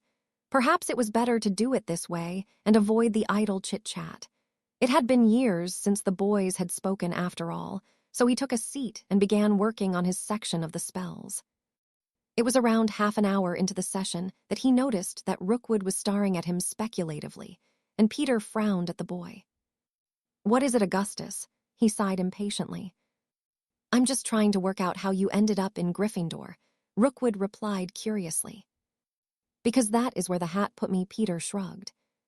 "We both know you're a sniveling coward, Peter," the other boy stated. You hide behind Potter, Black and Lupin like a terrified puppy. There's nothing brave about that, he added disgustedly. They are my friends, and we look out for each other, Peter returned heatedly. Rookwood shook his head. They are your friends here, but what happens when you finish school? He asked. Do you actually think they will still want a mediocre lackey hanging on to them like a lost kitten? He asked further. Peter swallowed deeply. It was something that he himself had been thinking about. The other three and Harry were much more talented than him, and there was no doubt that he would be left behind. You know as well as I do what's going on out there, Rookwood cut in with a whisper. All the mudbloods and blood traders will be killed along with those they associate with. You at least are smart enough to know that you definitely won't be safe, he pointed out. Peter shrugged, not knowing what else to say, but he had to concede the fact that Rookwood had a point. You have the protection of being a pureblood, Rookwood continued. You will be left alone so long as you don't associate with the scum of society, and you could be very useful to the Dark Lord yourself. You have 5 years of knowledge about the blood traders, he said charismatically. Peter shook his head, trying to rid his mind of the doubts. They are my friends, he hissed angrily, though there was still a hint of doubt in his voice. Then you are signing your own death warrant and are an idiot. Just think about it, Peter. None of them can protect you from him, he said confidently. None of them, he reiterated firmly. Anyway, it's your life. You can die how you please, I guess. Makes no difference to me, he shrugged. With that said, the boy took the sheaf of parchment and packed his things before exiting the room, leaving a very thoughtful Peter Pettigrew in his wake. Break. After checking the map, Harry arrived at the classroom he and Bellatrix had met in the previous week and began taking out the necessary books and parchment needed to complete the task. It seems as though you get to keep your bits then, Bellatrix sighed with mock disappointment. Well, so far, she added with a grin. The grin left Harry taken aback. It was not the maniacal grin that he was used to seeing plastered on that face, but one of genuine amusement, and a grin that made her look very beautiful indeed. He shook those thoughts from his head. That's Bellatrix Lestrange, for Christ's sake, he scolded himself. She is an insane killer. She killed Sirius, he reminded himself firmly. Out of interest, just what is it you do with the trophies of your victims? He asked with a raised eyebrow. That is my business, Potter, she replied, this time with a more recognizable sinister grin on her face, though her eyes were alight with amusement. Well, I haven't seen anyone limping around here, Harry responded with a shrug. That's because they have learnt not to cross me, especially after Rudolphus thought he could let his unworthy hands touch me. She returned with a look of disgust at the memory. I hit him with a well-placed shrinking charm, she explained. Harry cringed at the thought of the results that spell had. And speaking of Rudolphus, Bellatrix continued, he is determined to get you back, she warned. Harry snorted at that revelation. That idiot doesn't learn, he sighed while he shook his head. Rudolphus is a moron, I'll give you that, but he is very dangerous with that stupidity, Bellatrix intoned seriously. I saw him curse a second year for sitting in his seat, and she spent 2 weeks in the hospital wing.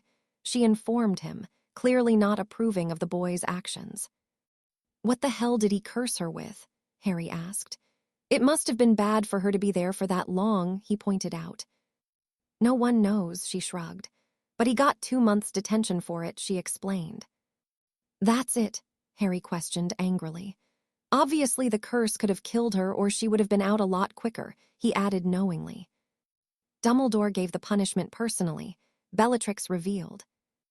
No wonder why things are going to shit. You get a bloody detention for attempted murder, he seethed inwardly. Stupid twinkly-eyed git, he growled. Oh, not a fan of the Light's exalted leader then? Bellatrix questioned, visually surprised by his outburst. Harry shook his head. I don't think he's a bad guy, but he certainly isn't the saintly old man people make him out to be, he proclaimed knowingly, having experienced the secretive and somewhat manipulative nature of the man throughout his life. You are a surprise, Potter, Bellatrix replied with a smirk. And there was me thinking you were like the rest of the Gryffindors, queuing up to lick his boots, she added mockingly. You will never catch me licking anyone's boots, Harry vowed firmly. I live by my own morals and do what's best for me and those I care about, he shrugged. Bellatrix actually smiled at him, which unsettled him slightly. Now that is something I can respect. The world is full of people who want to look up to someone and not be their own person, she sighed. Harry nodded his agreement. Shall we get this over with then? He asked. Bellatrix just nodded, and the two settled down to complete their work. It was a little after an hour later that they both completed the task and parted ways, agreeing to meet the same time and place the following week.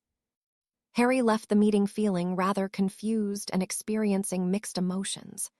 Although he knew he had actually enjoyed the time with her, as strange as it sounded in his own mind, he would not admit it to himself. He couldn't admit it to himself, and he certainly would not admit that he was looking forward to seeing her again the next week. As much as it bothered him, he could at least concede the point that she was interesting, and her humor was very similar to his own. It seemed as though they had a fair amount in common, but he knew that wouldn't last long as time went by. He knew exactly what she was going to become, and it disgusted him even thinking about the similarities they shared. It's only until Christmas, he reminded himself firmly. He entered the tower and joined James and Remus in their usual seats, who were clearly transfixed on something. Evidently, Peter was still with Rookwood, so he felt no need to inquire about the boy. What's going on? He asked the two with a frown. Just watch, James instructed. It's bloody gold, he snickered, gesturing to the other side of the common room where Sirius was sat with Marlene. Harry noted that Sirius was a very deep shade of red, and Marlene looked more amused than Harry had seen her thus far. Suddenly, the sound of romantic violin music could be heard throughout the room, and Sirius shot to his feet, clearly irate, and stormed over to where they were sat. Will you please just stop it? It's unbearable, he pleaded. It's nothing to do with me, Padfoot, James replied, holding his hands up to demonstrate his innocence. I just got back, Harry pointed out. Arithmancy work, Remus shrugged. Sirius groaned weakly before heading back to the corner in defeat. All three of the others burst into laughter. What did you do? Harry asked James amusedly. Wasn't me, James choked out, pointing to Remus. The werewolf leaned forward and beckoned the other two closer. I put a charm on a violin to play the music whenever the word curse is used, shrunk it, and stuck it under the table, he explained proudly. The thing is, they only have to sit somewhere else and it will stop, he snickered. He's going to kill you, Harry proclaimed. Are you going to tell him? Remus asked. Good point, Harry conceded. They spent the rest of the evening being entertained by the spontaneous outbreaks of music that sounded throughout the room and hid from their glares that Sirius threw their way. His breaking point came when Marlene attempted to drag him to his feet for a dance, and he flat out refused and stormed up to the dormitory and slammed the door behind him, not coming out for the rest of the night. It took 3 days for him to calm down enough to even begin speaking to them again, but even then it was clear that he was planning some revenge. Harry decided that he would help him out and offered the boy his services and an idea, to which Sirius readily agreed. It took a further 3 days for them to work out all of the details for the prank, but eventually they were ready to put their plan into action, much to the delight of Sirius, who could not wait to get his own back. They waited for the rest of the group to fall asleep and went to work on everything that needed to be done to pull it off. Once they were satisfied everything was in place, they themselves went to bed, intent on getting up early so they could witness the results. Harry woke before the rest of his dorm mates and roused a sleepy and irritable Sirius, who soon perked up when he was reminded of what was going to happen. The pair readied themselves for the day as quickly and quietly as possible before they made their way to the door to head down to the common room. That's when Harry was hit with another brainwave, and he carefully woke Peter. Get down to the common room as soon as possible and bring your camera, he whispered to the boy. Do not wake James, he added firmly. Peter simply wore a look of bemusement, but nodded his compliance before Harry and Sirius exited the room. It was 10 minutes later that they were joined by both Peter and Remus, who had also woken up in the time that they were gone. "What's going on?" the werewolf asked with a frown. "Just wait," Harry replied with a smirk. It was 5 minutes later that the first sign that their plan had worked was apparent. By this time, the common room had filled with most of the house, and they turned nervously towards the staircase as an ear-splitting roar sounded throughout the tower. "Harry," James shouted furiously. "I'm going to kill you," he added angrily. "What have you done?" Remus asked worriedly. "Watch," Harry instructed simply. "Peter, get the camera ready." Sirius wore an excited look of anticipation that actually had him shaking with glee. A few more moments passed before the sound of several thuds could be heard as James toppled down the stairs and spilled into the common room, landing in a heap on the floor. The sight of the boy had the entirety of the room in peals of laughter as he stood and glared at his dorm mates with both shock and anger etched into his face. His hair and eyebrows were now so thick that his eyes could barely be seen, and he now had a very hair mole just above his top lip.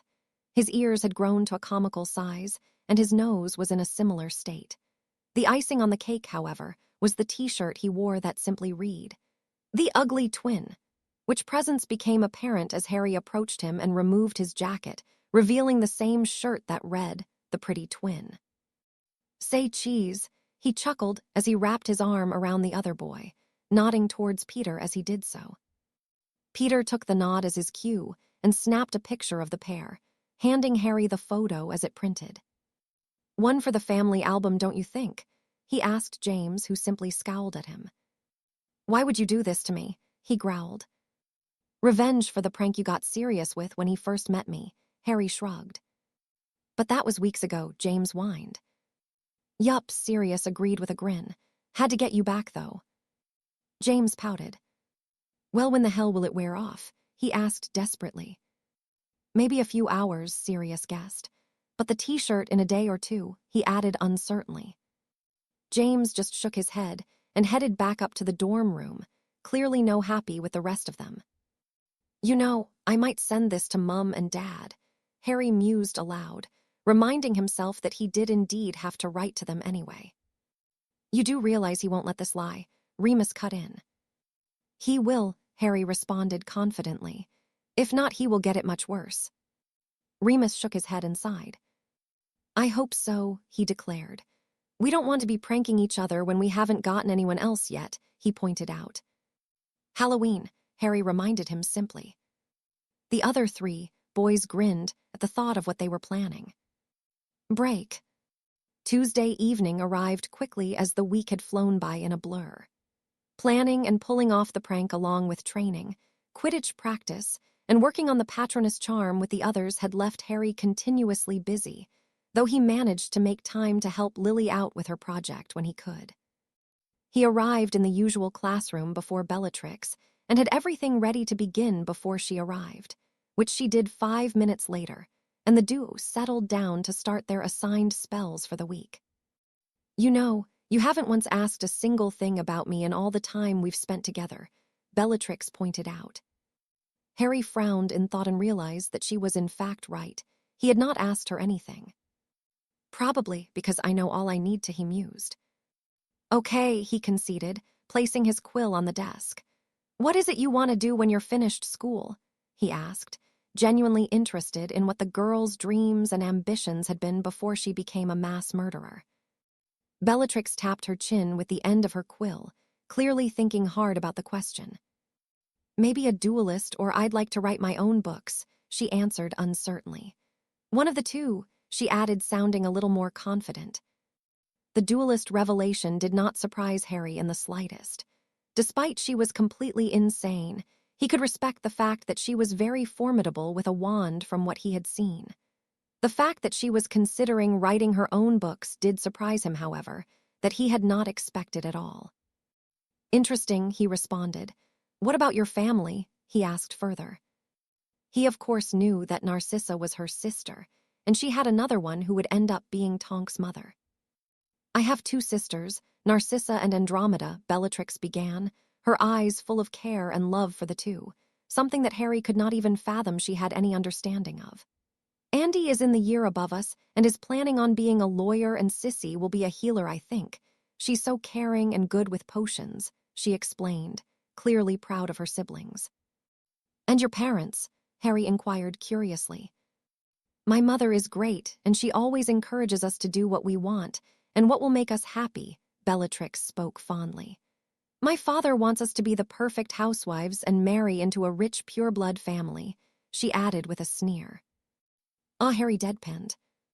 He would have us married to morons like the Malfoys if he could, she continued disgustedly. You should know all this. Your mother is a Black after all, she pointed out. I haven't met any of the Blacks, Harry reminded her. I've barely been home since I was 11. I didn't even meet Sirius until a couple of weeks before the school year started, he explained. Why did you come here? Bellatrix questioned. Because of what's going on out there, I wanted to be closer to home, just in case, he answered cryptically. Bellatrix nodded her understanding. So you haven't met my grandfather yet then? She asked with a smirk. Harry just shook his head. He will definitely want to meet you. You are his nephew, she informed him. Regulus wrote to him the first day here to tell him all about you, she concluded with a smirk. Harry simply shrugged. He didn't know the man, but figured that he was not the most pleasant of people even if he was his grandmother's brother. The two settled into the work and completed it with their usual ease, both appreciative and respectful of the knowledge that each held between them and rarely needing to consult a book.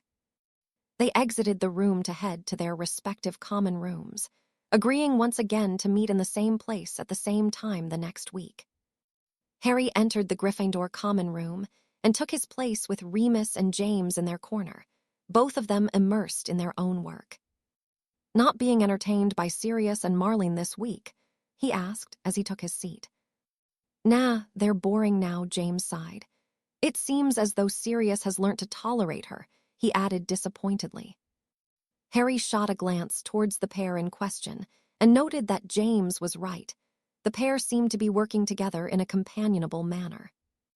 He shook his head. Where's Peter? He asked. He came back a while ago and went to the library to do some stuff for potions, Remus shrugged. How was your time with the Black Widow? He returned with a smirk. Same as usual, really, Harry answered. We get the work done and go our separate ways, and she hasn't tried to curse me yet, he explained. That's about as good as you can expect, I suppose, James interjected. Harry nodded. So far things had gone much better than he ever thought possible with the girl. He quite enjoyed her company, and they shared similar interests, strangely enough. He had certainly seen a side to her that he never thought he would, and grudgingly accepted that she was actually quite likable in a way he did not understand. They were by no means friends, but they weren't enemies either. It seemed that they both had at least been surprised by one another, and had created something akin to an effective and pleasant working relationship, something that Harry was rather pleased to be a part of as they both had a considerable amount to offer each other. Have you been practicing? He asked the others, referring to their work on the Patronus charm. Yeah, but I'm starting to feel weak, so it's not working, Remus sighed. That reminded Harry that the full moon was only a couple of days away, and he had yet to manage to complete his transformation. Though he knew he was very close, and he had to admit that Peter's help had been invaluable to him. I've got a misty shield starting to form, James cut in proudly. It's bloody tiring, though, he concluded exasperatedly. It is, Harry agreed, but it does get easier with practice, he assured the boy. Hopefully I will have my transformation done before Friday. I will work on it over the next couple of days, he added in a whisper to Remus. The boy smiled at Harry gratefully. Thank you, he replied sincerely. It really does make it easier having these guys around me, he finished genuinely. Then I'll make sure I get it done, Harry vowed. Break. He did indeed work on it tirelessly over the next couple of days and managed to complete the change, though he knew he would have to keep working on it to make it as seemingly effortless as he had witnessed from Sirius, McGonagall, and even Peter in the past. Harry sat with the rest of the group in the common room as Remus left for the hospital wing, watched by the others who were clearly concerned about their friend. That much was very clear to Harry. Despite how much they teased and tormented each other, they were the best of friends and cared about one another more than anything else. It never gets any easier seeing him in that state. Sirius spoke emotionally, breaking the silence that had fallen around them. No, it doesn't, James agreed wholeheartedly. I'd give anything to make him better, he declared sadly. That's why we worked so hard on our forms, he explained as he turned to face Harry. We asked him if there was anything that we could do to help, and he said that he wished we could be with him during, so we found a way, he finished seriously. And it means the world to him, Harry responded knowingly. It does, Sirius agreed. He always tells us how grateful he is, he added with a shake of his head. But we do it because he's our friend, Peter whispered, clearly in thought. Harry nodded. I think we should be good to head to the shack, James muttered. Sirius, you take Peter under my cloak and I'll go with Harry, he instructed. The group exited the common room and entered a bathroom a short way down the corridor, before pulling the cloaks over themselves and heading out into the grounds. You know what to do, Wormtail, James whispered as they approached the Whomping Willow. Harry heard a gentle squeak and saw a rat leap its way to the trunk and press the knot at the bottom before disappearing into the tunnel below. Come on, it's safe now, James assured Harry as he began leading them towards the tree. They entered the tunnel and removed the cloaks before lighting their wands and making their way to the end, where the entrance to the shack was. Harry couldn't help but think back on the time during third year when he had made this journey and mentally kicked himself for how stupid he had been. He should have let Remus and Sirius kill the rat then. It certainly would have saved so much trouble had he not been so moral and righteous back then, days and morals that were far behind him now. They entered the shack, and the three others immediately turned to face him, clearly waiting for something. Well, Sirius asked impatiently. Well, what? Harry asked with a frown. Show us, James demanded. Harry sighed and shook his, but began focusing on the changes he needed his body to make. It took around 30 seconds for him to complete it, but he knew that he had done it right when he saw the looks of confusion on the face of James and one of astonishment on Peter and Sirius's. What are you? James questioned with an ignorant frown. A Thistral, Peter whispered, completely in awe. Harry changed back to his human form and sighed. Yeah, but if you and Sirius can see me, then it means everyone can, he explained. Understandable, Sirius cut in. No one knows much about them, and no doubt they have their own type of magic, but damn, that is so cool, he finished disbelievingly. That will be bloody useful, James added. You can actually fly. None of us can, he pointed out. Please ignore the urge to eat me, Peter pleaded worriedly, causing the other three to burst into laughter. Don't worry, Peter. I'm more likely to eat James or Sirius, a much more satisfying meal, he consoled the boy. You'd better not, Sirius warned. Nah, not you, Harry decided. You look as though you have mange. Oi, Sirius protested heatedly. SHH, I think Mooney is coming, James broke in. Remus entered the shack looking nothing short of terrible. He was pale, shaky, and sweating profusely, and smiled despite this, seeing that they had all come to spend the night with him. How are you feeling, Mooney? James asked, clearly concerned for the boy. Same as always, Prongs, Remus answered with a weak smile. Let's see it then, he demanded, turning to face Harry. Harry nodded and made the change, causing Remus's eyes to widen in recognition. That's bloody impressive, he declared. It makes me feel safer about going out there too, he added, sincerely gesturing towards the forest. You'll be fine, Mooney, Sirius assured him. We wouldn't let anything happen to you or anyone else.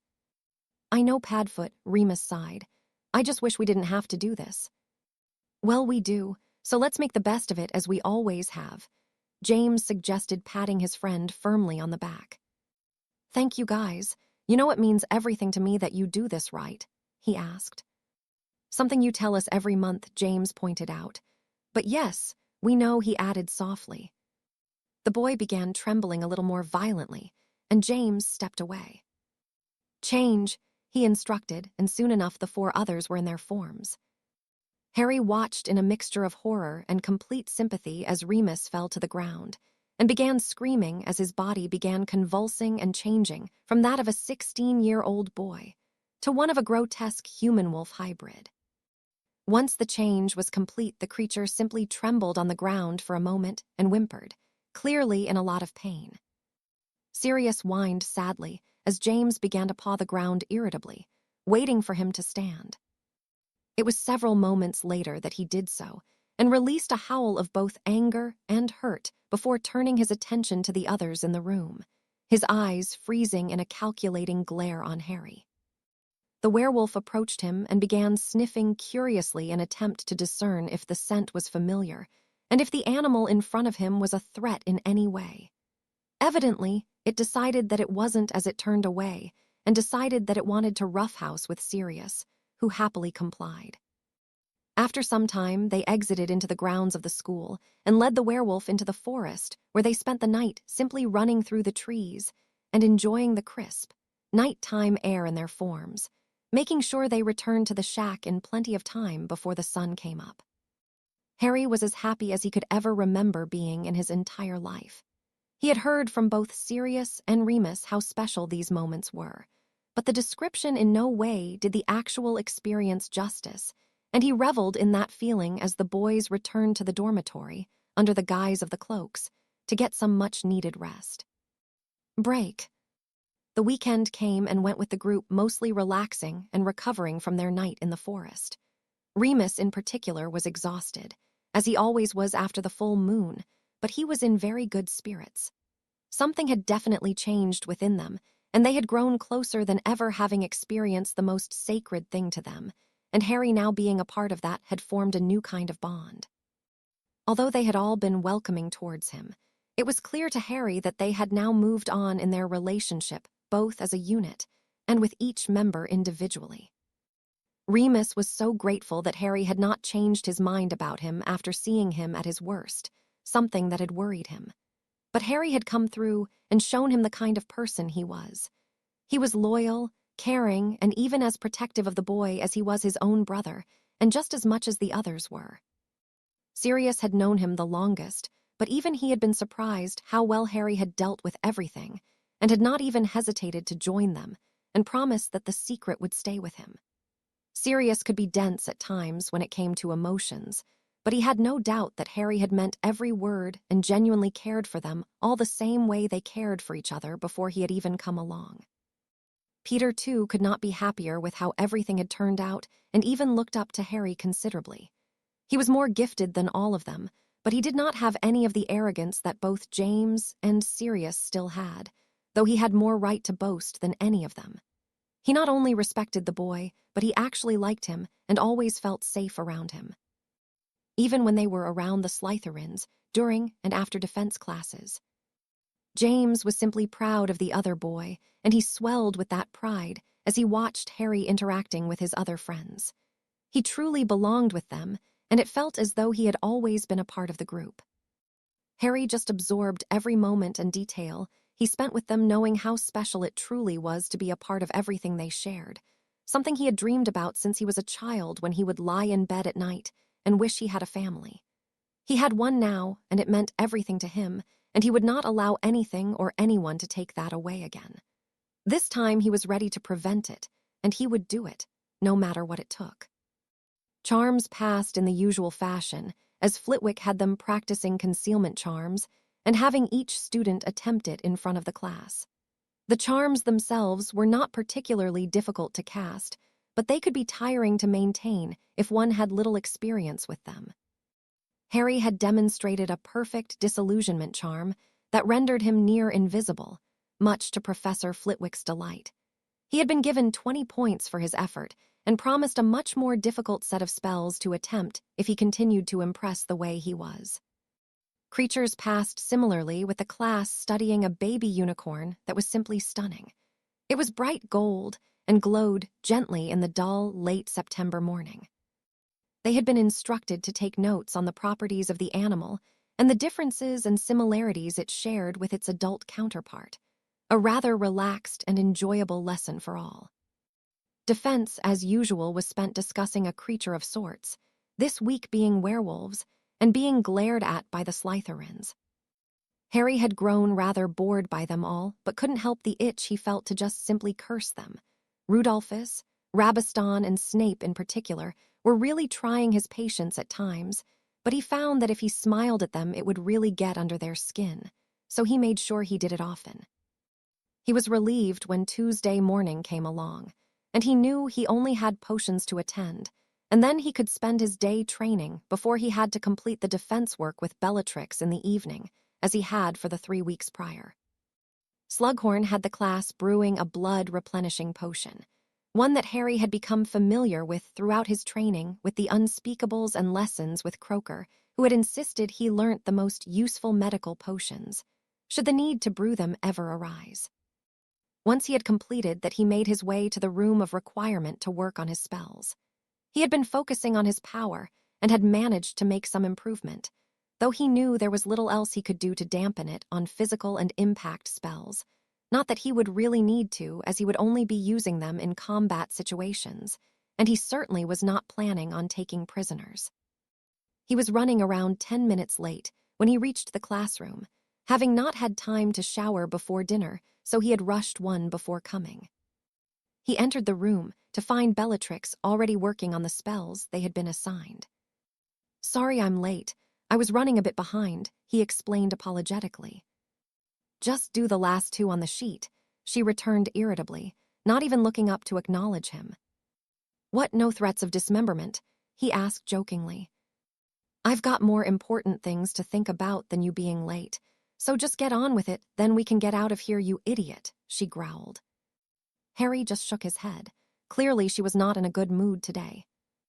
He took out his parchment, and the two completed the work in silence, with Bellatrix keeping her attention firmly on what she was doing.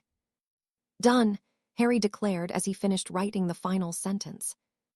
"Are you waiting for a trophy?" Bellatrix retorted. Harry just frowned at the girl and shook his head.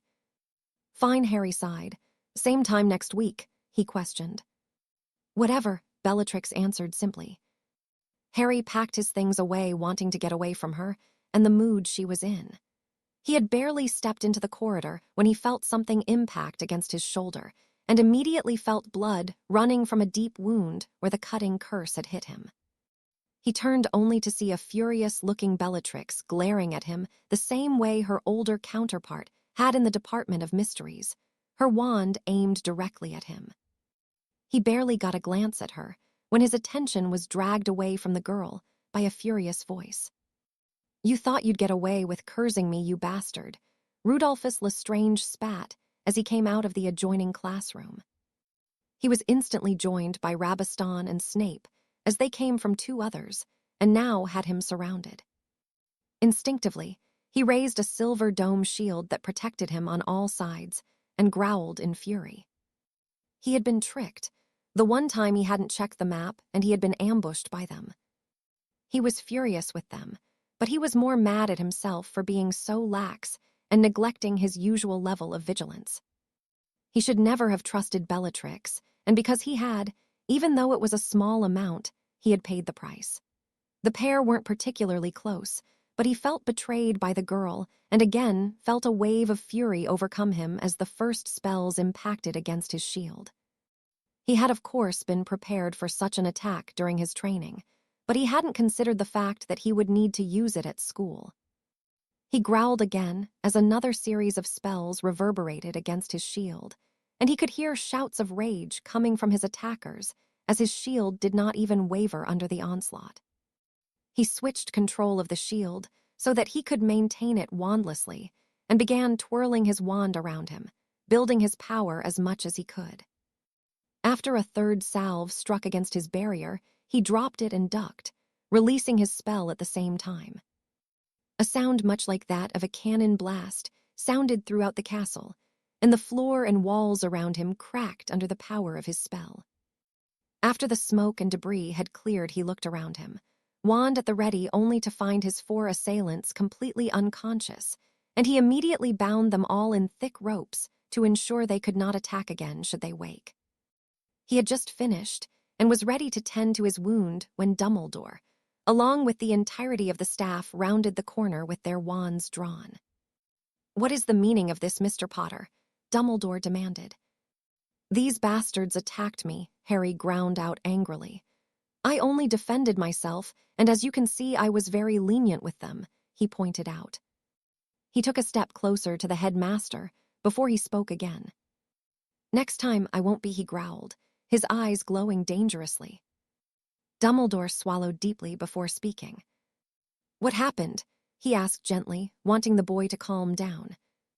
Harry sighed and shook his head. "Myself and Black were doing our defense work for the week, and we just finished," he began. "I went a leave, and she cursed me in the back, and then these idiots appeared and tried to attack me," he concluded.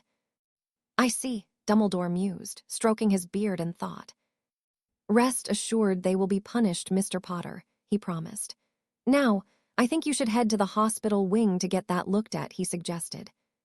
Harry shook his head.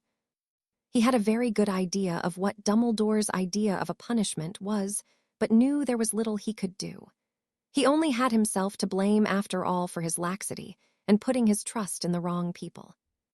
"I'll fix it myself," he sighed. "And Professor," he added to Mortlake, "as you can understand, I will not be working with her any longer," he said firmly. "Of course, Potter," he conceded. "Find another pair to work with," he offered. Harry just nodded and left the professors to deal with the 4 Slytherins and headed back to the common room. He entered it to find everyone whispering furiously and looking worriedly towards the door. "What the bloody hell was that noise?" Sirius asked as Harry closed the portrait behind. "Your wonderful cousin and some of her friends decided to attack me," Harry sighed. "Are you okay?" James asked worriedly. "Yeah, she cursed me in the back, but they will have a nasty headache for a few days," he explained, pointing to his shoulder where he had been hit.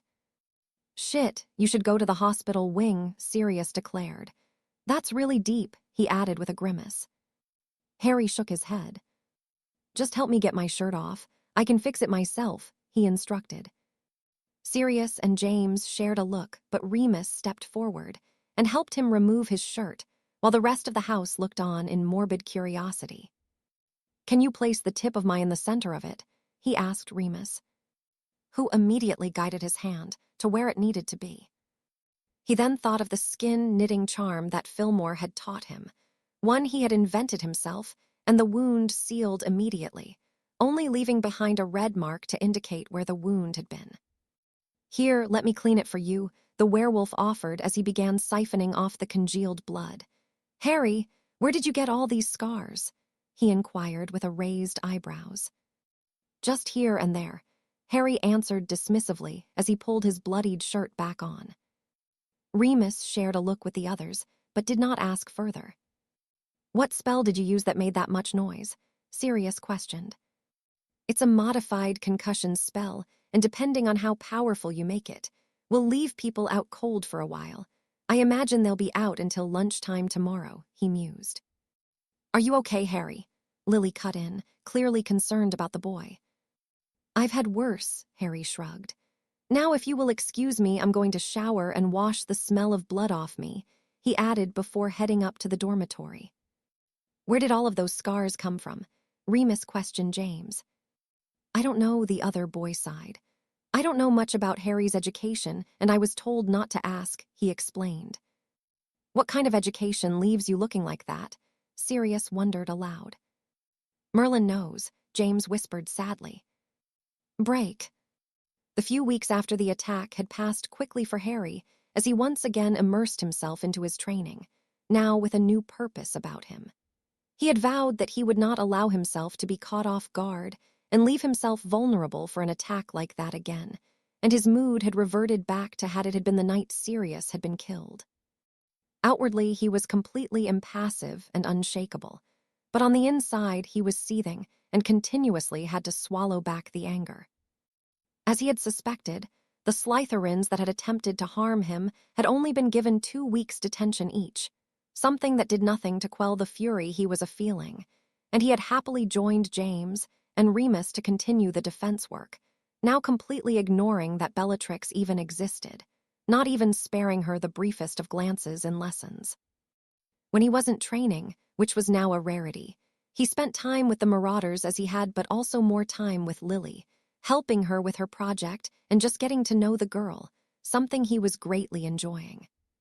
Today was the first match of the Quidditch season, and Gryffindor were up against Slytherin, who would certainly be after his blood after he had cursed them, and left them in a rather pitiful state for several days after. It turns out that he had put much more power into his spell than he had intended to, and the foursome had been unconscious for almost 2 days and had spent a week recovering in the hospital wing. He sighed as Frank gave the team the signal that it was now time to head out. He put all of the other thoughts that had been plaguing him out of his mind and used his occlumency skills to their full potential to focus on catching the snitch, something that Frank had instructed he got at the earliest possible time, if Gryffindor were ahead, of course. With a final check that he had everything, he exited the changing rooms and took to the air as he entered the stadium. Break. Lily watched in a mixture of awe and horror as Harry avoided everything that the Slytherin team was throwing at him. Bludgers, attempts to simply throw him from his broom, and downright cheating with their obvious attempts to cause him harm. He, however, seemed to take it all in his stride, and was completely unfazed by what the other team was trying to accomplish. She had already chewed most of her nails down as far as she could from her worry, and once again screamed and covered her eyes as he dived from several dozen feet to avoid another attack from the Lestrange brothers, who were completely focused on him, not at all bothered that they were losing by 200 points. "It seems that Lils has got herself a crush on the new Potter," Marlene teased. Lily simply scowled at the girl before she sighed and shook her head. "It's really not like that," she said, sounding more than a little disappointed. "Oh, come off it," Maylene exclaimed. "He's gorgeous, he's smart, and just look at him fly. The boy's got everything," she added. "I know," Lily returned heatedly. "And everything tells me that I should like him like that, but I just don't," she elaborated, with a shake of her head. "How can you not like him?" Alice broke in disbelievingly. "You spend so much time together, too. Has he not even tried to flirt with you?" "Not even once," Lily shrugged. "But I haven't with him either. I feel like I should like him, but every time I try to think of him that way, something just tells me that it's wrong," she explained. "I don't understand it, because he is everything that I want in someone, but it just can't be him. I mean, I care about him more than I ever have anyone else, but just not like that," she finished sadly. "Well, how is it then?" Marlene asked with a frown. "I feel like I'm his sister or something," Lily answered uncertainly. "So you wouldn't mind if someone else dated him?" Alice asked. "I wouldn't let either of you near him. I know what you're like," Lily replied knowingly, scowling at the pair. "Okay, well, what about if it was a nice young innocent witch like Hestia? She's beautiful and never had a boyfriend," Alice asked. "I don't know, I feel like I just need to protect him," Lily whispered. "But it's obvious that he doesn't need it," she added, clearly frustrated by her own thoughts. "I don't get that at all," Marlene declared. "Neither do I," Lily admitted sadly. Break. Bellatrix watched through narrowed eyes as Potter embarrassed her house team over and over again, and although she was furious with him, she had to admit that he was more than a little impressive on a broom. She shook her head and thought back over the past few weeks since everything had gone wrong. She had no memory whatsoever of what had occurred. She had simply left to meet him and woke up 2 days later to the news that she had attacked him, something that she never had any intention of doing. She had even said as much to Dumbledore, but the man clearly did not believe her, especially when the Lestranges and Snape used the exact same excuse. At first, she had been hurt that he would believe she would do it willingly. She had never had an easy job of making friends, partly because of the reputation of her family, and partly because she was not a very open person. She had quickly realized that her house was full of morons who she had no desire to spend time with, but that had left her rather alone, which she simply got on with and focused on her schoolwork. But then Potter had come along, and he actually understood her sense of humor, and despite the fact that he had preconceived ideas of the kind of person she was, They quickly left, and she actually enjoyed his company, although she wouldn't admit it. He was clever, even more so than she grudgingly admitted, and he was funny and had never once leered at her in an unwanted way, nor attempted anything other than tentative flirting and welcome banter. But that had been then, and this was now. Now she was furious with him for simply refusing to work with her and not even attempt to hear her out. The boy hadn't even looked her way at any point, always exited the class first, and was nowhere to be found once he had left. Today would be different, however. Today Bellatrix Black would get her say and give him a piece of her mind, no matter what she had to do. Break. Harry stood under the hot stream of water in the changing after a long and tiresome game against the Slytherin team, with Gryffindor having been victorious by 400 points. He was in no rush to leave, as he enjoyed one of the more simple things in life.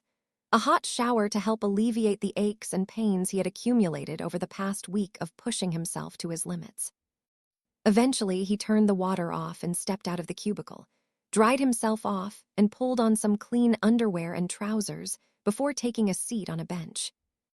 He took a deep breath and absorbed the peace and quiet as the rest of the team had left some time ago.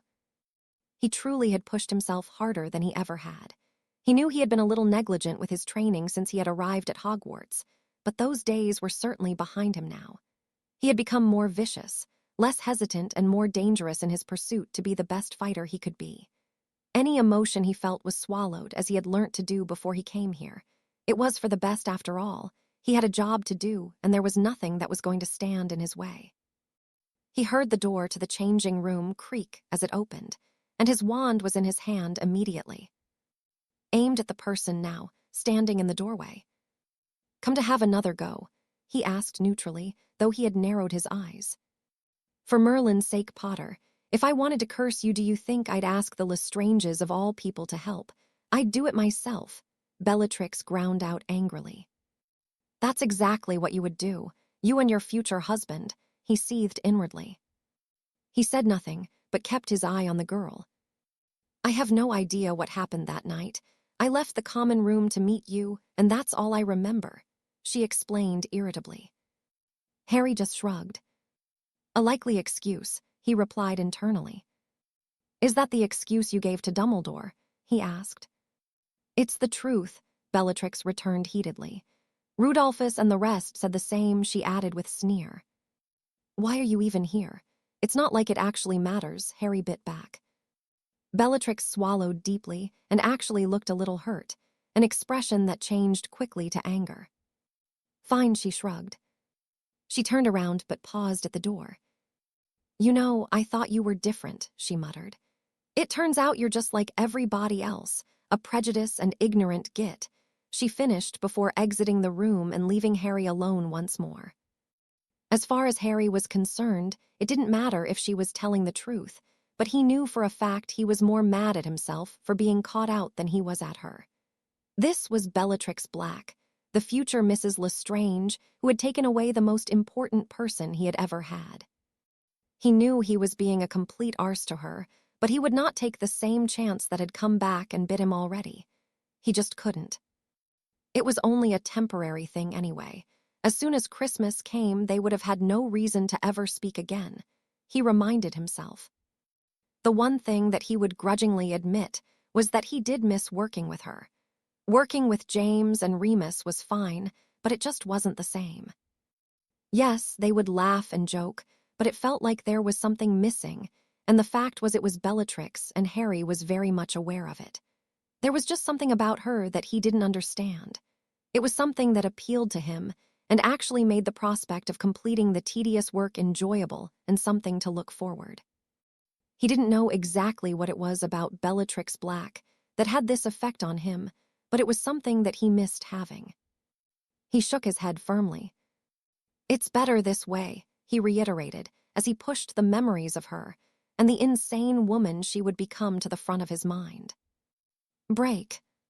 Halloween arrived at Hogwarts, and the group of boys, minus Remus, who had had a particularly exhausting change this month, were eagerly anticipating the evening's feast where their first prank of the year would be pulled. Harry had been tasked to complete the charm work on everything that needed it, mostly to conceal the transfiguration spells that had been placed on the items by Sirius and James. Peter had worked tirelessly on the potions they would need for the past fortnight, and now everything was ready. All that was left was for them to sit back and enjoy the fruits of their labor. Things had been hectic for Harry, with the addition of all the work they had put in on the prank, but he had taken it all in his stride. He had continued his rigorous training regime and managed to complete all of his homework without any problems. The truth was that he was keeping himself busy on purpose, so his thoughts did not wander on to things he no longer wanted to think about. But there were times that being busy was not enough, and those thoughts would surface, and he would be forced to swallow deeply and work through his occlumency tactics to rid himself of them. The one thing that had managed to truly make him smile was the night that he had spent his next adventure with the Marauders in their animal forms to help Remus through his monthly change. The other boys had officially named him as a fully certified Marauder and had given him his own nickname, Shade, simply because he could barely been seen in the night, only his emerald eyes were visible. They had even gone to the effort to add his name to their version of the map, as only James was aware that Harry had one of his own. The time for the feast arrived, and the group made their way to the Great Hall, all four in attendance both eager and nervous to see if and how successful everything would turn out to be. Harry entered the room and caught sight of Bellatrix, who simply narrowed her eyes at him, something she had gotten into the habit of doing on the rare occasion that they would catch sight of each other. From what Harry had heard, she had quite badly cursed Rudolphus and the others, and had landed herself an extra month of detention, so he was not the only one who was no longer in her good graces. He had learnt to shrug off the animosity she clearly had for him, and even now, he simply shook his head before taking his seat to wait for the show to start. The room had been decorated for the occasion, as he always remembered it being. There were charmed bats flying around their heads, and several dozen pumpkins spread throughout the hall along with several other charmed decorations. The ghosts of Hogwarts were also gliding around the room, attempting to spook unsuspecting students, with Peeves, of course, taking it too far by throwing sweets at people, causing him to be chased from the room by a furious, bloody Baron. As planned, it was around 15 minutes after Dumbledore had taken his first sip of his goblet that the first signs that their plan had been successful was seen as a thick green smoke quickly enveloped the entirety of the staff table, hiding them from view. Many of the students stared at the smoke, nervous about the unusual happenings that were taking place. Eventually it was cleared, evidently by Dumbledore, who was stood, clutching his wand and looking nothing short of comical. In fact, the entire staff table had indeed been affected, much to the delight of the four Gryffindors. Once the shock had worn off, the entire room burst into laughter as the professors began to realize what had happened and began to urgently point at one another. "Is this your doing, Albus?" McGonagall hissed. Dumbledore shook his head. "I assure you, Minerva, it has nothing to do with me. It seems that we are the victims of a practical joke," he sighed. "Though you do make a fine chicken, if I may be so bold," he added with a chuckle. "How is that possible? I thought you could detect such magic," McGonagall questioned with a frown. "Alas, I believe that the concealment charms were cast to perfection. Even I were not aware of them," he explained. McGonagall and Flitwick immediately looked towards the Gryffindor table to where the Marauders were hunched over, clearly in fits of laughter. "Impressive," Professor Flitwick squeaked sincerely. "Phileas, your hair is green and you have an orange face," McGonagall pointed out. "I believe he is an Oompa Loompa," Professor Burbage cut in amusedly. "Eh, what?" McGonagall inquired. "Small orange men from Loompaland. It's a muggle thing," Burbage answered dismissively. "What am I supposed to be?" Hagrid asked. Burbage sighed. "I believe you are supposed to be a Bigfoot, a muggle creature of myth," she explained. Hagrid deadpanned. "It looks as though I have some detentions to hand out," McGonagall grumbled as she made to stand. "Now, Minerva, it is all done in jest. I am sure it will wear off soon," Dumbledore spoke, trying to placate the woman. McGonagall sighed. I suppose that it is rather impressive magic, she conceded. Indeed it is, Dumbledore agreed. That will be 10 points to each person involved, he called loudly and turned his attention to the 4 house hourglasses to see the Gryffindor 1 increase by the given points. Just as I thought, McGonagall growled. Harry and the others looked on in sheer joy as the results of their efforts could be seen in front of them. Most of the staff had taken it in good nature, but a few were clearly unhappy. Mortlake in particular looked murderous, as Count Dracula and Slughorn gave them a respectful nod, as he accepted the fact that he had been dressed as an actual walrus. Dumbledore was currently Captain Hook, and Mary thought had been turned into a very creepy clown. I can't believe we actually pulled it off, Sirius exclaimed. And we got rewarded for it, James added, shaking his head in shock. I told you it was better this way, Harry pointed out. And now we know the Christmas one will work too, but we can add to it to make it better, but we will need Remus for that, he finished cryptically. The other boys' eyes lit up at the prospect of improving what they had already achieved, so Harry explained his idea to them knowing that they would not give him a peaceful moment until he did so. Break. The next day found Harry putting extra time into his training, as he had helped himself to extra helpings of treacle tart at the feast, and had cut his session short yesterday because of homework he had neglected while preparing the prank. The morning in Transfiguration had gone as best as they could have hoped, and even though McGonagall was clearly unhappy with them, they managed to get through her class without provoking her ire. He sighed in relief as he finished his spell work for the day and removed his singed and torn t-shirt that had become this way from his exertions, leaving him in muggle tracksuit bottoms, his trainers, and a vest. He exited the room of requirement intent on taking a shower and catching up with the others who had gone to their other lessons, Peter to herbology and James, and Sirius to ancient runes with Remus still in the hospital wing recovering. He entered the common room to find it surprisingly full, and he frowned at the somber mood that he could feel permeating from the people situated. Harry, Lily shouted as she spotted him and ran to meet him at the entrance. What's going on? He asked. You don't know, she returned worriedly. Know what? He questioned. Peter has been looking you. James is in the hospital wing. He was attacked, she explained hurriedly. Harry immediately turned and exited the room, spry. Untongued towards the hospital wing, his heart lodged somewhere deep in his stomach with fear. He barged his way into the room to be greeted by the sight of a guilty, looking Sirius, Peter, Dumbledore, and the Potter parents, along with several other members of staff. Harry, Dara sighed, clearly relieved to see him. He approached the bed and swallowed a lump down at the sight of the boy in it. James was pale, very pale and sweating profusely, his back heavily bandaged, thought they were soaked in blood. We've managed to slow down the bleeding, but it won't stop, the matron explained. What happened? Harry demanded in a dangerously casual tone. James was going to the library after runes, and I came here to see Remus, Sirius answered. Who did it? Harry asked further, already having a very good idea on who the perpetrators were. Ruddlefuzz and Snape, Sirius growled. Now, Mr. Black, we have no proof of that, Dumbledore cut in. Sirius caught Harry's eye and mouthed the word, map, to him to confirm he knew who it was for a fact. So you are going to do nothing, Harry stated angrily to the headmaster. They get away with 2 weeks' detention for attacking me, and they get away scot-free for this, he added. Dumbledore sighed. What's this? Chullas broke in angrily. They've done this before and they are still here. I'm afraid without a confession, there is no proof as no one witnessed the attack, Dumbledore explained. Harry growled. And you wonder why everything is going to shit out there, he spoke neutrally, shaking his head.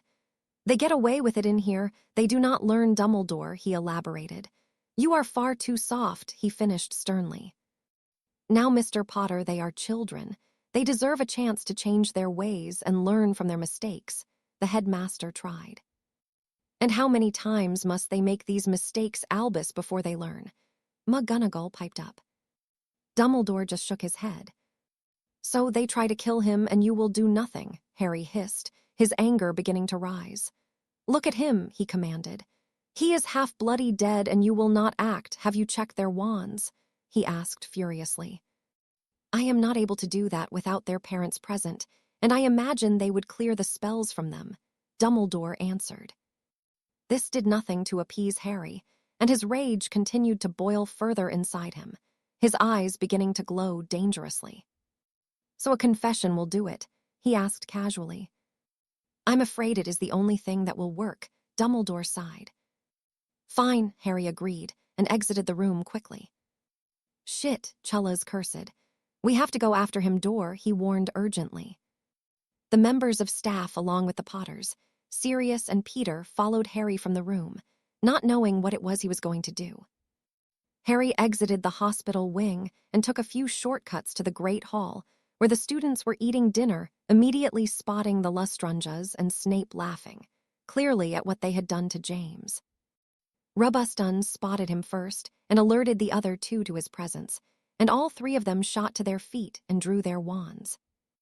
Come for some revenge, Rudolphus sneered. The hall fell silent as they watched the events unfolding before them, none removing the focus from Harry and the Slytherins. Harry simply smirked at the three, and as expected they attacked first with Rubusdun firing an orange spell at him, which he simply batted back towards him, hitting him squarely in the face. The boy simply fell to the ground limp, his eyes, ears, nose, and mouth leaking blood. Before any of the other two could react, Harry fired off a powerful bludgeon towards Snape and whipped his wand in an upwards motion, and summoned Rudolphus towards him with the boy dropping his wand in mid-air. Snape attempted to erect a shield, but the spell passed through it as though it wasn't there and caught him in the shoulder, sending him crashing into the wall.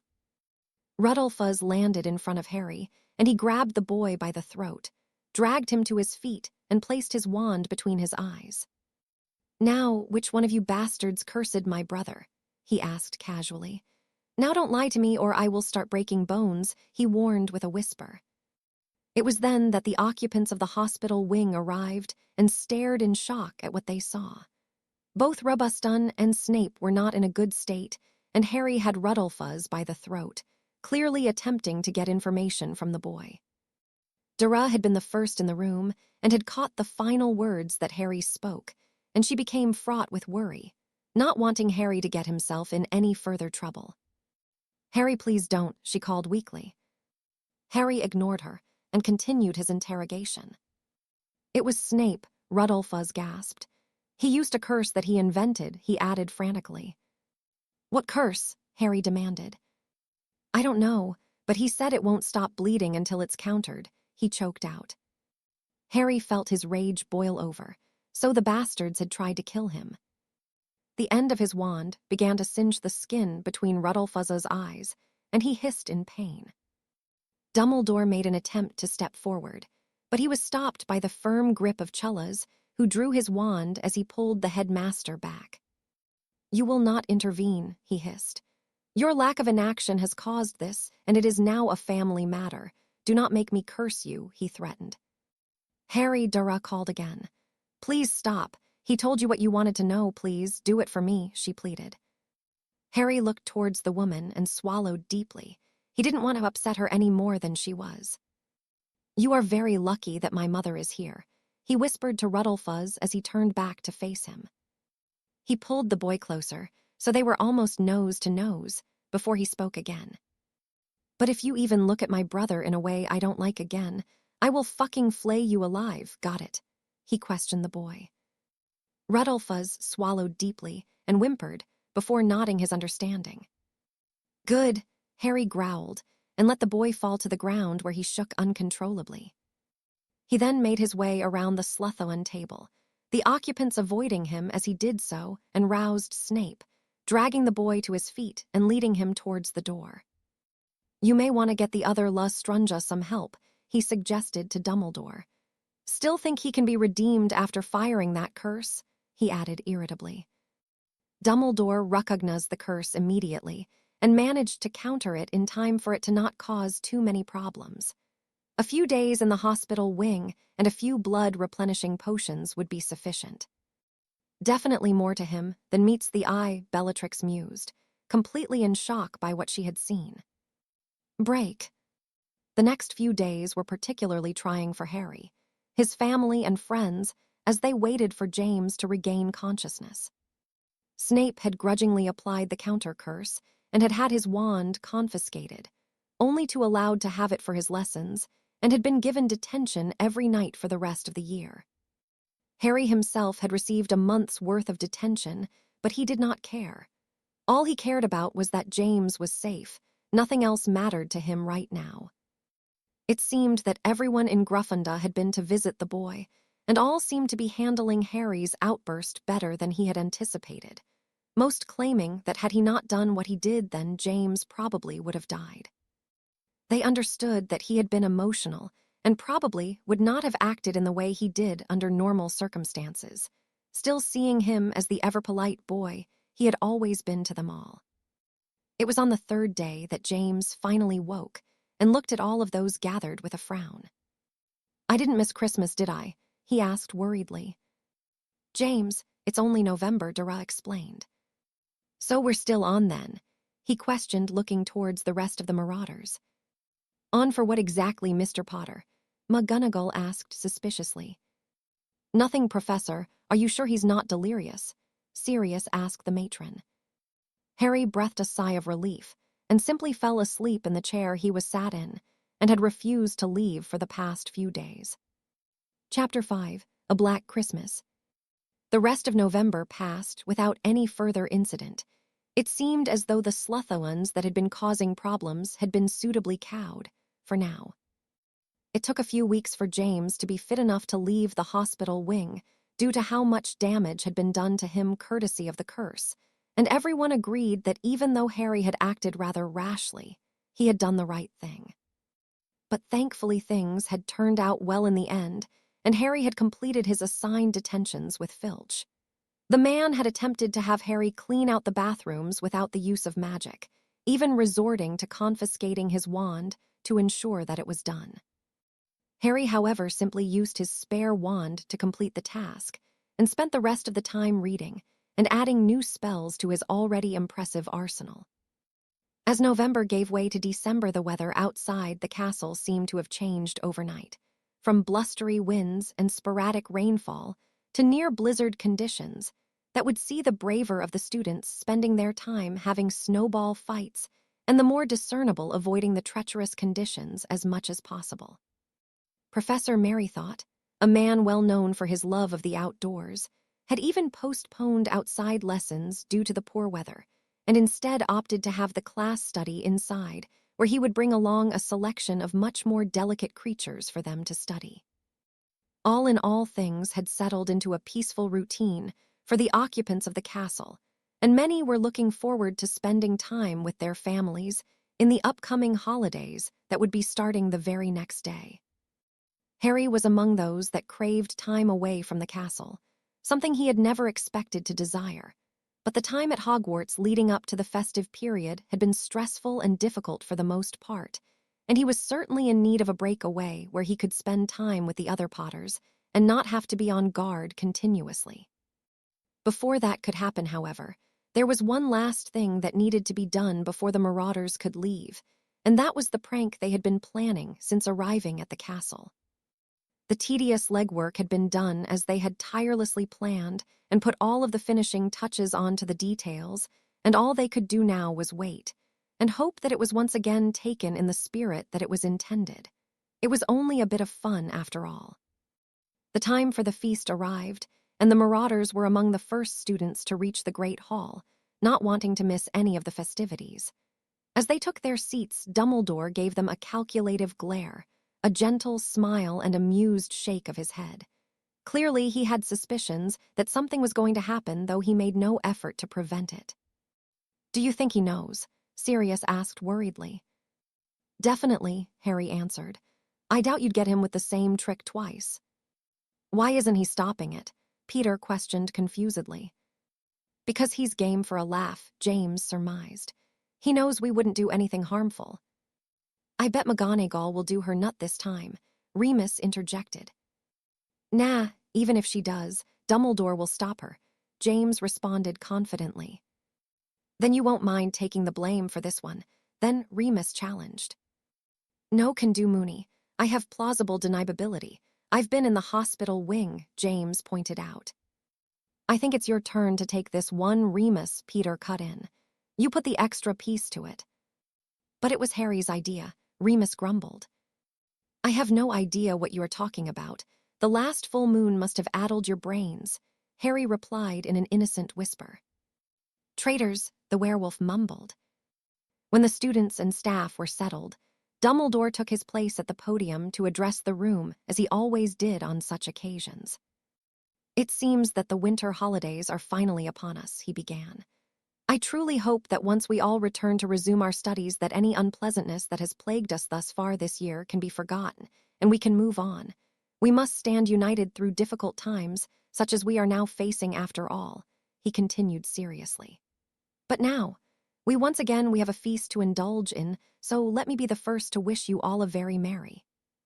At this point he was cut off as a burst of flame could be seen at the door, and Fawkes appeared clutching the Sorting Hat in his talons. Dumbledore simply frowned as the bird flew towards him and dropped the hat, causing the headmaster to instinctively reach out to catch the aged relic. The moment he did so, a thick white smoke began pouring from the opening of the hat and quickly hid the staff table from view. Once the plume had ceased, the hat disappeared in another burst of flames as Fawkes returned it back to its resting place in Dumbledore's office. When the headmaster managed to banish the remainder of the fog, the students were treated to the sight of Father Christmas standing before them with a look of bemusement on his face, surrounded by a staff that were either sporting antlers or now dressed as snowmen. The students burst into a round of applause and cheering as they realized what had happened, and Dumbledore simply shook his head. I do believe I am jolly old Saint Nick, he deduced. Must we suffer this indignity at every feast? McGonagall sighed as she caught sight of her red nose. How on earth did they get the phoenix and hat on board? She added irritably. Fawkes is rather fond of Mr. Potter, but I believe his involvement was the hat's doing, Dumbledore mused aloud, stroking his much less straight beard. At least they got the hierarchy right, Burbage cut in. You are the lead reindeer after all, Minerva, she explained with a snicker. Oh, they are going to hang for this, McGonagall vowed. We should just be grateful that it is only costumes. I'm sure it could be much more embarrassing if they wanted it to be, Slughorn interjected. Why am I the only elf? Flitwick piped up, gesturing to his green outfit and hat complete with white and red socks. It rather suits you, Phileas, Dumbledore praised amusedly. He then turned his attention back to the students, before speaking to the room once more. I wish the only thing left to do is wish you all a Merry Christmas, he sighed.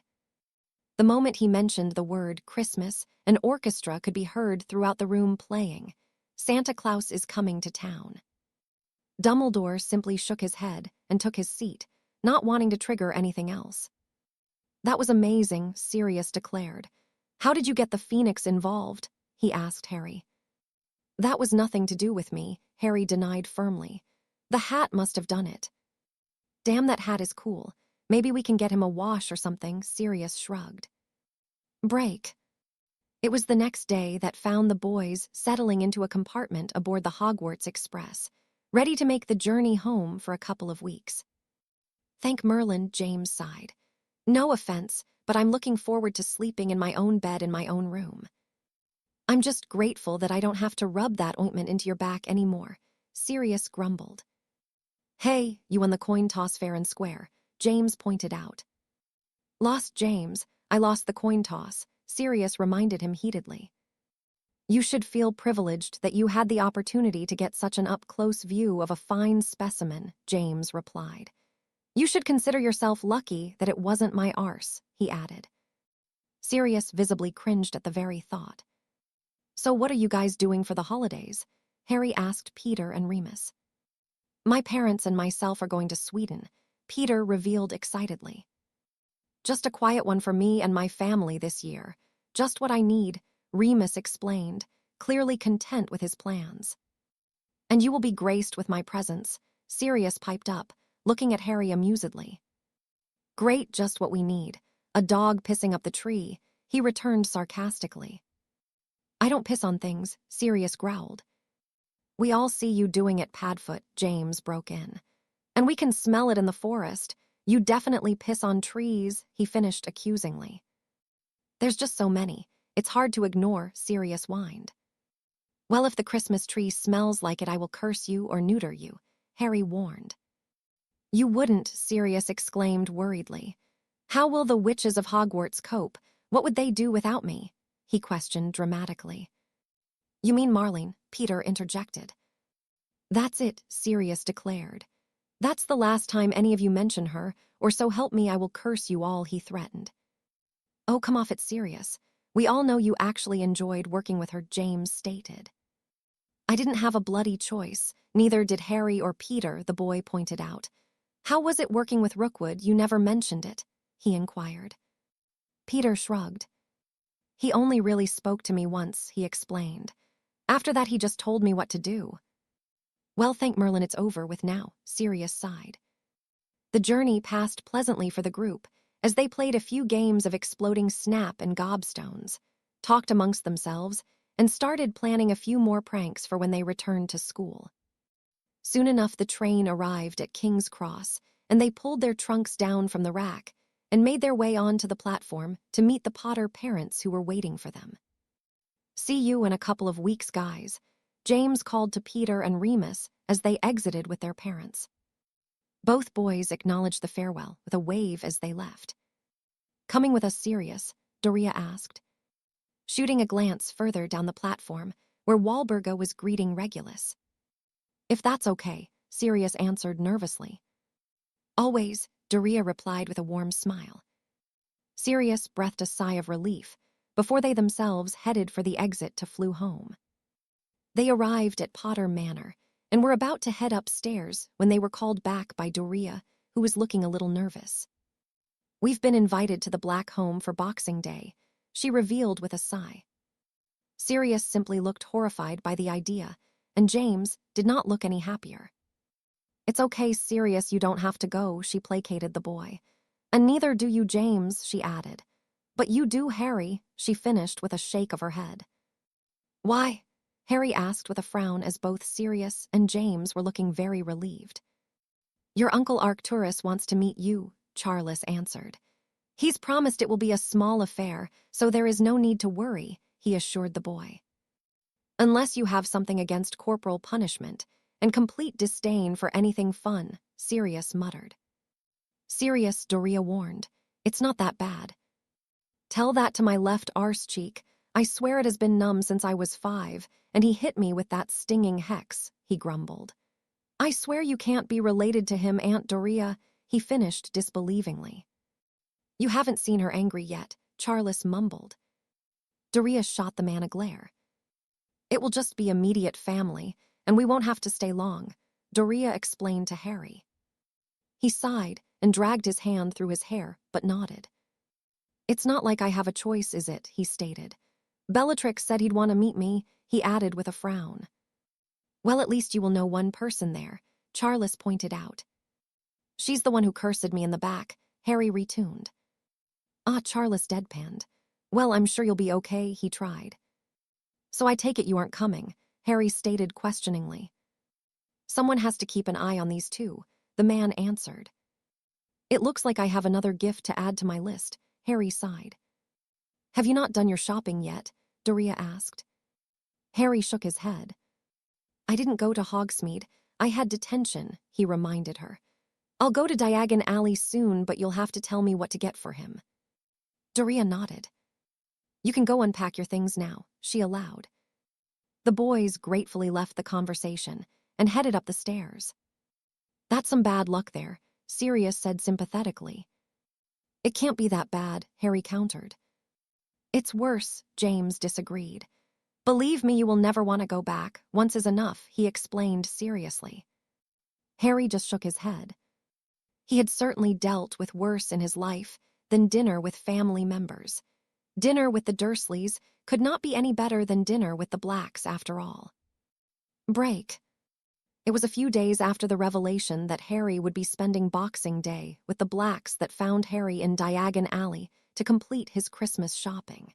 He had already written a list of everything he needed to get, so he was confident that he could get through errand without too much trouble. He had already sent Lily one of the charms books he had liberated from the Room of Requirement that he had no further use of, an exceedingly rare tome that had been written in the 1700s, something he knew she would enjoy. He planned on getting Peter an advanced potion kit that he knew the boy would benefit from if he truly wanted to be a potioneer when he finished school, and Remus some books on runes that he had helpfully identified that he did not have yet. He would send the gifts to the boys later on in the evening before Peter would be leaving for Sweden. He sighed as he exited the back of the leaky cauldron to find the alley very busy, despite the snowy conditions. He shivered and cast a warming charm over himself to stave off the cold and began making his way down the alley towards his first destination, Quality Quidditch Supplies. He entered the shop and immediately spotted what he'd come in for: a professional-level beater's bat for Sirius and some new gloves for James. He managed to pay for the items and leave in a timely manner and avoid being hampered down in a large queue, much to his relief.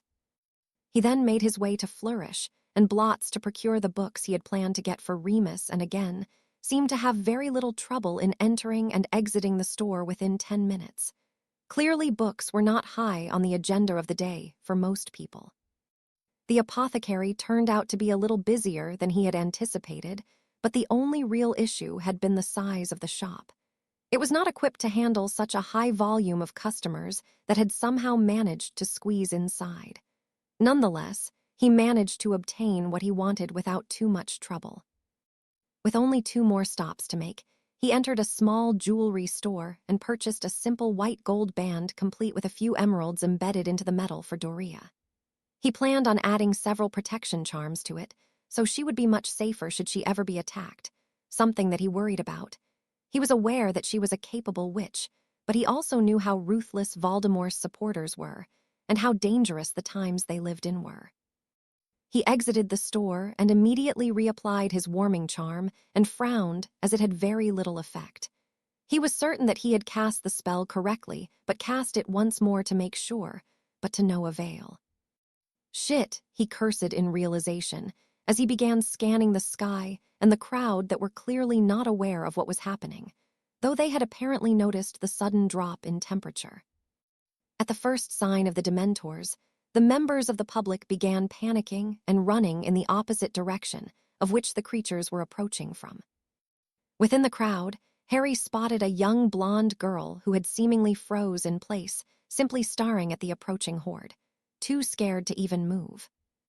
He fought his way through the mob and managed to reach the girl as the first of the Dementors entered the alley. He pulled her to him tightly with one arm as he raised his wand with the other. "Expecto Patronum," he roared. Prongs erupted from his wand, as big and bright as ever, and immediately charged towards the beasts, fighting them back and sending them screeching from where they had come from. But they were not done yet. Another horde attempted to get past the stag, as did another after they failed. But to no avail, the blonde wrapped in Harry's arms, shivering through the whole ordeal. When he was sure they had left, he ended the spell and cast a warming charm on the still trembling girl. "Are you okay?" he asked worriedly. The girl just nodded as she buried her head further into his chest. "Are your parents with you?" he asked further. The girl shook her head. "My father was supposed to come with me, but he didn't," she answered. Harry shook his head. It was certainly far too dangerous for a young girl to be out here unsupervised, as he just found out. "Why did you come alone?" he questioned her. "You do know how dangerous it is right now, don't you?" The girl nodded once more. "I came to get my sister's Christmas present," she explained, pointing to a small heap of broken glass on the ground in front of them. "Andy really likes unicorns, and I saved all of my Hogsmeade money to get it for her," she added sadly. Harry frowned at the name and gently extracted the girl from his torso, only to be faced with a young Narcissa Black. "You're Harry Potter," she exclaimed. "Bella told me that you have green eyes. That's how to tell you apart," she finished knowingly. "I am," Harry confirmed with a smile, feeling very surprised by a polite Narcissa, who had always been cold and aloof in all of his experiences with her as a grown woman. He knelt down and tapped the remains of the glass with his wand, turning it back into a very striking ornament of a unicorn. "Here," he said, offering her the figure. "It doesn't work anymore," Narcissa sighed sadly. "It's supposed to move." "It's enchanted," Harry stated, knowing that enchantments could not be fixed with a simple reparo charm. Narcissa nodded. "Where did you buy it?" he asked. Narcissa pointed to a shop a short walk away, and Harry took her by the hand and led her to it. "Are they gone?" the shopkeeper inquired nervously as they entered. "They are," Harry confirmed. "This young lady here dropped her unicorn in the commotion. Is it possible to fix?" he questioned the man hopefully. The man took the figurine and inspected it, frowning when he had finished. "It can be done, but I will have to redo all of the enchantments, and I do not have any more in stock," he explained. Harry nodded. "How long will it take?" he asked. "An hour or two," the man shrugged, "and it will cost 40 galleons. "Okay, do it, and we will come back and collect it." Harry agreed and handed the man the required amount of gold. "How about we go and get some ice cream and some chocolate?" he offered the girl. "It will make you feel better." Narcissa nodded and gave him a smile, so the pair exited the shop and headed to Florian Fortescue's, where they ordered a couple of hot fudge sundaes with extra chocolate. "Excuse me, young man," a voice broke in while the two were enjoying their ice cream. Harry turned to acknowledge the woman and tensed slightly when he noticed that she had a man carrying a camera with her. "The gentleman who works in the apothecary identified you as the person who chased away the Dementors," the woman continued.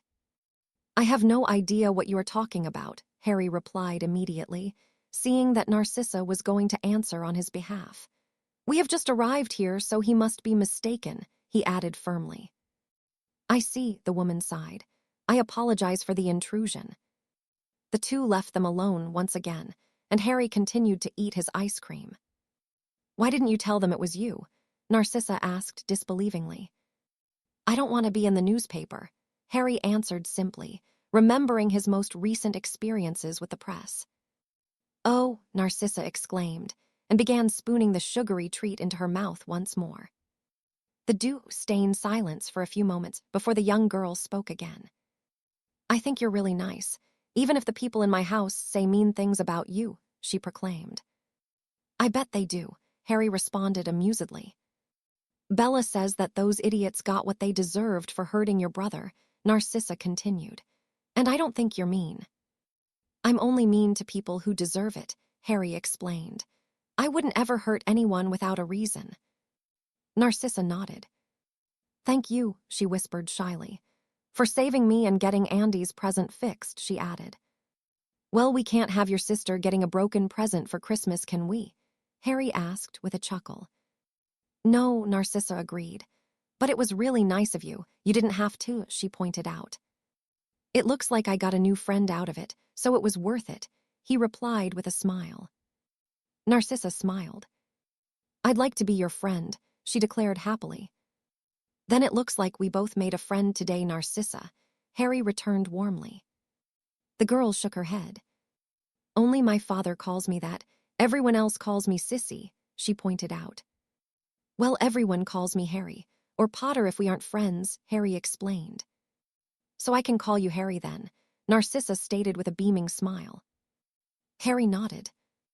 "How about we go and see if your sister's present is done, and then I will take you to the flue in the leaky cauldron so you can go home," he suggested. The girl took him by the hand and led the way. "Ah, I have just finished," the shopkeeper explained as the duo entered the shop. "I even placed an unbreakable charm on it for you." "Thank you," Harry responded gratefully. "I'll also take that painting," he added, spotting a beautifully created image of a griffin in flight. "That will be 500 galleons," the shopkeeper explained. Harry removed a small bag of gold from his pocket and handed it to the man, shrinking and pocketing the picture before he led Narcissa to the leaky cauldron. The painting was not originally what he was going to get Charles, but he knew the man was fond of the creatures and thought he would prefer. "Thank you for everything, Harry," Narcissa said once again as they were stood next to the fireplace. "That's what friends are for," Harry answered simply. The girl wrapped her arms around him, before throwing a handful of flue powder into the fire and disappearing. Harry sighed and followed the girl's lead, appearing in Potter Manor a few moments later. "You were gone a while," Doria observed as he entered the kitchen. "There was a Dementor attack, but it's okay. No one was hurt," he explained. "Are you okay?" the woman asked worriedly. "I'm fine. I've dealt with them before," he replied dismissively. "Anyway, I need to go and wrap the presents before Sirius decides to come in and search me," he added with an amused shake of his head as he headed upstairs.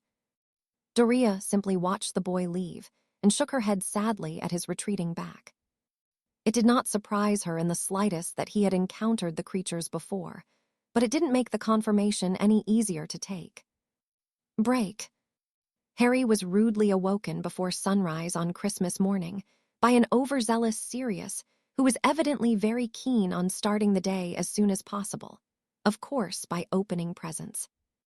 After cursing the boy's name repeatedly, Harry finally pulled himself from the warmth of his bed, showered, and joined the rest of the household in the very heavily decorated lounge where Sirius was visibly bouncing from the anticipation. Harry shook his head at the teen, who was acting like a toddler, before taking a seat. "Can we start now?" Sirius questioned impatiently. Doria simply nodded, and without hesitation, he barreled into the pile that he had clearly already identified as his own and began tearing off layers of wrapping paper. Everyone was pleased with what they had received. Harry had been gifted several books on spells and curses from Charles that he had never even heard of and would definitely be useful in a fight. Among various other books, he had also gotten new Quidditch things, a vast quantity of sweets, and Lily had even sent him a silk scarf that matched their eye color. Remus had sent him a book on the Strowls, and Peter a selection of potions that he had made himself that would most certainly get some use. It was during dinner that evening, after a day of flying and eating junk food, that the impending visit with the Blacks was raised by Doria as she explained what would be expected from him. "He will want to be addressed as Lord Black. It's very formal, I know, but it's just best to be safe," she began. Harry nodded his understanding. "Do not insult anyone. Just bite your tongue as much as you can and you'll be fine," she concluded warily. "So basically, pucker up and kiss his arse and hope he doesn't kick yours," Sirius cut in. Doria shook her head. "You know, it's not too late to drag you along too," Doria mused aloud. "I've suddenly come over all week," the boy declared, clutching his stomach. "So you won't be wanting this then," James exclaimed, stealing the bowl of ice cream in front of the boy. "You'd better give it back," Sirius warned. "Don't even think about it," he added as James raised a full spoon of the dessert to his mouth. Doria summoned the bowl away from James and handed it back to Sirius, giving them both a glare. "I swear that you two are still the same 11-year-olds from the day you met," she stated. "5-year-olds more like," Harry interjected. "Says the one who tried to curse me, because I wanted the last piece of treacle tart," Sirius returned. "It was mine. You didn't even want it, same as McKinnon. Maybe I will have a go after all," Harry threatened. Sirius scowled and gritted his teeth. "Who's this McKinnon?" Charles piped up. "The love of Sirius's life, but he won't admit it," James answered. "What's wrong with her?" Charles asked confusedly. James shrugged. "There must be, though, if she's interested in him," he added, gesturing to the other boy. "Can't be that interested if she turned him down for a date," Harry muttered. "She did not turn me down," Sirius whined. "She just said I have to stay away from other girls," he mumbled. "And why is that a problem?" Doria questioned with a frown. "Don't ask. For Merlin's sake, don't ask," James pleaded. "You will get a long and pointless explanation as to why he is every witch's dream, and it would be unfair if he was tied to one," he explained. Charles chuckled. We all think that way when we are 16, he deadpanned. Just because you've dedicated yourself to one girl who's not interested, Sirius pointed out, looking directly at James. She'll come around eventually, James replied confidently. And what about you, Harry? Any girls you're interested in? Doria asked. All he does is train, read, and play Quidditch, Sirius broke in. You need to have some fun. Harry just shook his head. I have more important things to focus on, he shrugged. It will happen when the time is right. You boys are all still young, Doria pointed out. It wasn't until Harry was laid awake in bed later, that night, did he think about what Sirius had said. True, he did only train, read, and play Quidditch, but he did not have the luxury of a normal life, and he couldn't put himself in a situation where he would end up in a serious relationship. It simply would not be right now. It was then that another thought, a more comical one, struck him. Other than Lily, the only other girl he had spent time with was Bellatrix, a thought that certainly didn't do much to comfort him as he fell asleep. Break. He awoke as early as he ever did, but decided to skip the majority of his physical exercises in favor of preparing himself mentally for the day ahead. He took his morning run while working through his occlumency exercises, both reinforcing and strengthening his shields, and finished up with some weight training. The spell work was always the most demanding part, so he cut this part out of his routine, promising himself that he would make up for it the next day. He spent the rest of his morning showering, dressing himself in a set of formal robes, and reading through some of the books that Charles had given him, finding himself very impressed by the spells and keen to begin trying them out. It was at midday that Doria called him into the lounge area to give him the once-over before they were to head out. She gave him a simple nod of approval and led him through the front door of the manor. We can't go through the flue because you aren't registered in the wards, so we will have to apparate, she explained.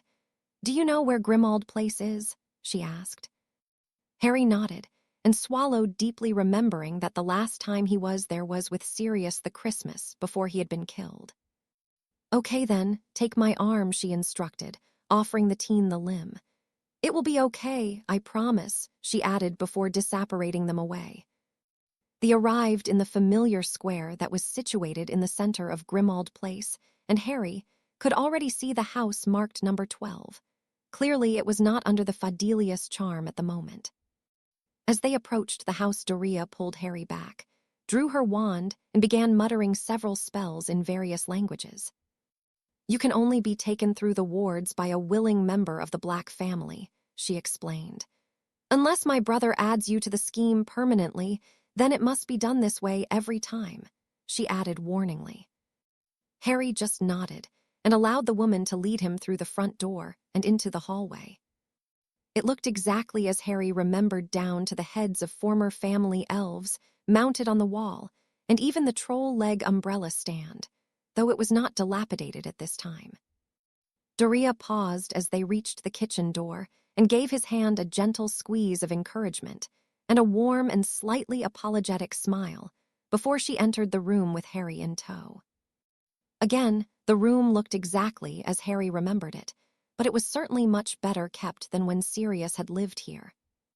The moment the two were in the kitchen, Doria was approached by a man around her own age, who Harry immediately identified as Lord Black.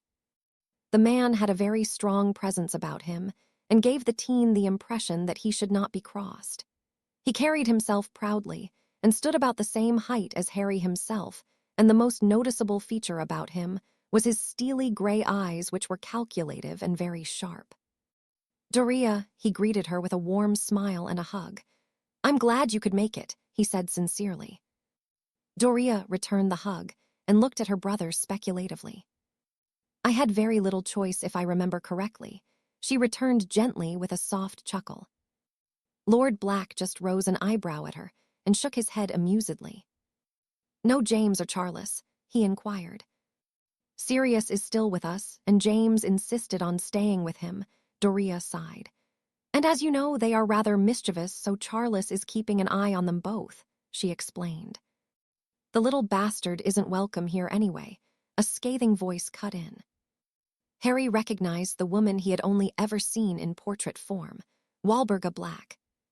Even alive, she was not any less impolite, evidently. "Shut up, Walburga," Lord Black hissed angrily. "He would be a guest in this house just as you are. Remember, you only live here because I allow it," he reminded her. Walburga scowled at him. "There will never be room for him at a table where I am sat," she mumbled stubbornly. "I cast the bastard out already," she added smugly. "And as I have told you time and time again, you do not have the authority to do so. The boy will be the head of this family, and there is nothing you can do to change that," Lord Black replied coldly. "Then I hope he gets himself killed," the woman stated with a fake smile. "It will be a sad day for this family if he is ever in charge," she declared disgustedly. "I would remind you that you are merely married into the family. You shared none of our blood. You have been blessed to receive our name. Now I will only tell you once more to shut up," Lord Black growled furiously. Walburga opened her mouth to speak once more when a man sat next to her placed a hand on her forearm, and she thought better of it. "Hello, Harry." Lord Black greeted the teen after shooting the unpleasant woman a final glare. "Lord Black," Harry responded formally, offering the man a bow. "Thank you for inviting me today. It is an honor," he intoned with practiced ease. "Nonsense, boy, and you can just call me uncle. It is those beneath us that will address me correctly," he explained with a firm nod. "So this is your other son," Walburga broke in, addressing Doria with a distasteful look on her face. "It is," Doria confirmed. "This is Walburga, Sirius's mother and wife of my nephew Orion," she introduced to Harry with forced enthusiasm. Walburga sneered and turned her head away, clearly not interested in greeting the teen. "I've heard all about you," she grumbled, not even acknowledging Harry. Harry chuckled. "I imagine you have," he replied with a shrug. "But you shouldn't listen to other people's opinions on me, and I won't judge you from what I've heard," he concluded with fake kindness. "Harry," Doria whispered warningly. Arcturus snickered, but schooled Ho's features quickly. Orion stood and offered Harry his hand, which the teen took and gave a shake. "I apologize for my wife's behavior. Social etiquette is not her strong point," he sighed.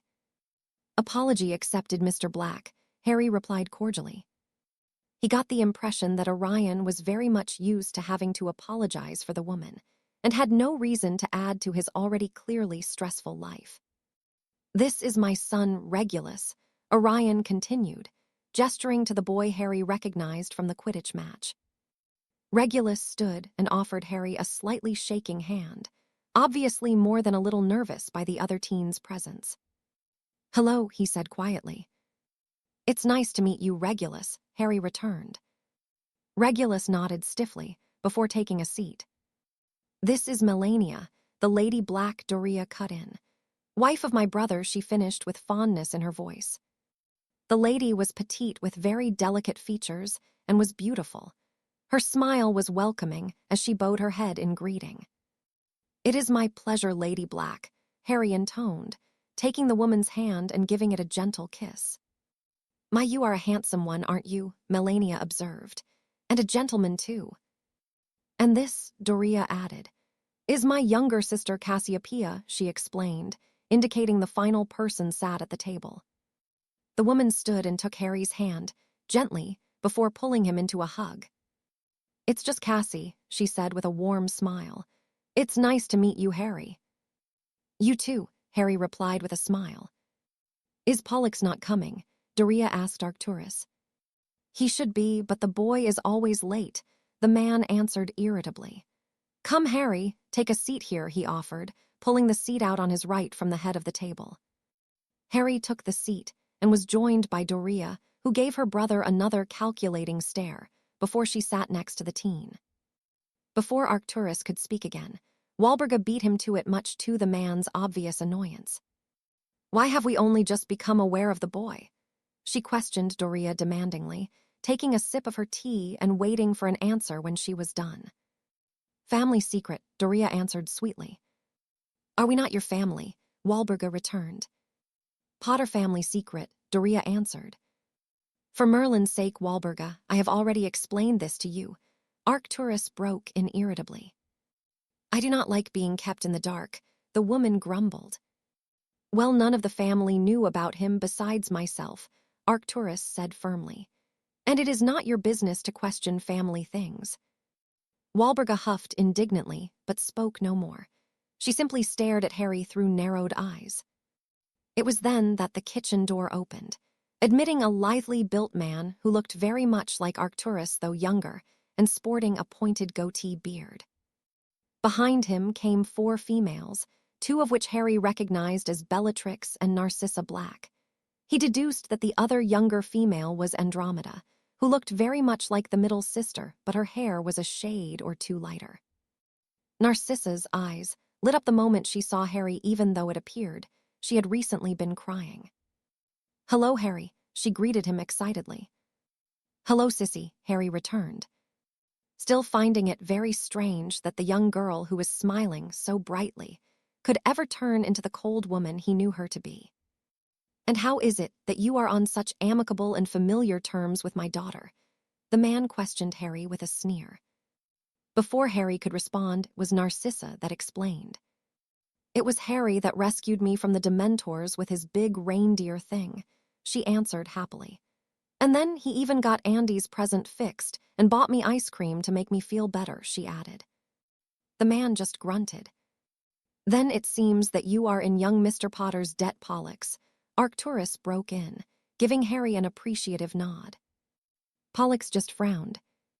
Why is it that your wife and daughters look upset? The older man asked his son. It seems as though they are not so supportive of my latest business transaction, Pollux shrugged. And what business transaction would that be? Arcturus inquired, noting the very distraught demeanor of his daughter-in-law and granddaughters.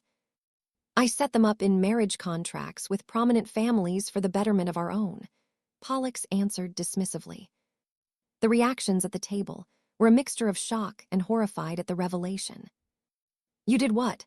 Arcturus asked dangerously. I set them up with marriage contracts, Pollux reiterated. Oh, so I did hear you correctly, Arcturus stated casually. So you have taken the freedom I gave to you and your siblings and pissed it away, have you? He ground out.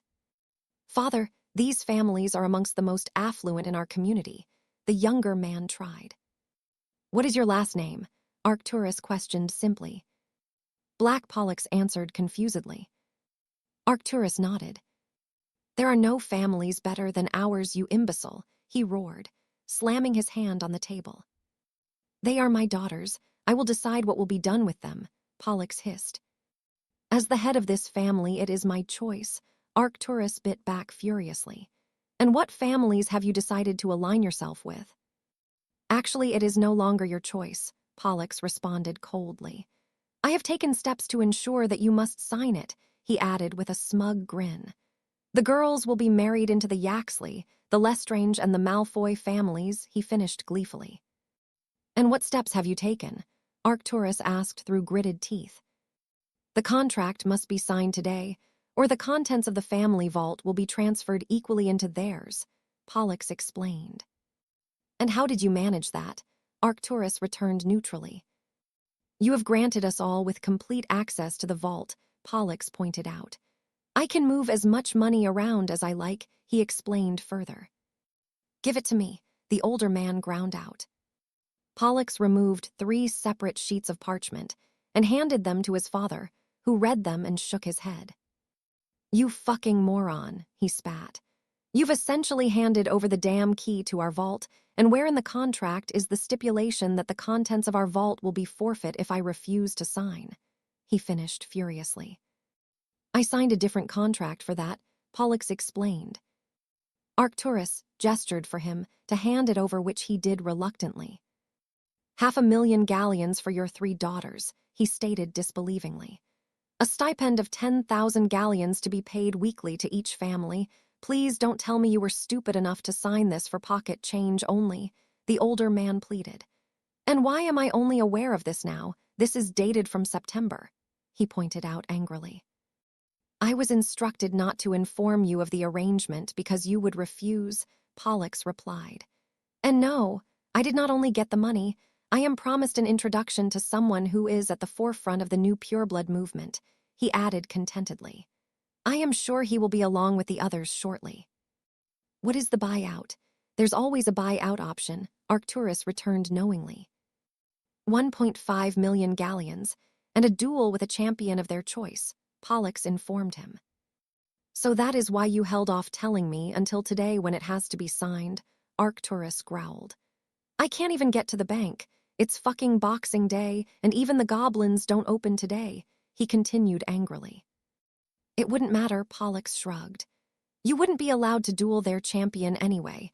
No one with the name Black or anyone married to a Black could do it, he explained, clearly proud of himself.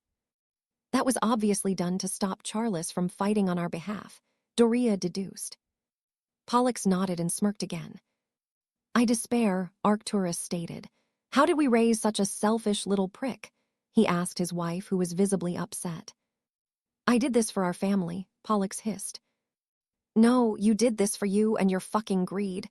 My hands are tied on this because of your ambition to be a bigger man than you deserve to be, Arcturus returned angrily. How long until they get here? He added, defeated by his son's underhanded dealings. In 10 minutes, Pollux answered with a victorious grin. Then that gives me plenty of time to kill you. You stupid bastard, Arcturus seethed as he grabbed the man by his hair and drew his wand. Pollux instantly paled and began trembling, but was saved by his mother. Arcturus, please, he's our son, Melania pleaded. Please, we will make it work somehow. I know you'll be able to fix it, she added confidently. Arcturus shook his head. This prick has just given away my granddaughters for nothing, he spat dangerously. I could have found a way had he come here yesterday, but he did this on purpose. Now there is no way out of it, he sighed as he released the man, clearly experiencing many emotions at once. He took his seat once more and shook uncontrollably. It seemed that no one in the room had any idea what to say to this, and Pollux left the room a few minutes later to meet his guests. As promised, he returned a few moments later with 4 men in tow, one clearly being a Malfoy, another a Lestrange, but it was the 4th who entered that immediately had Harry on edge and reinforcing his occlumency shields as best he could as he swallowed deeply and tensed, ready to release his wand at a second's notice. The man in question was much older than Harry had seen him previously in this form, but there was no doubt in his mind that this was the same 16-year-old boy he had met in the Chamber of Secrets, only now a fully grown Tom Riddle. It was Lestrange who spoke first, after he became aware of Harry's presence in the room. You filthy little bastard, he spat. Everyone gathered around the table looked at the man with complete disdain. Arcturus simply looked murderous, but luckily for Lestrange, one of his own associates intervened and attempted to calm the man before he caused too much of a provocation. Randolph, control yourself, Malfoy whispered harshly. That little shit cursed my son, Lestrange hissed angrily. And I am sure the young man is apologetic for his part in the unpleasantness, Riddle interjected, attempting to mediate the situation. Actually, I think you'll find I've cursed both of the morons, Harry replied casually. And no, I'm not sorry, he added firmly. Well, that is indeed most unfortunate. We should not be fighting amongst ourselves after all, Riddle sighed and shook his head disappointedly. However, I believe that what we have to discuss today is much more important than a fallout between children, so Randolph, do remain quiet, he requested. Lestrange ground his teeth and nodded reluctantly, though he continued to glare at Harry. Lord Black, Riddle greeted the man with a formal bow. May I say that it is an honor to be in your presence, he declared charismatically.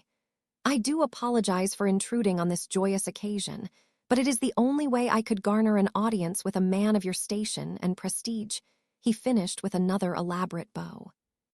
Arcturus simply frowned at him before he spoke. There is nothing joyous about this, he growled. What is it you want? Make it quick, he demanded. I will get straight to the point, Riddle conceded. I represent a group who wishes to prevent certain changes from taking place in our community, he began simply. As you know, the Muggle-borns and half-bloods are slowly, but surely destroying all of the traditions that we have built over many centuries, and it has become a very big problem indeed. I fear that our ways will be completely lost in a very short amount of time, he concluded gravely. Arcturus nodded his agreement and gestured for him to continue. The time has come for us to no longer sit by and allow them, and the blood traders to be so liberal and continue to devalue the blood that flows through our veins. It is time to take our rightful place back at the top of our world, he declared firmly. And how exactly do you plan on doing that? Arcturus asked. The process has already begun, Riddle answered with a grin. I have the support of many pureblood families, those who have seats on the Wisengamot, and we will soon have enough power to challenge the proposed changes that have thus far been granted on many occasions, he explained. That sounds rather promising, Arcturus acknowledged. But I see many flaws, he stated. Firstly, you will never get a majority vote unless you have over half of the Wisengamot backing you, and that will never happen, he deduced confidently. There are 220 pureblood families that have seats, and only around 50 would agree with what you are saying.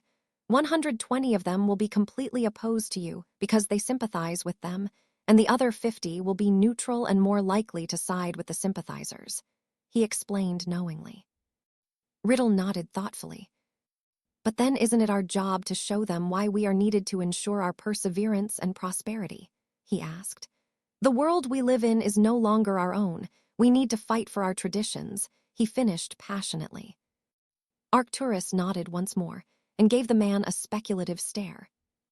And what about when we have taken that control? Surely you have plans beyond that, he stated questioningly. Very astute, Lord Black, Riddle acknowledged with another bow. I refer back to my earlier statement regarding us sitting atop our world, he reminded the man. Arcturus frowned. You mean branching out into the Muggle world, he concluded thoughtfully. Indeed, Riddle agreed. Our kind has spent far too long hiding in the shadows. It is us that stand far more superior than those. Why is it that we should hide like scared rabbits? He questioned. Harry scoffed and shook his head, causing Riddle to frown at him.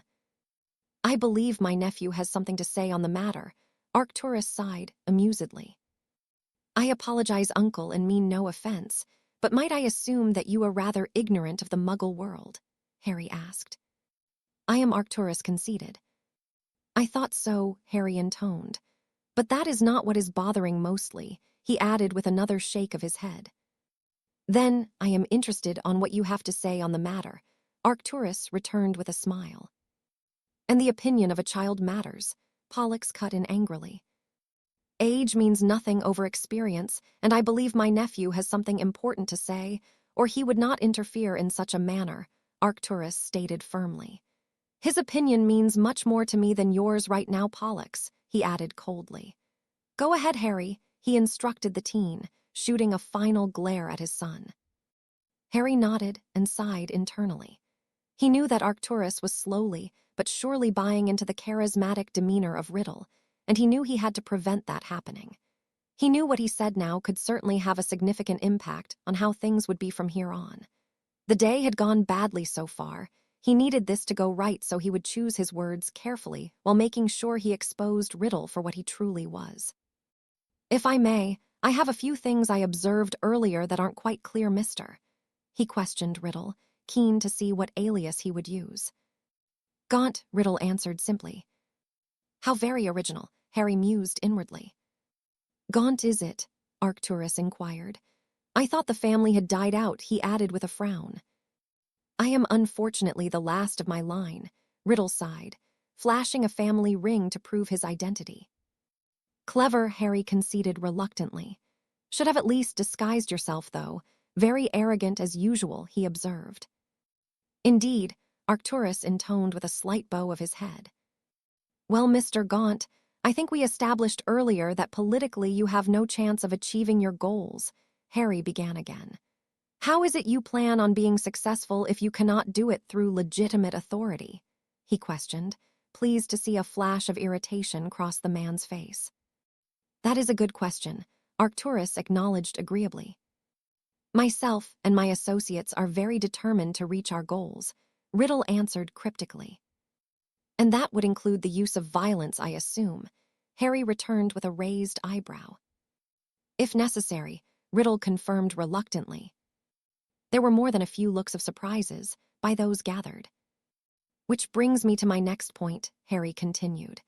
Again, it has been pointed out that not all of the pureblood families will agree with you, and many will oppose you heavily. What happens if they choose to side with those you want to subjugate? He inquired further. You are, after all, trying to preserve our traditions, and I assume in turn our lines. I am indeed, Riddle agreed. But those who side with them have no place amongst us, he stated casually.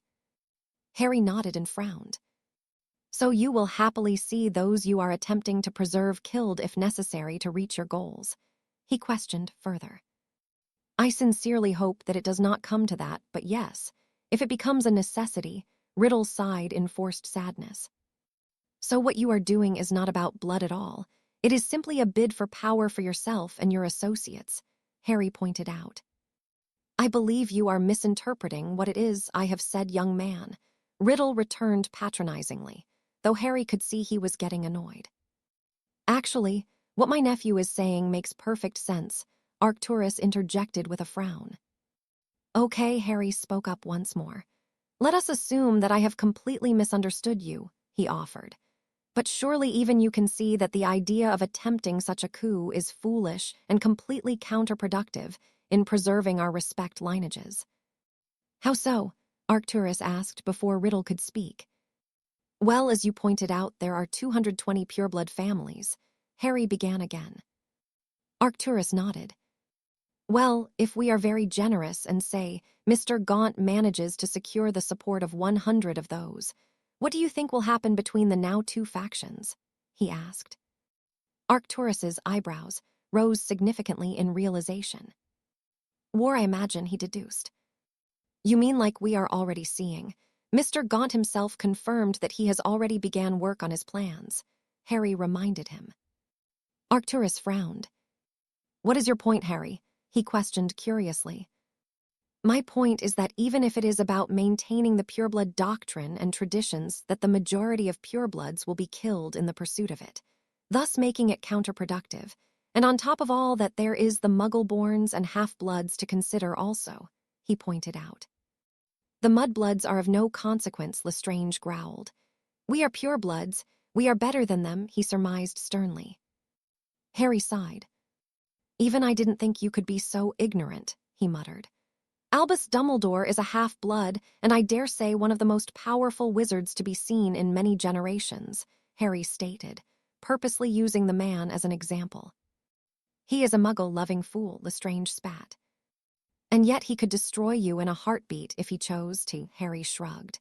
And regardless of if you believe purebloods are more powerful, the numbers would not be in your favor, he concluded confidently. Numbers mean nothing when you are faced with superior men, Malfoy cut in. Harry shook his head. That is true in some cases, he conceded. But Britain's magical population stand at around 100,000 if I am correct, he stated questioningly. It is, Arcturus confirmed. Well, there array 220 pureblood families, and if we say there are 20 people per family on average, that gives us around 4,400 people being outnumbered by about 96,000, he explained. That is almost 21 odds. Not exactly favorable, is it? But then again, it is much more than that, he finished knowingly. Arcturus looked a little overwhelmed and gestured for him to continue. Well, as we already know, not even half the purebloods will support you, he reminded Riddle.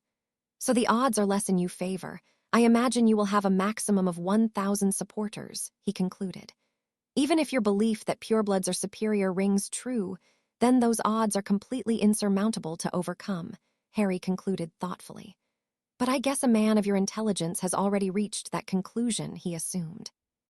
Riddle stared at the teen through narrowed eyes, but nodded nonetheless.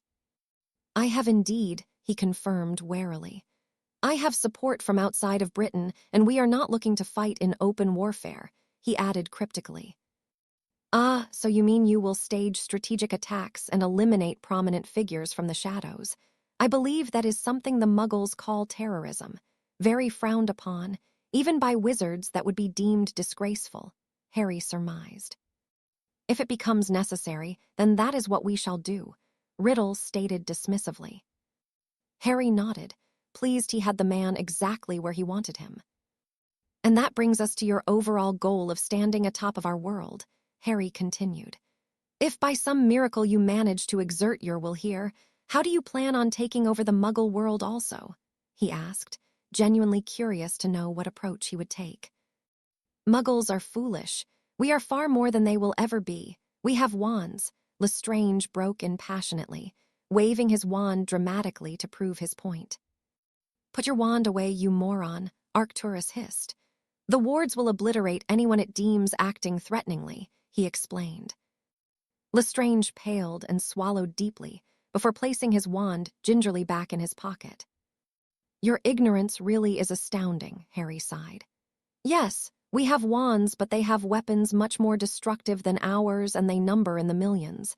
That is why we have the Statute of Secrecy. It is there to protect us. Attempting a takeover will be the end of us, he concluded gravely. Bullshit, Lestrange broke in once more. They're Gans, or whatever they are, no match for us, he declared vehemently. They are called guns, and they would be the least of your worries, though I imagine even they would be sufficient to destroy us, he mused aloud. What are you talking about? Arcturus growled irritably. Harry sighed once more. Imagine having 300 killing curses fired at you every minute. That is basically what a gun does, Harry explained. That is where you are wrong, Lestrange returned triumphantly. It takes a long time to fire it and put the stupid powder back into fire again. Harry shook his head and chuckled darkly. I believe your knowledge is very outdated, he replied. The guns you refer to haven't been used in decades. What they have now is far more superior, and as I already said, they would be the least of your worries, he finished seriously. What do you mean? Orion chipped in. Harry thought for a moment, trying to come up with the simplest way to explain. When he had it, he nodded contentedly. Uncle, if you were to fire a blasting curse in this room, how much damage would you do? He asked. Arcturus frowned and scratched his chin thoughtfully. I imagine at full power I could destroy the entire room, and some of the next, he answered proudly. Harry nodded, not at all disagreeing with the man's capabilities. Well, imagine a blasting curse that could wipe out the entirety of our shopping district in London, he implored. Impossible, Lestrange huffed. Now imagine a blasting curse that could level the entirety of London, Harry continued, ignoring Lestrange completely. They can do that, Arcturus asked worriedly. They can, and no matter how powerful you are, no shield would protect you from it, Harry answered sincerely. The room were shocked into silence, whether or not the teen was believed. The thought of such a thing was not pleasant. So as you can see, not only would most of us be killed in pursuit of this, we would all be killed if we attempted a Muggle takeover, he concluded. Again, the room was silent, while the occupants were lost in thought, though Riddle simply glared at Harry. You are a very intelligent young man. I could use someone of such caliber for our cause. You have certainly given me much to consider, he conceded, knowing he had been beaten this time. But our plans will go ahead, once I have of course given much thought to what we have discussed, he added, giving Harry a speculative stare as he bowed reluctantly in his direction. Indeed, it has been a rather enlightening afternoon, Malfoy muttered, also glaring at Harry.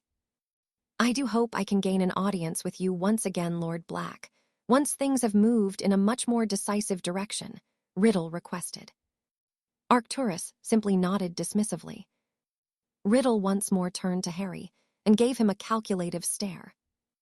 I hope you yourself consider joining our cause, young man. I assure you that you would indeed be very welcome and a valued member, he said promisingly with a bow. Harry raised an eyebrow at the man. It is doubtful, Mr. Gaunt.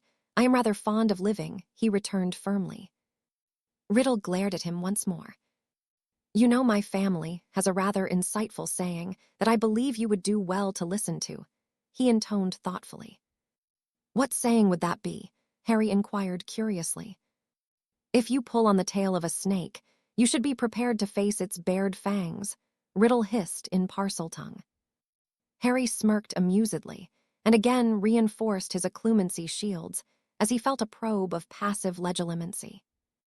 When Riddle felt the powerful mind shield, he immediately withdrew from his attempt, his eyes widening very slightly in surprise at the occlumency skill on display. I am not pulling on the tail. I always go for the head, Harry hissed back, clearly surprising everyone in the room besides Doria. It is not wise to make threats in the house of Black Mr. Gaunt. As I am sure you know, the wards are most unforgiving, he added warningly. Riddle could not stop the look of shock that appeared on his face, but managed to school his expression quickly. How is it you came across such an ability? He hissed. The Blacks were once known for it. It seems that I am the first of our blood in centuries to be gifted with it, Harry explained, of course not wanting to share Dumbledore's theory of how he became a Parselmouth. Riddle nodded and smirked. I do implore you to reconsider your position, Mr. Potter. I assure you that you would have a place at my side. We could achieve many great things together, he offered once more. Harry shook his head. I think not, Mr. Gaunt. Though I am flattered and can respect your ambition, it is, however, not for me, he declined diplomatically. Then perhaps you will change your mind once you have witnessed how successful we will be. I will leave my offer open to you, if you of course do not oppose me, Riddle returned warningly. Harry nodded stiffly, but said nothing else. Conversing with the man in such a way made him feel very unclean. Riddle returned the nod and headed for the door. I again thank you for your hospitality, Lord Black, he stated with a bow. Gentlemen, please join me in our usual place once you have concluded your business, he instructed firmly. The three men that had accompanied bowed their compliance, and a very thoughtful and angry Tom Riddle exited the house. He had thought that convincing Arcturus Black would have been very easy, but he had not been prepared for the teen in attendance. A foolish mistake on his part, but a problem he could not have foreseen.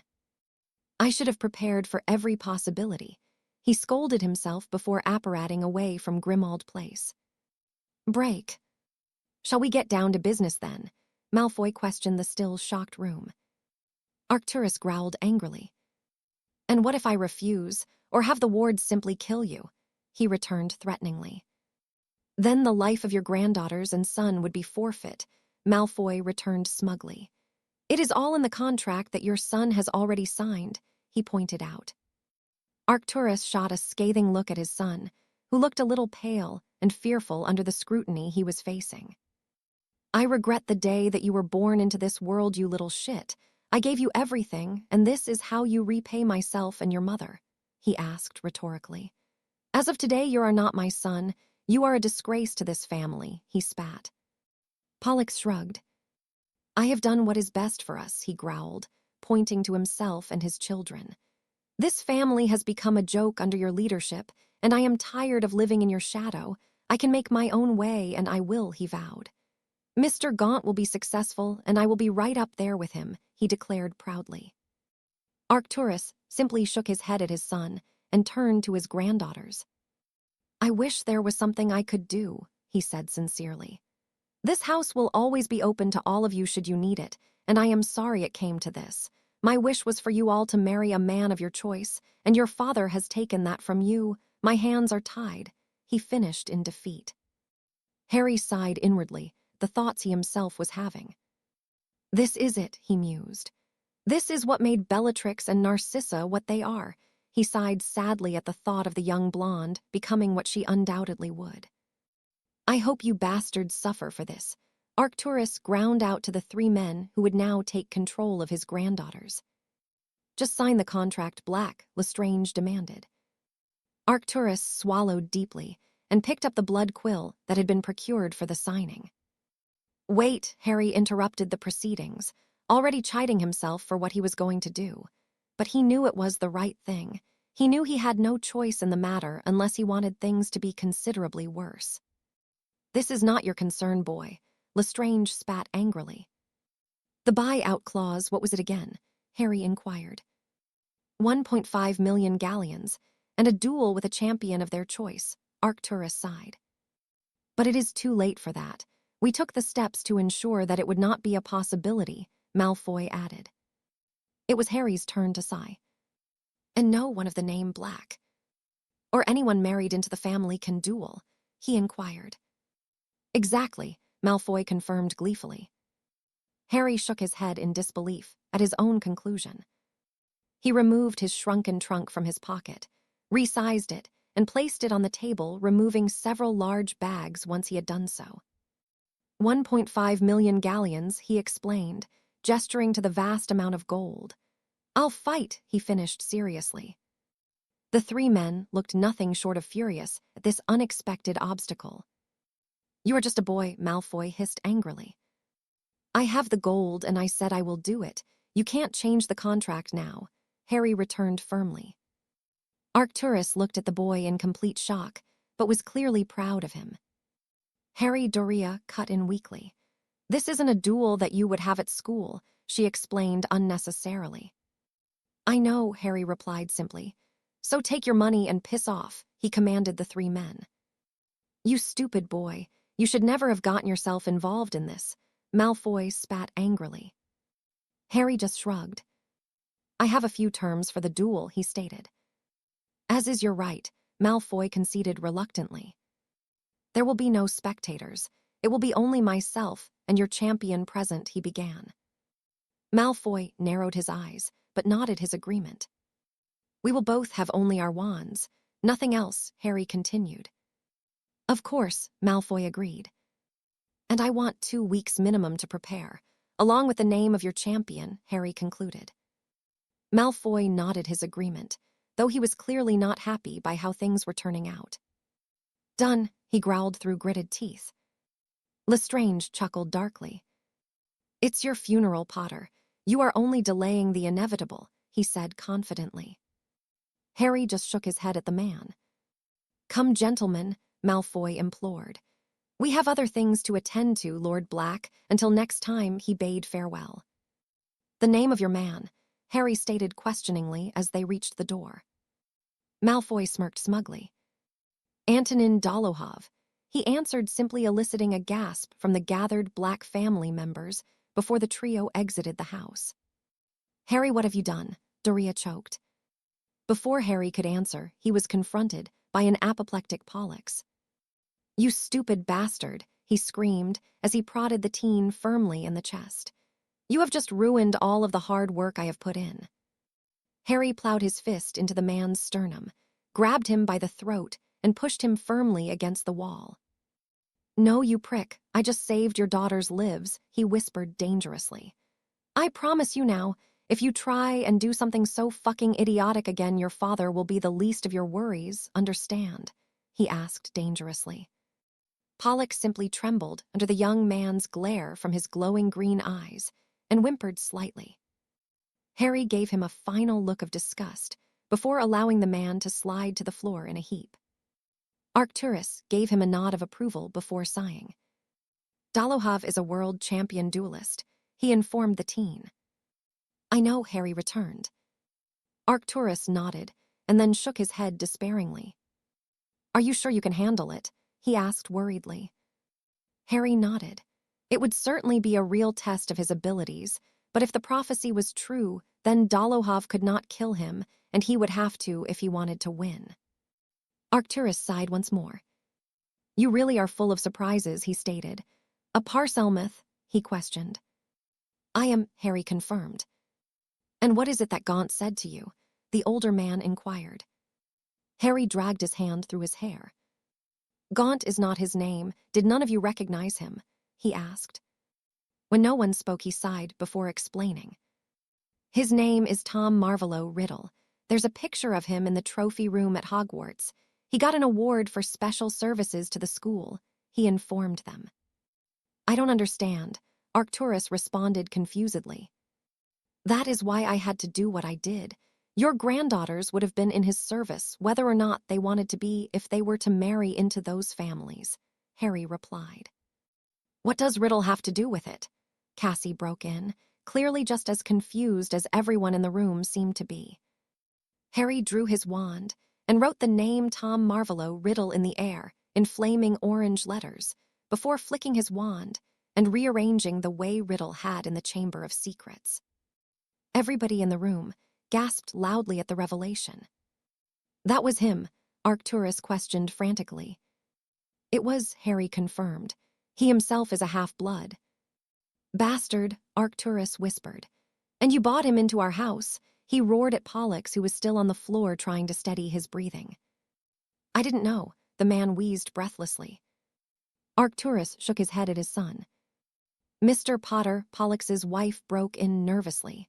What are you going to do with those contracts? You do technically own them after all, she explained. Harry approached the table where the contracts were laid and picked the 3 unsigned ones up and glanced over them, feeling a sense of nausea overcome him as he did so. He turned to face the 3 sisters, in which the documents pertained to, and saw the apprehensive looks on their faces. He flicked his wand at the stack of parchment he held, and it burst into flames, disintegrating into nothing but a fine ash. You should all get the chance to marry whomever you like, he stated flatly. No one should decide that for you. Narcissa flung herself into his arms and hugged him tightly. Why would you fight for us? She whispered. It's not like you are getting anything out of it. Because that's what friends do for each other, Harry answered simply. You will of course get your money back, Arcturus promised. Harry just nodded. Thank you, Mr. Potter, Drusilla stated sincerely. My girls mean the world to me, she added. But would you mind destroying the other contract also? It would put my mind at ease, she requested. Harry approached the table once more and picked up the final piece of parchment, frowning as he did so. What the hell is this? He mumbled, feeling a lot of magic coming from the document. What do you mean? Arcturus inquired. Can you not feel it? Harry asked, handing the man the sheet. Arcturus frowned and shook his head. It feels very heavy and wrong, Harry mused aloud. May I? Cassie asked. I'm an enchantress, so I can identify the different types of magic on it, she explained. Arcturus handed it to her, and Harry noticed that Pollux was now looking very nervous indeed. Cassie withdrew her wand and began casting detection spells over the parchment, frowning when she had finished. Oh, Pollux, you didn't, Cassie whispered, clearly horrified by her findings. What is it? Arcturus demanded impatiently. Cassie swallowed deeply. He imbued blood magic into the contract and placed some awful charms on it, she informed them. What charms? Arcturus growled, shooting his son a death glare. Ones that would make the girls more receptive to their would-be spouse's advances and more compliant to their will, Cassie explained disgustedly. Harry frowned, and then his eyebrows shot up in realization as he looked towards a confused-looking Bellatrix. So if, for example, the boy who Bellatrix was supposed to marry put her under the imperious curse, he inquired thoughtfully. Then she would not be able to defend herself against it.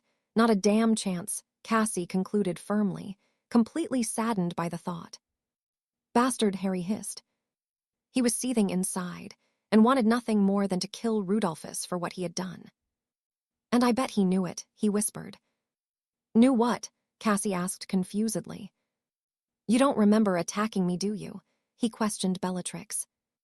I don't remember anything after leaving my common room, Bellatrix retorted heatedly.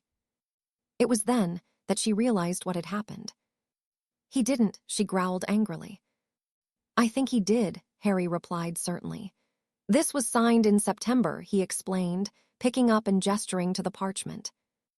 I told you I didn't remember anything, Bellatrix pointed out irritably. Yeah, well, I didn't expect this, Harry returned, waving the contract in front of him furiously. Bellatrix just folded her arms and scowled at him. Forget it, Harry sighed, as he burnt the last piece of parchment that alluded to the unwanted unions. You're free now, so it really doesn't matter. Now, if you'll excuse me, I have a duel to prepare for, he finished seriously. You don't think you can actually win, do you? Bellatrix questioned disbelievingly. He's a bloody world champion, she reminded him. Harry paused at the door but didn't turn back. He's a duelist. I don't duel, he stated flatly, before exiting the room and the house. What does that even mean? Bellatrix asked irritably. It means he's a fighter, Arcturus answered proudly. I wouldn't underestimate the boy, he advised. I know a little of what he's capable of, Bellatrix agreed in reply. Why would he defend us, though? It doesn't make sense, she added confusedly. Because he's a better person than you will ever understand, Dara whispered sadly, her eyes firmly on the door that the boy had just exited from. Will he be okay? Nasasa asked the woman worriedly. Dara sighed. Harry has seen and done things that you wouldn't believe, she explained. Even I'm not sure of his full abilities, but I think Dullahuv and the rest of them are in for a rude awakening. You all saw him in the Great Hall after James was attacked, she reminded the three girls. He's terrifying, Andromeda concluded succinctly. Dara nodded. I've seen him train once and I was blown away by what I saw and what he can do. I've been too scared to go in again since that day, she revealed seriously. But he's my son. I'll always believe in him, but it will never stop me fearing for him, she finished emotionally. Can he really produce a Patronus? Bellatrix asked curiously. He can, Dara confirmed. But I think that is one of his lesser skills. He is a very dedicated wizard, so I imagine there is very little he can't achieve if he sets his mind to it, she added confidently. Now I have to go and make sure he is okay, she informed them. Thank you for our invitation, Arcturus, she said formally as she reached the door. Oh, and Pollux, if my son dies because of your stupidity, I will make every single day you have left a complete misery, she told the man coldly before exiting the house. I already planned to, Arcturus growled. You should feel damn lucky that the boy was here, if not I would be killing you right now. Pollux swallowed deeply and stormed from the house, clearly furious of how the day had gone for him. What are we going to do? Drala asked sadly. That is entirely up to you, Arcturus answered. You are family, and you are welcome in any of our homes, and thanks to Potter you will always have that freedom. I trusted your father too much and gave him much more freedom than I should have, he sighed exasperatedly. Are you joking? Wolbega shrieked, clearly coming out of an unusually shocked state. The boy just cost you your chance to join the elite of society and greatness, she screeched. Orion, shut your wife up, or I will, Arcturus commanded his other son. Orion simply nodded and took the woman by the arm and led her from the room. We have a hell of a debt to the Potter boy, Arcturus muttered. Yet he clearly wants nothing, Melanoa pointed out. Arcturus nodded. He knew what he held in his hand, and he burnt it like it was nothing. He could have had anything he wanted from us, he whispered disbelievingly. What do you mean, grandfather? Bellatrix asked. Arcturus turned to face the three girls and smiled warmly at them, pleased that the problem had been solved at least. The boy essentially bought those contracts and could have Anu all three if he chose to, demanded a ridiculous sum for them, or just kept all three of you as slaves, explained gravely. Bellatrix shook her head.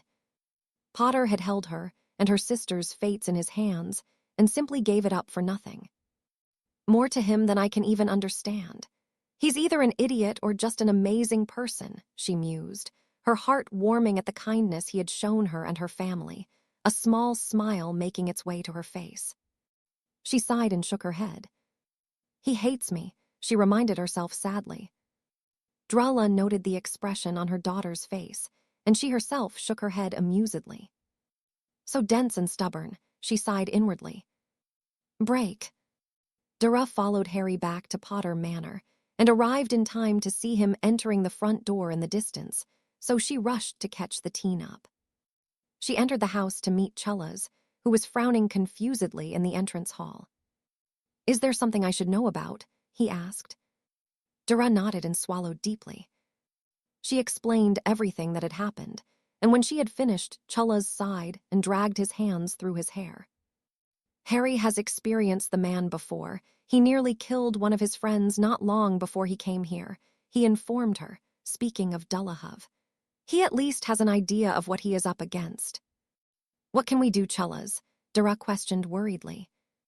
There's nothing we can do, except help him as much as we can, he answered thoughtfully. What are you thinking? Dara inquired suspiciously. Chellas swallowed as he removed a book from his pocket and resized it. Dara shook her head furiously. You promised that you wouldn't teach this to James unless it was necessary. Harry comes under the same rule, she said firmly. Do you not think it is necessary? We both know what the boy is facing, and we are in a position to help him. All of them need to be able to defend themselves, Chellas replied gravely. Dara nodded reluctantly. I never thought we would see this day, she mumbled sadly. Neither did I, Dor. I thought Grundelwald would be the last for a long time, Chellas agreed. I guess we were wrong, and Harry never had a childhood, not really. The family magic will give him an extra edge. Despite the training he has had, it may be needed, he explained. Will you train him personally? Dara asked. Chellas nodded. As much as I can, but I imagine he will be even better than myself, he stated knowingly. Dara nodded. We are going to have to explain this to James and Sirius, she rullazed aloud. Then we should do that now. Go and fetch Harry from the basement and bring him to the kitchen, he requested. Dara immediately headed for the basement, while Chellas entered the kitchen, where James and Sirius were sat. What's going on, Dad? James asked with a frown, noticing his father's unusually serious demeanor. Something very serious has happened. Chellas began as Dara, and a completely impassive Harry entered the room. What is it? Sirius asked. Chellas looked towards his wife, imploring her to explain everything, which she did, causing the other two boys to experience a maelstrom of emotions. This is a joke, James stated disbelievingly. No joke, Chellas confirmed. Why would you do that for them? James questioned Harry. I have my reasons, Harry answered firmly, giving the boy a knowing stare. James swallowed and nodded his understanding, though he clearly did not like it. Harry stood and made to leave the room, but was held back by Chellas, who was looking at the book he held sadly. Here, he said, simply handing Harry the book. Read it, and then come find me and I will help you, he explained. Is that the family magic book? James asked disbelievingly. It is, Chellas sighed. Can I learn it? James questioned excitedly. Chellas shared a look with his wife, who was simply looking terrified by the thought. The way things are going, I think you should, he answered reluctantly. But this is not a joke, this is the most serious thing in the world, he added severely. James nodded firmly. Give me a few days with Harry, and then we will start, Chellas conceded. James nodded and turned his attention to Harry. What are you going to do? He asked worriedly. Harry looked at the boy through narrowed eyes and nodded slightly. I'm going to kill him, he stated simply before exiting the room and heading towards the basement once more. He's not serious, is he? Sirius asked, completely shocked by what he had heard. He is, James whispered sadly. Dullahuv will not let him live, Chellas broke in. Out of his last 5 opponents, 4 have died. He will try to do the same to Harry, he concluded regretfully. What can we do? James asked desperately. Not much, but I think Dullahuv is in for a hell of a shock, Chellas declared, as he followed Harry from the room to begin helping the boy. James sighed. It's not easy pretending to be your brother Harry, especially when I feel like I have to protect you, he thought to himself sadly. Chapter 6, marking the end of innocence. Harry made his way to the basement to begin his preparations for the upcoming duel with Dullahuv, still not entirely sure why he had put himself in this position. Yes, he knew that morally it was just the right thing to do, but he also knew his reasoning went beyond this. His first thoughts had been preventing the same things from happening at the hands of Bellatrix, and to save the young Narcissa from her fate of being married to Lucius. Again, he knew there was more. The fact was he had realized that even Bellatrix deserves a chance to choose her own path, despite the differences between the two, even if she had cursed. But again, it appears that she actually hadn't done so on purpose and had no control over her actions. This was something that Harry had not even considered. He knew that Bellatrix was an exceedingly gifted witch, so the thought of her being vulnerable to the imperious curse, especially at the hands of one of the Lestranges, was something he could not even comprehend. But if what Cassie had said was true, then it would have mattered little how resistant to it she was. Harry shook his head from his thoughts as he heard someone entering the basement and turned to see Charles approaching him, looking very serious indeed. The man stood in front of the teen, clearly lost in thought, before sighing after a few moments and dragging his hand through his hair. "Okay," he began uncertainly. "The first thing you will find in the book is a collection of spells designed specifically for combat, only known by members of our family, meaning that no one other than those with the name Potter will ever know them," he explained. Harry nodded his understanding and waited for the man to continue. "The main part of our magic is a very obscure branch that was gifted to us many centuries ago, though the knowledge of its origins, and who gave it to us, is long forgotten," he informed the boy. "It has been taught from father to son for generations, never being written down in case someone should happen upon it." "What is it?" Harry asked curiously. Charles gave him a speculative look and finally a nod. "It is a mixture of mind and physical magic," he answered cryptically. "Tell me, what do you feel when you cast a spell? Where do you feel the magic within you?" Harry thought about the question for a moment, replaying the feeling of casting a spell over and over again in his mind. "It starts in my chest, flows down my arm and out through my wand," he replied.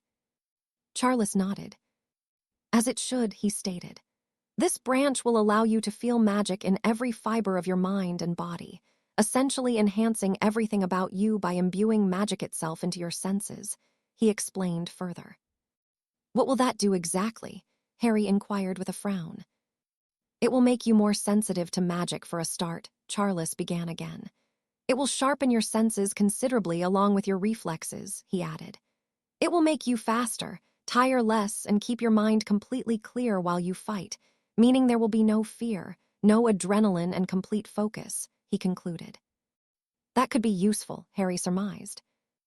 "Very," Charles agreed. "I imagine you will be very good at this, as you are already very powerful, which means that imbuing your entire body with magic should be quite easy and offer you a significant advantage in any situation," he pointed out. "It also means that your body will always have a continuous stream of magic flowing through every part of it, giving you a resilience to offensive spells, dampening some effects considerably," he finished. Harry nodded and understood how this indeed could be beneficial. "How does it work?" he asked. "Well, at first it is something you have to focus on, similar to a clumency," Charles explained. "But as with a clumency, it will become a part of you, and your body will eventually remain in the state completely as second nature," he elaborated. "It has its uses beyond combat situations also, but I'll leave that up to you to discover for yourself." "So, how do we get started?" Harry questioned. Charles sighed and swallowed deeply. "To be able to imbue your body with magic, you first need to experience the feeling of it, and that is done with a ritual, which is the main secret of the magic. But it can cause changes," he warned. "What changes?" Harry asked warily. "It can bring out parts of you that exist internally and cause them to manifest themselves on you physically," Charles sighed. "Like scars?" Harry asked. "Not exactly," Charles returned. Seeing that Harry was still confused, he shook his head and removed his shirt, revealing to the teen what appeared to be a few tattoos. "My wand cores are griffin claw and dragon heartstring," he explained, pointing to each creature that was etched into each side of his chest. "The eagle," he continued, turning around and revealing the third marking, "is my animagus form," he finished. "So it will basically give me tattoos," Harry concluded. Charles nodded. "The magic takes your mind, body, soul, and magic, and combines it into one entity instead of 4 separate concepts that imprint on each other, though I never felt any different other than my magic bonding with my body completely. But I suspect it may be a little different for yourself," he finished thoughtfully. "What do you mean?" Harry questioned worriedly. "I think you will have more animal markings than myself, as you have an affinity with many," Charles deduced. "You have your wand cores, and I assume an animagus form," he continued with a knowing look. "But you are also a Parselmouth and survived the bite of a basilisk, being healed by phoenix tears in the process. So I can only assume again that this may manifest itself onto you, he summarized, clearly not entirely sure of himself. It made sense to Harry. He was very much aware that the basilisk venom, although no longer dangerous, still flowed through his veins along with the phoenix tears. Will they be as big as yours? Harry asked thoughtfully, not at all against the idea of the markings. He was very fond of all the animals he shared something with after all. I honestly have no idea, Charles responded seriously. But I think it will be worth it either way. It certainly is a hell of a gift to possess, he explained proudly. Harry nodded. Let's do it then, Harry agreed. Charles smiled and nodded. He had been a little nervous about this conversation and was not entirely sure that the boy would be happy with the side effects of it. But he knew he had to make Harry see it for what it was, a significant advantage in not only a fight, but magic use in general. The boy would understand his magic more and everything about him would benefit from it. The man himself was very keen to see how far the teen could take the skill. He was already powerful and very well trained. This would simply add to all of it and make him an even better wizard than he already was, something that Charles could not even fathom, as Harry was undoubtedly one of the best he had ever seen. Begin by working on some of those spells, he instructed. I need to get a few things ready first, and then we can get the ritual done. Harry nodded and watched as the man left the room before turning his attention onto the book, his eyes lighting up in excitement as he began to read through the spells within. The man returned around an hour later draped in a thick black cloak, levitating a smoking cauldron in front of him and carrying 2 daggers, silver with a gold handle. He placed the items in the center of the room, drew his wand, and began burning runes into the floor around them, leaving enough space for someone to sit amongst the needed implements. When he had completed the runes, none of which Harry recognized at all, he gestured for the boy to join him. Remove all of your clothes except your underwear and sit between the daggers, he instructed, his tone rather grave. Harry did, as he was asked, and waited for the man to give him his next set of instructions. Take the dagger on your right and cut across your left palm over the cauldron.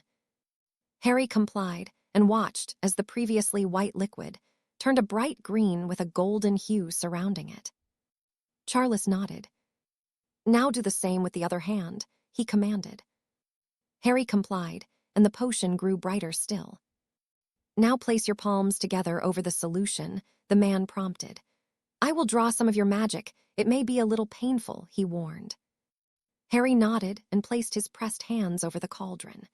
Charles waved his wand around the boy's hand, chanting in a tongue that was nothing like Harry had ever heard before. A burning sensation could be felt the more and more the man chanted, and eventually a gray substance with a golden glow began leaking from his hands and pooling into the potion. Once Charles was satisfied, he had extracted enough he stopped, and the wounds on Harry's hands sealed. I had a feeling it would be gray, Charles mused aloud. You have done and witnessed too much to be a light wizard, but you are righteous and act with good intentions, so you are not dark either, he explained. Harry simply nodded his understanding. You must drop your occlumency shields and allow the potion to see you for who you really are.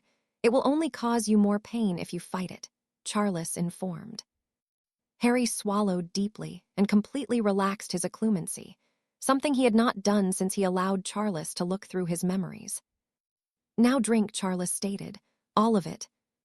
Harry picked up the cauldron and gulped down the potion, completely expecting it to taste awful. It tasted of nothing, however, much to the teen's relief. The moment the last drop had disappeared, he began to feel light-headed, and Charles began chanting once again, waving his wand over the boy. Harry began feeling magic begin to flow through every part of his body, a very strange feeling indeed, though he felt as though he was breathing for the first time in his life, that something that had been imprisoned had been set free. The feeling was nothing short of euphoric, and he basked and reveled in it, hopping and praying that it would never end. Soon, however, the pleasure gave way to pain as his skin began to burn and itch, feeling as though it was being hacked into. This is the last thing he remembered as he lost consciousness and dreamt of the Strauls, dragons, phoenixes and basilisks that all seemed to stare at him calculatingly before bowing and simply sitting in front of him, watching over him almost as he slept. Charles watched the boy as he chanted, his eyes glowing brighter and brighter, his body following soon after. He shook his head worriedly as he saw the look of pure contentment give way to one of sheer agony, but the boy did not even whimper. The man remembered his own ritual and his screaming that left his throat raw for days after. He finished the required spell and conjured a blanket, covering Harry with it before placing a kiss on the boy's forehead and exiting the room. "How did it go?" Doria asked worriedly when he entered the kitchen. The boy didn't make a sound. He explained a little sadly. Doria nodded. "He's had too much pain in his life," she sighed. "He has," Charles agreed. "We will do yours when Harry wakes up," he added to James, who swallowed deeply and nodded. "Is Harry okay?" the boy asked, clearly concerned. "He will be fine. All we can do is wait, but it will be very interesting to see the changes. I expect there to be a few. His magic is really strong, stronger than I thought," he mused aloud. "How long will he be out for?" Doria inquired. Charles shrugged. "I was out for just over a day, as were you," he reminded his wife. "It might be longer for him," he warned. Doria nodded her understanding and cringed at the memory of her own ritual. Of course, she had married Charles, so was allowed to have the family magic, but the memory of receiving it was not pleasant. She knew all she could do was wait, and that Harry would be okay. This knowledge did not keep the woman from worrying, however. Break. Bellatrix Black awoke the day after Boxing Day feeling relieved, confused, and so many other emotions she did not how to differentiate them all. The last 24 hours had been more than a little difficult for the young woman. Although her father had always been aloof, even uncaring at times, she never expected him to try and pull something like he had. It left her feeling rather disheartened that the man who was supposed to love her unconditionally could sell her off as though she was nothing more than an object. Then there was the other male that was occupying her thoughts, Harry Potter. She did not understand at all how the boy could go from being so indifferent towards her to literally put his life on the line for her and her sisters, whom he did not know that well, to ensure that they could be free, something that Bellatrix would certainly not take for granted again after this experience. She shook her head and sighed. The boy simply added to her confusion, though she appreciated what he was doing. She could not think of anyone else in her life other than her grandfather or mother who would consider doing such a thing. There was something about Potter that left her pondering him more than she would care to admit. At first, he had been rather cold towards her, and he began warming to her before the attack had happened, after which he had adopted his approach of indifference towards her, almost as though he had completely expected it to happen. Now he had saved her life more than she could understand, and she could not help but worry about him and what it was he was facing. She knew he was very much a capable wizard, but she had no idea how far his talents truly went. "Damn Potter, if you survive this, then I don't know how to even begin to repay you," she sighed inwardly. Harry Potter was a person you came across once in a lifetime. Of that she was sure, but she couldn't even begin to comprehend why he was so special, and why she kept thinking about him. It wasn't because of what he was doing for her. She had been thinking about him before that, but it was something else, something she couldn't quite put her finger on. The thoughts of him warmed her in a way she had never expected, gave her a twinge of nervousness she had never been accustomed to, and now he made her feel safe as though she had always been exposed and vulnerable to the world. She shook her head again, not wanting to dwell on those thoughts. They only confused her more than she already was. She pulled on her gown and made her way to the kitchen for breakfast, where her two sisters and mother were sat. Evidently, her father had not come home last night. "Morning, Bella," her mother greeted her. "Father didn't come home then?" Bellatrix questioned. Drula shook her head. "And he'd better not even think about it yet, or I will curse the bastard," she growled. "I thought Harry was going to curse him," Narcissa cut in. "I think punching him was worse," Andromeda interjected. "That would have embarrassed him more." Bellatrix nodded her agreement and turned to face her younger sister. What actually did happen in the alley? You didn't even mention it to us, she asked with a frown. Because I didn't think Harry would want me to, Narcissa replied. When her sister continued to look at her, expectantly she sighed. I went to get Andy's present and Father was supposed to take me, but he said that he had important things to do, she began. I'd just come out of the shop and everything felt really cold, and then I saw them, she added, shaking her head ruefully. The Dementors, Andromeda queried. Narcissa nodded. I froze when they came, she admitted ashamedly. Everyone else was running and they were coming right for me when I felt someone wrap me in their arms and shout something. Then everything went warm and I saw the big white reindeer attacking them. She finished with a shrug. How many were there? Drula asked. Too many to count, but there was a lot, Narcissa answered certainly. Drula's eyebrows rose in surprise. Impressive, she whispered. Most people can barely handle one or two at most, she mused aloud. What happened next? Bellatrix broke in curiously. He fixed the unicorn and took me to the shop to get the enchantments done again. He even paid for it, Narcissa explained. Then he took me to get ice cream with lots of chocolate. He said it would make me feel better, she shrugged. Anything else? Bellatrix questioned further. People from the newspaper came and asked him if it was him that fought the Dementors, and he said it wasn't. He told me he didn't want to be in the paper or anyone knowing what he did. Narcissa responded confusedly. Drula chuckled. Selfless too, and clearly not a glory seeker, she said with a disbelieving shake of her head. Bellatrix too shook her head. I really don't understand you, Potter, she huffed internally. As impressive as that is, what the hell was yesterday about? Andromeda questioned seriously. What about it? Bellatrix asked. A parselmouth. Not exactly considered a light ability, and just where does a 16-year-old get 1.5 million galleons from that he carries around in his pocket? He would not have gotten that from Doria, but remember he's been away since he was 11. He may have earned it by doing things like he did for Sissy, Drula suggested.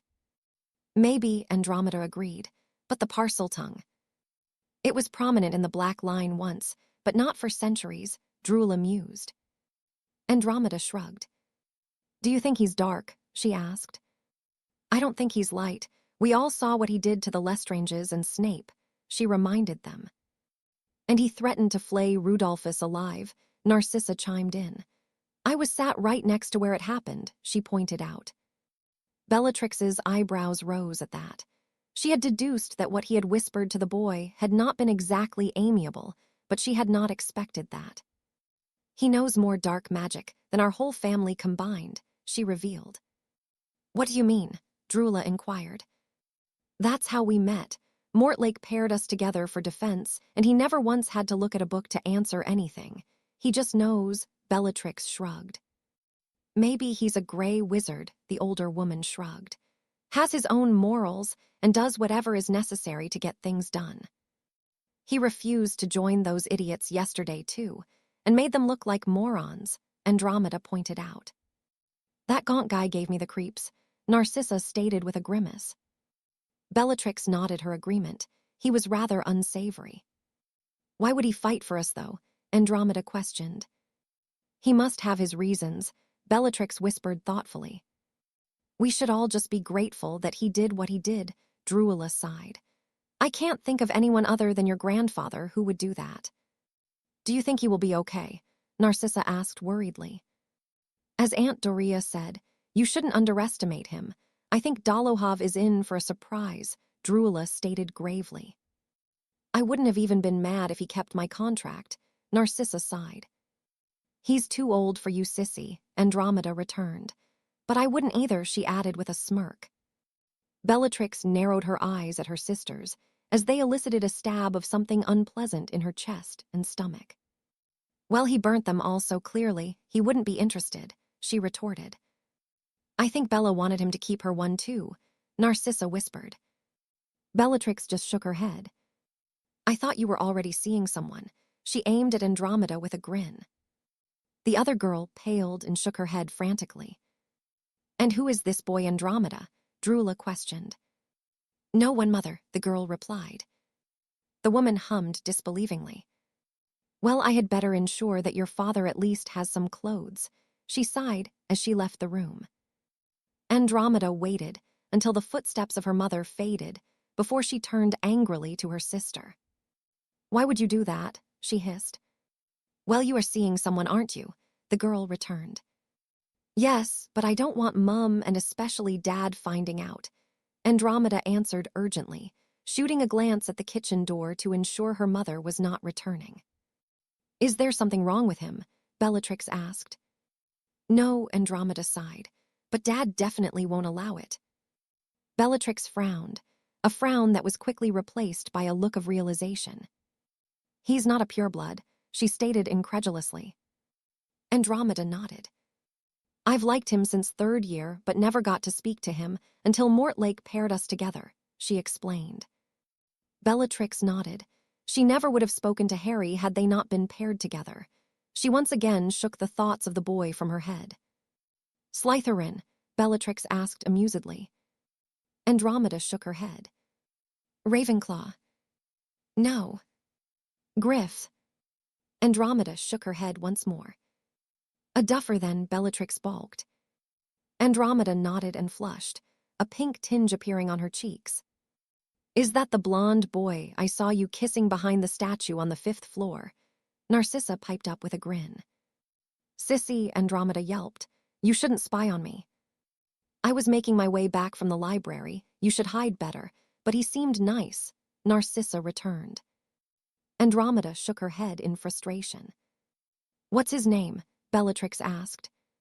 Ted, Andromeda answered simply. He's a muggle-born then, the other girl whispered urgently. Andromeda just nodded. Dad will kill you, but I don't think Mum would be that bothered. Especially after yesterday, I think she'll just be happy you chose him yourself, Bellatrix shrugged. It doesn't bother you, Andromeda questioned with a frown. Not really, but I don't get what you could see in him, Bellatrix responded curiously.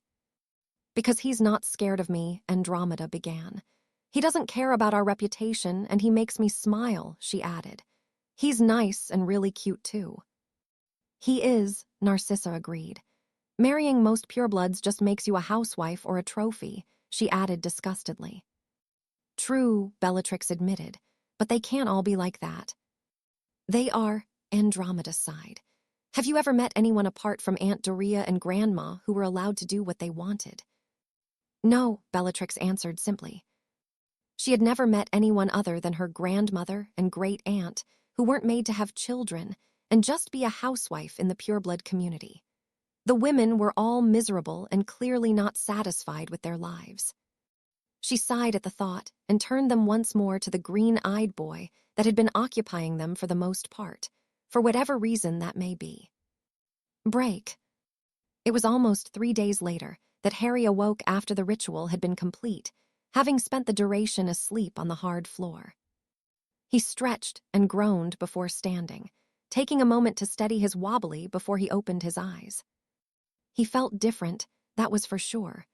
For the first time in his life, he felt complete, like he had always been missing something, like an extra sense he had never been aware of before. He looked down, his eyes widening at what he saw. It wasn't the fact that he had several creatures etched into various parts of his skin. It was that he felt taller and looked a little bigger than he remembered being. He drew his wand and conjured a large mirror so he could look at himself properly, and to ensure he wasn't just imagining it. He wasn't. He was certainly a little more muscular than he had been, and at least a couple of inches taller too. He didn't mention this, he whispered. He shook his head and decided that he would ask Charles about it when he saw him, which would be soon enough. He instead turned his attention to the beasts that had been tattooed into his flesh, noted how beautiful each one looked, before frowning as he realized one was missing. Where's the Thistral? He wondered aloud. He took stock of what he could see and frowned, surprised by the appearance of one of the animals. On the right side of his torso, he had what he assumed to be a Ukrainian iron belly etched across the entirety of his ribs, finishing somewhere on the top, outer part of his thigh, hidden by his underwear. The entire thing was a deep gray in color with icy blue eyes. The left side had a Hungarian horntail that mirrored the other, completely gray as the other dragon was with bright amber eyes. The cut it gave me, he whispered in realization as he rubbed his right arm where the beast had caught him during the first task of the tournament. The expected basilisk had found a home on the bottom half of his left leg, coiled around his shin with its head resting on the top of his foot, complete with the bright yellow eyes. Although he did not have particularly fond memories of the creature at all, he had to admit that it was beautiful in its own way and had certainly become a part of him. The phoenix was on the back of his right calf, smaller than he had expected it would be, but was no less beautiful than the others. It looked very much like Fox and had one orange and one red eye.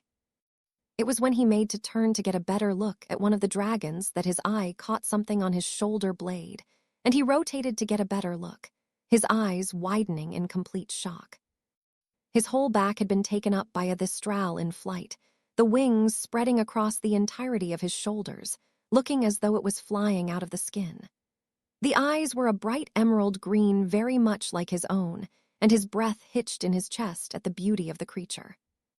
"I guess you are the one I'm most like," he said warmly, eyeing the inky creature fondly.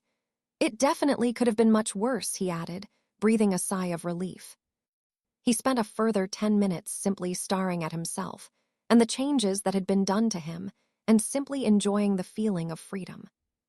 Even his eyes had changed slightly. They had always been a rather bright shade of green, but they were even more brighter and seemed to glow a small amount, not that he was opposed to it. He had always liked his eye color, and now it just seemed to be more accentuated. He eventually pulled himself away from his reflection and conjured a gown, knowing that his clothes would no longer fit him. The underwear was tight enough, and he wasn't going to test the t-shirt. He pulled on the gown and approached the door while doing it up, sighing as he placed his hand on the handle. "This is weird," he sighed internally. He entered the kitchen to find the rest of the Potters sat around the table, eating breakfast, and Doria gave a massive sigh of relief when she became aware that he had joined. "How are you feeling?" she asked, giving him a very calculative stare. "I feel great," Harry answered honestly. "Better than I ever have." Doria nodded and continued to stare. "You're taller," she stated matter-of-factly, "and you look bigger." "I think I am," Harry replied. "I feel it." "I should have mentioned that," Charles cut in. "I myself grew an inch after mine and filled out a little." "I think I've grown a few inches," Harry sighed with a frown. "I'd say so," Doria replied. "Look at me a moment," she requested. Harry did so, and her eyes widened. "Your eyes are definitely brighter by a fair amount," she pointed out. Harry just nodded. "Any other changes?" Charles asked. Harry nodded again and swallowed deeply. It wasn't that he was ashamed of the markings at all. He was just nervous about the reactions they would have to him having so many and mostly large ones. "More than expected," the man chuckled knowingly. Harry nodded again and took a deep breath before undoing the gown and removing it. Charles let out a low, appreciative whistle, while James and Doria both looked shocked. "Know this, Drow?" Charles asked with a frown. Harry simply turned around to reveal his back and heard 3 gasps of disbelief. "Shitting hell," James muttered. "It's beautiful, they all are," Doria whispered. "What's up with the other dragon and the snake?" James questioned with a frown. "And the phoenix," he added. Harry looked towards Charles and Doria, who both nodded. "Sirius has gone to see his grandfather to see if he can get some books on family magic. He can't learn ours," Charles explained. Harry sighed again and dragged his hand through his hair. "I faced the Horntail during the Triwizard tournament, got bit by a basilisk and healed by a phoenix," he explained quickly. "Bit by a basilisk?" James asked weakly. "Triwizard tournament," he continued in disbelief. "The boy killed the basilisk with a sword," Charles announced, proudly, causing James to pale further, "and won the tournament." James shook his head, a heartbroken look making its way on his face. "I'm sorry, Harry," he whispered, choking on his words. "You shouldn't have had to do any of that." It wasn't your fault, Harry stated firmly. You weren't there, he reminded him. But I should have been, James returned angrily. Harry shook his head. But you weren't, and I made it through all of that stuff. You did what you did because it was the right thing to do. I have never held that against you, Harry explained sincerely. I have always been proud that you died defending us, and you should be too. That's the kind of man you are growing into. He's right, James, Charles cut in. Harry is here now, and that is all that matters. We shouldn't dwell too much on his past, no matter how bad it was. We should be looking forward and making sure that none of those things happen again, he finished firmly. James nodded his understanding. It's just hard sometimes, he sighed. I understand, Doria responded knowingly. How about we get your ritual done, and then we can get to work, Charles suggested. James nodded excitedly. There's a good lad, Charles praised. Have you tried it out yet? He added to Harry. Harry shook his head. He felt as though he could do it on command. He knew that all he had to do was allow his magic to flow freely from where he could feel it itching to escape from his chest. Give it a try, Charles commanded. Harry focused and immediately felt his magic start spreading throughout his body, his senses sharpening as he did so, and his mind becoming more and more focused. Holy shit, Charles whispered. The boy's eyes were glowing eerily bright, and the magic coursing its way through his veins was making his hair ripple gently, as though caught in a gentle breeze. Wow, Doria agreed. Harry contained his magic once more and allowed everything to return to normal, well, what was now normal for the teen. Impressive, Charles concluded. The ritual wouldn't have made you any more powerful, but the power you do have is obvious, and your body has completely accepted the changes, and I assume that is why it has changed as much as it has. It simply needed to grow to allow everything to work as it should, he surmised. Can we do mine now? James cut in impatiently. Charles chuckled. You won't be so keen when you're feeling the pain of it, he warned. I suppose I will have to go and buy more clothes, Harry sighed. When you're better, we will work on the Patronus some more with Sirius when he is back, he added, talking to James. The boy just nodded and appeared to now be a little nervous, as Charles led him from the room to complete the ritual himself. Harry took a deep breath and braced himself. He knew the day was going to be long, as he needed to purchase a whole new wardrobe once more. He showered and managed to adjust some clothes to fit him before heading out to Diagon Alley first, planning to take a trip into Muggle London to get his exercise clothes this time around. Break. It was after a very busy and tiring final week of the holidays that found Harry, James, and Sirius settling into their compartment aboard the Hogwarts Express once more to head back to school. Simply put, Charles had been pushing all three of the boys to their limits over the past several days, and although Harry was used to such treatment, the other two were not, meaning they were exhausted. Try as he may, the man had not been able to tire Harry at all, much to his frustration and relief. It was clear to the man that the teen was simply on a whole new level of anyone he had ever worked with, even the best Aurors he had helped over the years. James's ritual had gone well, and he had woken up a day after it had been completed, looking very much as he always had, though he was around an inch taller, and his eyes had lightened from a chocolate brown to a hazel color. The differences between the two Potter teens were now quite considerable. Harry was taller, more thickly built with much more delicate features and eyes like no other. They seemed to now dance with a gently burning fire continuously and would glow even brighter so when he was using his magic. James had, as expected, emerged from his ritual with a few tattoos of his own. His chest now adorned a sphinx on one side and a stag on the other. The surprising addition to this pair was the small thistral that had appeared on the top of his thigh, a thistral with glowing green eyes just like Harry's. Sirius had been rather chipper when he had returned from visiting Arcturus, and the man had actually been pleased to see the boy, much to the younger Black's surprise. His grandfather had gladly handed over the books on the family magic and had had a long discussion with his grandson about the nature of magic, so that he did not immediately dismiss the family practices as dark or evil, which would certainly be an easy thing to do. The Blacks were specialists in offensive curses, and it had taken a further conversation with Sirius by Charles to convince him to learn it. He had pointed out that it was an advantage that others would not have and could save his own or his friends' lives one day. After the talk with Charles, Sirius had been working on the magic, though he was finding it difficult to perform the intent-based spells. The 16-year-old boy had no reason to want to curse someone in that nature, as things were. He was a far cry from the man who had lost his best friend and wound up in prison for 12 years, that was for sure. "Do you think Dad has a thing for pain?" James grumbled as the trio took their seats and waited for Remus and Peter to join them. "He must do," Sirius surmised. "He did marry a Black after all." James cringed. "I really did not need those images in my head," he whined. Sirius snickered at the discomfort of the other boy before turning his attention to Harry. "Are you going to explain your tattoos to me?" he asked eagerly. I understand," he added, gesturing to James. Harry looked between the two boys and sighed. He knew they had both come a long way in their views to magic, but he wasn't sure if they were quite ready. Then again, he never would be entirely. "Well, the Thistral is my form and part of my wand," he began.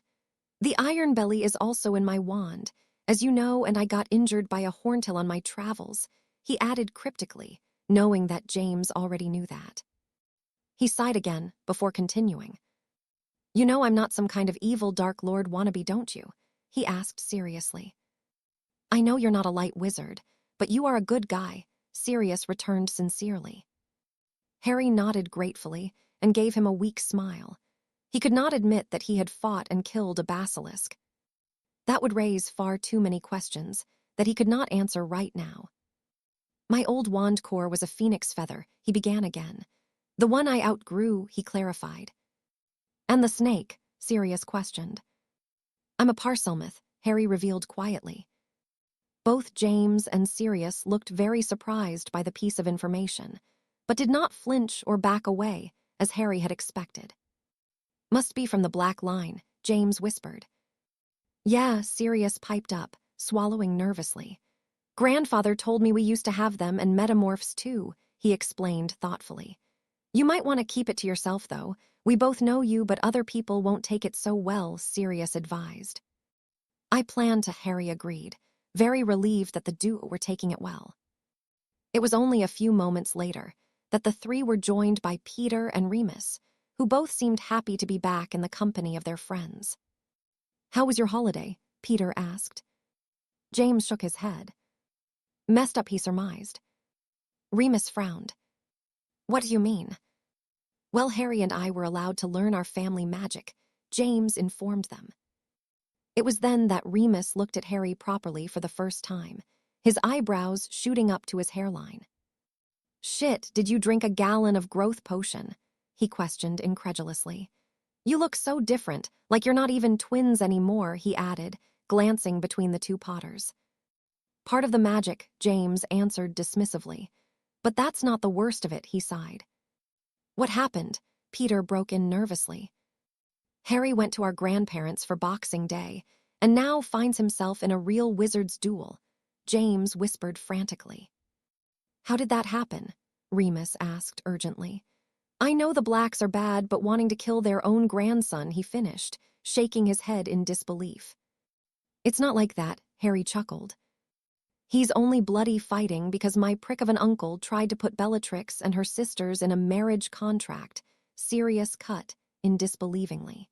"He tried to do it so my grandfather had to sign it, but Harry put a stop to it." "How?" Remus asked with a frown. "By buying the damn contracts and having to fight a champion of their choice," Sirius answered. "I just don't get why you would do it." "Because it is the right thing to do.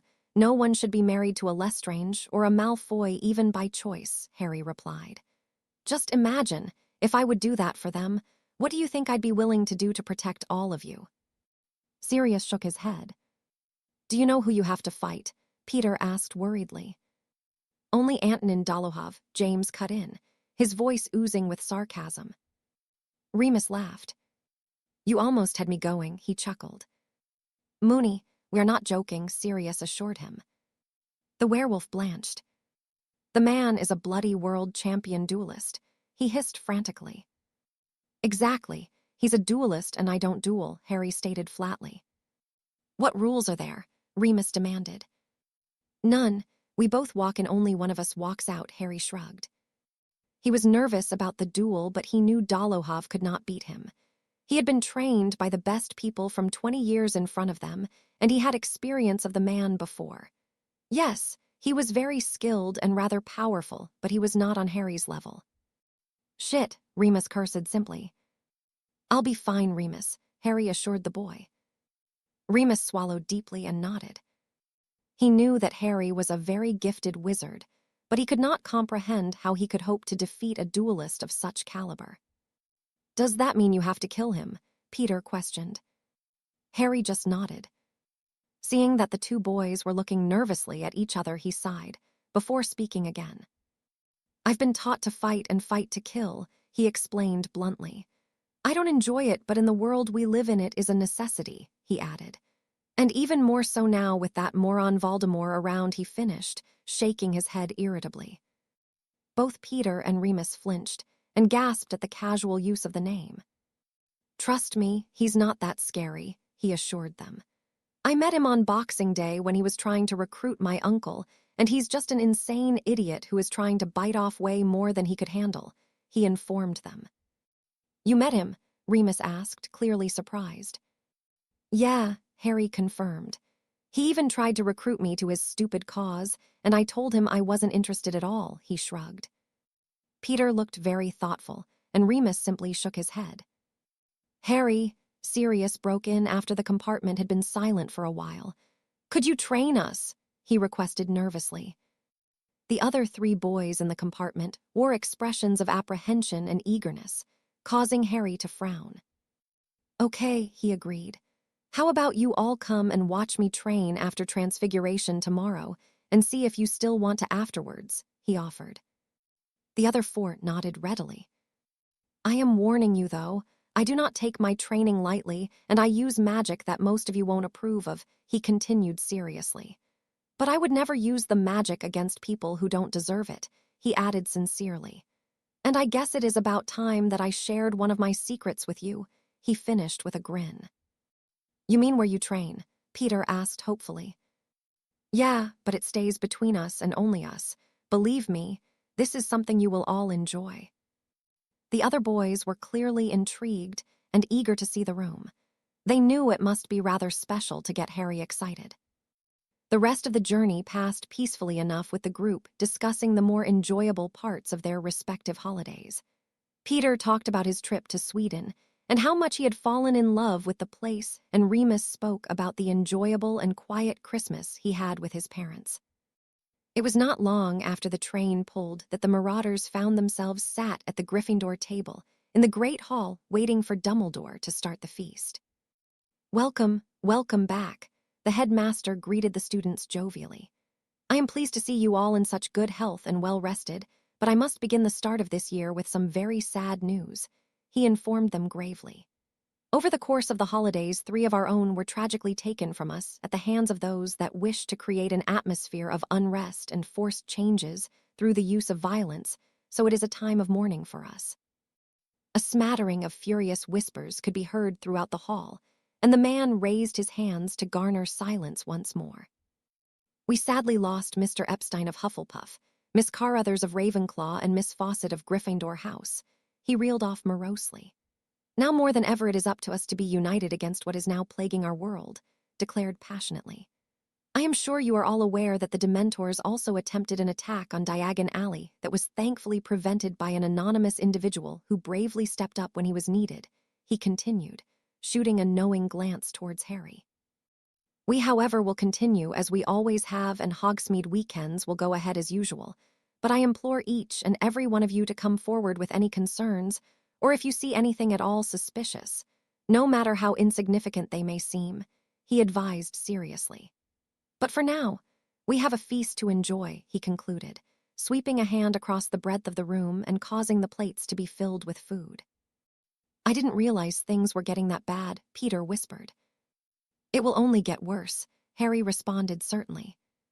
The feast was a very subdued affair, and the boys gratefully left the hall to make their way back to Gryffindor Tower. They had just left the hall when Harry was tapped on the shoulder, and he turned to be faced with the young Narcissa Black, who immediately threw her arms around him. "Hello, Harry," she greeted the boy with a smile. The rest of the Marauders were confused by the fond way in which the young Black was interacting with someone from their house, completely uncaring of the glares she was receiving by those in her own. "How are you, Sissy?" Harry asked warmly. "Are you not worried that your housemates will be upset with you for talking to me?" "Don't care if they are," the girl shrugged.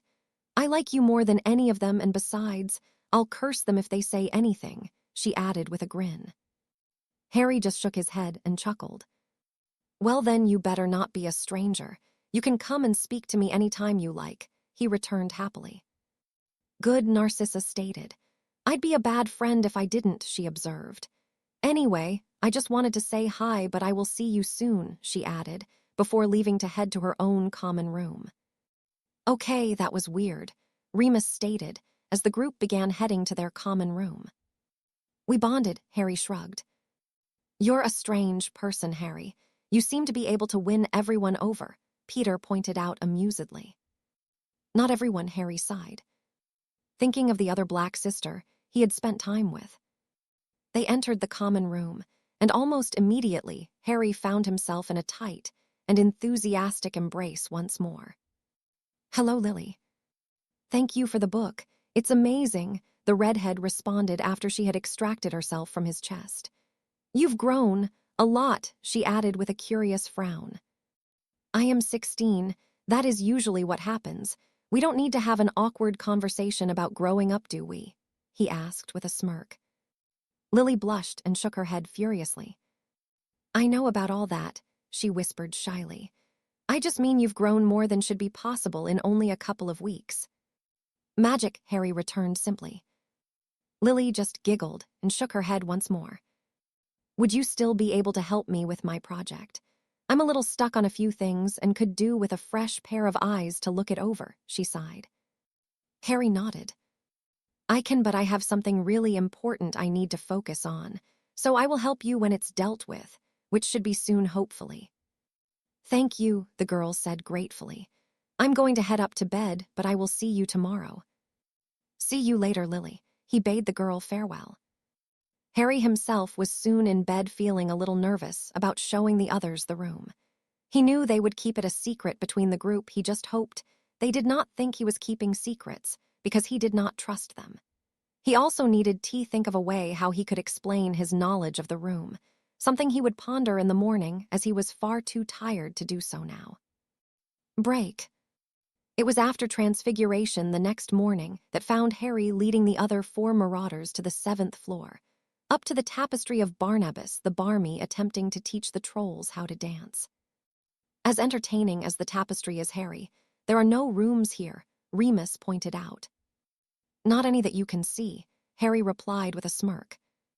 "We mapped this whole floor already, and there is nothing up here worth seeing," Sirius interjected with a frown. Harry sighed. "Watch and learn," he advised. He began packing back and forth in front of the blank stretch of wall, thinking of his training room, while being watched by the others who were clearly confused, though they all gasped when the large oak door appeared. Harry opened the door and led his 4 dumbfounded friends in, closing the door behind them. "Gentlemen, I give you the room of requirement," he announced proudly. "It's just like our basement," James stated flatly. "At the moment," Harry agreed, "but it can become almost anything you want it to be." "Bullshit," Sirius disagreed. "Think of something you really want, other than food or gold, and the room will provide it," Harry challenged. Sirius gave him a calculative look before closing his eyes, deep in thought. After a few moments, the room became much larger, and a swimming pool appeared on the far side. "Fuck me," Sirius balked in complete disbelief. "How did you find it?" he asked. "I asked a house elf for somewhere I can train, and he showed me this," Harry answered truthfully. "Do you have any idea what we can do with this room?" Remus asked excitedly. "The possibilities are endless," James whispered. "No more broom cupboards," Sirius declared happily. Our secret, remember, Harry reminded him. Sirius looked more than a little disappointed, but nodded his agreement. We have a lot of time to play with and enjoy the room, but now it is training time. Harry informed them as he made the pool disappear. How do you start? Peter asked. Well, I do my exercises in the morning, running and weights, and so on. Harry began. Then I come here in the afternoon to do my spell work, he shrugged. So just relax and watch. If you want to try anything, then go for it, but be careful, he warned. The four boys took a tentative step back as Harry set up the dummies how he always did, charming them so they fired stunners at him to begin with as a warm-up. He readied himself and allowed his magic to flow through him for the first time while training this way. Immediately, he was amazed at how much easier it felt to him. It was as if his magic was telling him where the attacks would be coming from, giving him plenty of time to bat the spells away or dodge, before laying waste to the dummies over and over again. He decided to up the ante much sooner than he usually would, and had the dummies firing different colored jets of light at him, indicating different and much more dangerous curses, though they were only replicated and wouldn't actually harm him. The other four boys looked on in shock and awe at the skill on display by the teen. They watched as he dodged, shielded, and simply batted away curses before destroying dummies with such destructive magic they could not believe that it was real or possible. All of the spells that Harry was firing was potentially lethal and much darker than they had been expecting, making them all feel more than a little nervous. After around 10 minutes, Harry paused his training and turned to check on the others, hoping he could make them understand why he was doing what he was, or he would have to stun them and obliviate the memories from their minds, something he was not particularly keen on doing if he could help it. How is that even possible? Remus asked. I've never seen anything like it. Peter just nodded his agreement while swallowing deeply. I wasn't expecting that. I thought the magic I saw you using that Charles taught you was good, but that was something else, Sirius stated. James had a slightly saddened look on his face, but gave Harry a weak smile of approval. Could you show us some of that? He questioned warily. Harry just nodded. You really are planning to kill him, aren't you? Peter broke in. Harry could see the apprehension that was plaguing the boy, so decided to be bluntly honest with him, and also put him on the spot. A test of character was need on the boy after all. I am, he answered honestly. What would you do if you were having dinner with your family and a bunch of people broke in and started trying to kill you all? He asked. Peter looked nervously between the other boys, but was cut off by Harry. I'm asking you, Peter, not what they would want you to do, he pointed out. Peter swallowed nervously and stood a little straighter. I'd do what I had to do to protect them and myself, he conceded. Exactly, Harry concurred. Well, something like that happened to 3 students here over Christmas and probably more that we don't know about, he reminded him. But I'm a pureblood, Peter replied confusedly. Carruthers was a pureblood, Remus chimed in. Your blood has nothing to do with what is going on out there, Peter. They are just using it as an excuse to gain power, Harry explained. Peter shook his head and looked at the others imploringly. Harry sighed. What would you do if you saw any of them in trouble? He questioned the boy, gesturing to the rest of the group. Peter paled at the thought of such a thing and swallowed deeply once more. I'd help, he stated simply. I'm not as good with a wand as any of you, but I'd try. As we would do for you, Remus spoke seriously. We would defend you to the death. You'd do that for me? The boy asked disbelievingly. Of course we bloody would. You're one of us, Sirius answered hotly. But when we leave school, you won't want to be friends with me still, Peter replied uncertainly. What gave you that stupid idea? Remus asked irritably. Well, you're all better than me and have to stick up for me all the time. You won't want me hanging around you when this is over, Peter returned a little more surely. Don't be a bloody Pratt wormy, James sighed. You are our brother, just look at all the things we have done together, he implored. Things will be different when we leave school, but things between us won't. We defend you because that's what friends do, Sirius explained. You may not be as good with a wand, but you piss all over us when it comes to potions and herbology. They're not as useful, Peter sighed, shaking his head. Which one of us is going to learn how to brew Remus's potion for him every month when it's available? James asked. It certainly won't be me or Padfoot. Or me, Harry broke in. You're way better than I am at potions, he added sincerely. Peter still looked unsure, so Harry spoke once more. How often do we use potions in our pranks? He asked. All of them, Remus answered immediately. Harry nodded knowingly. James does the transfiguration spells, Remus does the runes stuff and enchanting, Sirius does most of the planning and charms work, and you do the potions, he reeled off. All I do is conceal the spells, the least important job of all of it, and something that any of you could learn. But you're by far the best with a wand, Peter pointed out. And you are by far the best with potions, Harry countered. A skill that all of us need. But beyond all of that, you are our friend, our brother, James added. We might protect you, but it is Harry that protects us. Just look at what he did for me when I was attacked, he reminded the boy. And I would do the same for you, Peter. All of you, Harry promised. You really would, wouldn't you? Peter asked incredulously, noting the sincerity that the other boys spoke with. Of course, Harry responded. All of us would, it's what we do. Peter nodded. I really thought it would all be over once we left, he admitted sadly. Never, Sirius declared. Now why don't we let Harry teach us a few spells so we can curse Ul Snuvelas if he tries anything again, he suggested, causing the other boys to chuckle. Harry let out a deep sigh inwardly. Maybe we just changed his life, he thought hopefully. Break. The group spent the majority of the weekend in the room where Harry began to train them in offensive magic, beginning with simple things like bludgeoners and bone breakers. When they weren't training, they tested the room to see what the true capabilities of it were, and found it had very few limits. Harry had been right when he had pointed out that it could not produce food or precious materials such as gold and jewels, but beyond this, there was very little that the room could not give them. Monday morning arrived, and with that, the busiest day of the week where Harry had 3 lessons to attend. The 5 boys had just settled down to eat their breakfast when the morning post began flooding in as usual, but among the owls was a bird that was very rarely seen and never delivering mail in Hogwarts. Immediately, the students began chattering nervously amongst themselves, waiting to see where the large black raven would land. Harry immediately knew it was for him, so simply waited for the creature to bring him its note. The bird screeched and landed in front of him, eliciting a series of gasps to sound throughout the room from the pureblood students, who began explaining its meaning to the rest of the assembled pupils, who did not understand the significance of it.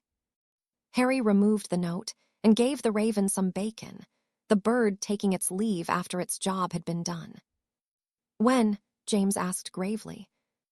Harry read the note and smirked darkly, his magic instinctively flowing through him with the anticipation of battle.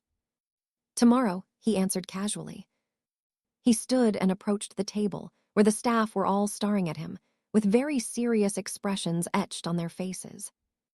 Professor Dumbledore, Harry greeted the headmaster formally. I must ask your permission to miss my classes tomorrow, as I have some family business to attend to, he requested. Dumbledore swallowed deeply and nodded, knowing there was nothing he could do to prevent what was happening. May I ask who you are dueling? He inquired quietly. Harry handed him the note, and the man paled considerably and choked. What is it, Albus? McGonagall asked urgently. Dumbledore was clearly lost for words, so at Harry's nod of approval, handed the note to the stern woman. Dullahuv, she whispered worriedly. Intanun Dullahuv, Flitwick questioned. Dumbledore nodded. Are you sure about this, Harry? He asked worriedly. I have no choice, Harry responded flatly. But I will be fine, he assured the man. Mr. Potter, I'd like you to come and see me this afternoon if you wouldn't mind, Flitwick interjected. Harry nodded his agreement. Take today off, Mr. Potter. I dare say you will need it, McGonagall suggested. Thank you, Professor, and I will see you later, Professor, he added to Flitwick. He took the note back from Professor McGonagall and began heading for the door of the Great Hall, eager to begin his preparation. "I want all staff in my office after you have met with Mr. Potter follow us," Dumbledore commanded. "Break." Lily looked on in complete confusion as the Raven entered the room, and the students began to whisper frantically. "Oh shit," Mullen muttered. "What is it?" Lily questioned. "Notification of an already agreed-upon duel," Mullen explained. "Oh, is that it?" Lily shrugged. "Lulz, the Raven means it is a duel to the death. Someone is going to fight with no rules," Mullen explained further. "Surely not a student, though," Lily stated disbelievingly. "Anyone from the age of 14 can do it," Mullen sighed. "That's just barbaric," Lily huffed, clearly disgusted by it. "Oh shit," Mullen muttered again as she watched the Raven land in front of Harry. "Oh my God," Lily whispered worriedly. "Why would he do that?" she asked pleadingly. "I don't know," Mullen answered simply. The pair watched as Harry stood and made his way to the front of the room. Lily stood immediately and made her way to his friends, all of them looking very worried indeed. "What the hell, Potter?" she questioned furiously. James just shook his head. "Not today, Ovens, just don't," he warned. "Why is your brother fighting someone to the death?" the redhead hissed angrily. "He has his reasons," James responded cryptically. "Don't look at me like that I didn't sign him up for it." Lily shook her head. "Aren't any of you going to explain?" she addressed the group. "It's not our place to. You'll have to take it up with him," James returned seriously. "So you won't tell me anything?" Lily questioned further. "Ovens, the only thing I care about right now is Harry, so just leave it please," James pleaded. "He's my friend," Lily retorted heatedly. "And he's my fucking brother, so just leave it," James responded, banging his fist on the table. He shook his head. "I'm sorry, Lily. It's just a bit too much for me to handle. I didn't mean to take it out on you, but it's family stuff," he finished sincerely. Lily swallowed and nodded. Even she knew that in the wizarding world, family took precedence over everything. "I'm just scared for him," she whispered as she began to tremble uncontrollably. "All of us are, but you don't know him like we do. He will be fine," James replied, attempting to calm and reassure the girl. "But he's going to die or be killed," Lily choked, her eyes filling with tears. "Trust me, we know that, and Harry knows that. He really does know what he's doing," James sighed. Lily nodded once more and watched as Harry reached the door to the Great Hall and followed him out, needing to speak with the boy. Break. Harry exited the hall and instantly felt himself forcefully turned around and faced by a confused-looking Bellatrix Black. "I just want to know why," she stated. "I've tried to figure it out, but nothing I can come up with explains why you would do what you are for us." Harry sighed and dragged his hand through his hair. He could hardly explain exactly why he was doing it. He would sound completely insane, but he decided that he wouldn't completely lie to the girl. "What do you think your life would be like with Ruddlefuzz as a husband?" he asked. Bellatrix frowned distastefully and shook her head. "Not good," she admitted. "It would be worse than you think," Harry returned. "You know as well as I do who the Lestranges are supporting, and yes, Ruddlefuzz is a complete moron, but Riddle isn't. It would be him you are obeying, and not the man you would be married to," he explained knowingly. Bellatrix's eyes widened in realization. "You see my point then," Harry sighed. "If you want to support him, then that should be your choice. It doesn't matter to me either way, but you are a beautiful and intelligent witch. You are better than that." Bellatrix blushed at the praise, but hid it well. "But if you or your sisters were married to them, then that choice would be taken from you, and you would be torturing and murdering people in your spare time," he added seriously. "The blood that flows through people's veins mean nothing to me. We are all witches and wizards, and that's all that matters, but none of that matters to Riddle. He just wants power, and he will get it if we allow it." Bellatrix nodded her understanding and sighed. "Thank you," she whispered. "I don't even know how I can make it up to you." "You really want to make it up to me?" Harry asked. "I have to," Bellatrix answered flatly. Harry shook his head. "You don't, but there is something you can do for me." he informed her, taking it towards her to close the gap between them. Bellatrix swallowed nervously. "What is it?" she asked, her mouth feeling very dry all of a sudden. Harry took a second to give a conspiring glance around before speaking once more. "Well, treacle tart is kind of my favorite, but your cousin is a greedy git. If you could bring me some once in a while, then call it even," he offered with a smirk. Bellatrix shook her head in disbelief, but smiled nonetheless. "You really are a prat," she spoke with an uncharacteristic giggle. "But if that's what you want, then fine." Harry grinned triumphantly. "You'll have to keep Sirius away too. He is really persistent," he warned. "And you should definitely smile more. It suits you. It makes you less terrifying." Bellatrix shook her head. "What would people think if they saw me smiling?" she questioned in mock horror. "I dunno. Maybe that you are approachable," Harry shrugged. "We can't have that now, can we?" Bellatrix sighed. "Yeah, I suppose you're right," Harry conceded with a chuckle. "Harry," a worried voice interrupted the duo. Harry turned to see a very emotional Lily staring at him worriedly, but before he could speak, she threw herself in his arms and began to sob. "Why?" she questioned simply. Harry swallowed back a little emotion at seeing his mother weigh and shook his head. "He's doing it for me and my sisters," Bellatrix answered.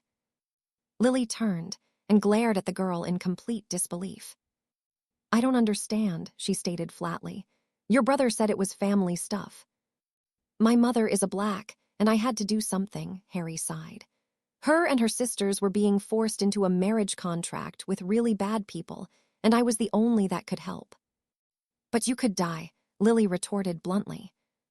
"I'll be fine," Harry assured her. "You don't know that," Lily replied heatedly. "I don't want you to die." "Lily, I will be fine, just trust me, please," he pleaded. "I don't like it." The redhead choked as she buried her head in his chest. "I should go," Bellatrix cut in, clearly feeling awkward.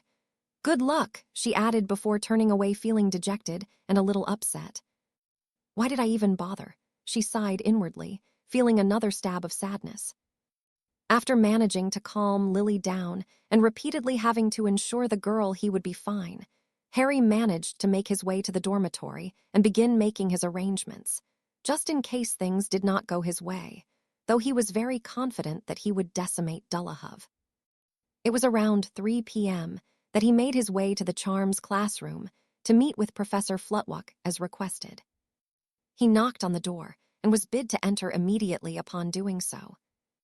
"Mr. Potter," Flutwick greeted him with a nod. "I just wanted to have a short discussion with you about your duel and maybe test you a little if I may. I was a duelist myself and have crossed wands with Dullahuv on a couple of occasions." "Of course, Professor," Harry agreed. He was confident in his abilities, but an extra insight into the man he would be facing would be foolish to decline. "Dullahuv is a very gifted duelist, as you can imagine. He is a world champion after all," the diminutive man began. "His strength lies mostly in his curses, but he relies on power too much. I just wanted to see the kind of duelist you yourself are, and offer you some pointers if need be," he finished. Harry nodded his agreement. "Okay, so how about a little practice duel? Nothing too dangerous, of course," Flutwick offered, drawing his wand. Harry smirked and nodded before closing his eyes, finishing with a deep breath. Flutwick's own widened as the teen opened his, and he could see them glowing a bright green, his hair dancing slightly as his magic coursed through him. Break. It was around an hour later that Professor Flutwick left the classroom, completely dumbfounded by what he had seen. He had even had to have a shot of Foeska to calm himself. He made his way to Dumbledore's office, lost in thought. Too many thoughts for a single one to be coherent, and knocked on the door after the gargoyle had allowed him entrance. "Enter," the voice of the headmaster sounded simply. Flutwick pushed the door open to find every member of staff waiting for him to arrive before beginning. "Are you all right, fellas?" McGonagall asked worriedly, seeing the usually bouncy professor appearing rather pale and subdued.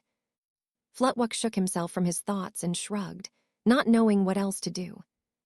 "How was your meeting with Mr. Potter?" Dumbledore inquired. I assume you wanted to give him some tips. There's very little I can do for the boy, Flutwick stated, shaking his head. Oh dear, McGonagall sighed. The boy is phenomenal, the charms master added in a whisper. What do you mean follow us? Slughorn asked. I've never seen anything like it. The boy knows spells and magic I haven't ever witnessed, let alone heard of, he explained, completely shocked. He's so powerful and so fast, he wasn't even out of breath. He's that good, Mutluck demanded to know. He disarmed me 6 times, and I couldn't even land a thing on him, Flutwick continued. I dare say he would be a match for yourself, Albus. Dumbledore nodded, clearly relieved. Surely you're exaggerating, Mutluck muttered. I assure you I am not. The young man is a prodigy and he uses everything. Charms, curses, and transfiguration better than any duelist, yet he clearly is not one. He does not stand or cast like one, he fights. He doesn't duel, he finished. Where would a 16-year-old learn magic like that? McGonagall questioned with a frown. He's had the best training and tuition. There's no doubt about it. I just don't know why, Flutwick mused aloud. Mr. Potter is a very dedicated wizard. I believe that he simply wants to be the best he can be, Dumbledore replied. He's dedicated himself to fighting, but to what end? I imagine he knows much more than I saw also. We dueled with non-lethal spells, and he is going into a death match tomorrow. He must have knowledge of darker spells. He has a better knowledge of dark magic than anyone I have ever taught, perhaps even myself, Mutluck grudgingly admitted. He definitely knows his stuff, H added confidently. Why is he dueling Dullahove, though? The last I heard he was supporting the madman, Slughorn broke in. Do you think he has something to do with it? McGonagall cut in worriedly. It's a possibility, Dumbledore conceded, fully aware of Harry's intentions. I imagine young Mr. Potter would give him a run for his money, Flutwick surmised. You don't think that is his intention? He clearly came back here for a reason, he continued urgently. Perhaps it is, Dumbledore answered dismissively. But for the time being we should just be relieved that he will probably be okay tomorrow, he concluded. I think Intanun is in real trouble, Flutwick returned gravely. The boy will slaughter him. I would put a lot of galleons on it. Dumbledore sighed internally. He knew that this was coming, but he had not expected it so soon. Break. Harry woke the next morning, simply ready. He had spent the previous evening preparing himself mentally to fight, working on his occlumency to clear his mind as best he could, and practicing allowing his magic to flow as he would need it to. From his own experience, he knew that Dullahove was a powerful wizard, as confirmed by Flutwick himself, and remembered that he was one of the few Death Eaters that had fired fatal curses at himself and his friends, almost killing Hermione in the process, a thought that filled him with a fury that he had up until now been swallowing down. Not anymore. He allowed his anger to permeate within him as he played the night in the Department of Mysteries over and over again in his mind, until he felt that the anger was at the point of boiling over. He watched as Hermione collapsed, completely unmoving, after his curse had hit her. He watched as Sirius disappeared through the veil, and he watched as the older Bellatrix goaded him and mocked him over the death of the only man willing to share his home with the teen, the only person to show him genuine love. He stood and began his final preparations of the day.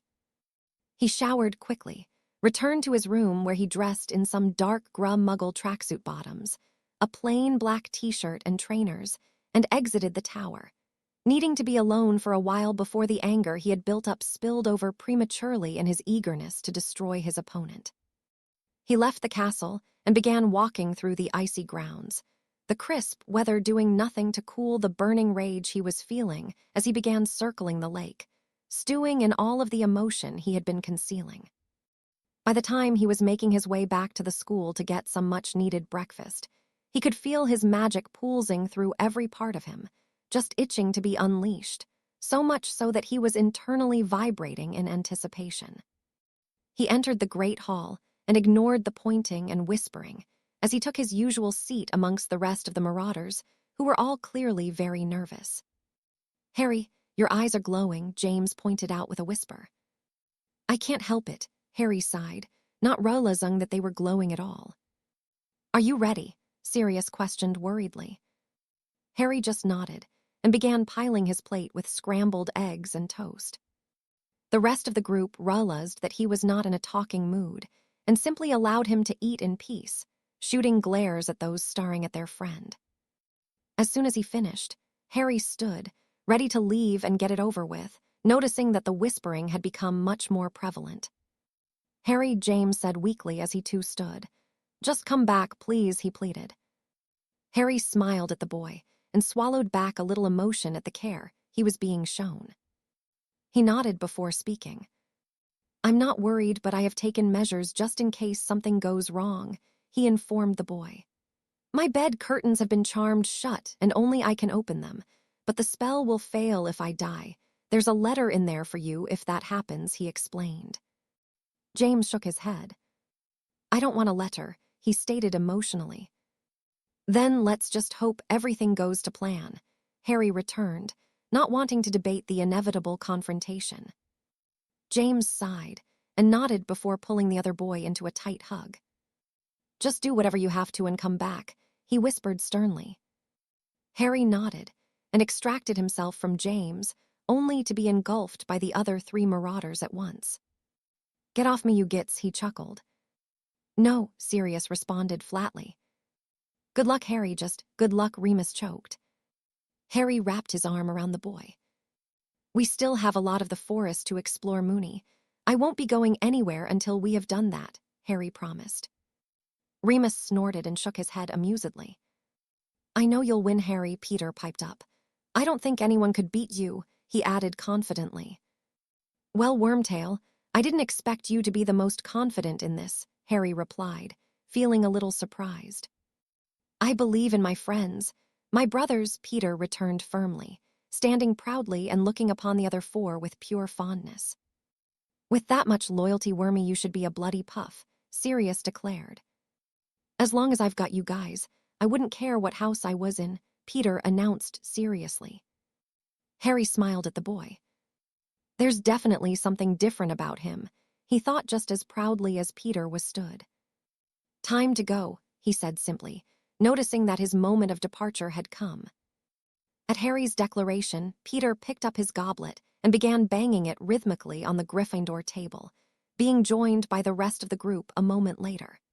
Soon enough, most of the students and teachers in the hall were mimicking the action, creating a deafening noise as people began cheering and shouting last-minute words of encouragement in his direction. Harry nodded his gratitude and left the castle once more, only this time to the sound of an impromptu orchestra leading his march into battle. Break. Charles and Doria had just sat down to breakfast when they were interrupted by a snowy white owl entering the kitchen, clutching a note for the duo. Charles took the missive and gently scratched Hedwig's head, offering her some bacon before opening the envelope and reading the contents. Oh, bollocks, he cursed. What is it? Doria asked nervously.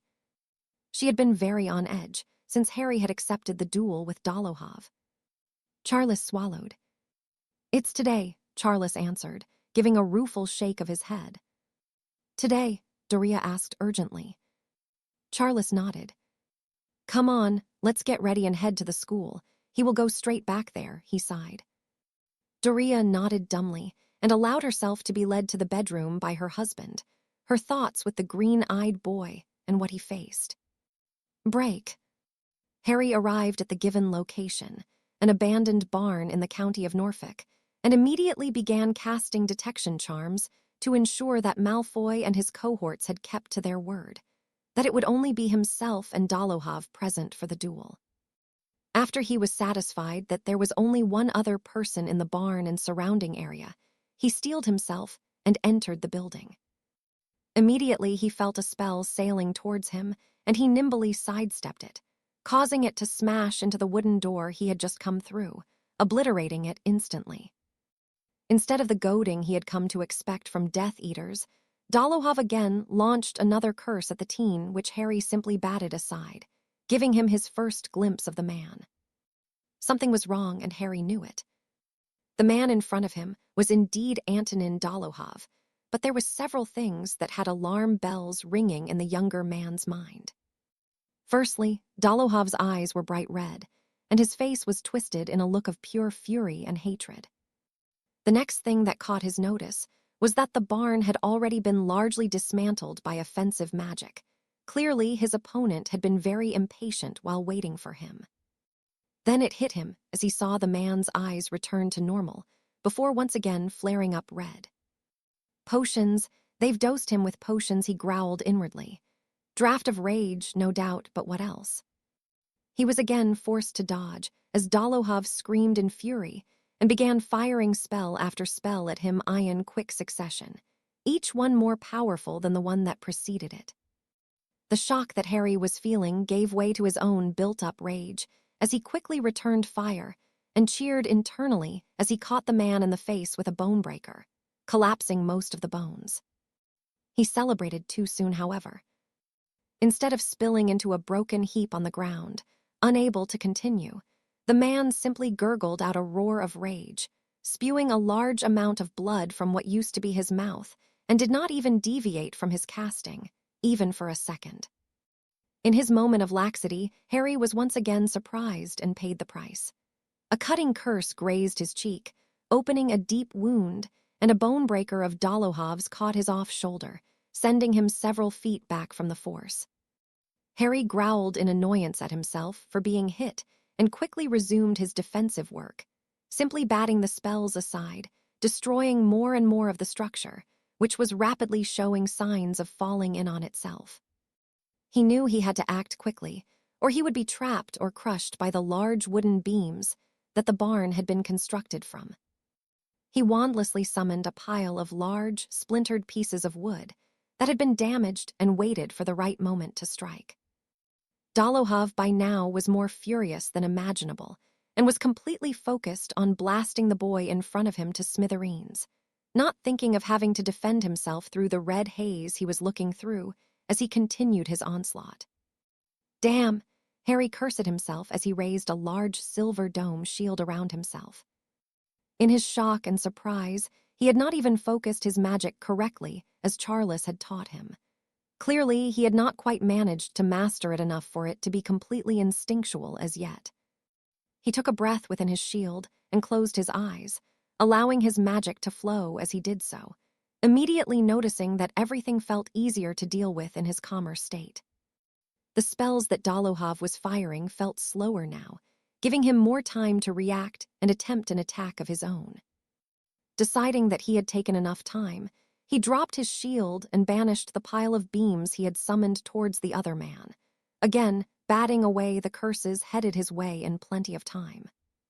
The wood whistled through the air before three of the thicker pieces embedded themselves into the man with sickening thuds. Again, Harry was very surprised that the man could absorb such trauma as he continued firing curses, though he had slowed down noticeably in his efforts. He was now, however, firing only blasting curses, and most were completely off target as they began disintegrating the building they were stood in. Harry knew there was little he could do as the curses were not just being aimed at himself anymore, and the building was now on the brink of collapse. Sighing, he did the only thing he could in the moment and braced himself as he cast a purple shield around the man. Dolohov paid no attention to the shield as he fired off another blasting curse, which simply rebounded off the inside of the shield and smashed into him, causing one final almighty explosion as the man was reduced to nothing more than a red mist with a few random body parts left in its wake. This was not the only effect, much to Harry's dismay. The shield also exploded under the strain of the rebounded curse and sent Harry himself flying through the air and through one of the already weakened walls to the outside, covering him in the remains of his opponent in mid-flight. Harry groaned as he laid on the floor and attempted to take stock of himself to ensure that he was not seriously injured. He was aware of the deep cut and broken shoulder he had suffered and noticed he had a very large slither of wood protruding from the smashed appendage now, but other than that he was mostly unharmed. He grimaced as he sat up and saw that the barn was now nothing more than a pile of destroyed wood, fit for nothing but burning. He sighed and gritted his teeth as he got up to his feet and noticed a pile of glass vials a short distance away with large chains next to them. He gave his limp and useless arm a distasteful look as he made his way over, conjuring a bandage and wrapping the limb as best he could, knowing he needed to get it looked at as soon as possible. But first, he needed to know what Dolohov had been given prior to their fight. He knew he had been very misled and uninformed. He had expected a battle with a purposeful and calculative duelist who would pick his spells carefully, and movements he made controlled and graceful. He had, however, fought someone of the opposite to what he had anticipated. The man was feral, erratic, and had no semblance of control or decorum in his approach. He was completely intent on murdering Harry and did not even consider defending himself, something that Harry had not prepared for. Always expect anything. He scolded himself for his certainty as he picked up the first vial and sniffed the inside warily. Draft of rage, he surmised knowingly. Out of the 6 containers, he managed to identify 2 more of the solutions, a strengthening solution and an endurance elixir. That's why the bastard didn't tire, he growled. He knew that the potions were illegal in sanctioned duels, but this hadn't been. He chided himself once more for not thinking of it in the first place and ensuring the man would be advantage-free from any type of influence that would give him an edge. They must have kept him bound, he concluded as he looked upon the thick iron manacles that had been left behind. He winced as his shoulder throbbed once more, reminding him that he needed to get some medical attention. He was tempted to remove the splinter himself and heal the wounds, but he was already feeling dizzy and did not want to risk passing out here and possibly bleeding to death. He spared one final glance at what remained of the barn in which the duo had fought in before disapparating away, back to the gates of Hogwarts. Break. James and the rest of the Marauders had spent the morning waiting in the Great Hall for Harry to return, all of them refusing to attend their lessons until they knew that he was okay. Dumbledore had permitted them to do so, knowing that none of the boys would be able to concentrate in their lessons. The group had been joined by both Charles and Doria shortly after breakfast had finished, and they all sat mostly in silence waiting for some news on the outcome of the duel. As lunchtime arrived, the nervousness they felt grew to an unbearable level as they watched the rest of the students and staff arrive to eat their next meal of the day. Shouldn't it be over by now? Sirius questioned impatiently, his nerves getting the better of him. Charles shook his head worriedly. Duels can last for hours, and with 2 really skilled wizards like Harry and Dolohov, we could be here a while, he explained. It was only a few moments later that the attention of the room was focused on the door as Harry Potter entered, cradling his arm and covered in an obscene amount of blood. Harry, Doria yelped, and immediately made her way over to the boy. I'm okay, Harry assured the distraught woman, holding his hand up to prevent her from hugging him. Just not the fight I was expecting, he sighed. The school matron rushed over to him and began running diagnostics as the students and staff of the school looked on in horror at the appearance of the boy. What happened, son? Charles asked. Harry shook his head and dragged his hand through his matted hair. He was dosed, he answered simply. With what? Charles demanded angrily. There were 6 vials I found after the fight. I only recognized 3 of them, Harry explained. Draft of rage, strengthening solution, and endurance elixir, he listed. Bastards, Charles hissed. I'll have those shits for this, he vowed. Mr. Potter, I need you to come with me immediately. The wounds are not serious at present, but they are rapidly getting worse, and you are risking a very severe infection, the matron cut in gravely. Harry nodded and allowed himself to be led from the room by the woman with Charles, Doria, and the Marauders in tow, the group shortly being joined by Lily with Bellatrix trailing slowly behind them, a deep look of worry marring her features. I'm sorry, Miss Evans, but you will have to wait outside for now. I don't want too many people crowding him, the matron explained as they reached the hospital wing. And you 4 had better keep your distance also, she warned the Marauders. I'm not leaving, James retorted hotly. Neither are we, Remus growled defiantly. The matron sighed. You will have to stay back while I treat him, she informed them. As long as we can be in there with him, we don't care, Remus declared. The matron nodded reluctantly and let the 4 boys pass. I'll let you know how he is as soon as possible, James promised Lily as he entered the room. Thank you, the redhead returned gratefully before making her way to the common room, worrying about the condition of the boy, both mentally and physically. Bellatrix had heard the refusal for Evans being able to enter, and she too made her way to her own common room, intending on visiting Harry later, though she did not understand why she felt the need to. Break. It was a few hours later that Harry was bidding farewell to those gathered around him, after being informed that he would be spending the night in the hospital wing, and they were satisfied that he would make a full recovery. I think Lily will be coming to see you soon, James explained. She tried to come in with us, but she wasn't allowed. Harry just nodded.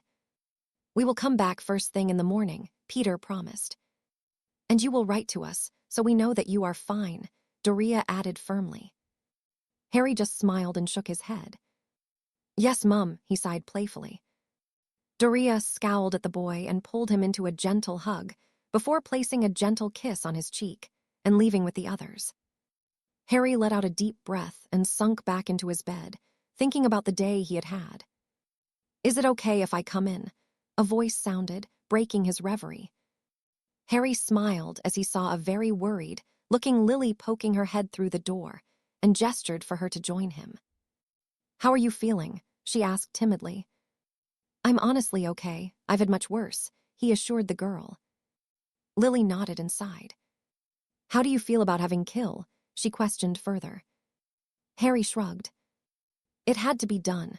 It was the only way, and I had to. I didn't have a choice, he pointed out. I know, Lily conceded unhappily. It's just that you shouldn't have had to. You're a good person, Harry. Harry smiled and took her hand gently. It's the good people that have to get their hands dirty, he explained. You know as well as I do what's going on out there, and it's up to those that are capable to put a stop to it and look out for those who can't. Lily nodded her understanding. It shouldn't be like that, though. We have Aurors who have that job, she tried.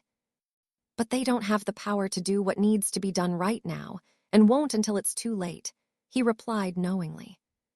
From what I know about the ministry, you're probably right, Lily agreed reluctantly. But surely there are others doing something about it. I imagine so, Harry mused aloud, wondering about the state of the order at this time. But I think the wizarding world needs all of the help it can get. That's the reason you came here, isn't it? Lily inquired, clearly realizing something. Your family is really old and powerful, safer than most others. You didn't have to come home, did you? Harry sighed and shook his head. I couldn't just stay where I was and let things play out. I had to do something, he responded truthfully. Even I could see that things are going to get really bad, really quickly. Lily let out a deep breath before nodding. Just please be careful, she pleaded. I don't know why, but I worry about you so much. Even though I know you are the most able wizard I have ever met, there's just something about you I can't work out, she sighed. Harry swallowed deeply. I will be, he promised. Lily pulled him into a hug and sighed once more, this time in contentment. I was so relieved that you came back, she whispered. I don't know what I would do without you, no. The pair was interrupted by someone clearing their throat at the door, and Harry spotted a tentative Bellatrix staring at the pair with a hint of distaste. I hope I'm not intruding, she said half genuinely. Harry shook his head. No, it's okay. He returned and beckoned for her to join them, feeling a little overwhelmed at the sentiment the other girl had been showing. Not that he didn't appreciate it. It just made him feel nervous that she felt a connection with him in some form, and was not ready in any way to even broach the subject with her, yet. I think I'm going to go now, Lily whispered, shooting a glare at the other girl. She did not understand why Bellatrix had come. She knew that Harry had done what he did for her and her family, but that should have been it. For some unfathomable reason, she did not like the girl being around Harry. It was not that she was jealous. She just didn't like it and found that she did not like Bellatrix by proxy, even though she had never had a conversation with the girl. Feeling very confused and conflicted, she bade her goodbye to Harry and took her leave, pondering the two people she had left behind, wondering why their association bothered her so much. "So you lived then," Bellatrix commented casually, though she was internally glad to see him as well as he was. "Don't sound too disappointed, will you?" Harry answered with a chuckle. "So you and Evans?" Bellatrix asked with a raised eyebrow, chiding herself for asking such a question. Harry frowned and choked before shaking his head at what Bellatrix was implying. "No," he stated firmly, feeling sickened by the very thought. "We are just friends. It's my brother who's interested in her," he explained. Bellatrix felt an unexpected wave of relief and hope course through her before she shook it away. "Anyway, I brought you this," she replied, reaching into her robes and removing something wrapped in napkins. "I figured that you wouldn't get much food here," she shrugged as she handed him the bundle. Harry unwrapped it to reveal a large slice of treacle tart and smirked. "Well, Miss Black, you seem to be a pro at this. Have you concealed contraband in your robes before? It definitely seems like you have," he returned. Bellatrix adopted a look of mock outrage before responding. "You should be damn grateful that I would allow that sticky thing so close to my body," she stated, "and honored that it has been, I might add." Harry chuckled amusedly. "I am very grateful, thank you," he assured her. "But you sound a lot like Sirius when you speak so highly of yourself," he added with a grin. Bellatrix growled and narrowed her eyes at him. "If you weren't already in here, I would curse you for that," she declared warningly. "But I guess I can let it pass. We can put it down to your delirium just this once," she allowed with a playful sigh. "That's very generous of you," Harry quipped. "I don't want to be injured any more than I am." The two sat in a companionable silence for some time before Bellatrix stood. "I just wanted to make sure you were okay," she explained. "But thank you. You saved my sisters and myself from Merlin knows what. I really do appreciate it," she added genuinely. "Well, if you keep me fed with this, then I will happily do it again," Harry replied with a smile. Bellatrix shook her head. "As long as I don't have to keep shoving it in my robes, then I can do that," she agreed. "You're so easily pleased. Just give you some dessert, and you are happy to save the world," she sighed as she exited the room. Harry chuckled once more before devouring the treacle tart and settling in for a much-needed sleep. Break. He was awoken the next morning by the loud arrival of the rest of the Marauders as they burst into the room, James holding a large platter of breakfast. "Will you keep the noise down?" the matron hissed. "I have patients trying to sleep, and you will dispose of that food immediately," she commanded. "I think not, dear matron," Sirius returned with a bow. "We have reason to believe that you will feed our comrade porridge, and that we cannot allow to happen," he declared with a look of distaste at the thought of Harry receiving a mediocre breakfast. "We have come to feed him properly, and properly fed he shall be," James proclaimed. "We will not allow you to starve him of his much-needed nourishment, wench," he added sternly. "Wench is it?" the woman questioned dangerously. "My apologies," James returned. "I did not mean to insult you. I simply got carried away in my rant," he added apologetically, giving the woman a bow. "We just want to have breakfast with Harry," Remus sighed, shaking his head in frustration at his friends. "Okay," the matron agreed reluctantly. "But if you overstimulate him before I have checked him over, there will be trouble," she warned. "Madame, I assure you that neither myself or my fellow friends here have a desire to ever stimulate my brother. Such accusations are despicable," James returned disgustedly. The matron just growled and walked away, clearly having enough of the troublesome teens. "Ah, the hero doth wake," Sirius exclaimed, seeing that Harry was indeed awake. "Just shut up," Harry pleaded, grimacing at the ache he felt in his shoulder. "How are you, Harry?" Remus asked worriedly. Harry gave the boy a smile. "My arm aches a little, but I'm okay," he assured the werewolf. "Hungry, though," he added, spying the large pile of food they had brought with them. The group tucked into the food, and waited for the matron to return to check Harry over so that he could hopefully leave with them. It was not the matron that interrupted their meal, however. It was someone that none of them expected to see. Arcturus Black entered the hospital wing and glared at the four boys sat around Potter's bed. James and Sirius looked very nervous indeed, while the other two were clearly confused. "Get out," he instructed simply. James and Sirius fled the room as quickly as possible, while the other two followed them out at a slower pace, shooting Harry a questioning look. "I'll catch up," he promised them. The two followed the others, leaving Harry alone with the patriarch of the Black family. "Your money," Arcturus stated, removing a shrunken trunk from his pocket. Harry nodded gratefully, but said nothing. "I considered adding more gold to it, but knowing the type of person you are, I imagine you would have returned it," Arcturus deduced as he took a seat. "More than likely," Harry agreed. "I thought as much," the older man observed. "Usually I would find myself feeling very burdened being in the debt of another, but with you it seems to not bother me at all." "Because you're not in my debt, I did what I did because it was the right thing to do, not for you or your family to owe me anything," Harry pointed out. Arcturus nodded and smirked. "You may not see it as a debt, but I do," he revealed. "I've been racking my brain and thinking of how I can make it up to you, and the answer is simple. I can't," he sighed. Harry frowned slightly, but waited for the man to continue. "You saved my family how it is now, and most of the next generation," Arcturus began again, deathly serious. "They are my only granddaughters, and you gave them back a freedom that should never have been taken from them," he continued. "I only have two things in the world that I can give you that will begin to atone for that," he declared genuinely. Harry swallowed at how grave the conversation had begun. "I think I know why you came back now," Arcturus deduced. "And I can help you," he added. He reached into a pocket and removed a small leather book which he enlarged, turning it into a large tome. "Firstly, this is the knowledge of the Black family magic," he explained. "You have black blood in you somewhere, so you can learn it. Use it well," he instructed as he placed the book on the bedside table. "Of course, you must keep it to yourself," Arcturus added firmly. Harry nodded his agreement. "Secondly, and most importantly, I offer you this."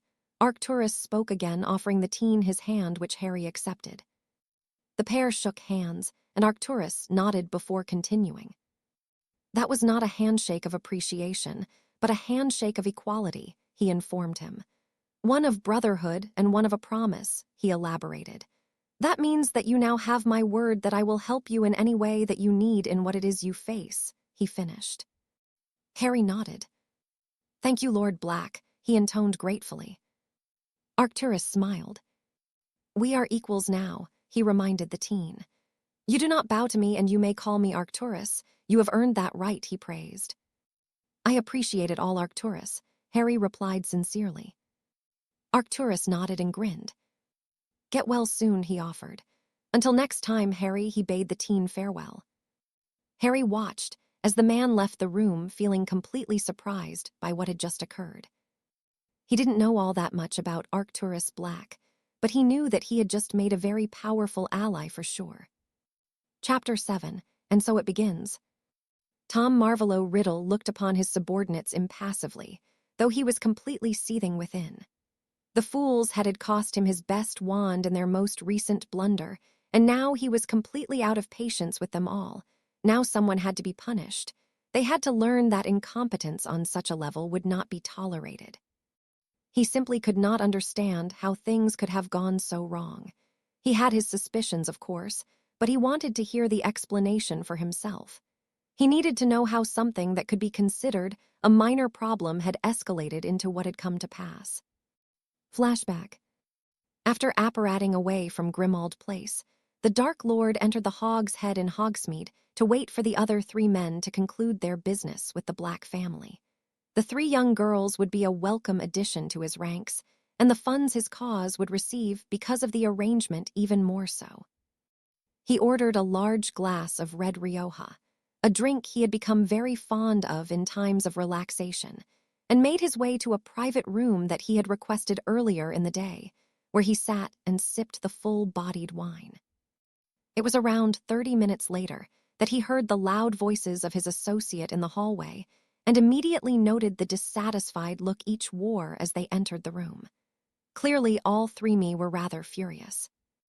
"Am I to assume that your negotiations did not end favorably?" he inquired. "You could say that," Randolph spat. Seeing that Lestrange was too angry to be coherent, Riddle looked towards Abraxas Malfoy, imploring him to explain. "It seems that the young Mr. Potter has taken it upon himself to intervene," the blond man drawled distastefully. The Dark Lord took another sip of his drink before gently placing the glass on the table and narrowed his eyes, thinking deeply.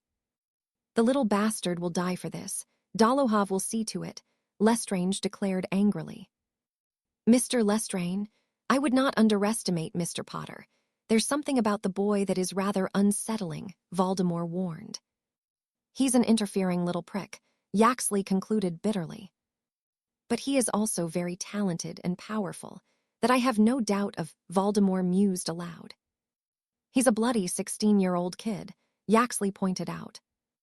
"And yet he has some of the best occlumency skills I have come across," Voldemort stated knowingly. "If he has put that much effort into an obscure branch of magic, then imagine how much effort he has put in with his wand," he implored. "He has already proven himself beyond both of your sons, and you have been tutoring them since they could walk," he added, staring at Randolph with a stern expression. The man simply growled and trembled with repressed rage.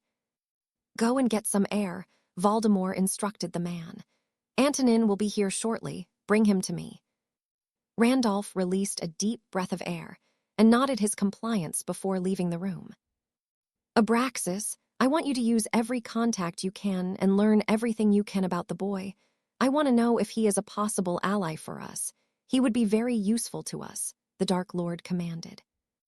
Abraxas frowned before speaking. "But surely, my efforts would be fruitless if Antonin is going to kill the boy," he observed. "As I said, he is not to be underestimated. We must prepare for every eventuality," Voldemort returned. "But Antonin is a world champion duelist. The boy has no chance against him," Malfoy tried, not keen to attempt to go through the Potter files. He knew that if Charles found out, then he was dead, no questions asked. The man took his family privacy very seriously indeed, and any effort into snooping would be treated with complete and extreme prejudice. "Just do it, Abraxas," Voldemort commanded once more, his voice adopting a dangerous undertone. Malfoy swallowed deeply and nodded. He knew he no longer had a choice in the matter. It was a few short moments later that Randolph returned with another man in tow. The young Antonin Dolohov was a tall and broad man with short brown hair and blue eyes that exuded confidence, mirroring the way he carried himself.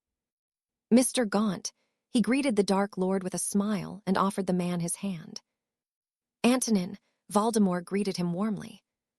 Tom Riddle had grown very fond of the young duelist and saw a lot of potential in him. In many ways, he reminded him of himself in his more youthful years, strong, ambitious, and passionate about what he did, though their paths had certainly been different. Antonin had been raised in a pureblood home with a loving and encouraging family. He had all the advantages that a young and orphaned Tom did not, but he could not hold that against the man. "Randolph just informed me that someone managed to interfere in your dealings with the Lord Black," Dolohov stated simply. "So who is it that I get to fight?" he asked, clearly eager to put his skills to the test. He knew that anyone representing the Black family would be a capable wizard. "Potter," Lestrange growled.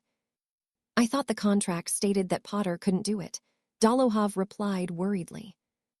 He had heard stories of Charles Potter and his prowess with a wand, and he was not so keen on facing the man yet. He knew that he could beat him in a duel, but not a fight to the death. "Not Charles," Malfoy cut in. "His son Harry."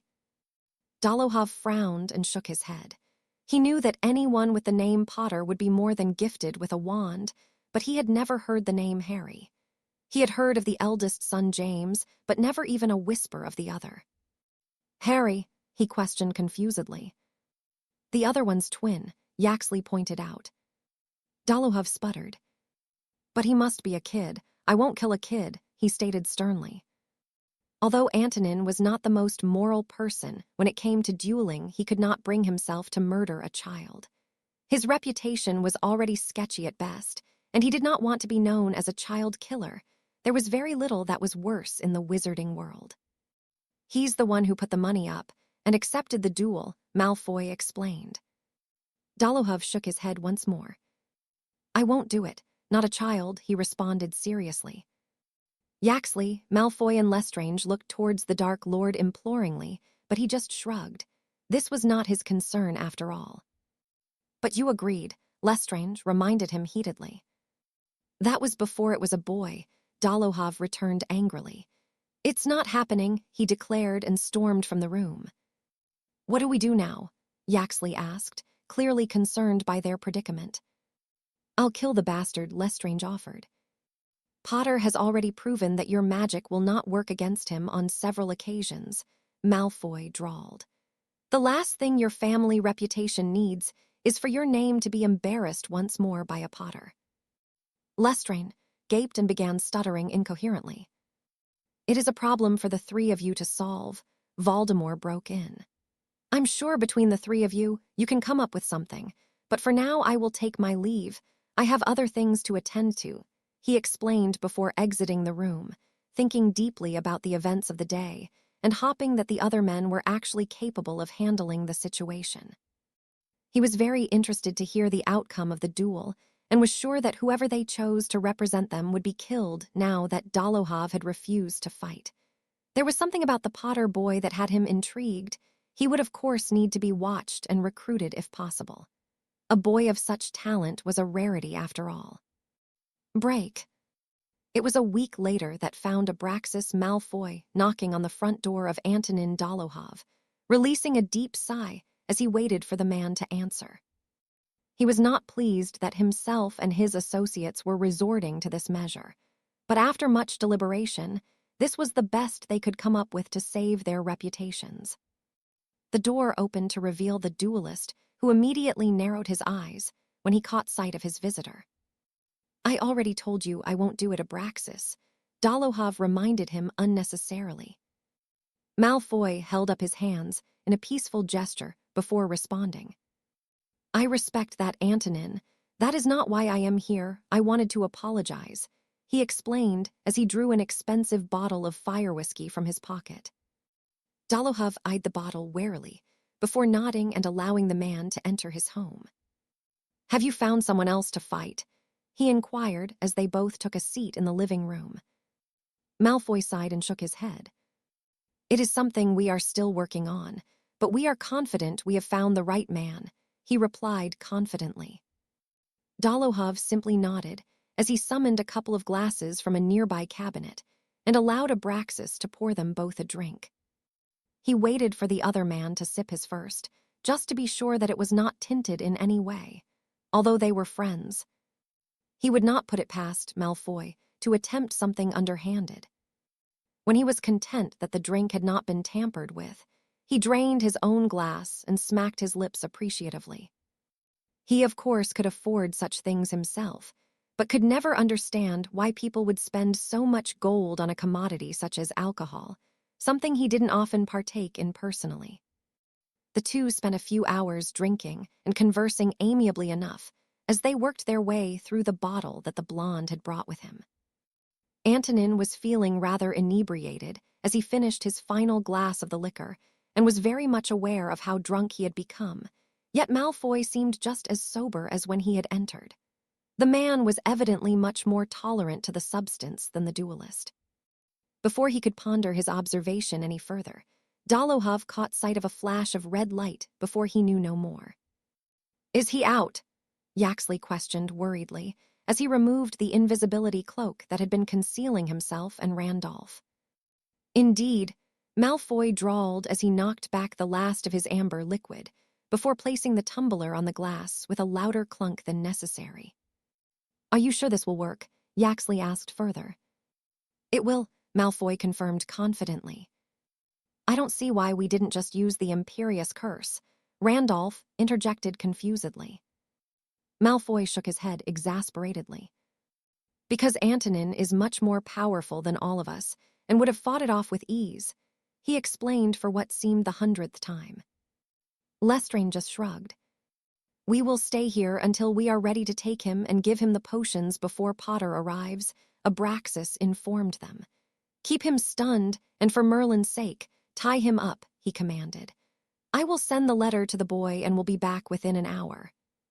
The other two men nodded their understanding, and again stunned Dolohov before conjuring ropes and binding the man.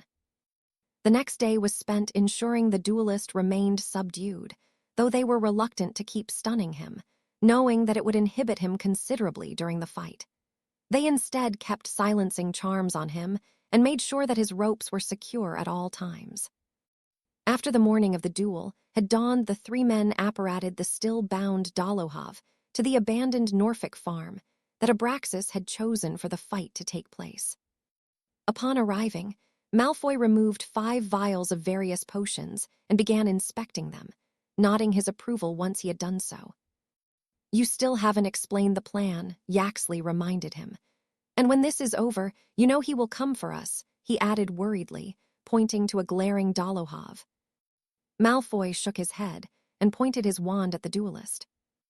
Obliviate, he muttered.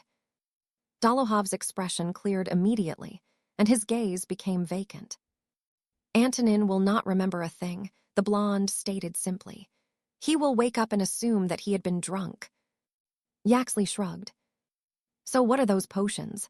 Lestrange questioned curiously. This, Malfoy began gesturing to a vial of blue liquid, is a strengthening solution, he informed them. We also have an endurance elixir, a regeneration potion and vampire essence, he finished, clearly happy with the fluids he had brought. And that? Yaxley inquired, pointing to the final vial which seemed to contain a black smoke. Ah, now this is very special, Malfoy drawled dramatically. It is known as Death's Breath, a very powerful potion that will bend any man to the will of those that administer it to them, he explained. It is extremely expensive, and the ingredients are very rare indeed, aptly named for its ability to turn a person into a living inferi and allow them full use of their magical ability. I've never heard of it, Lestrange cut in. It is not a well-known concoction, Malfoy replied gravely. It is at great effort and many called in favors that I managed to acquire it, though I very much doubt I could do so again, he admitted with a frown. Then let's get them in him. It's almost time, Yaxley pointed out. The 3 men forced the 5 potions into the other man and watched as his demeanor changed from completely calm to rather irritable as the blonde whispered instructions into his ear. I believe that will do it, he declared when he was finished. Mercutio, are you going to collect him when he is done? I assure you the effects will take a couple of days to wear off, he added comfortingly. Before the other man could reply, their conversation was interrupted by a guttural roar emitting from Dolohov, who was clearly furious and attempting to fight against his binds. Malfoy immediately noticed the reddening of his eyes and turned angrily towards Randolph. What did you do? He demanded. Gave him some draft of rage, Randolph shrugged. It's what I always take before a fight. Malfoy placed his head in his hands and shook it exasperatedly. You moron, Antonin is a bloody duelist. He does not fight angry and uncontrolled like you. He is deliberate and fluid, he shouted furiously. Randolph just shrugged. You stupid bastard, Yaxley yelped, realizing what had happened. You've just turned him into the opposite of what he needs to be. Well, I didn't know, Randolph returned heatedly. You've just fucked this up, Yaxley replied disbelievingly. He would have been fine, but now you've probably got him killed. Lestrange growled. He's fighting a 16-year-old and the little bastard needs punishing, he roared. He'll be fine, he finished dismissively. You had better hope he is, you moron, Malfoy warned. It will be on your head if it goes wrong. Lestrange just shrugged and glared at the other 2 men unhappily. Get him in the damn barn and let's go. Potter will be here soon, Malfoy commanded, clearly still in a temper. Lestrange led Dolohov into the barn and removed the chains before exiting quickly and locking the door with a flick of his wand, rolling the other mans to him under the gap after he had done so. Malfoy and Yaxley eyed the structure warily as it shook under the impact of Dolohov's spells. "Let's go," the blonde sighed as Lestrange deposited the chains next to the discarded potion vials. The three men then vanished, hopping and praying that things would go their way. End flashback. The Dark Lord listened to the explanation that the men gave him and nodded stiffly, still seething, yet he had much more to think about now. "Gentlemen," he began neutrally, "your efforts were commendable." The three men breathed a sigh of relief. However, he continued, "You should have consulted with myself before attempting such a thing, and I find myself disappointed at the loss of Antonin. It should not have been done this way," he added casually. "Abraxas, Mercutio," he addressed the two. "Begin planning that of which we discussed. Randolph here will be leading," he instructed, fighting the urge to smile cruelly. The two men nodded and left quickly, both beginning to feel uncomfortable in the presence of their leader. Voldemort's expression darkened significantly after they had exited, and he began packing back and forth. "I am most disappointed in you, Randolph. I did not expect such an amateur error on your part," he sighed wistfully. "Crucio," he roared as he drew his wand as quick as a flash. Randolph immediately collapsed under the pain of the spell and screamed in agony as every nerve ending burned mercilessly. "You have much to atone for, Randolph," the Dark Lord informed him after he had lifted the spell and glared distastefully at the now whimpering man. "Do not make such a mistake again, or I will be much less merciful." Randolph gasped deeply as he nodded his obedience, shocked at the amount of pain he was experiencing. The Dark Lord smiled evilly and once again leveled his wand at the man. "We can't have whispers about my treatment of you, can we?" he stated simply. "Obliviate," he mumbled casually. Immediately, Randolph appeared to be confused as to why he was in a heap on the floor and hissed in pain as he attempted to stand. "Are you okay, Randolph?" Voldemort asked in well-practiced faux concern. He was still furious with the man, but had vented some of it, though he was not keen for his subordinates to remember his punishments as yet. His position of power was not entirely secure after all, and he needed their support for recruitment. He had long ago accepted that he could not create his new order without them, much to his annoyance. "What happened?" Randolph gritted out. "We were discussing our next plan, and you took a rather nasty fall," Voldemort explained as he helped the man to his feet. "You had just agreed to lead the next attack, quite the honor to receive." Randolph simply looked confused, but shook his head and grinned maniacally. "It will be my pleasure," he stated gleefully. "Just as I thought," Voldemort intoned solemnly. "Now why don't you go and rest up? You look a little peaky, and you must be at your best after all," he offered. Randolph rubbed the back of his head and nodded, frowning while he did so. "I do," he agreed. "Thank you," he finished as he exited the room, leaving behind a very thoughtful Tom Riddle. The Dark Lord spent much time contemplating the Potter boy. Even after their blunder, the boy should have been no match for Antonin, he mused aloud. He will be a strong ally, he surmised. Or quite the thorn in my side should he choose to oppose me, he concluded gravely. He shook his head dispassionately. "I must be cautious with him." Break. Albus Dumbledore was packing the breadth of his office, contemplating the enigma that was Harry Potter. He, of course, had been privy to a glimpse into the boy's mind, but ever since that encounter, he had learnt very little about him with the exception of what the staff had shared with him. Phileas had nothing but praise for the teen and his abilities, and the headmaster did not doubt the charms professor's impression, but he could not rely on one man's observations where Tom Riddle was concerned. The man was dangerous, and placing his faith in a 16-year-old, no matter how gifted, did not sit well with the aged Transfiguration Master. At least, not without further proof of the Potter boy's potential.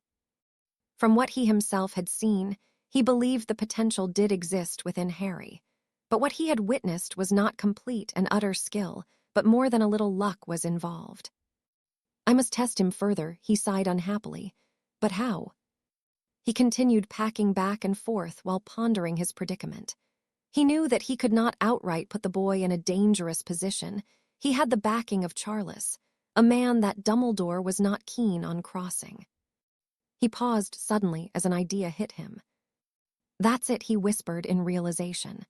Not only will it test him, but it will show me just how good he is, he concluded, breathing a sigh of relief. He pieced his idea together, putting all the factors in place, and finally nodded his head, content with what he had come up with. His first port of call would be a conversation with Professor Mortlake to arrange putting the first part of his plan into action. Let us see what he is truly made of, he declared, stroking the plumage of his phoenix who trilled in agreement. Our very lives may depend on him. Break. 2 weeks had passed since the duel with Dolohov, and the day Harry had been looking forward to had arrived. A trip to Hogsmeade with the rest of the Marauders. He had been forced to miss the previous one due to serving detention for his public interrogation of Snape and the Lestranges. But now he was free from those, and he had continued training exceedingly frequently, often now accompanied by the others who were all improving vastly.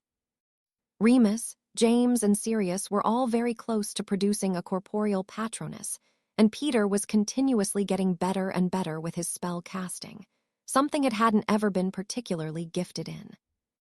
Today, however, they would not be training.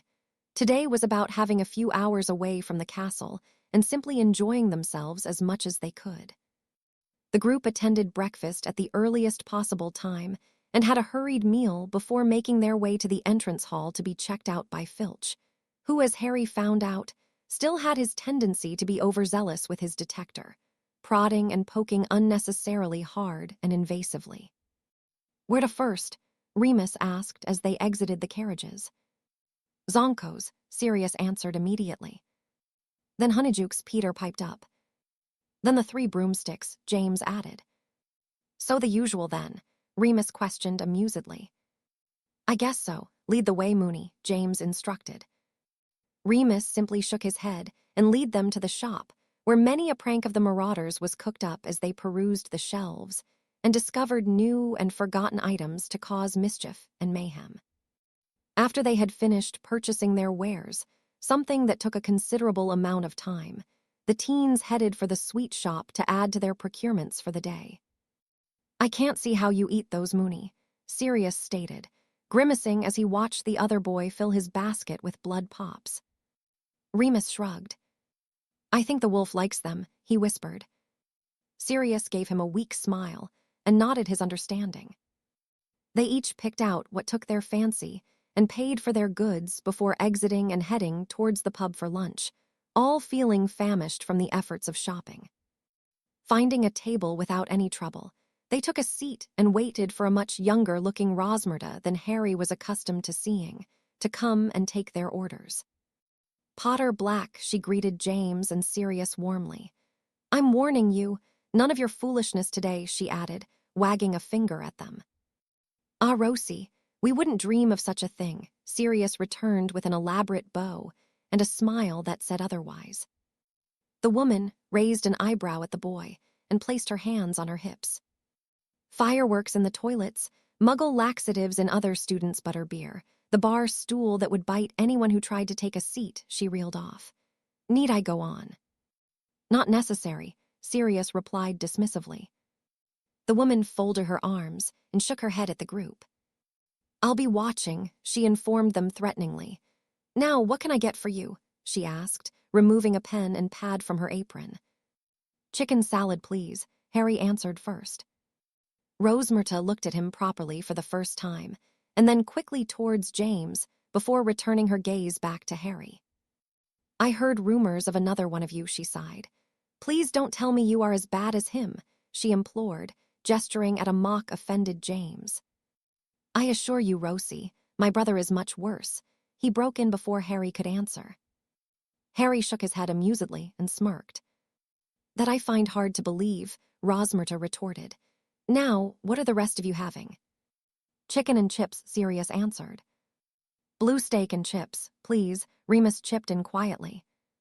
Chicken salad, please, James requested. Same Peter shrugged. And 5 butterbeers. It will be with you soon, the barmaid explained once she had written down the order, before she headed back to the bar. It was when the group were halfway through their meal, when their day of fun took a turn for the worse.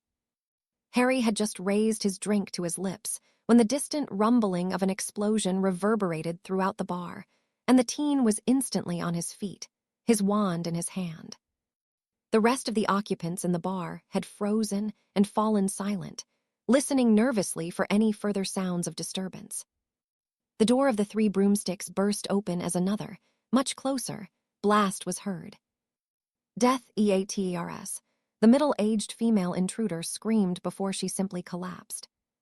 After the briefest second of shocked stupor, the patrons began to panic, with none knowing what to do in the situation. Harry immediately sprung into action, shortly followed by the rest of the Marauders. "Rosmerta," he called in a commanding voice. The woman immediately paid attention to the commanding tone and turned her attention to the boy, nodding that he was calm yet ready for a confrontation. "Block the door once we leave, but don't magically lock it," he instructed firmly. "Come on," he added to the rest of the group.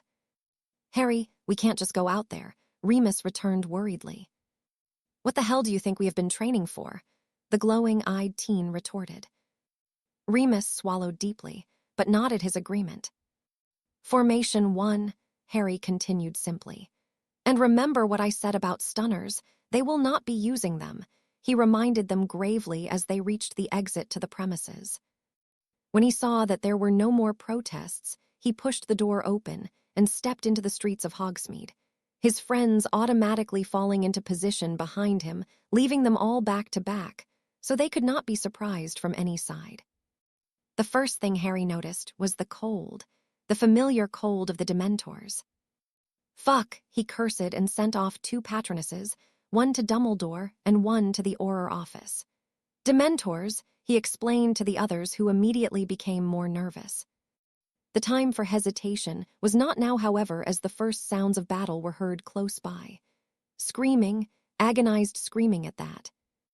Harry led the rest of them around the corner and sighed, knowing that the safer strategy he had decided on would not work. The skirmishes were small, but were spread out enough that too many innocent people would be hurt if the Marauders attempted to take care of each one at a time. Lily James suddenly screamed urgently as he broke formation and charged towards a fighting group.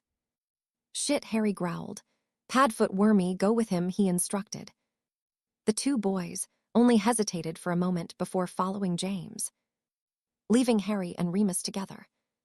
Harry stifled down the feeling of fear that had come over him at the thought of the people he cared about being away from his protection. He knew he had to get back to them as quickly as possible and turned to face the werewolf. As he did so, his eyes caught sight of something that immediately had him trembling with rage, a rage that the other teen could feel radiating from his furious green-eyed friend. "Shield my back," Harry demanded dangerously as he stepped past Remus. As he followed Harry, Remus, too, became aware of what had riled him so much. 4 people in full Death Eater garb were firing an array of curses into a cluster of cowering third-year girls. The wolf within Remus reared its head and bayed angrily, calling out for justice. Without a thought, the werewolf roared furiously and bounded after his friend. The moment he was in striking distance, Harry fired a severing curse and cleaved the closest of the attackers in 2 at the waist, catching the attention of the other 3, who were now clearly nervous and very surprised at what had just transpired, even though their faces were hidden by bone-white masks. "Avada Kedavra," a gruff male voice screamed after he managed to shake off the stunned state he had found himself in.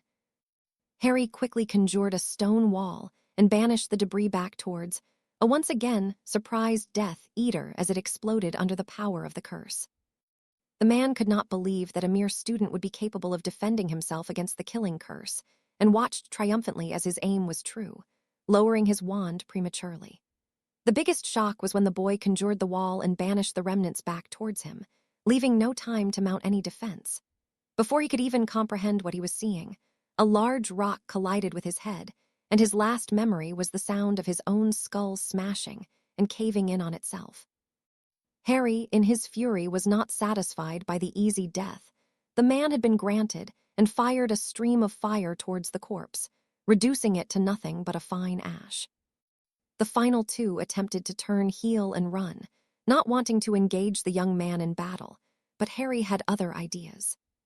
He flicked his wand, causing a long, thin flame to form into a whip which he cracked in the direction of one of the fleeing men, catching him on the shoulder, removing the right arm entirely. The man screamed in pain and fell to the floor, whimpering, shaking and clutching the stump of his shoulder.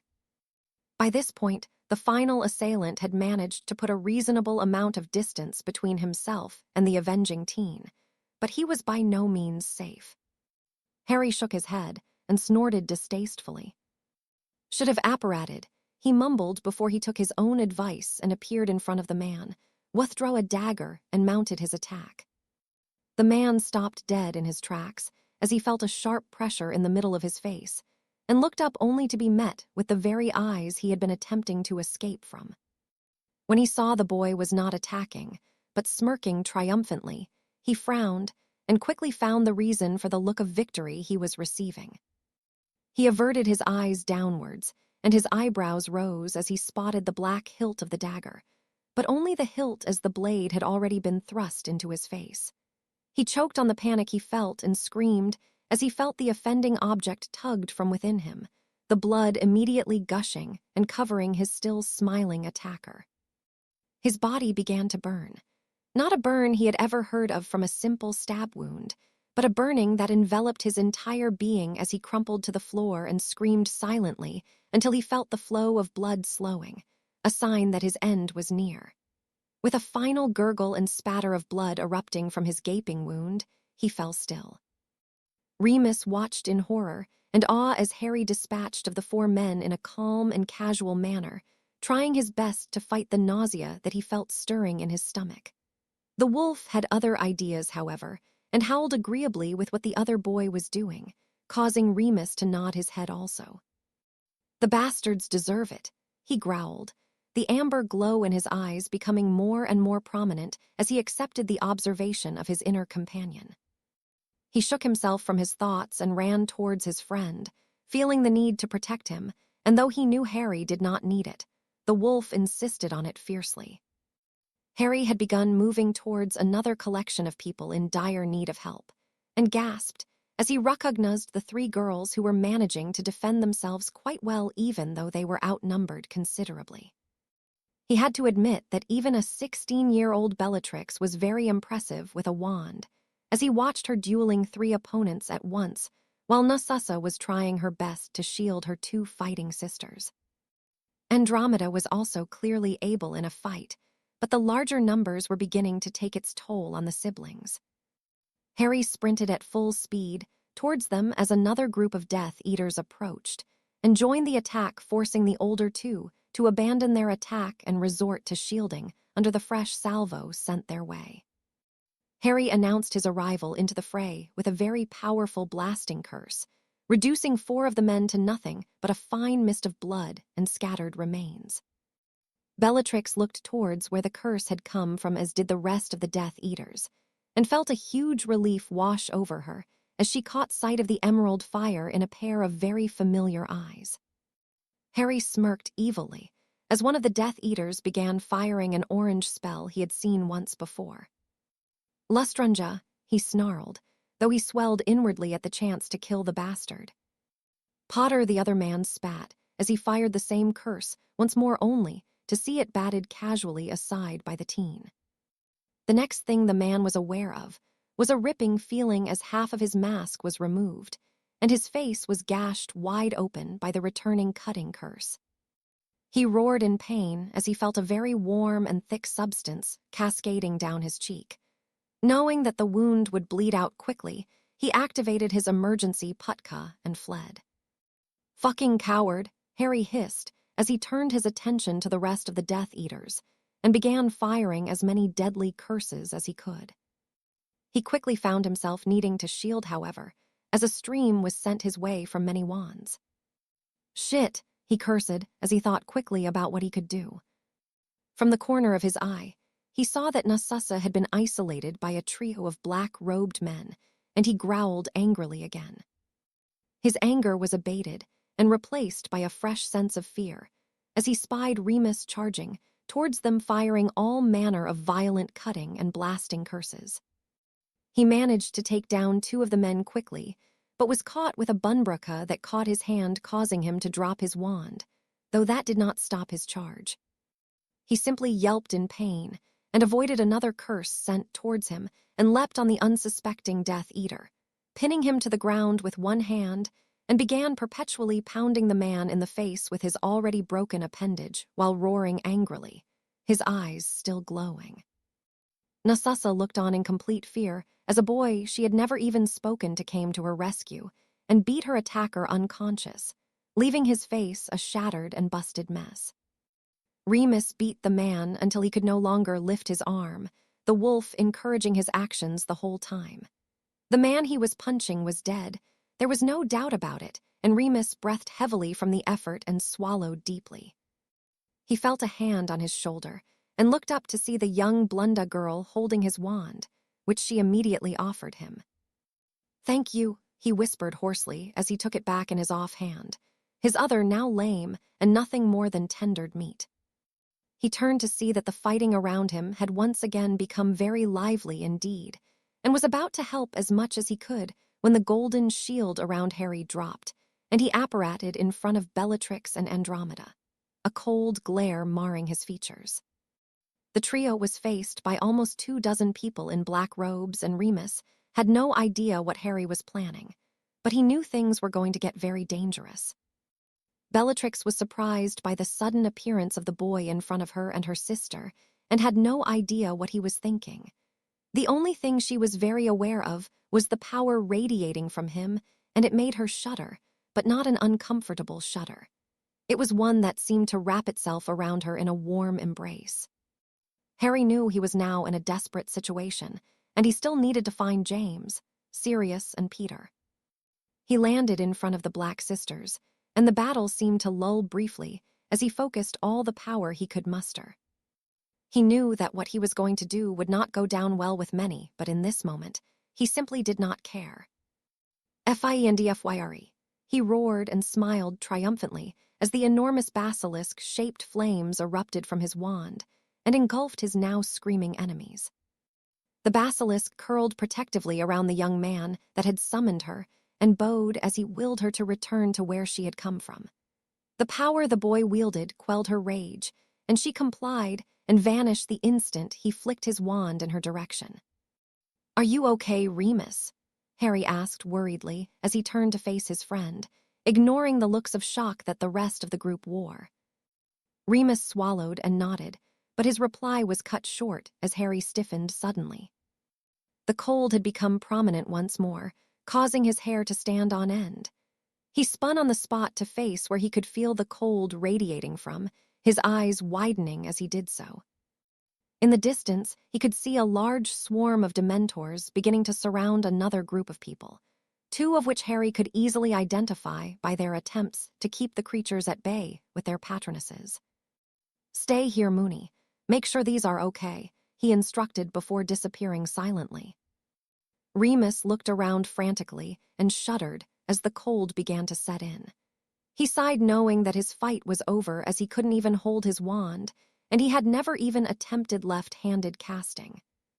He felt a gentle grip close around his wrist and turned to see the same blonde he had just saved waving her wand over his useless limb, muttering softly as she did so. He hissed in pain as he felt the bones snap back into place and quickly reveled in the warmth as tight bandages wrapped themselves tightly around his very tender hand. "You won't be able to use it for a few days," Narcissa whispered. Remus sighed and nodded. "Thank you," he replied gratefully and smiled at the girl warmly. Narcissa shook her head. "Thank you," she returned sincerely. "They were going to kidnap me." The pair were interrupted by 2 loud gasps.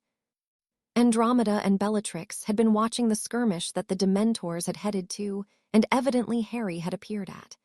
Even from this distance, they were blinded by the brightness of his Patronus as it galloped around and was joined by 2 other lesser attempts, though they were not as bright, they were certainly helping. Bellatrix shook her head at the beauty of the stag. She could see and sighed inwardly. "There's so much to you, Harry Potter," she whispered, a whisper that did not go unnoticed by her older sister, who smiled knowingly in her direction. "Break." James hurtled towards the redhead and her friends and began firing curses at those that were attacking them, thinking only of preventing them from being hurt or killed. He heard the pleading of Sirius for him to slow down, but he ignored his friend and continued on his way, seeing that the situation that Lily was in was becoming more grave, as they were only managing to shield against the onslaught. He simply blasted his way through the backs of those that had surrounded the girls and placed himself in front of them before turning to face the attackers, a cutting curse catching his shoulder as he did so. He hissed in pain, but returned fire instinctively, gulping slightly, as he realized that he had put himself in a very disadvantaged position. He was surrounded on all sides, but was quickly finding himself relaxing as Sirius and Peter managed to place themselves on either side of him. "Well, well, well," one of the masked men mocked. "It seems that we have some idiot Gryffindors to kill," he added gleefully as he fired a curse towards Marlene, who had dropped her shield and was panting heavily. Without even thinking of the consequences, Sirius dived in front of the spell and felt his collar bone break. He gritted his teeth as the pain exploded from the shoulder, and he roared furiously as he began firing the spells he had been learning from the Black family magic, catching the Death Eaters by complete surprise at the use of dark magic. Before they could retaliate, Sirius had felled 3 of them. 2 had died very quickly as they were engulfed by black flames, but the 3rd screamed in pain as he began clawing at his own face, impaling one of his eyes on the end of his finger, pulling it from the socket in the process. "You bastard," a female voice shrieked as she looked upon her thrashing comrade and fired a killing curse at the teen. It was Peter that conjured a wall to defend his friend, but he did not think to banish the resulting debris away from himself, causing himself to be clobbered by a few heavy rocks, injuring him rather badly. Because of this, he was unable to prevent the cutting curse that had been fired his way from hitting him, and it lacerated his chest deeply. Seeing his friend go down in such a way angered Sirius more than he could ever think possible, and he once again began firing curses with reckless abandon, followed quickly by James, both being very grateful for the training they had had from Harry. The 2 boys became aware quickly that the girls they had been helping also sprung into action, shielding them when they needed it, leaving the 2 to focus on attacks that were dropping member after member of the Death Eater ranks. The Dark Lord's men clearly had not been expecting such resistance and crumbled under the pressure of the unexpectedly lethal curses being fired their way, many dying with many others fleeing by way of the emergency portkeys they carried. The 2 boys fired curse after curse, and only stopped when Lily and Marlene made them aware that there was no longer any more Death Eaters to fight around them. The 2 shared a sheepish look and simply fell to the ground, completely exhausted by their efforts. "Wormy," Sirius sighed. "He's okay," Alice answered him. "He's bleeding a little and probably broke a few bones, but he'll be fine." Sirius nodded, but suddenly bolted to his feet as he felt the cold settling in. James quickly followed, but their attention was caught by a bright and massive stream of fire in the distance and bulked as it formed into a basilisk. "What the hell is that?" Marlene asked fearfully. "Fiendfire," Lily whispered worriedly. Harry James stated knowingly, feeling relief wash over him though the cold was slowly taking precedence. Lily watched as the flaming snake engulfed those that were attacking her friend, but quickly turned towards her left as she felt the Dementors approaching. Expecto Patronum, both James and Sirius tried desperately, only issuing a weak shield from their wands. The 2 boys tried time and time again, but it was no use. The effects of the Dementors took their toll, and their shields became nothing and the beasts closed in.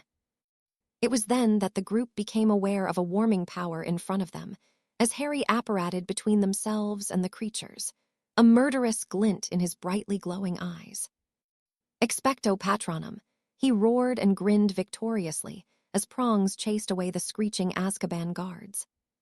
He was quickly followed by both James and Sirius, who managed to produce a strong shield each to defend the rest of those that could not perform the spell, each one feeling rejuvenated by the arrival of Harry. As the last of the Dementors faded into the distance, Harry ended the spell and looked around frantically for any more signs of fighting and sighed in relief when he could hear no more indicators of an ensuing battle. "Are you all okay?" he asked. When he received 5 nods in return, he breathed a sigh of relief and relaxed, allowing his magic to calm once more.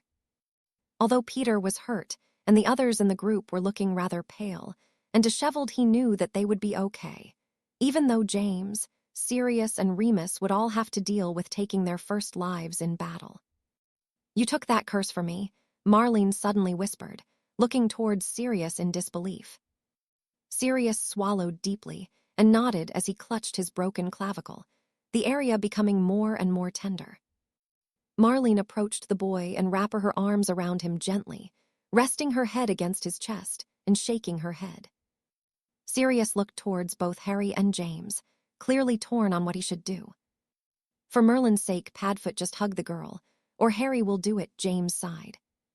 Sirius narrowed his eyes at his friend, but complied and gingerly wrapped his undamaged arm around her. It was then that Harry became very aware of another very powerful magical presence, and he immediately turned, drawing his wand as he did so only to be faced by a very worried-looking Albus Dumbledore. "I believe Mr. Pettigrew needs medical attention," the headmaster stated simply. "Perhaps you should go back to the castle. The rest of the Hogsmeade weekend has been cancelled," he informed them. The teens nodded their agreement, and James and Sirius levitated the down Marauder between them as they began making their way back to the school to get some much-needed treatment for their injuries. "Mr. Potter," Dumbledore called after them, addressing Harry. Harry turned towards the aged man and waited for him to speak. "Although I do not agree with your methods, I am pleased that you were here. It certainly would have been much worse if you hadn't," the old man sighed. Harry simply nodded his understanding and followed his friends back towards the castle. Dumbledore observed the devastation that had been wrought in the last half an hour and shook his head. He could still feel the warmth of the Patronus that had driven away the Dementors, but there was a darkness that permeated the air also, and that darkness belonged to one Harry Potter. "Impressive," he conceded, "but is he enough to end it?" "Break." Tom Marvolo Riddle was waiting in a secure location for news on how the planned attack on Hogsmeade had developed.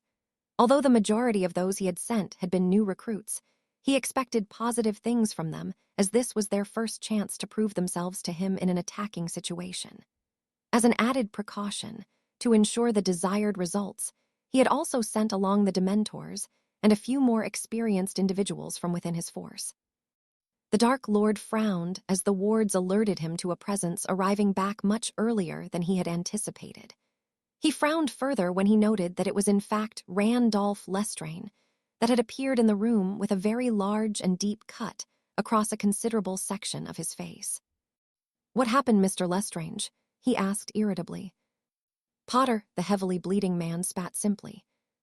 Lord Voldemort growled irritably. It appeared that the boy was choosing to oppose him. Or perhaps he was merely defending his friends, he mused thoughtfully. Lestrange huffed and made his way to the nearby potion store to begin tending to his wounds, leaving his leader to his thoughts. The thoughts the man was having, however, were soon put to rest as more and more of his followers began to return, most looking worse for wear. "Is this all there is?" he questioned them dangerously when no more returned.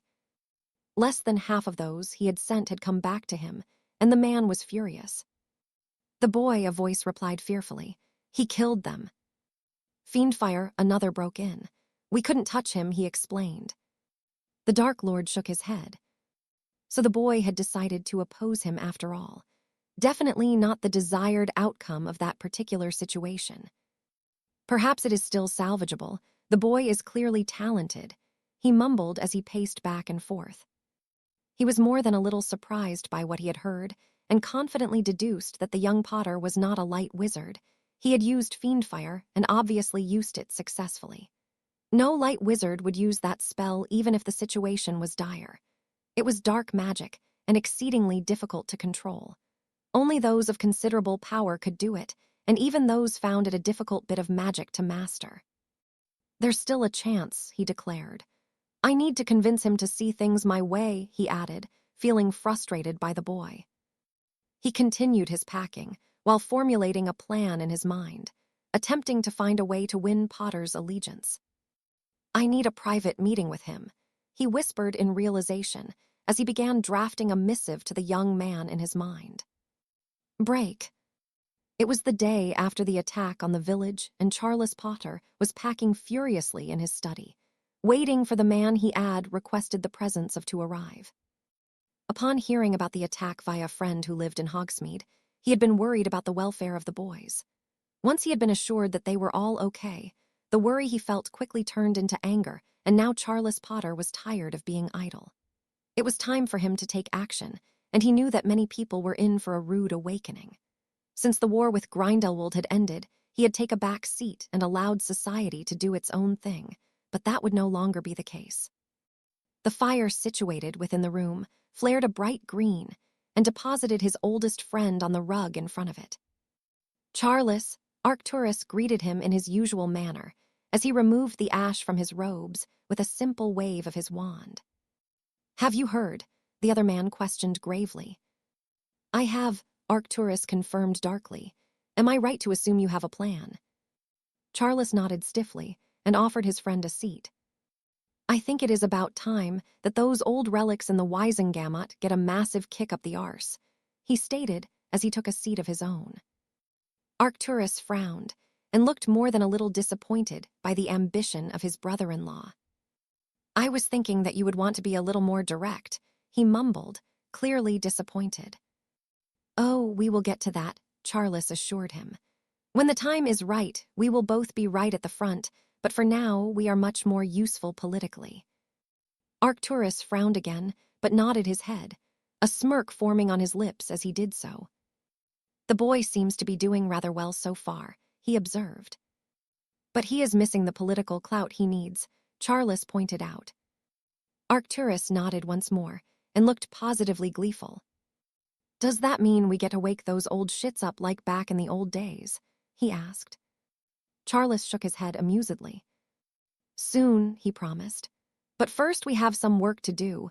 We need some allies, and I think Doria is planning for us all to check on the boys personally," he finished with a shake of his head.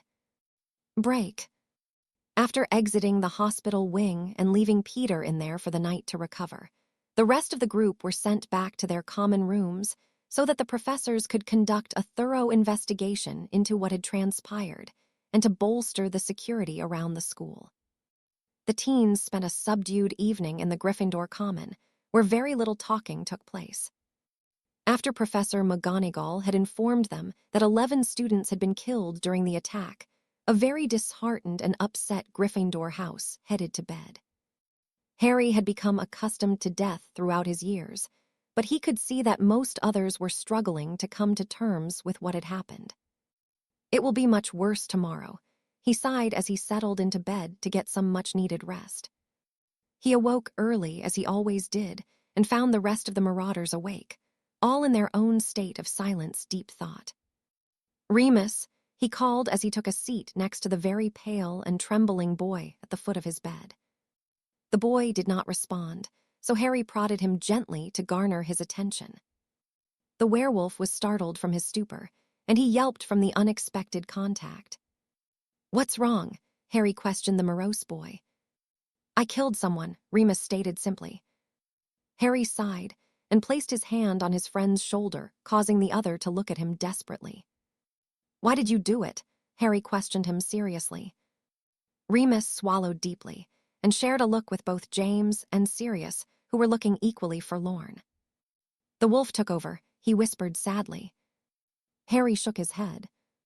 "No, Remus, we both know that the wolf cannot influence you that much. Try again," he urged. Again, Remus looked towards the other two boys, and a look of disappointment etched itself on his face. Because they were trying to kill Bellatrix's sister, he admitted quietly. You saw someone innocent in a life-threatening situation, and you stepped up, Harry explained. What do you think would have happened if you didn't? Remus frowned in thought before a look of realization dawned. They would have killed her, he choked worriedly. They would have, Harry agreed. You did what you had to do to stop that, and you should be proud of yourself. All of you should, he added, firmly glancing towards James and Sirius. If you hadn't done what you did then, things would have been much worse and more innocent people would have been killed. The other 3 boys shared an uncertain look, and Harry sighed once more. Those bastards attacked children and they attacked to kill, he ground out. What would you do differently? He asked the trio. They were silent for a moment before James broke it, holding his head high and looking much more sure of himself. I'd do it again, as many times as I had to, he declared. So would I, Sirius agreed. Me too, Remus concurred, though a little more quietly. Harry nodded. You killed those men to protect. You didn't do it for enjoyment or in cold blood, he pointed out. What you did was righteous, and no one will hold that against you. But more importantly, you shouldn't hold it against yourself, he explained. Just be proud of what you did because very few would have done the same, he finished sincerely. The 3 teens all stood a little straighter and smiled at the praise from their fellow marauder. They shared some idle chat before they headed down to breakfast to wait and see what the day would bring. Harry had a gut feeling that the repercussions of the previous day had yet to felt, so he began preparing himself mentally for anything that might go awry. They entered the great hall to find it already full thought. The atmosphere was very somber indeed. A large amount of whispering could be heard about them as they took their seats, but the group managed to ignore it in favor of piling their plates with food. Lily, Marlene, and Alice joined them and simply sat, none of them feeling at all talkative.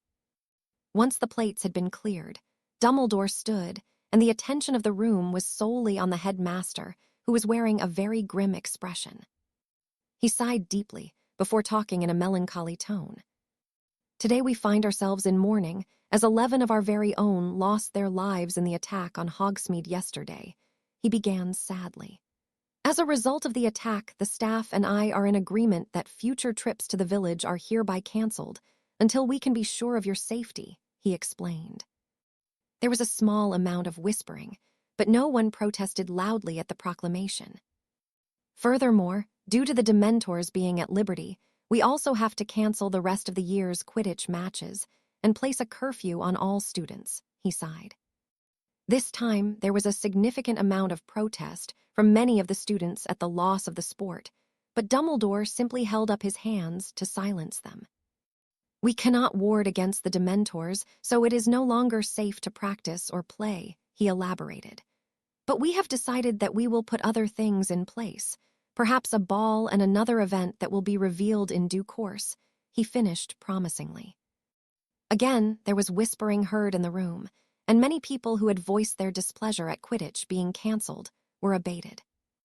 At the announcement that there would be a ball, Harry's stomach sank at the memory of the only other ball he had attended during the Triwizard Tournament.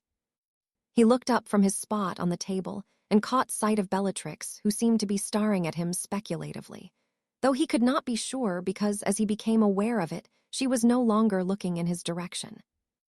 Dumbledore again raised his hands to silence the room, but was interrupted by the sound of the doors to the hall banging open, and a large contingency of people entered, some of which Harry recognized, but others he had never seen before. He recognized a much younger Barty Crouch SR, complete with his trademark toothbrush mustache. Abraxas Malfoy was behind him with a much younger-looking Lucius who walked towards the table as pompously as ever. The final person he knew was a much younger and healthier-looking Alastor Moody who had both of his eyes and legs, though he was still heavily scarred.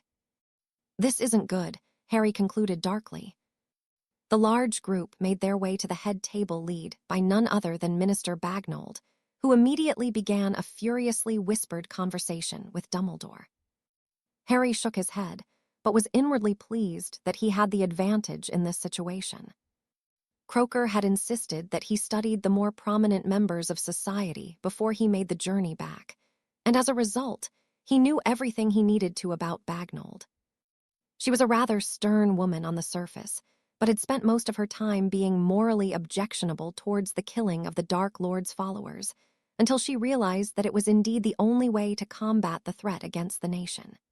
But by the time she had shifted her views, it was too little too late, and one of the biggest causes for Harry being sent here in the first place. Harry was shook from his musings by the sight of Dumbledore shaking his head, sighing and nodding in defeat before turning back to face the assembled students. Could the following students remain behind, he requested with an irritable shake of his head. Harry and James Potter, he began again. Remus Lupin, Sirius Black, Frank Longbottom, and the 3 young black females, he finished with a bow in the direction of the 3 girls. The woman leading the group leaned in again and whispered something else to the headmaster. Also Miss Evans, Miss McKinnon, and Miss Prince, if you will, he added with a frown. The rest of you, back to your common rooms, he instructed firmly. The rest of the students left, all looking very confused. Just shut up and let me do the talking, Harry whispered to the others in a no-nonsense tone as the last of the students left. The others nodded their agreement, and Harry shot Frank a questioning look. I killed 2 of them who were trying to torture some 4th-year Hufflepuffs, the boy explained quietly before hanging his head, clearly ashamed by his actions. Harry nodded his understanding and offered the boy a look of sympathy. You should be proud of what you did, Frank, Sirius broke in, causing the boy to snap to attention and look at the younger one confusedly. Before Frank could answer, the remaining students were beckoned to join the assembled adults, who were all looking very grave indeed, and some nervous, particularly Dumbledore.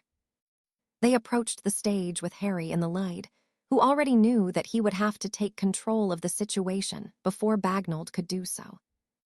Before we begin, may I ask why the Malfoys are here? He questioned the woman as he reached a comfortable distance away from the ministry workers, a distance which he felt he could defend himself from if necessary. Lord Malfoy is a governor of the school, Mr. Potter, Dumbledore answered. Young Lucius is here being prepared to take his place. Harry shot a look towards the younger Malfoy. Even a younger Lucius made his skin crawl. The other boy seemed to be focused on another student, however, the youngest female. Harry felt bile rise into his throat at the sight of the leer Lucius was giving Narcissa, and he swallowed down the protective surge of anger he felt before he spoke once more. That may be so, he growled. But surely as a future governor of this school, he should not be staring at a student here in such a manner. At his words, Narcissa too became aware of the look that was aimed her way, and she shifted uncomfortably before positioning herself behind Harry and Remus, causing the older blonde to snap out of his clearly questionable thoughts. She was to be my wife, Lucius hissed angrily. Harry raised an eyebrow at the near 20-year-old before shaking his head. Disgusting, he replied simply. And the word is the key word in that sentence. Now you're just eyeing up a 13-year-old girl. Lucius growled and made to reach for his wand, but found himself staring down the length of Harry's before he could even touch the handle of his own. Lucius, Abraxas cut in warningly. Harry smirked and shook his head amusedly. Listen to your daddy, Lucy, he advised mockingly. Lucius growled once more, but moved his arm away from where his wand was sheathed, before looking towards his father questioningly. The other man just shook his head sharply in response. Harry turned his attention back to the minister, who was looking at him with more than a little curiosity. He also caught sight of Moody, who was clearly amused by the situation. Well, now that you have finished measuring your wands, can we continue? Bagnold asked irritably. Harry gave Lucius a final scathing glare before shrugging. I want to know what happened yesterday, Bagnold stated bluntly. My Aurors have investigated the village and questioned the inhabitants, but there are things missing, things that we cannot explain, she continued with a frown. I wanted to hear from those that were there, and your names were all brought to my attention by the villagers, she informed them. Idiots in black cloaks and white masks attacked the village, and we did what we could to stop them," Harry answered immediately. Bagnold shook her head and sighed exasperatedly. "I need more specifics than that," the minister pointed out. Harry narrowed his eyes at the woman and decided that she needed a real reality check.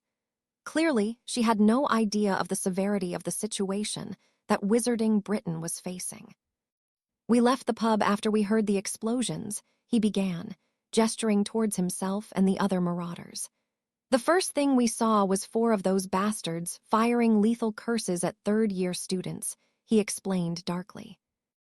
The minister paled noticeably before composing herself. "Lethal spells at students?" she asked disbelievingly. Harry simply nodded. "They killed 11 of our own, and we did what we could to stop it," he replied seriously. "There were no Aurors or no professors around. We were having a meeting, but as soon as I received Mr. Potter's message, myself and the members of staff were there as quickly as possible," Dumbledore interjected. "Clearly not quickly enough, Dumbledore," Crouch returned. Dumbledore conceded the point with a disappointed bow of his head. "The point is," Harry broke in, "is that it was left up to a bunch of underage students to defend each other and ourselves from attack because both the school and the ministry failed to do it," he pointed out irritably. "And clearly you want to condemn us for our actions when you should be blaming yourselves for your lack of preparation." The minister and her entourage had the decency to look ashamed before the woman clearly saw an opening she was looking for. "And just how did you defend yourselves?" she asked. "There was evidence of dark magic everywhere in the village, and yet we found none of the attackers alive and only a few bodies." "We fought fire with fire," Harry shrugged. The minister frowned and shook her head. "And where would you learn such magic?" she questioned dangerously, looking questioningly at the headmaster. "We are Blacks," Bellatrix cut in, indicating herself, her sisters, and Sirius. Bagnold sighed and nodded her understanding. She, of course, was very much aware of the Black reputation and the family magic they possessed. "My dad is an Ura," Frank offered. "He's been teaching me to defend myself ever since I got a wand," he shrugged. "And the rest of you?" Bagnold asked irritably. "I taught my brother and his friends," Harry responded. "Lily, Mullen, and Alice only shielded themselves." The minister stared at Harry appraisingly for a moment before she addressed him once more. "You are a very interesting young man," she mused aloud. "No one knew you existed until a few months ago, and you have already created quite the reputation for yourself," she added.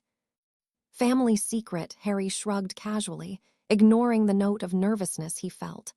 "Privately tutored," he added in explanation. "And you were taught dark magic," Moody piped up. "Depends on what you consider dark," Harry replied with a smirk. "I can kill you with a levitation spell as I could a severing curse." Moody blinked and then barked in laughter. "Too right, lad," he conceded.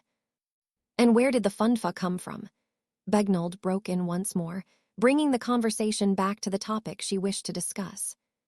"One of those morons must have cast it and lost control," Harry shrugged. He caught sight of Moody, who was again staring at him speculatively. The man narrowed his eyes and shook his head. He knew the boy was lying, and he decided that he would keep watch on the teen. If what he thought was correct, then the young Potter was definitely one to watch, for good or for bad. The minister sighed and shook her head once more, clearly more confused now than when she had arrived. "I don't know what to do," she huffed. "We arrest them all for using dark magic," Crouch answered angrily. The students began to shuffle uncomfortably behind Harry, and the professors all looked worried. The Mulfuzz looked gleeful at the idea and seemed to be waiting for the Uras to respond. "And make yourselves look like incompetent buffoons in the process." Harry bit back, feeling his fury rise. "Excuse me," Crouch questioned dangerously. "Well, how would it look on all of you if you arrest us, and the media gets wind of the fact that it was up to a bunch of teenagers to defend ourselves because you weren't there?" Harry asked victoriously. The ministry members all shared sheepish looks at the young man's observation. "We did what we had to survive, because you weren't there to protect us," Harry reiterated. "From some of the rummas I have heard, it seems that you do not need protection," Mr. Potter, Begnold replied defensively. You shouldn't listen to Rumma's minister, Harry advised. You can only work with fact in your position. Begnold narrowed her eyes at him. Clearly he had now annoyed her. The doors to the great hall opened before she could respond, and Arcturus, along with Chellas and Dara, entered the room. After pausing briefly to consider the scene, the elder Black stormed towards the assembly, clearly very angry at what he had deduced was transpiring. What the hell is this? He asked dangerously. You have no right to question underage students without the permission or presence of their parents, he pointed out. We were simply making inquiries, Lord Black, Abrexa Smulfa answered. And yet you are not a member of the DMLE, or staff here so pissive, before I curse you back to the farm in France you crawled here from, Arcturus replied dangerously. Lucius looked as though he would protest, but was silenced by a look from his father. I am a governor here, Abrexus reminded him. I don't care, Arcturus shrugged before he turned his attention to the minister, who was looking very nervous by the arrival of the Black Patriarch and the Potters. We were only making inquiries, she explained. Not anymore, Arcturus responded simply. Unless you plan on arresting any of these students, he asked, with more than a hint of warning in his tone. They used dark magic, Crouch cut in once more. Oh, shut up, Crouch, Chellas broke in.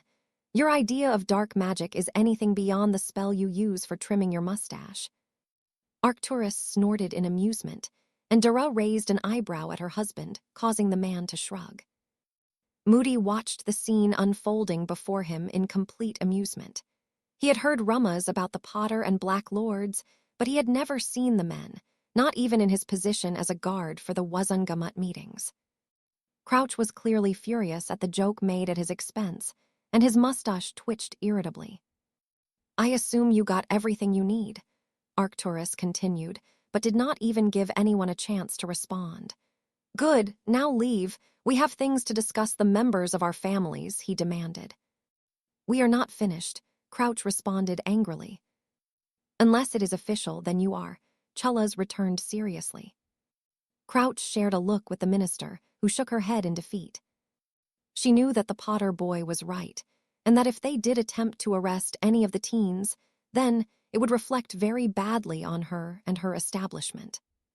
The boy had indeed held himself and his friends well against the senior members of the ministry, and she had to grudgingly respect him for that. She had heard from a few sources that the Potter boy was very talented, but was still a complete mystery to all. She had even briefly attempted to access the family files to look into the young man a little more, but had been unsuccessful. What was clear to her was that there was a lot to that boy, and it made her feel more than a little uncomfortable. She decided there, and then, as she left the castle, that she would look into the matter and shot the Ura to her right a look. I want you to learn everything you can about Harry Potter, Alustka, she commanded. For some reason he seemed to like you. Maybe we can use that. Moody nodded his agreement. He, too, was very interested in the young man and was quite pleased at the chance to investigate him. Yes, ma'am, he confirmed with a growl. Break. After the ministry contingency had left Arcturus, quickly dismissed the professors also, clearly wanting to talk to the teens in private. What happened yesterday? He asked calmly. After hearing the several accounts of what had transpired, he rubbed his temples in a frustrated manner and sighed deeply before looking towards Chellas. Things are getting very dangerous now, he acknowledged. You obviously did well defending yourselves, but you must be careful.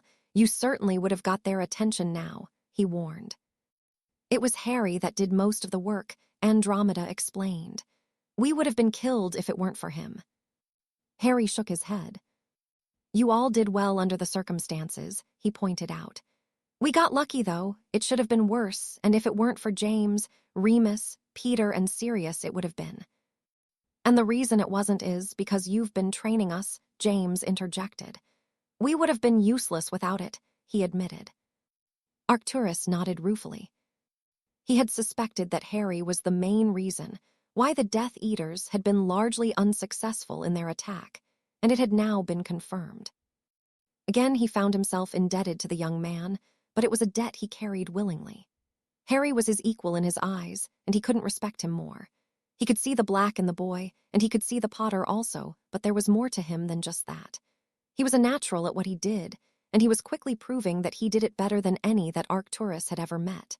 He was proud of the teen, and proud that he shared blood with him no matter how distantly related they were. "I can't take all the credit," Harry broke in. "If it wasn't for Remus Merlin knows, what would have happened to Narcissa?" he sighed. "What's this?" Arcturus asked with a frown. Remus suddenly looked very nervous. He was very aware of the Black Lord's reputation, having heard some terrifying stories from Sirius over the years. "It was Remus that defended her," Harry explained simply. Arcturus looked at the werewolf calculatedly and nodded after a moment. "Then it seems I am indebted to you also, young man," he conceded. Remus shook his head desperately. All he wanted was for the man to leave him alone. He certainly did not want to be a burden to him in any way. "I just did what I could," he whispered in response. "And for that I am grateful," Arcturus returned. "We will address this at a later date," he added, sensing the nervousness of the teen. Remus swallowed deeply and nodded reluctantly. He just hoped that the man would forget the debt. "What are we going to do, grandfather?" Bellatrix asked worriedly. Arcturus sighed.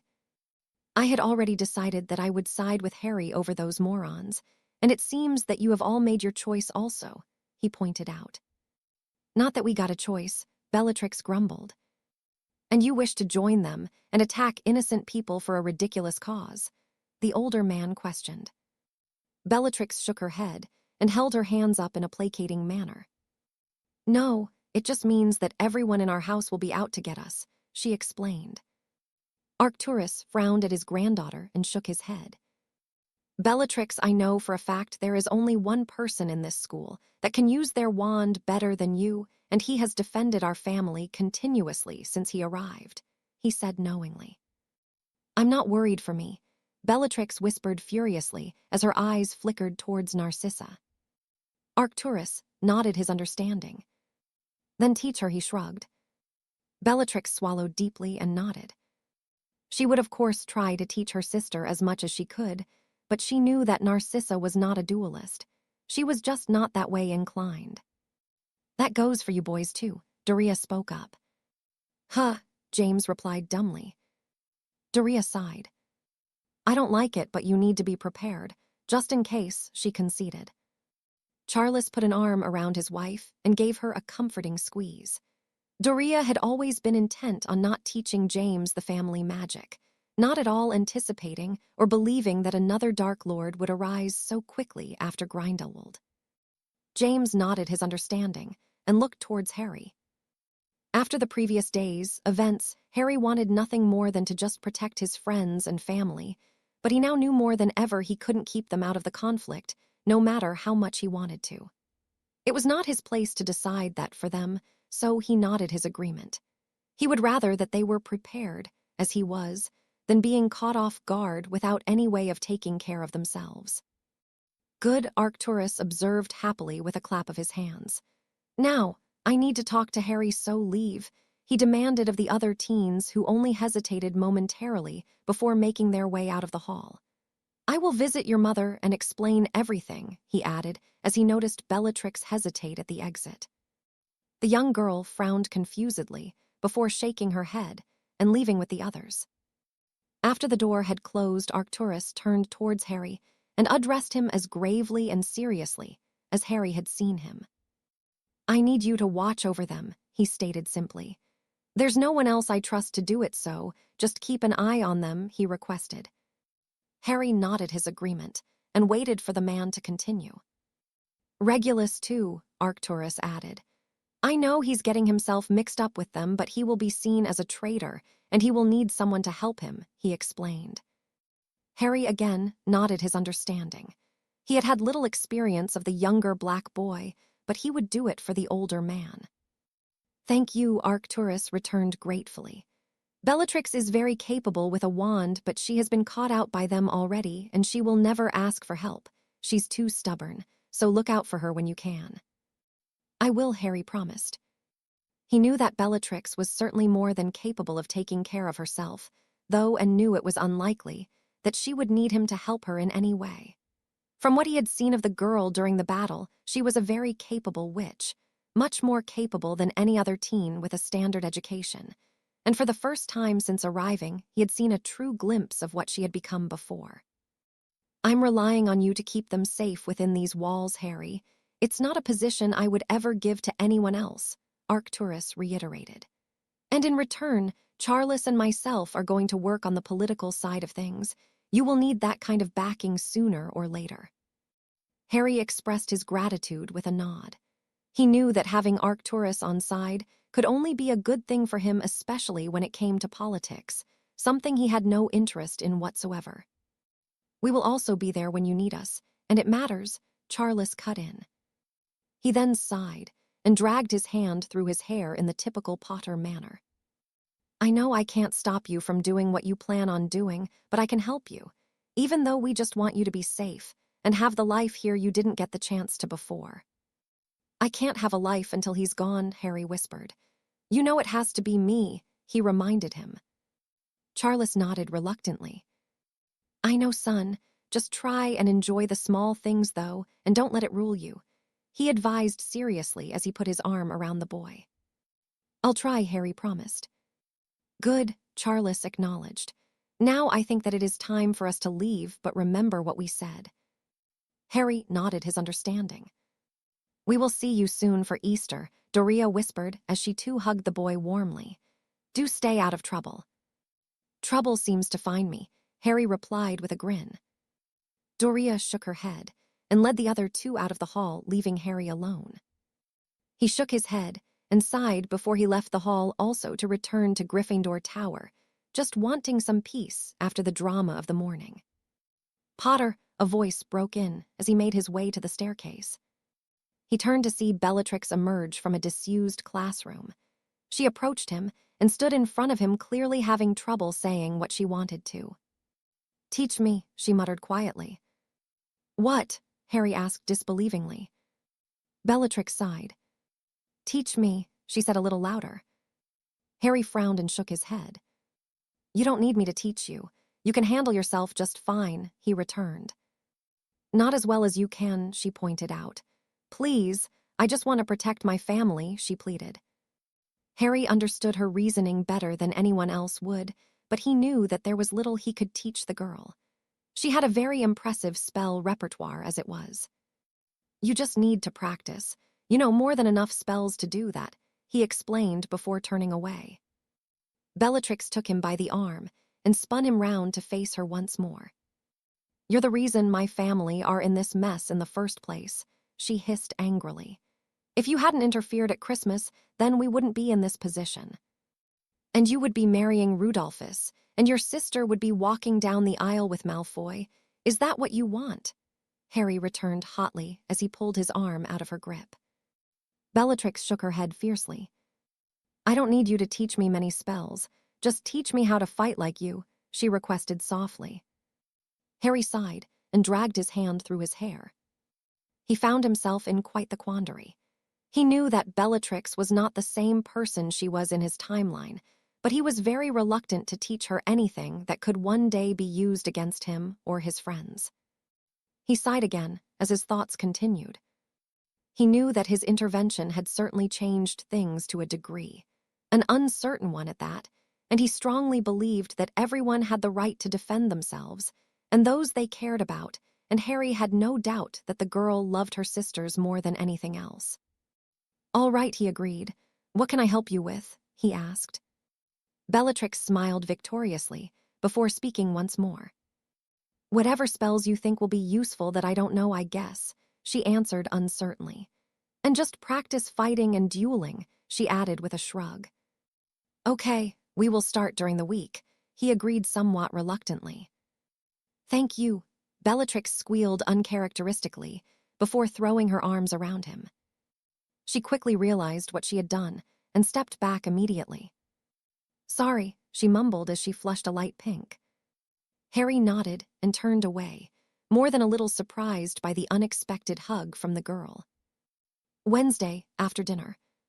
Same classroom as we used to use, he instructed before heading up the stairs towards the Gryffindor common room. Bellatrix nodded and composed herself before heading in the opposite direction towards the dungeons, chastising herself for hugging the boy, though she knew she hadn't consciously done it. Stupid, she whispered irritably.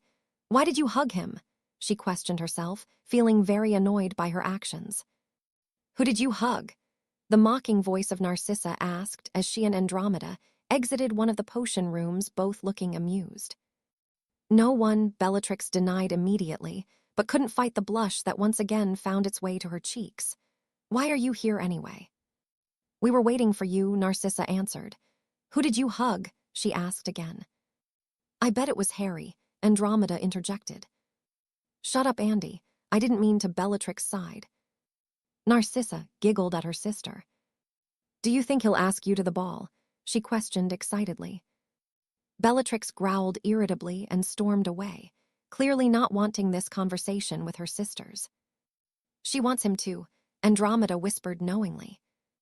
I do not, Bellatrix huffed as she rounded the corner away from the duo. Not that he would, she whispered to herself.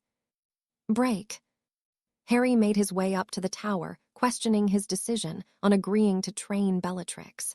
He decided that all that he could do would be to see how it went with the girl. His thoughts moved to the hug that she had given him, something he had never expected from her at all. He shook his head and sighed in confusion. It had been hard from the start to maintain his hatred towards her, and he had even begun to warm to her during the time they had spent completing the defense against the dark arts walk they had been assigned together. But since the night she had cursed him, he had found it difficult to see her as anything other than the Death Eater she had become. Even when it had been revealed that she had not done so under her own volition, it had done little to change his thoughts towards her, but seeing her actually ask, and even plead for his help, had given him some kind of hope that she could actually be helped and not become what she had. His intervention at Christmas had clearly been much more major than he had anticipated, and he shook his head at the thought that the change could be a very significant one in the greater scheme of things. What are you doing, Potter? He sighed to himself as he reached the portrait of the fat lady and gave her the password before entering. He spotted the other Marauders, minus Peter, sat in their usual space, and he joined them. What's wrong with him? He asked Sirius after noticing James was in some sort of stupor. Sirius chuckled and shook his head. Lily thanked him for what he did yesterday, Remus answered with a grin. She even gave him a kiss on the cheek. Harry shook his head in amusement before prodding the boy out of his reverie. Oi, James grumbled. I was savoring the moment. Rub it in prongs, Sirius sighed. Awa didn't, Marlene, thank you, Harry mocked. Oh, shut up, Sirius mumbled in reply. She actually did, but Padfoot bottled it, Remus remarked gleefully. How? Harry asked with a confused frown. She actually asked him out on a date, and he babbled like a moron, Remus explained through bouts of laughter. It was unexpected, Sirius whined petulantly. What happened? Harry questioned further. Nothing. It looked like the idiot was going to make an excuse, so she left, Remus replied with a shrug. For Merlin's sake, Padfoot, just find the girl. Apologize and admit you like her, James commanded irritably. Sirius looked as though he would protest, but was cut off by Remus. No more jokes, Padfoot, he promised. If you like her, then tell her before someone else snatches her up. Like me, Harry interjected. Yeah, right, Sirius muttered. You're not interested in girls. I swear the only wand you have is the one in your holster, or you're queer, he added. Harry shook his head, but did not dignify the boy with a response. Just find her, will you, and apologize, he sighed. Sirius looked between his three friends before conceding the situation with a shake of his head and exiting the common room to find the girl in question.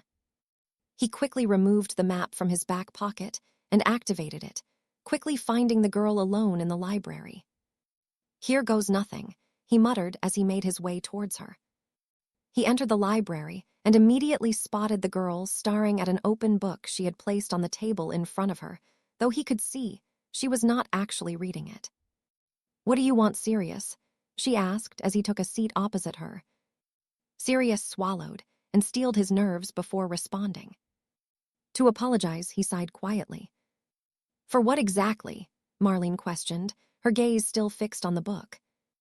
Being an idiot, Sirius answered simply. And, Marlene replied, finally looking up at the boy with a raised eyebrow. For not answering you, he tried uncertainly. Marlene shook her head. You made me look like an idiot, she sighed, clearly upset by what had happened.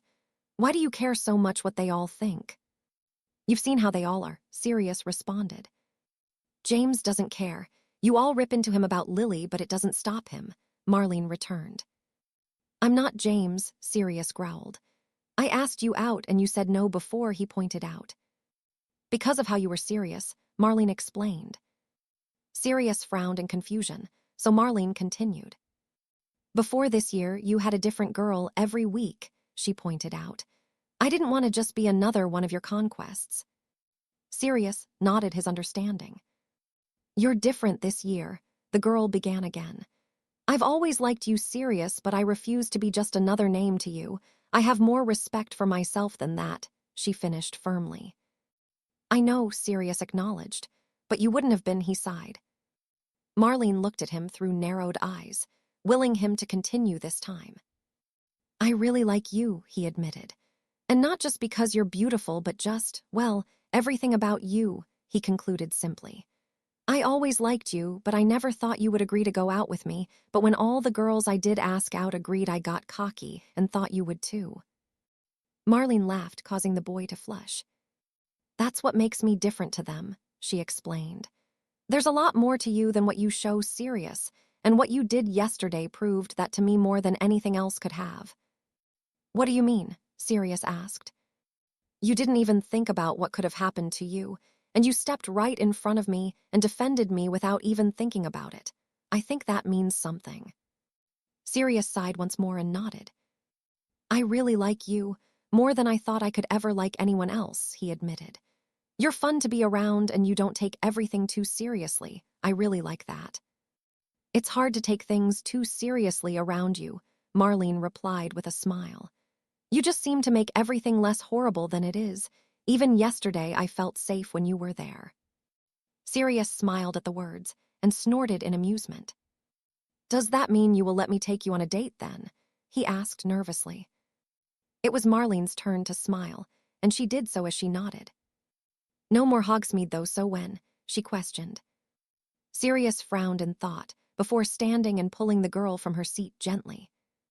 How about right now? He offered. At school, Marlene replied with a raised eyebrow. Sirius nodded. I know a nice place we can go, he explained as he began leading her from the library. I'm not even dressed up, the girl protested, though she was smiling at the antics of the boy who was clearly set on taking her on a date immediately. You look perfect as always, Sirius answered dismissively, causing the girl to blush as he led her towards their first destination. Break. Harry was the first to enter the dormitory that night, exhausted by the events of the weekend and needing sleep. He had spent the remainder of the day in the room of requirement putting work into the family magic that he was still becoming accustomed to, a magic that he wanted to perfect, along with his continually developing abilities with his wand. He chuckled at the memory of Sirius and Marlene returning hand in hand from whatever they had been doing during their time together. The boy had been rather coy, and had only told them that he had taken her to the kitchens and the lake, but Harry was pleased that Sirius was clearly happy with the development. He had a glint in his eye that he had only ever seen when they were pulling pranks, or when he had spent time with the man before he had come here, and he was talking about his times with the Marauders in fondness. He pulled back the curtains of his four-poster and found himself frowning immediately as he spotted a white envelope on his pillow, addressed to him in an unfamiliar scrawl. He drew his wand and waved it over the parchment several times, scanning for anything that could cause him harm. After he was satisfied that the missive was spell-free, he removed the note within, sat on the edge of the bed, and began to read. To Mr. Harry Potter. Firstly, I offer you both my apologies and uttermost respect. Had I known that you would be present at Hogsmeade, I would have instructed my men to cause yourself and your friends no harm, and for their actions I am truly sorry. I respect you for defending your friends in the manner you did, and hold no ill will towards you for the death of those that represented it me. It was not my intention to cause harm to any of those in the village, but to only demonstrate that our citizens are not safe under the current regime. My men met resistance and acted as they saw fit, for which I again apologize. There was to be no casualties. I find myself disappointed in their actions deeply and fear that because of them we may have reached an impasse I hope to overcome with a gesture on my part. As we share a talent, I am sure that you will appreciate what I have to offer, and that is a sanctuary within the castle that only you will be able to access. A place of your own that even Dumbledore himself cannot reach, for only those with the gift that we share have the ability. You will find many wondrous things there if you choose to accept my gift and investigate the place in question. I know a keen mind such as yours would appreciate it merely for the knowledge you will gain. I hope that we can move beyond the grievances we have thus far caused each other, and for the time being settle on a truce of sorts. I can see that it would serve neither of us any purpose to create a feud between ourselves and further harm the other's intentions in our lives. You have my word that neither I nor my men will attempt to cause yourself, your family and friends any harm should you offer me the same sentiment. I eagerly await your reply and sincerely hope you consider this offer with due care, for to ignore it could mean unnecessary repercussions for you and those you hold in your heart. Mr. Gaunt. Harry growled in fury at the final veiled threat in the letter, before crumpling it into a tight ball into his fist and chuckling darkly. He knew that Voldemort was referring to the Chamber of Secrets and made a mental note to himself to investigate it further, though he vowed he would not be opening the tunnel in which he knew the basilisk was housed. He shook his head and felt the letter burn to ashes in his hand through the wave of fury that overcame him as he once again focused on the threat sent his way. "No chance, Tom," he ground out. "I'm coming for you, you bastard," he vowed.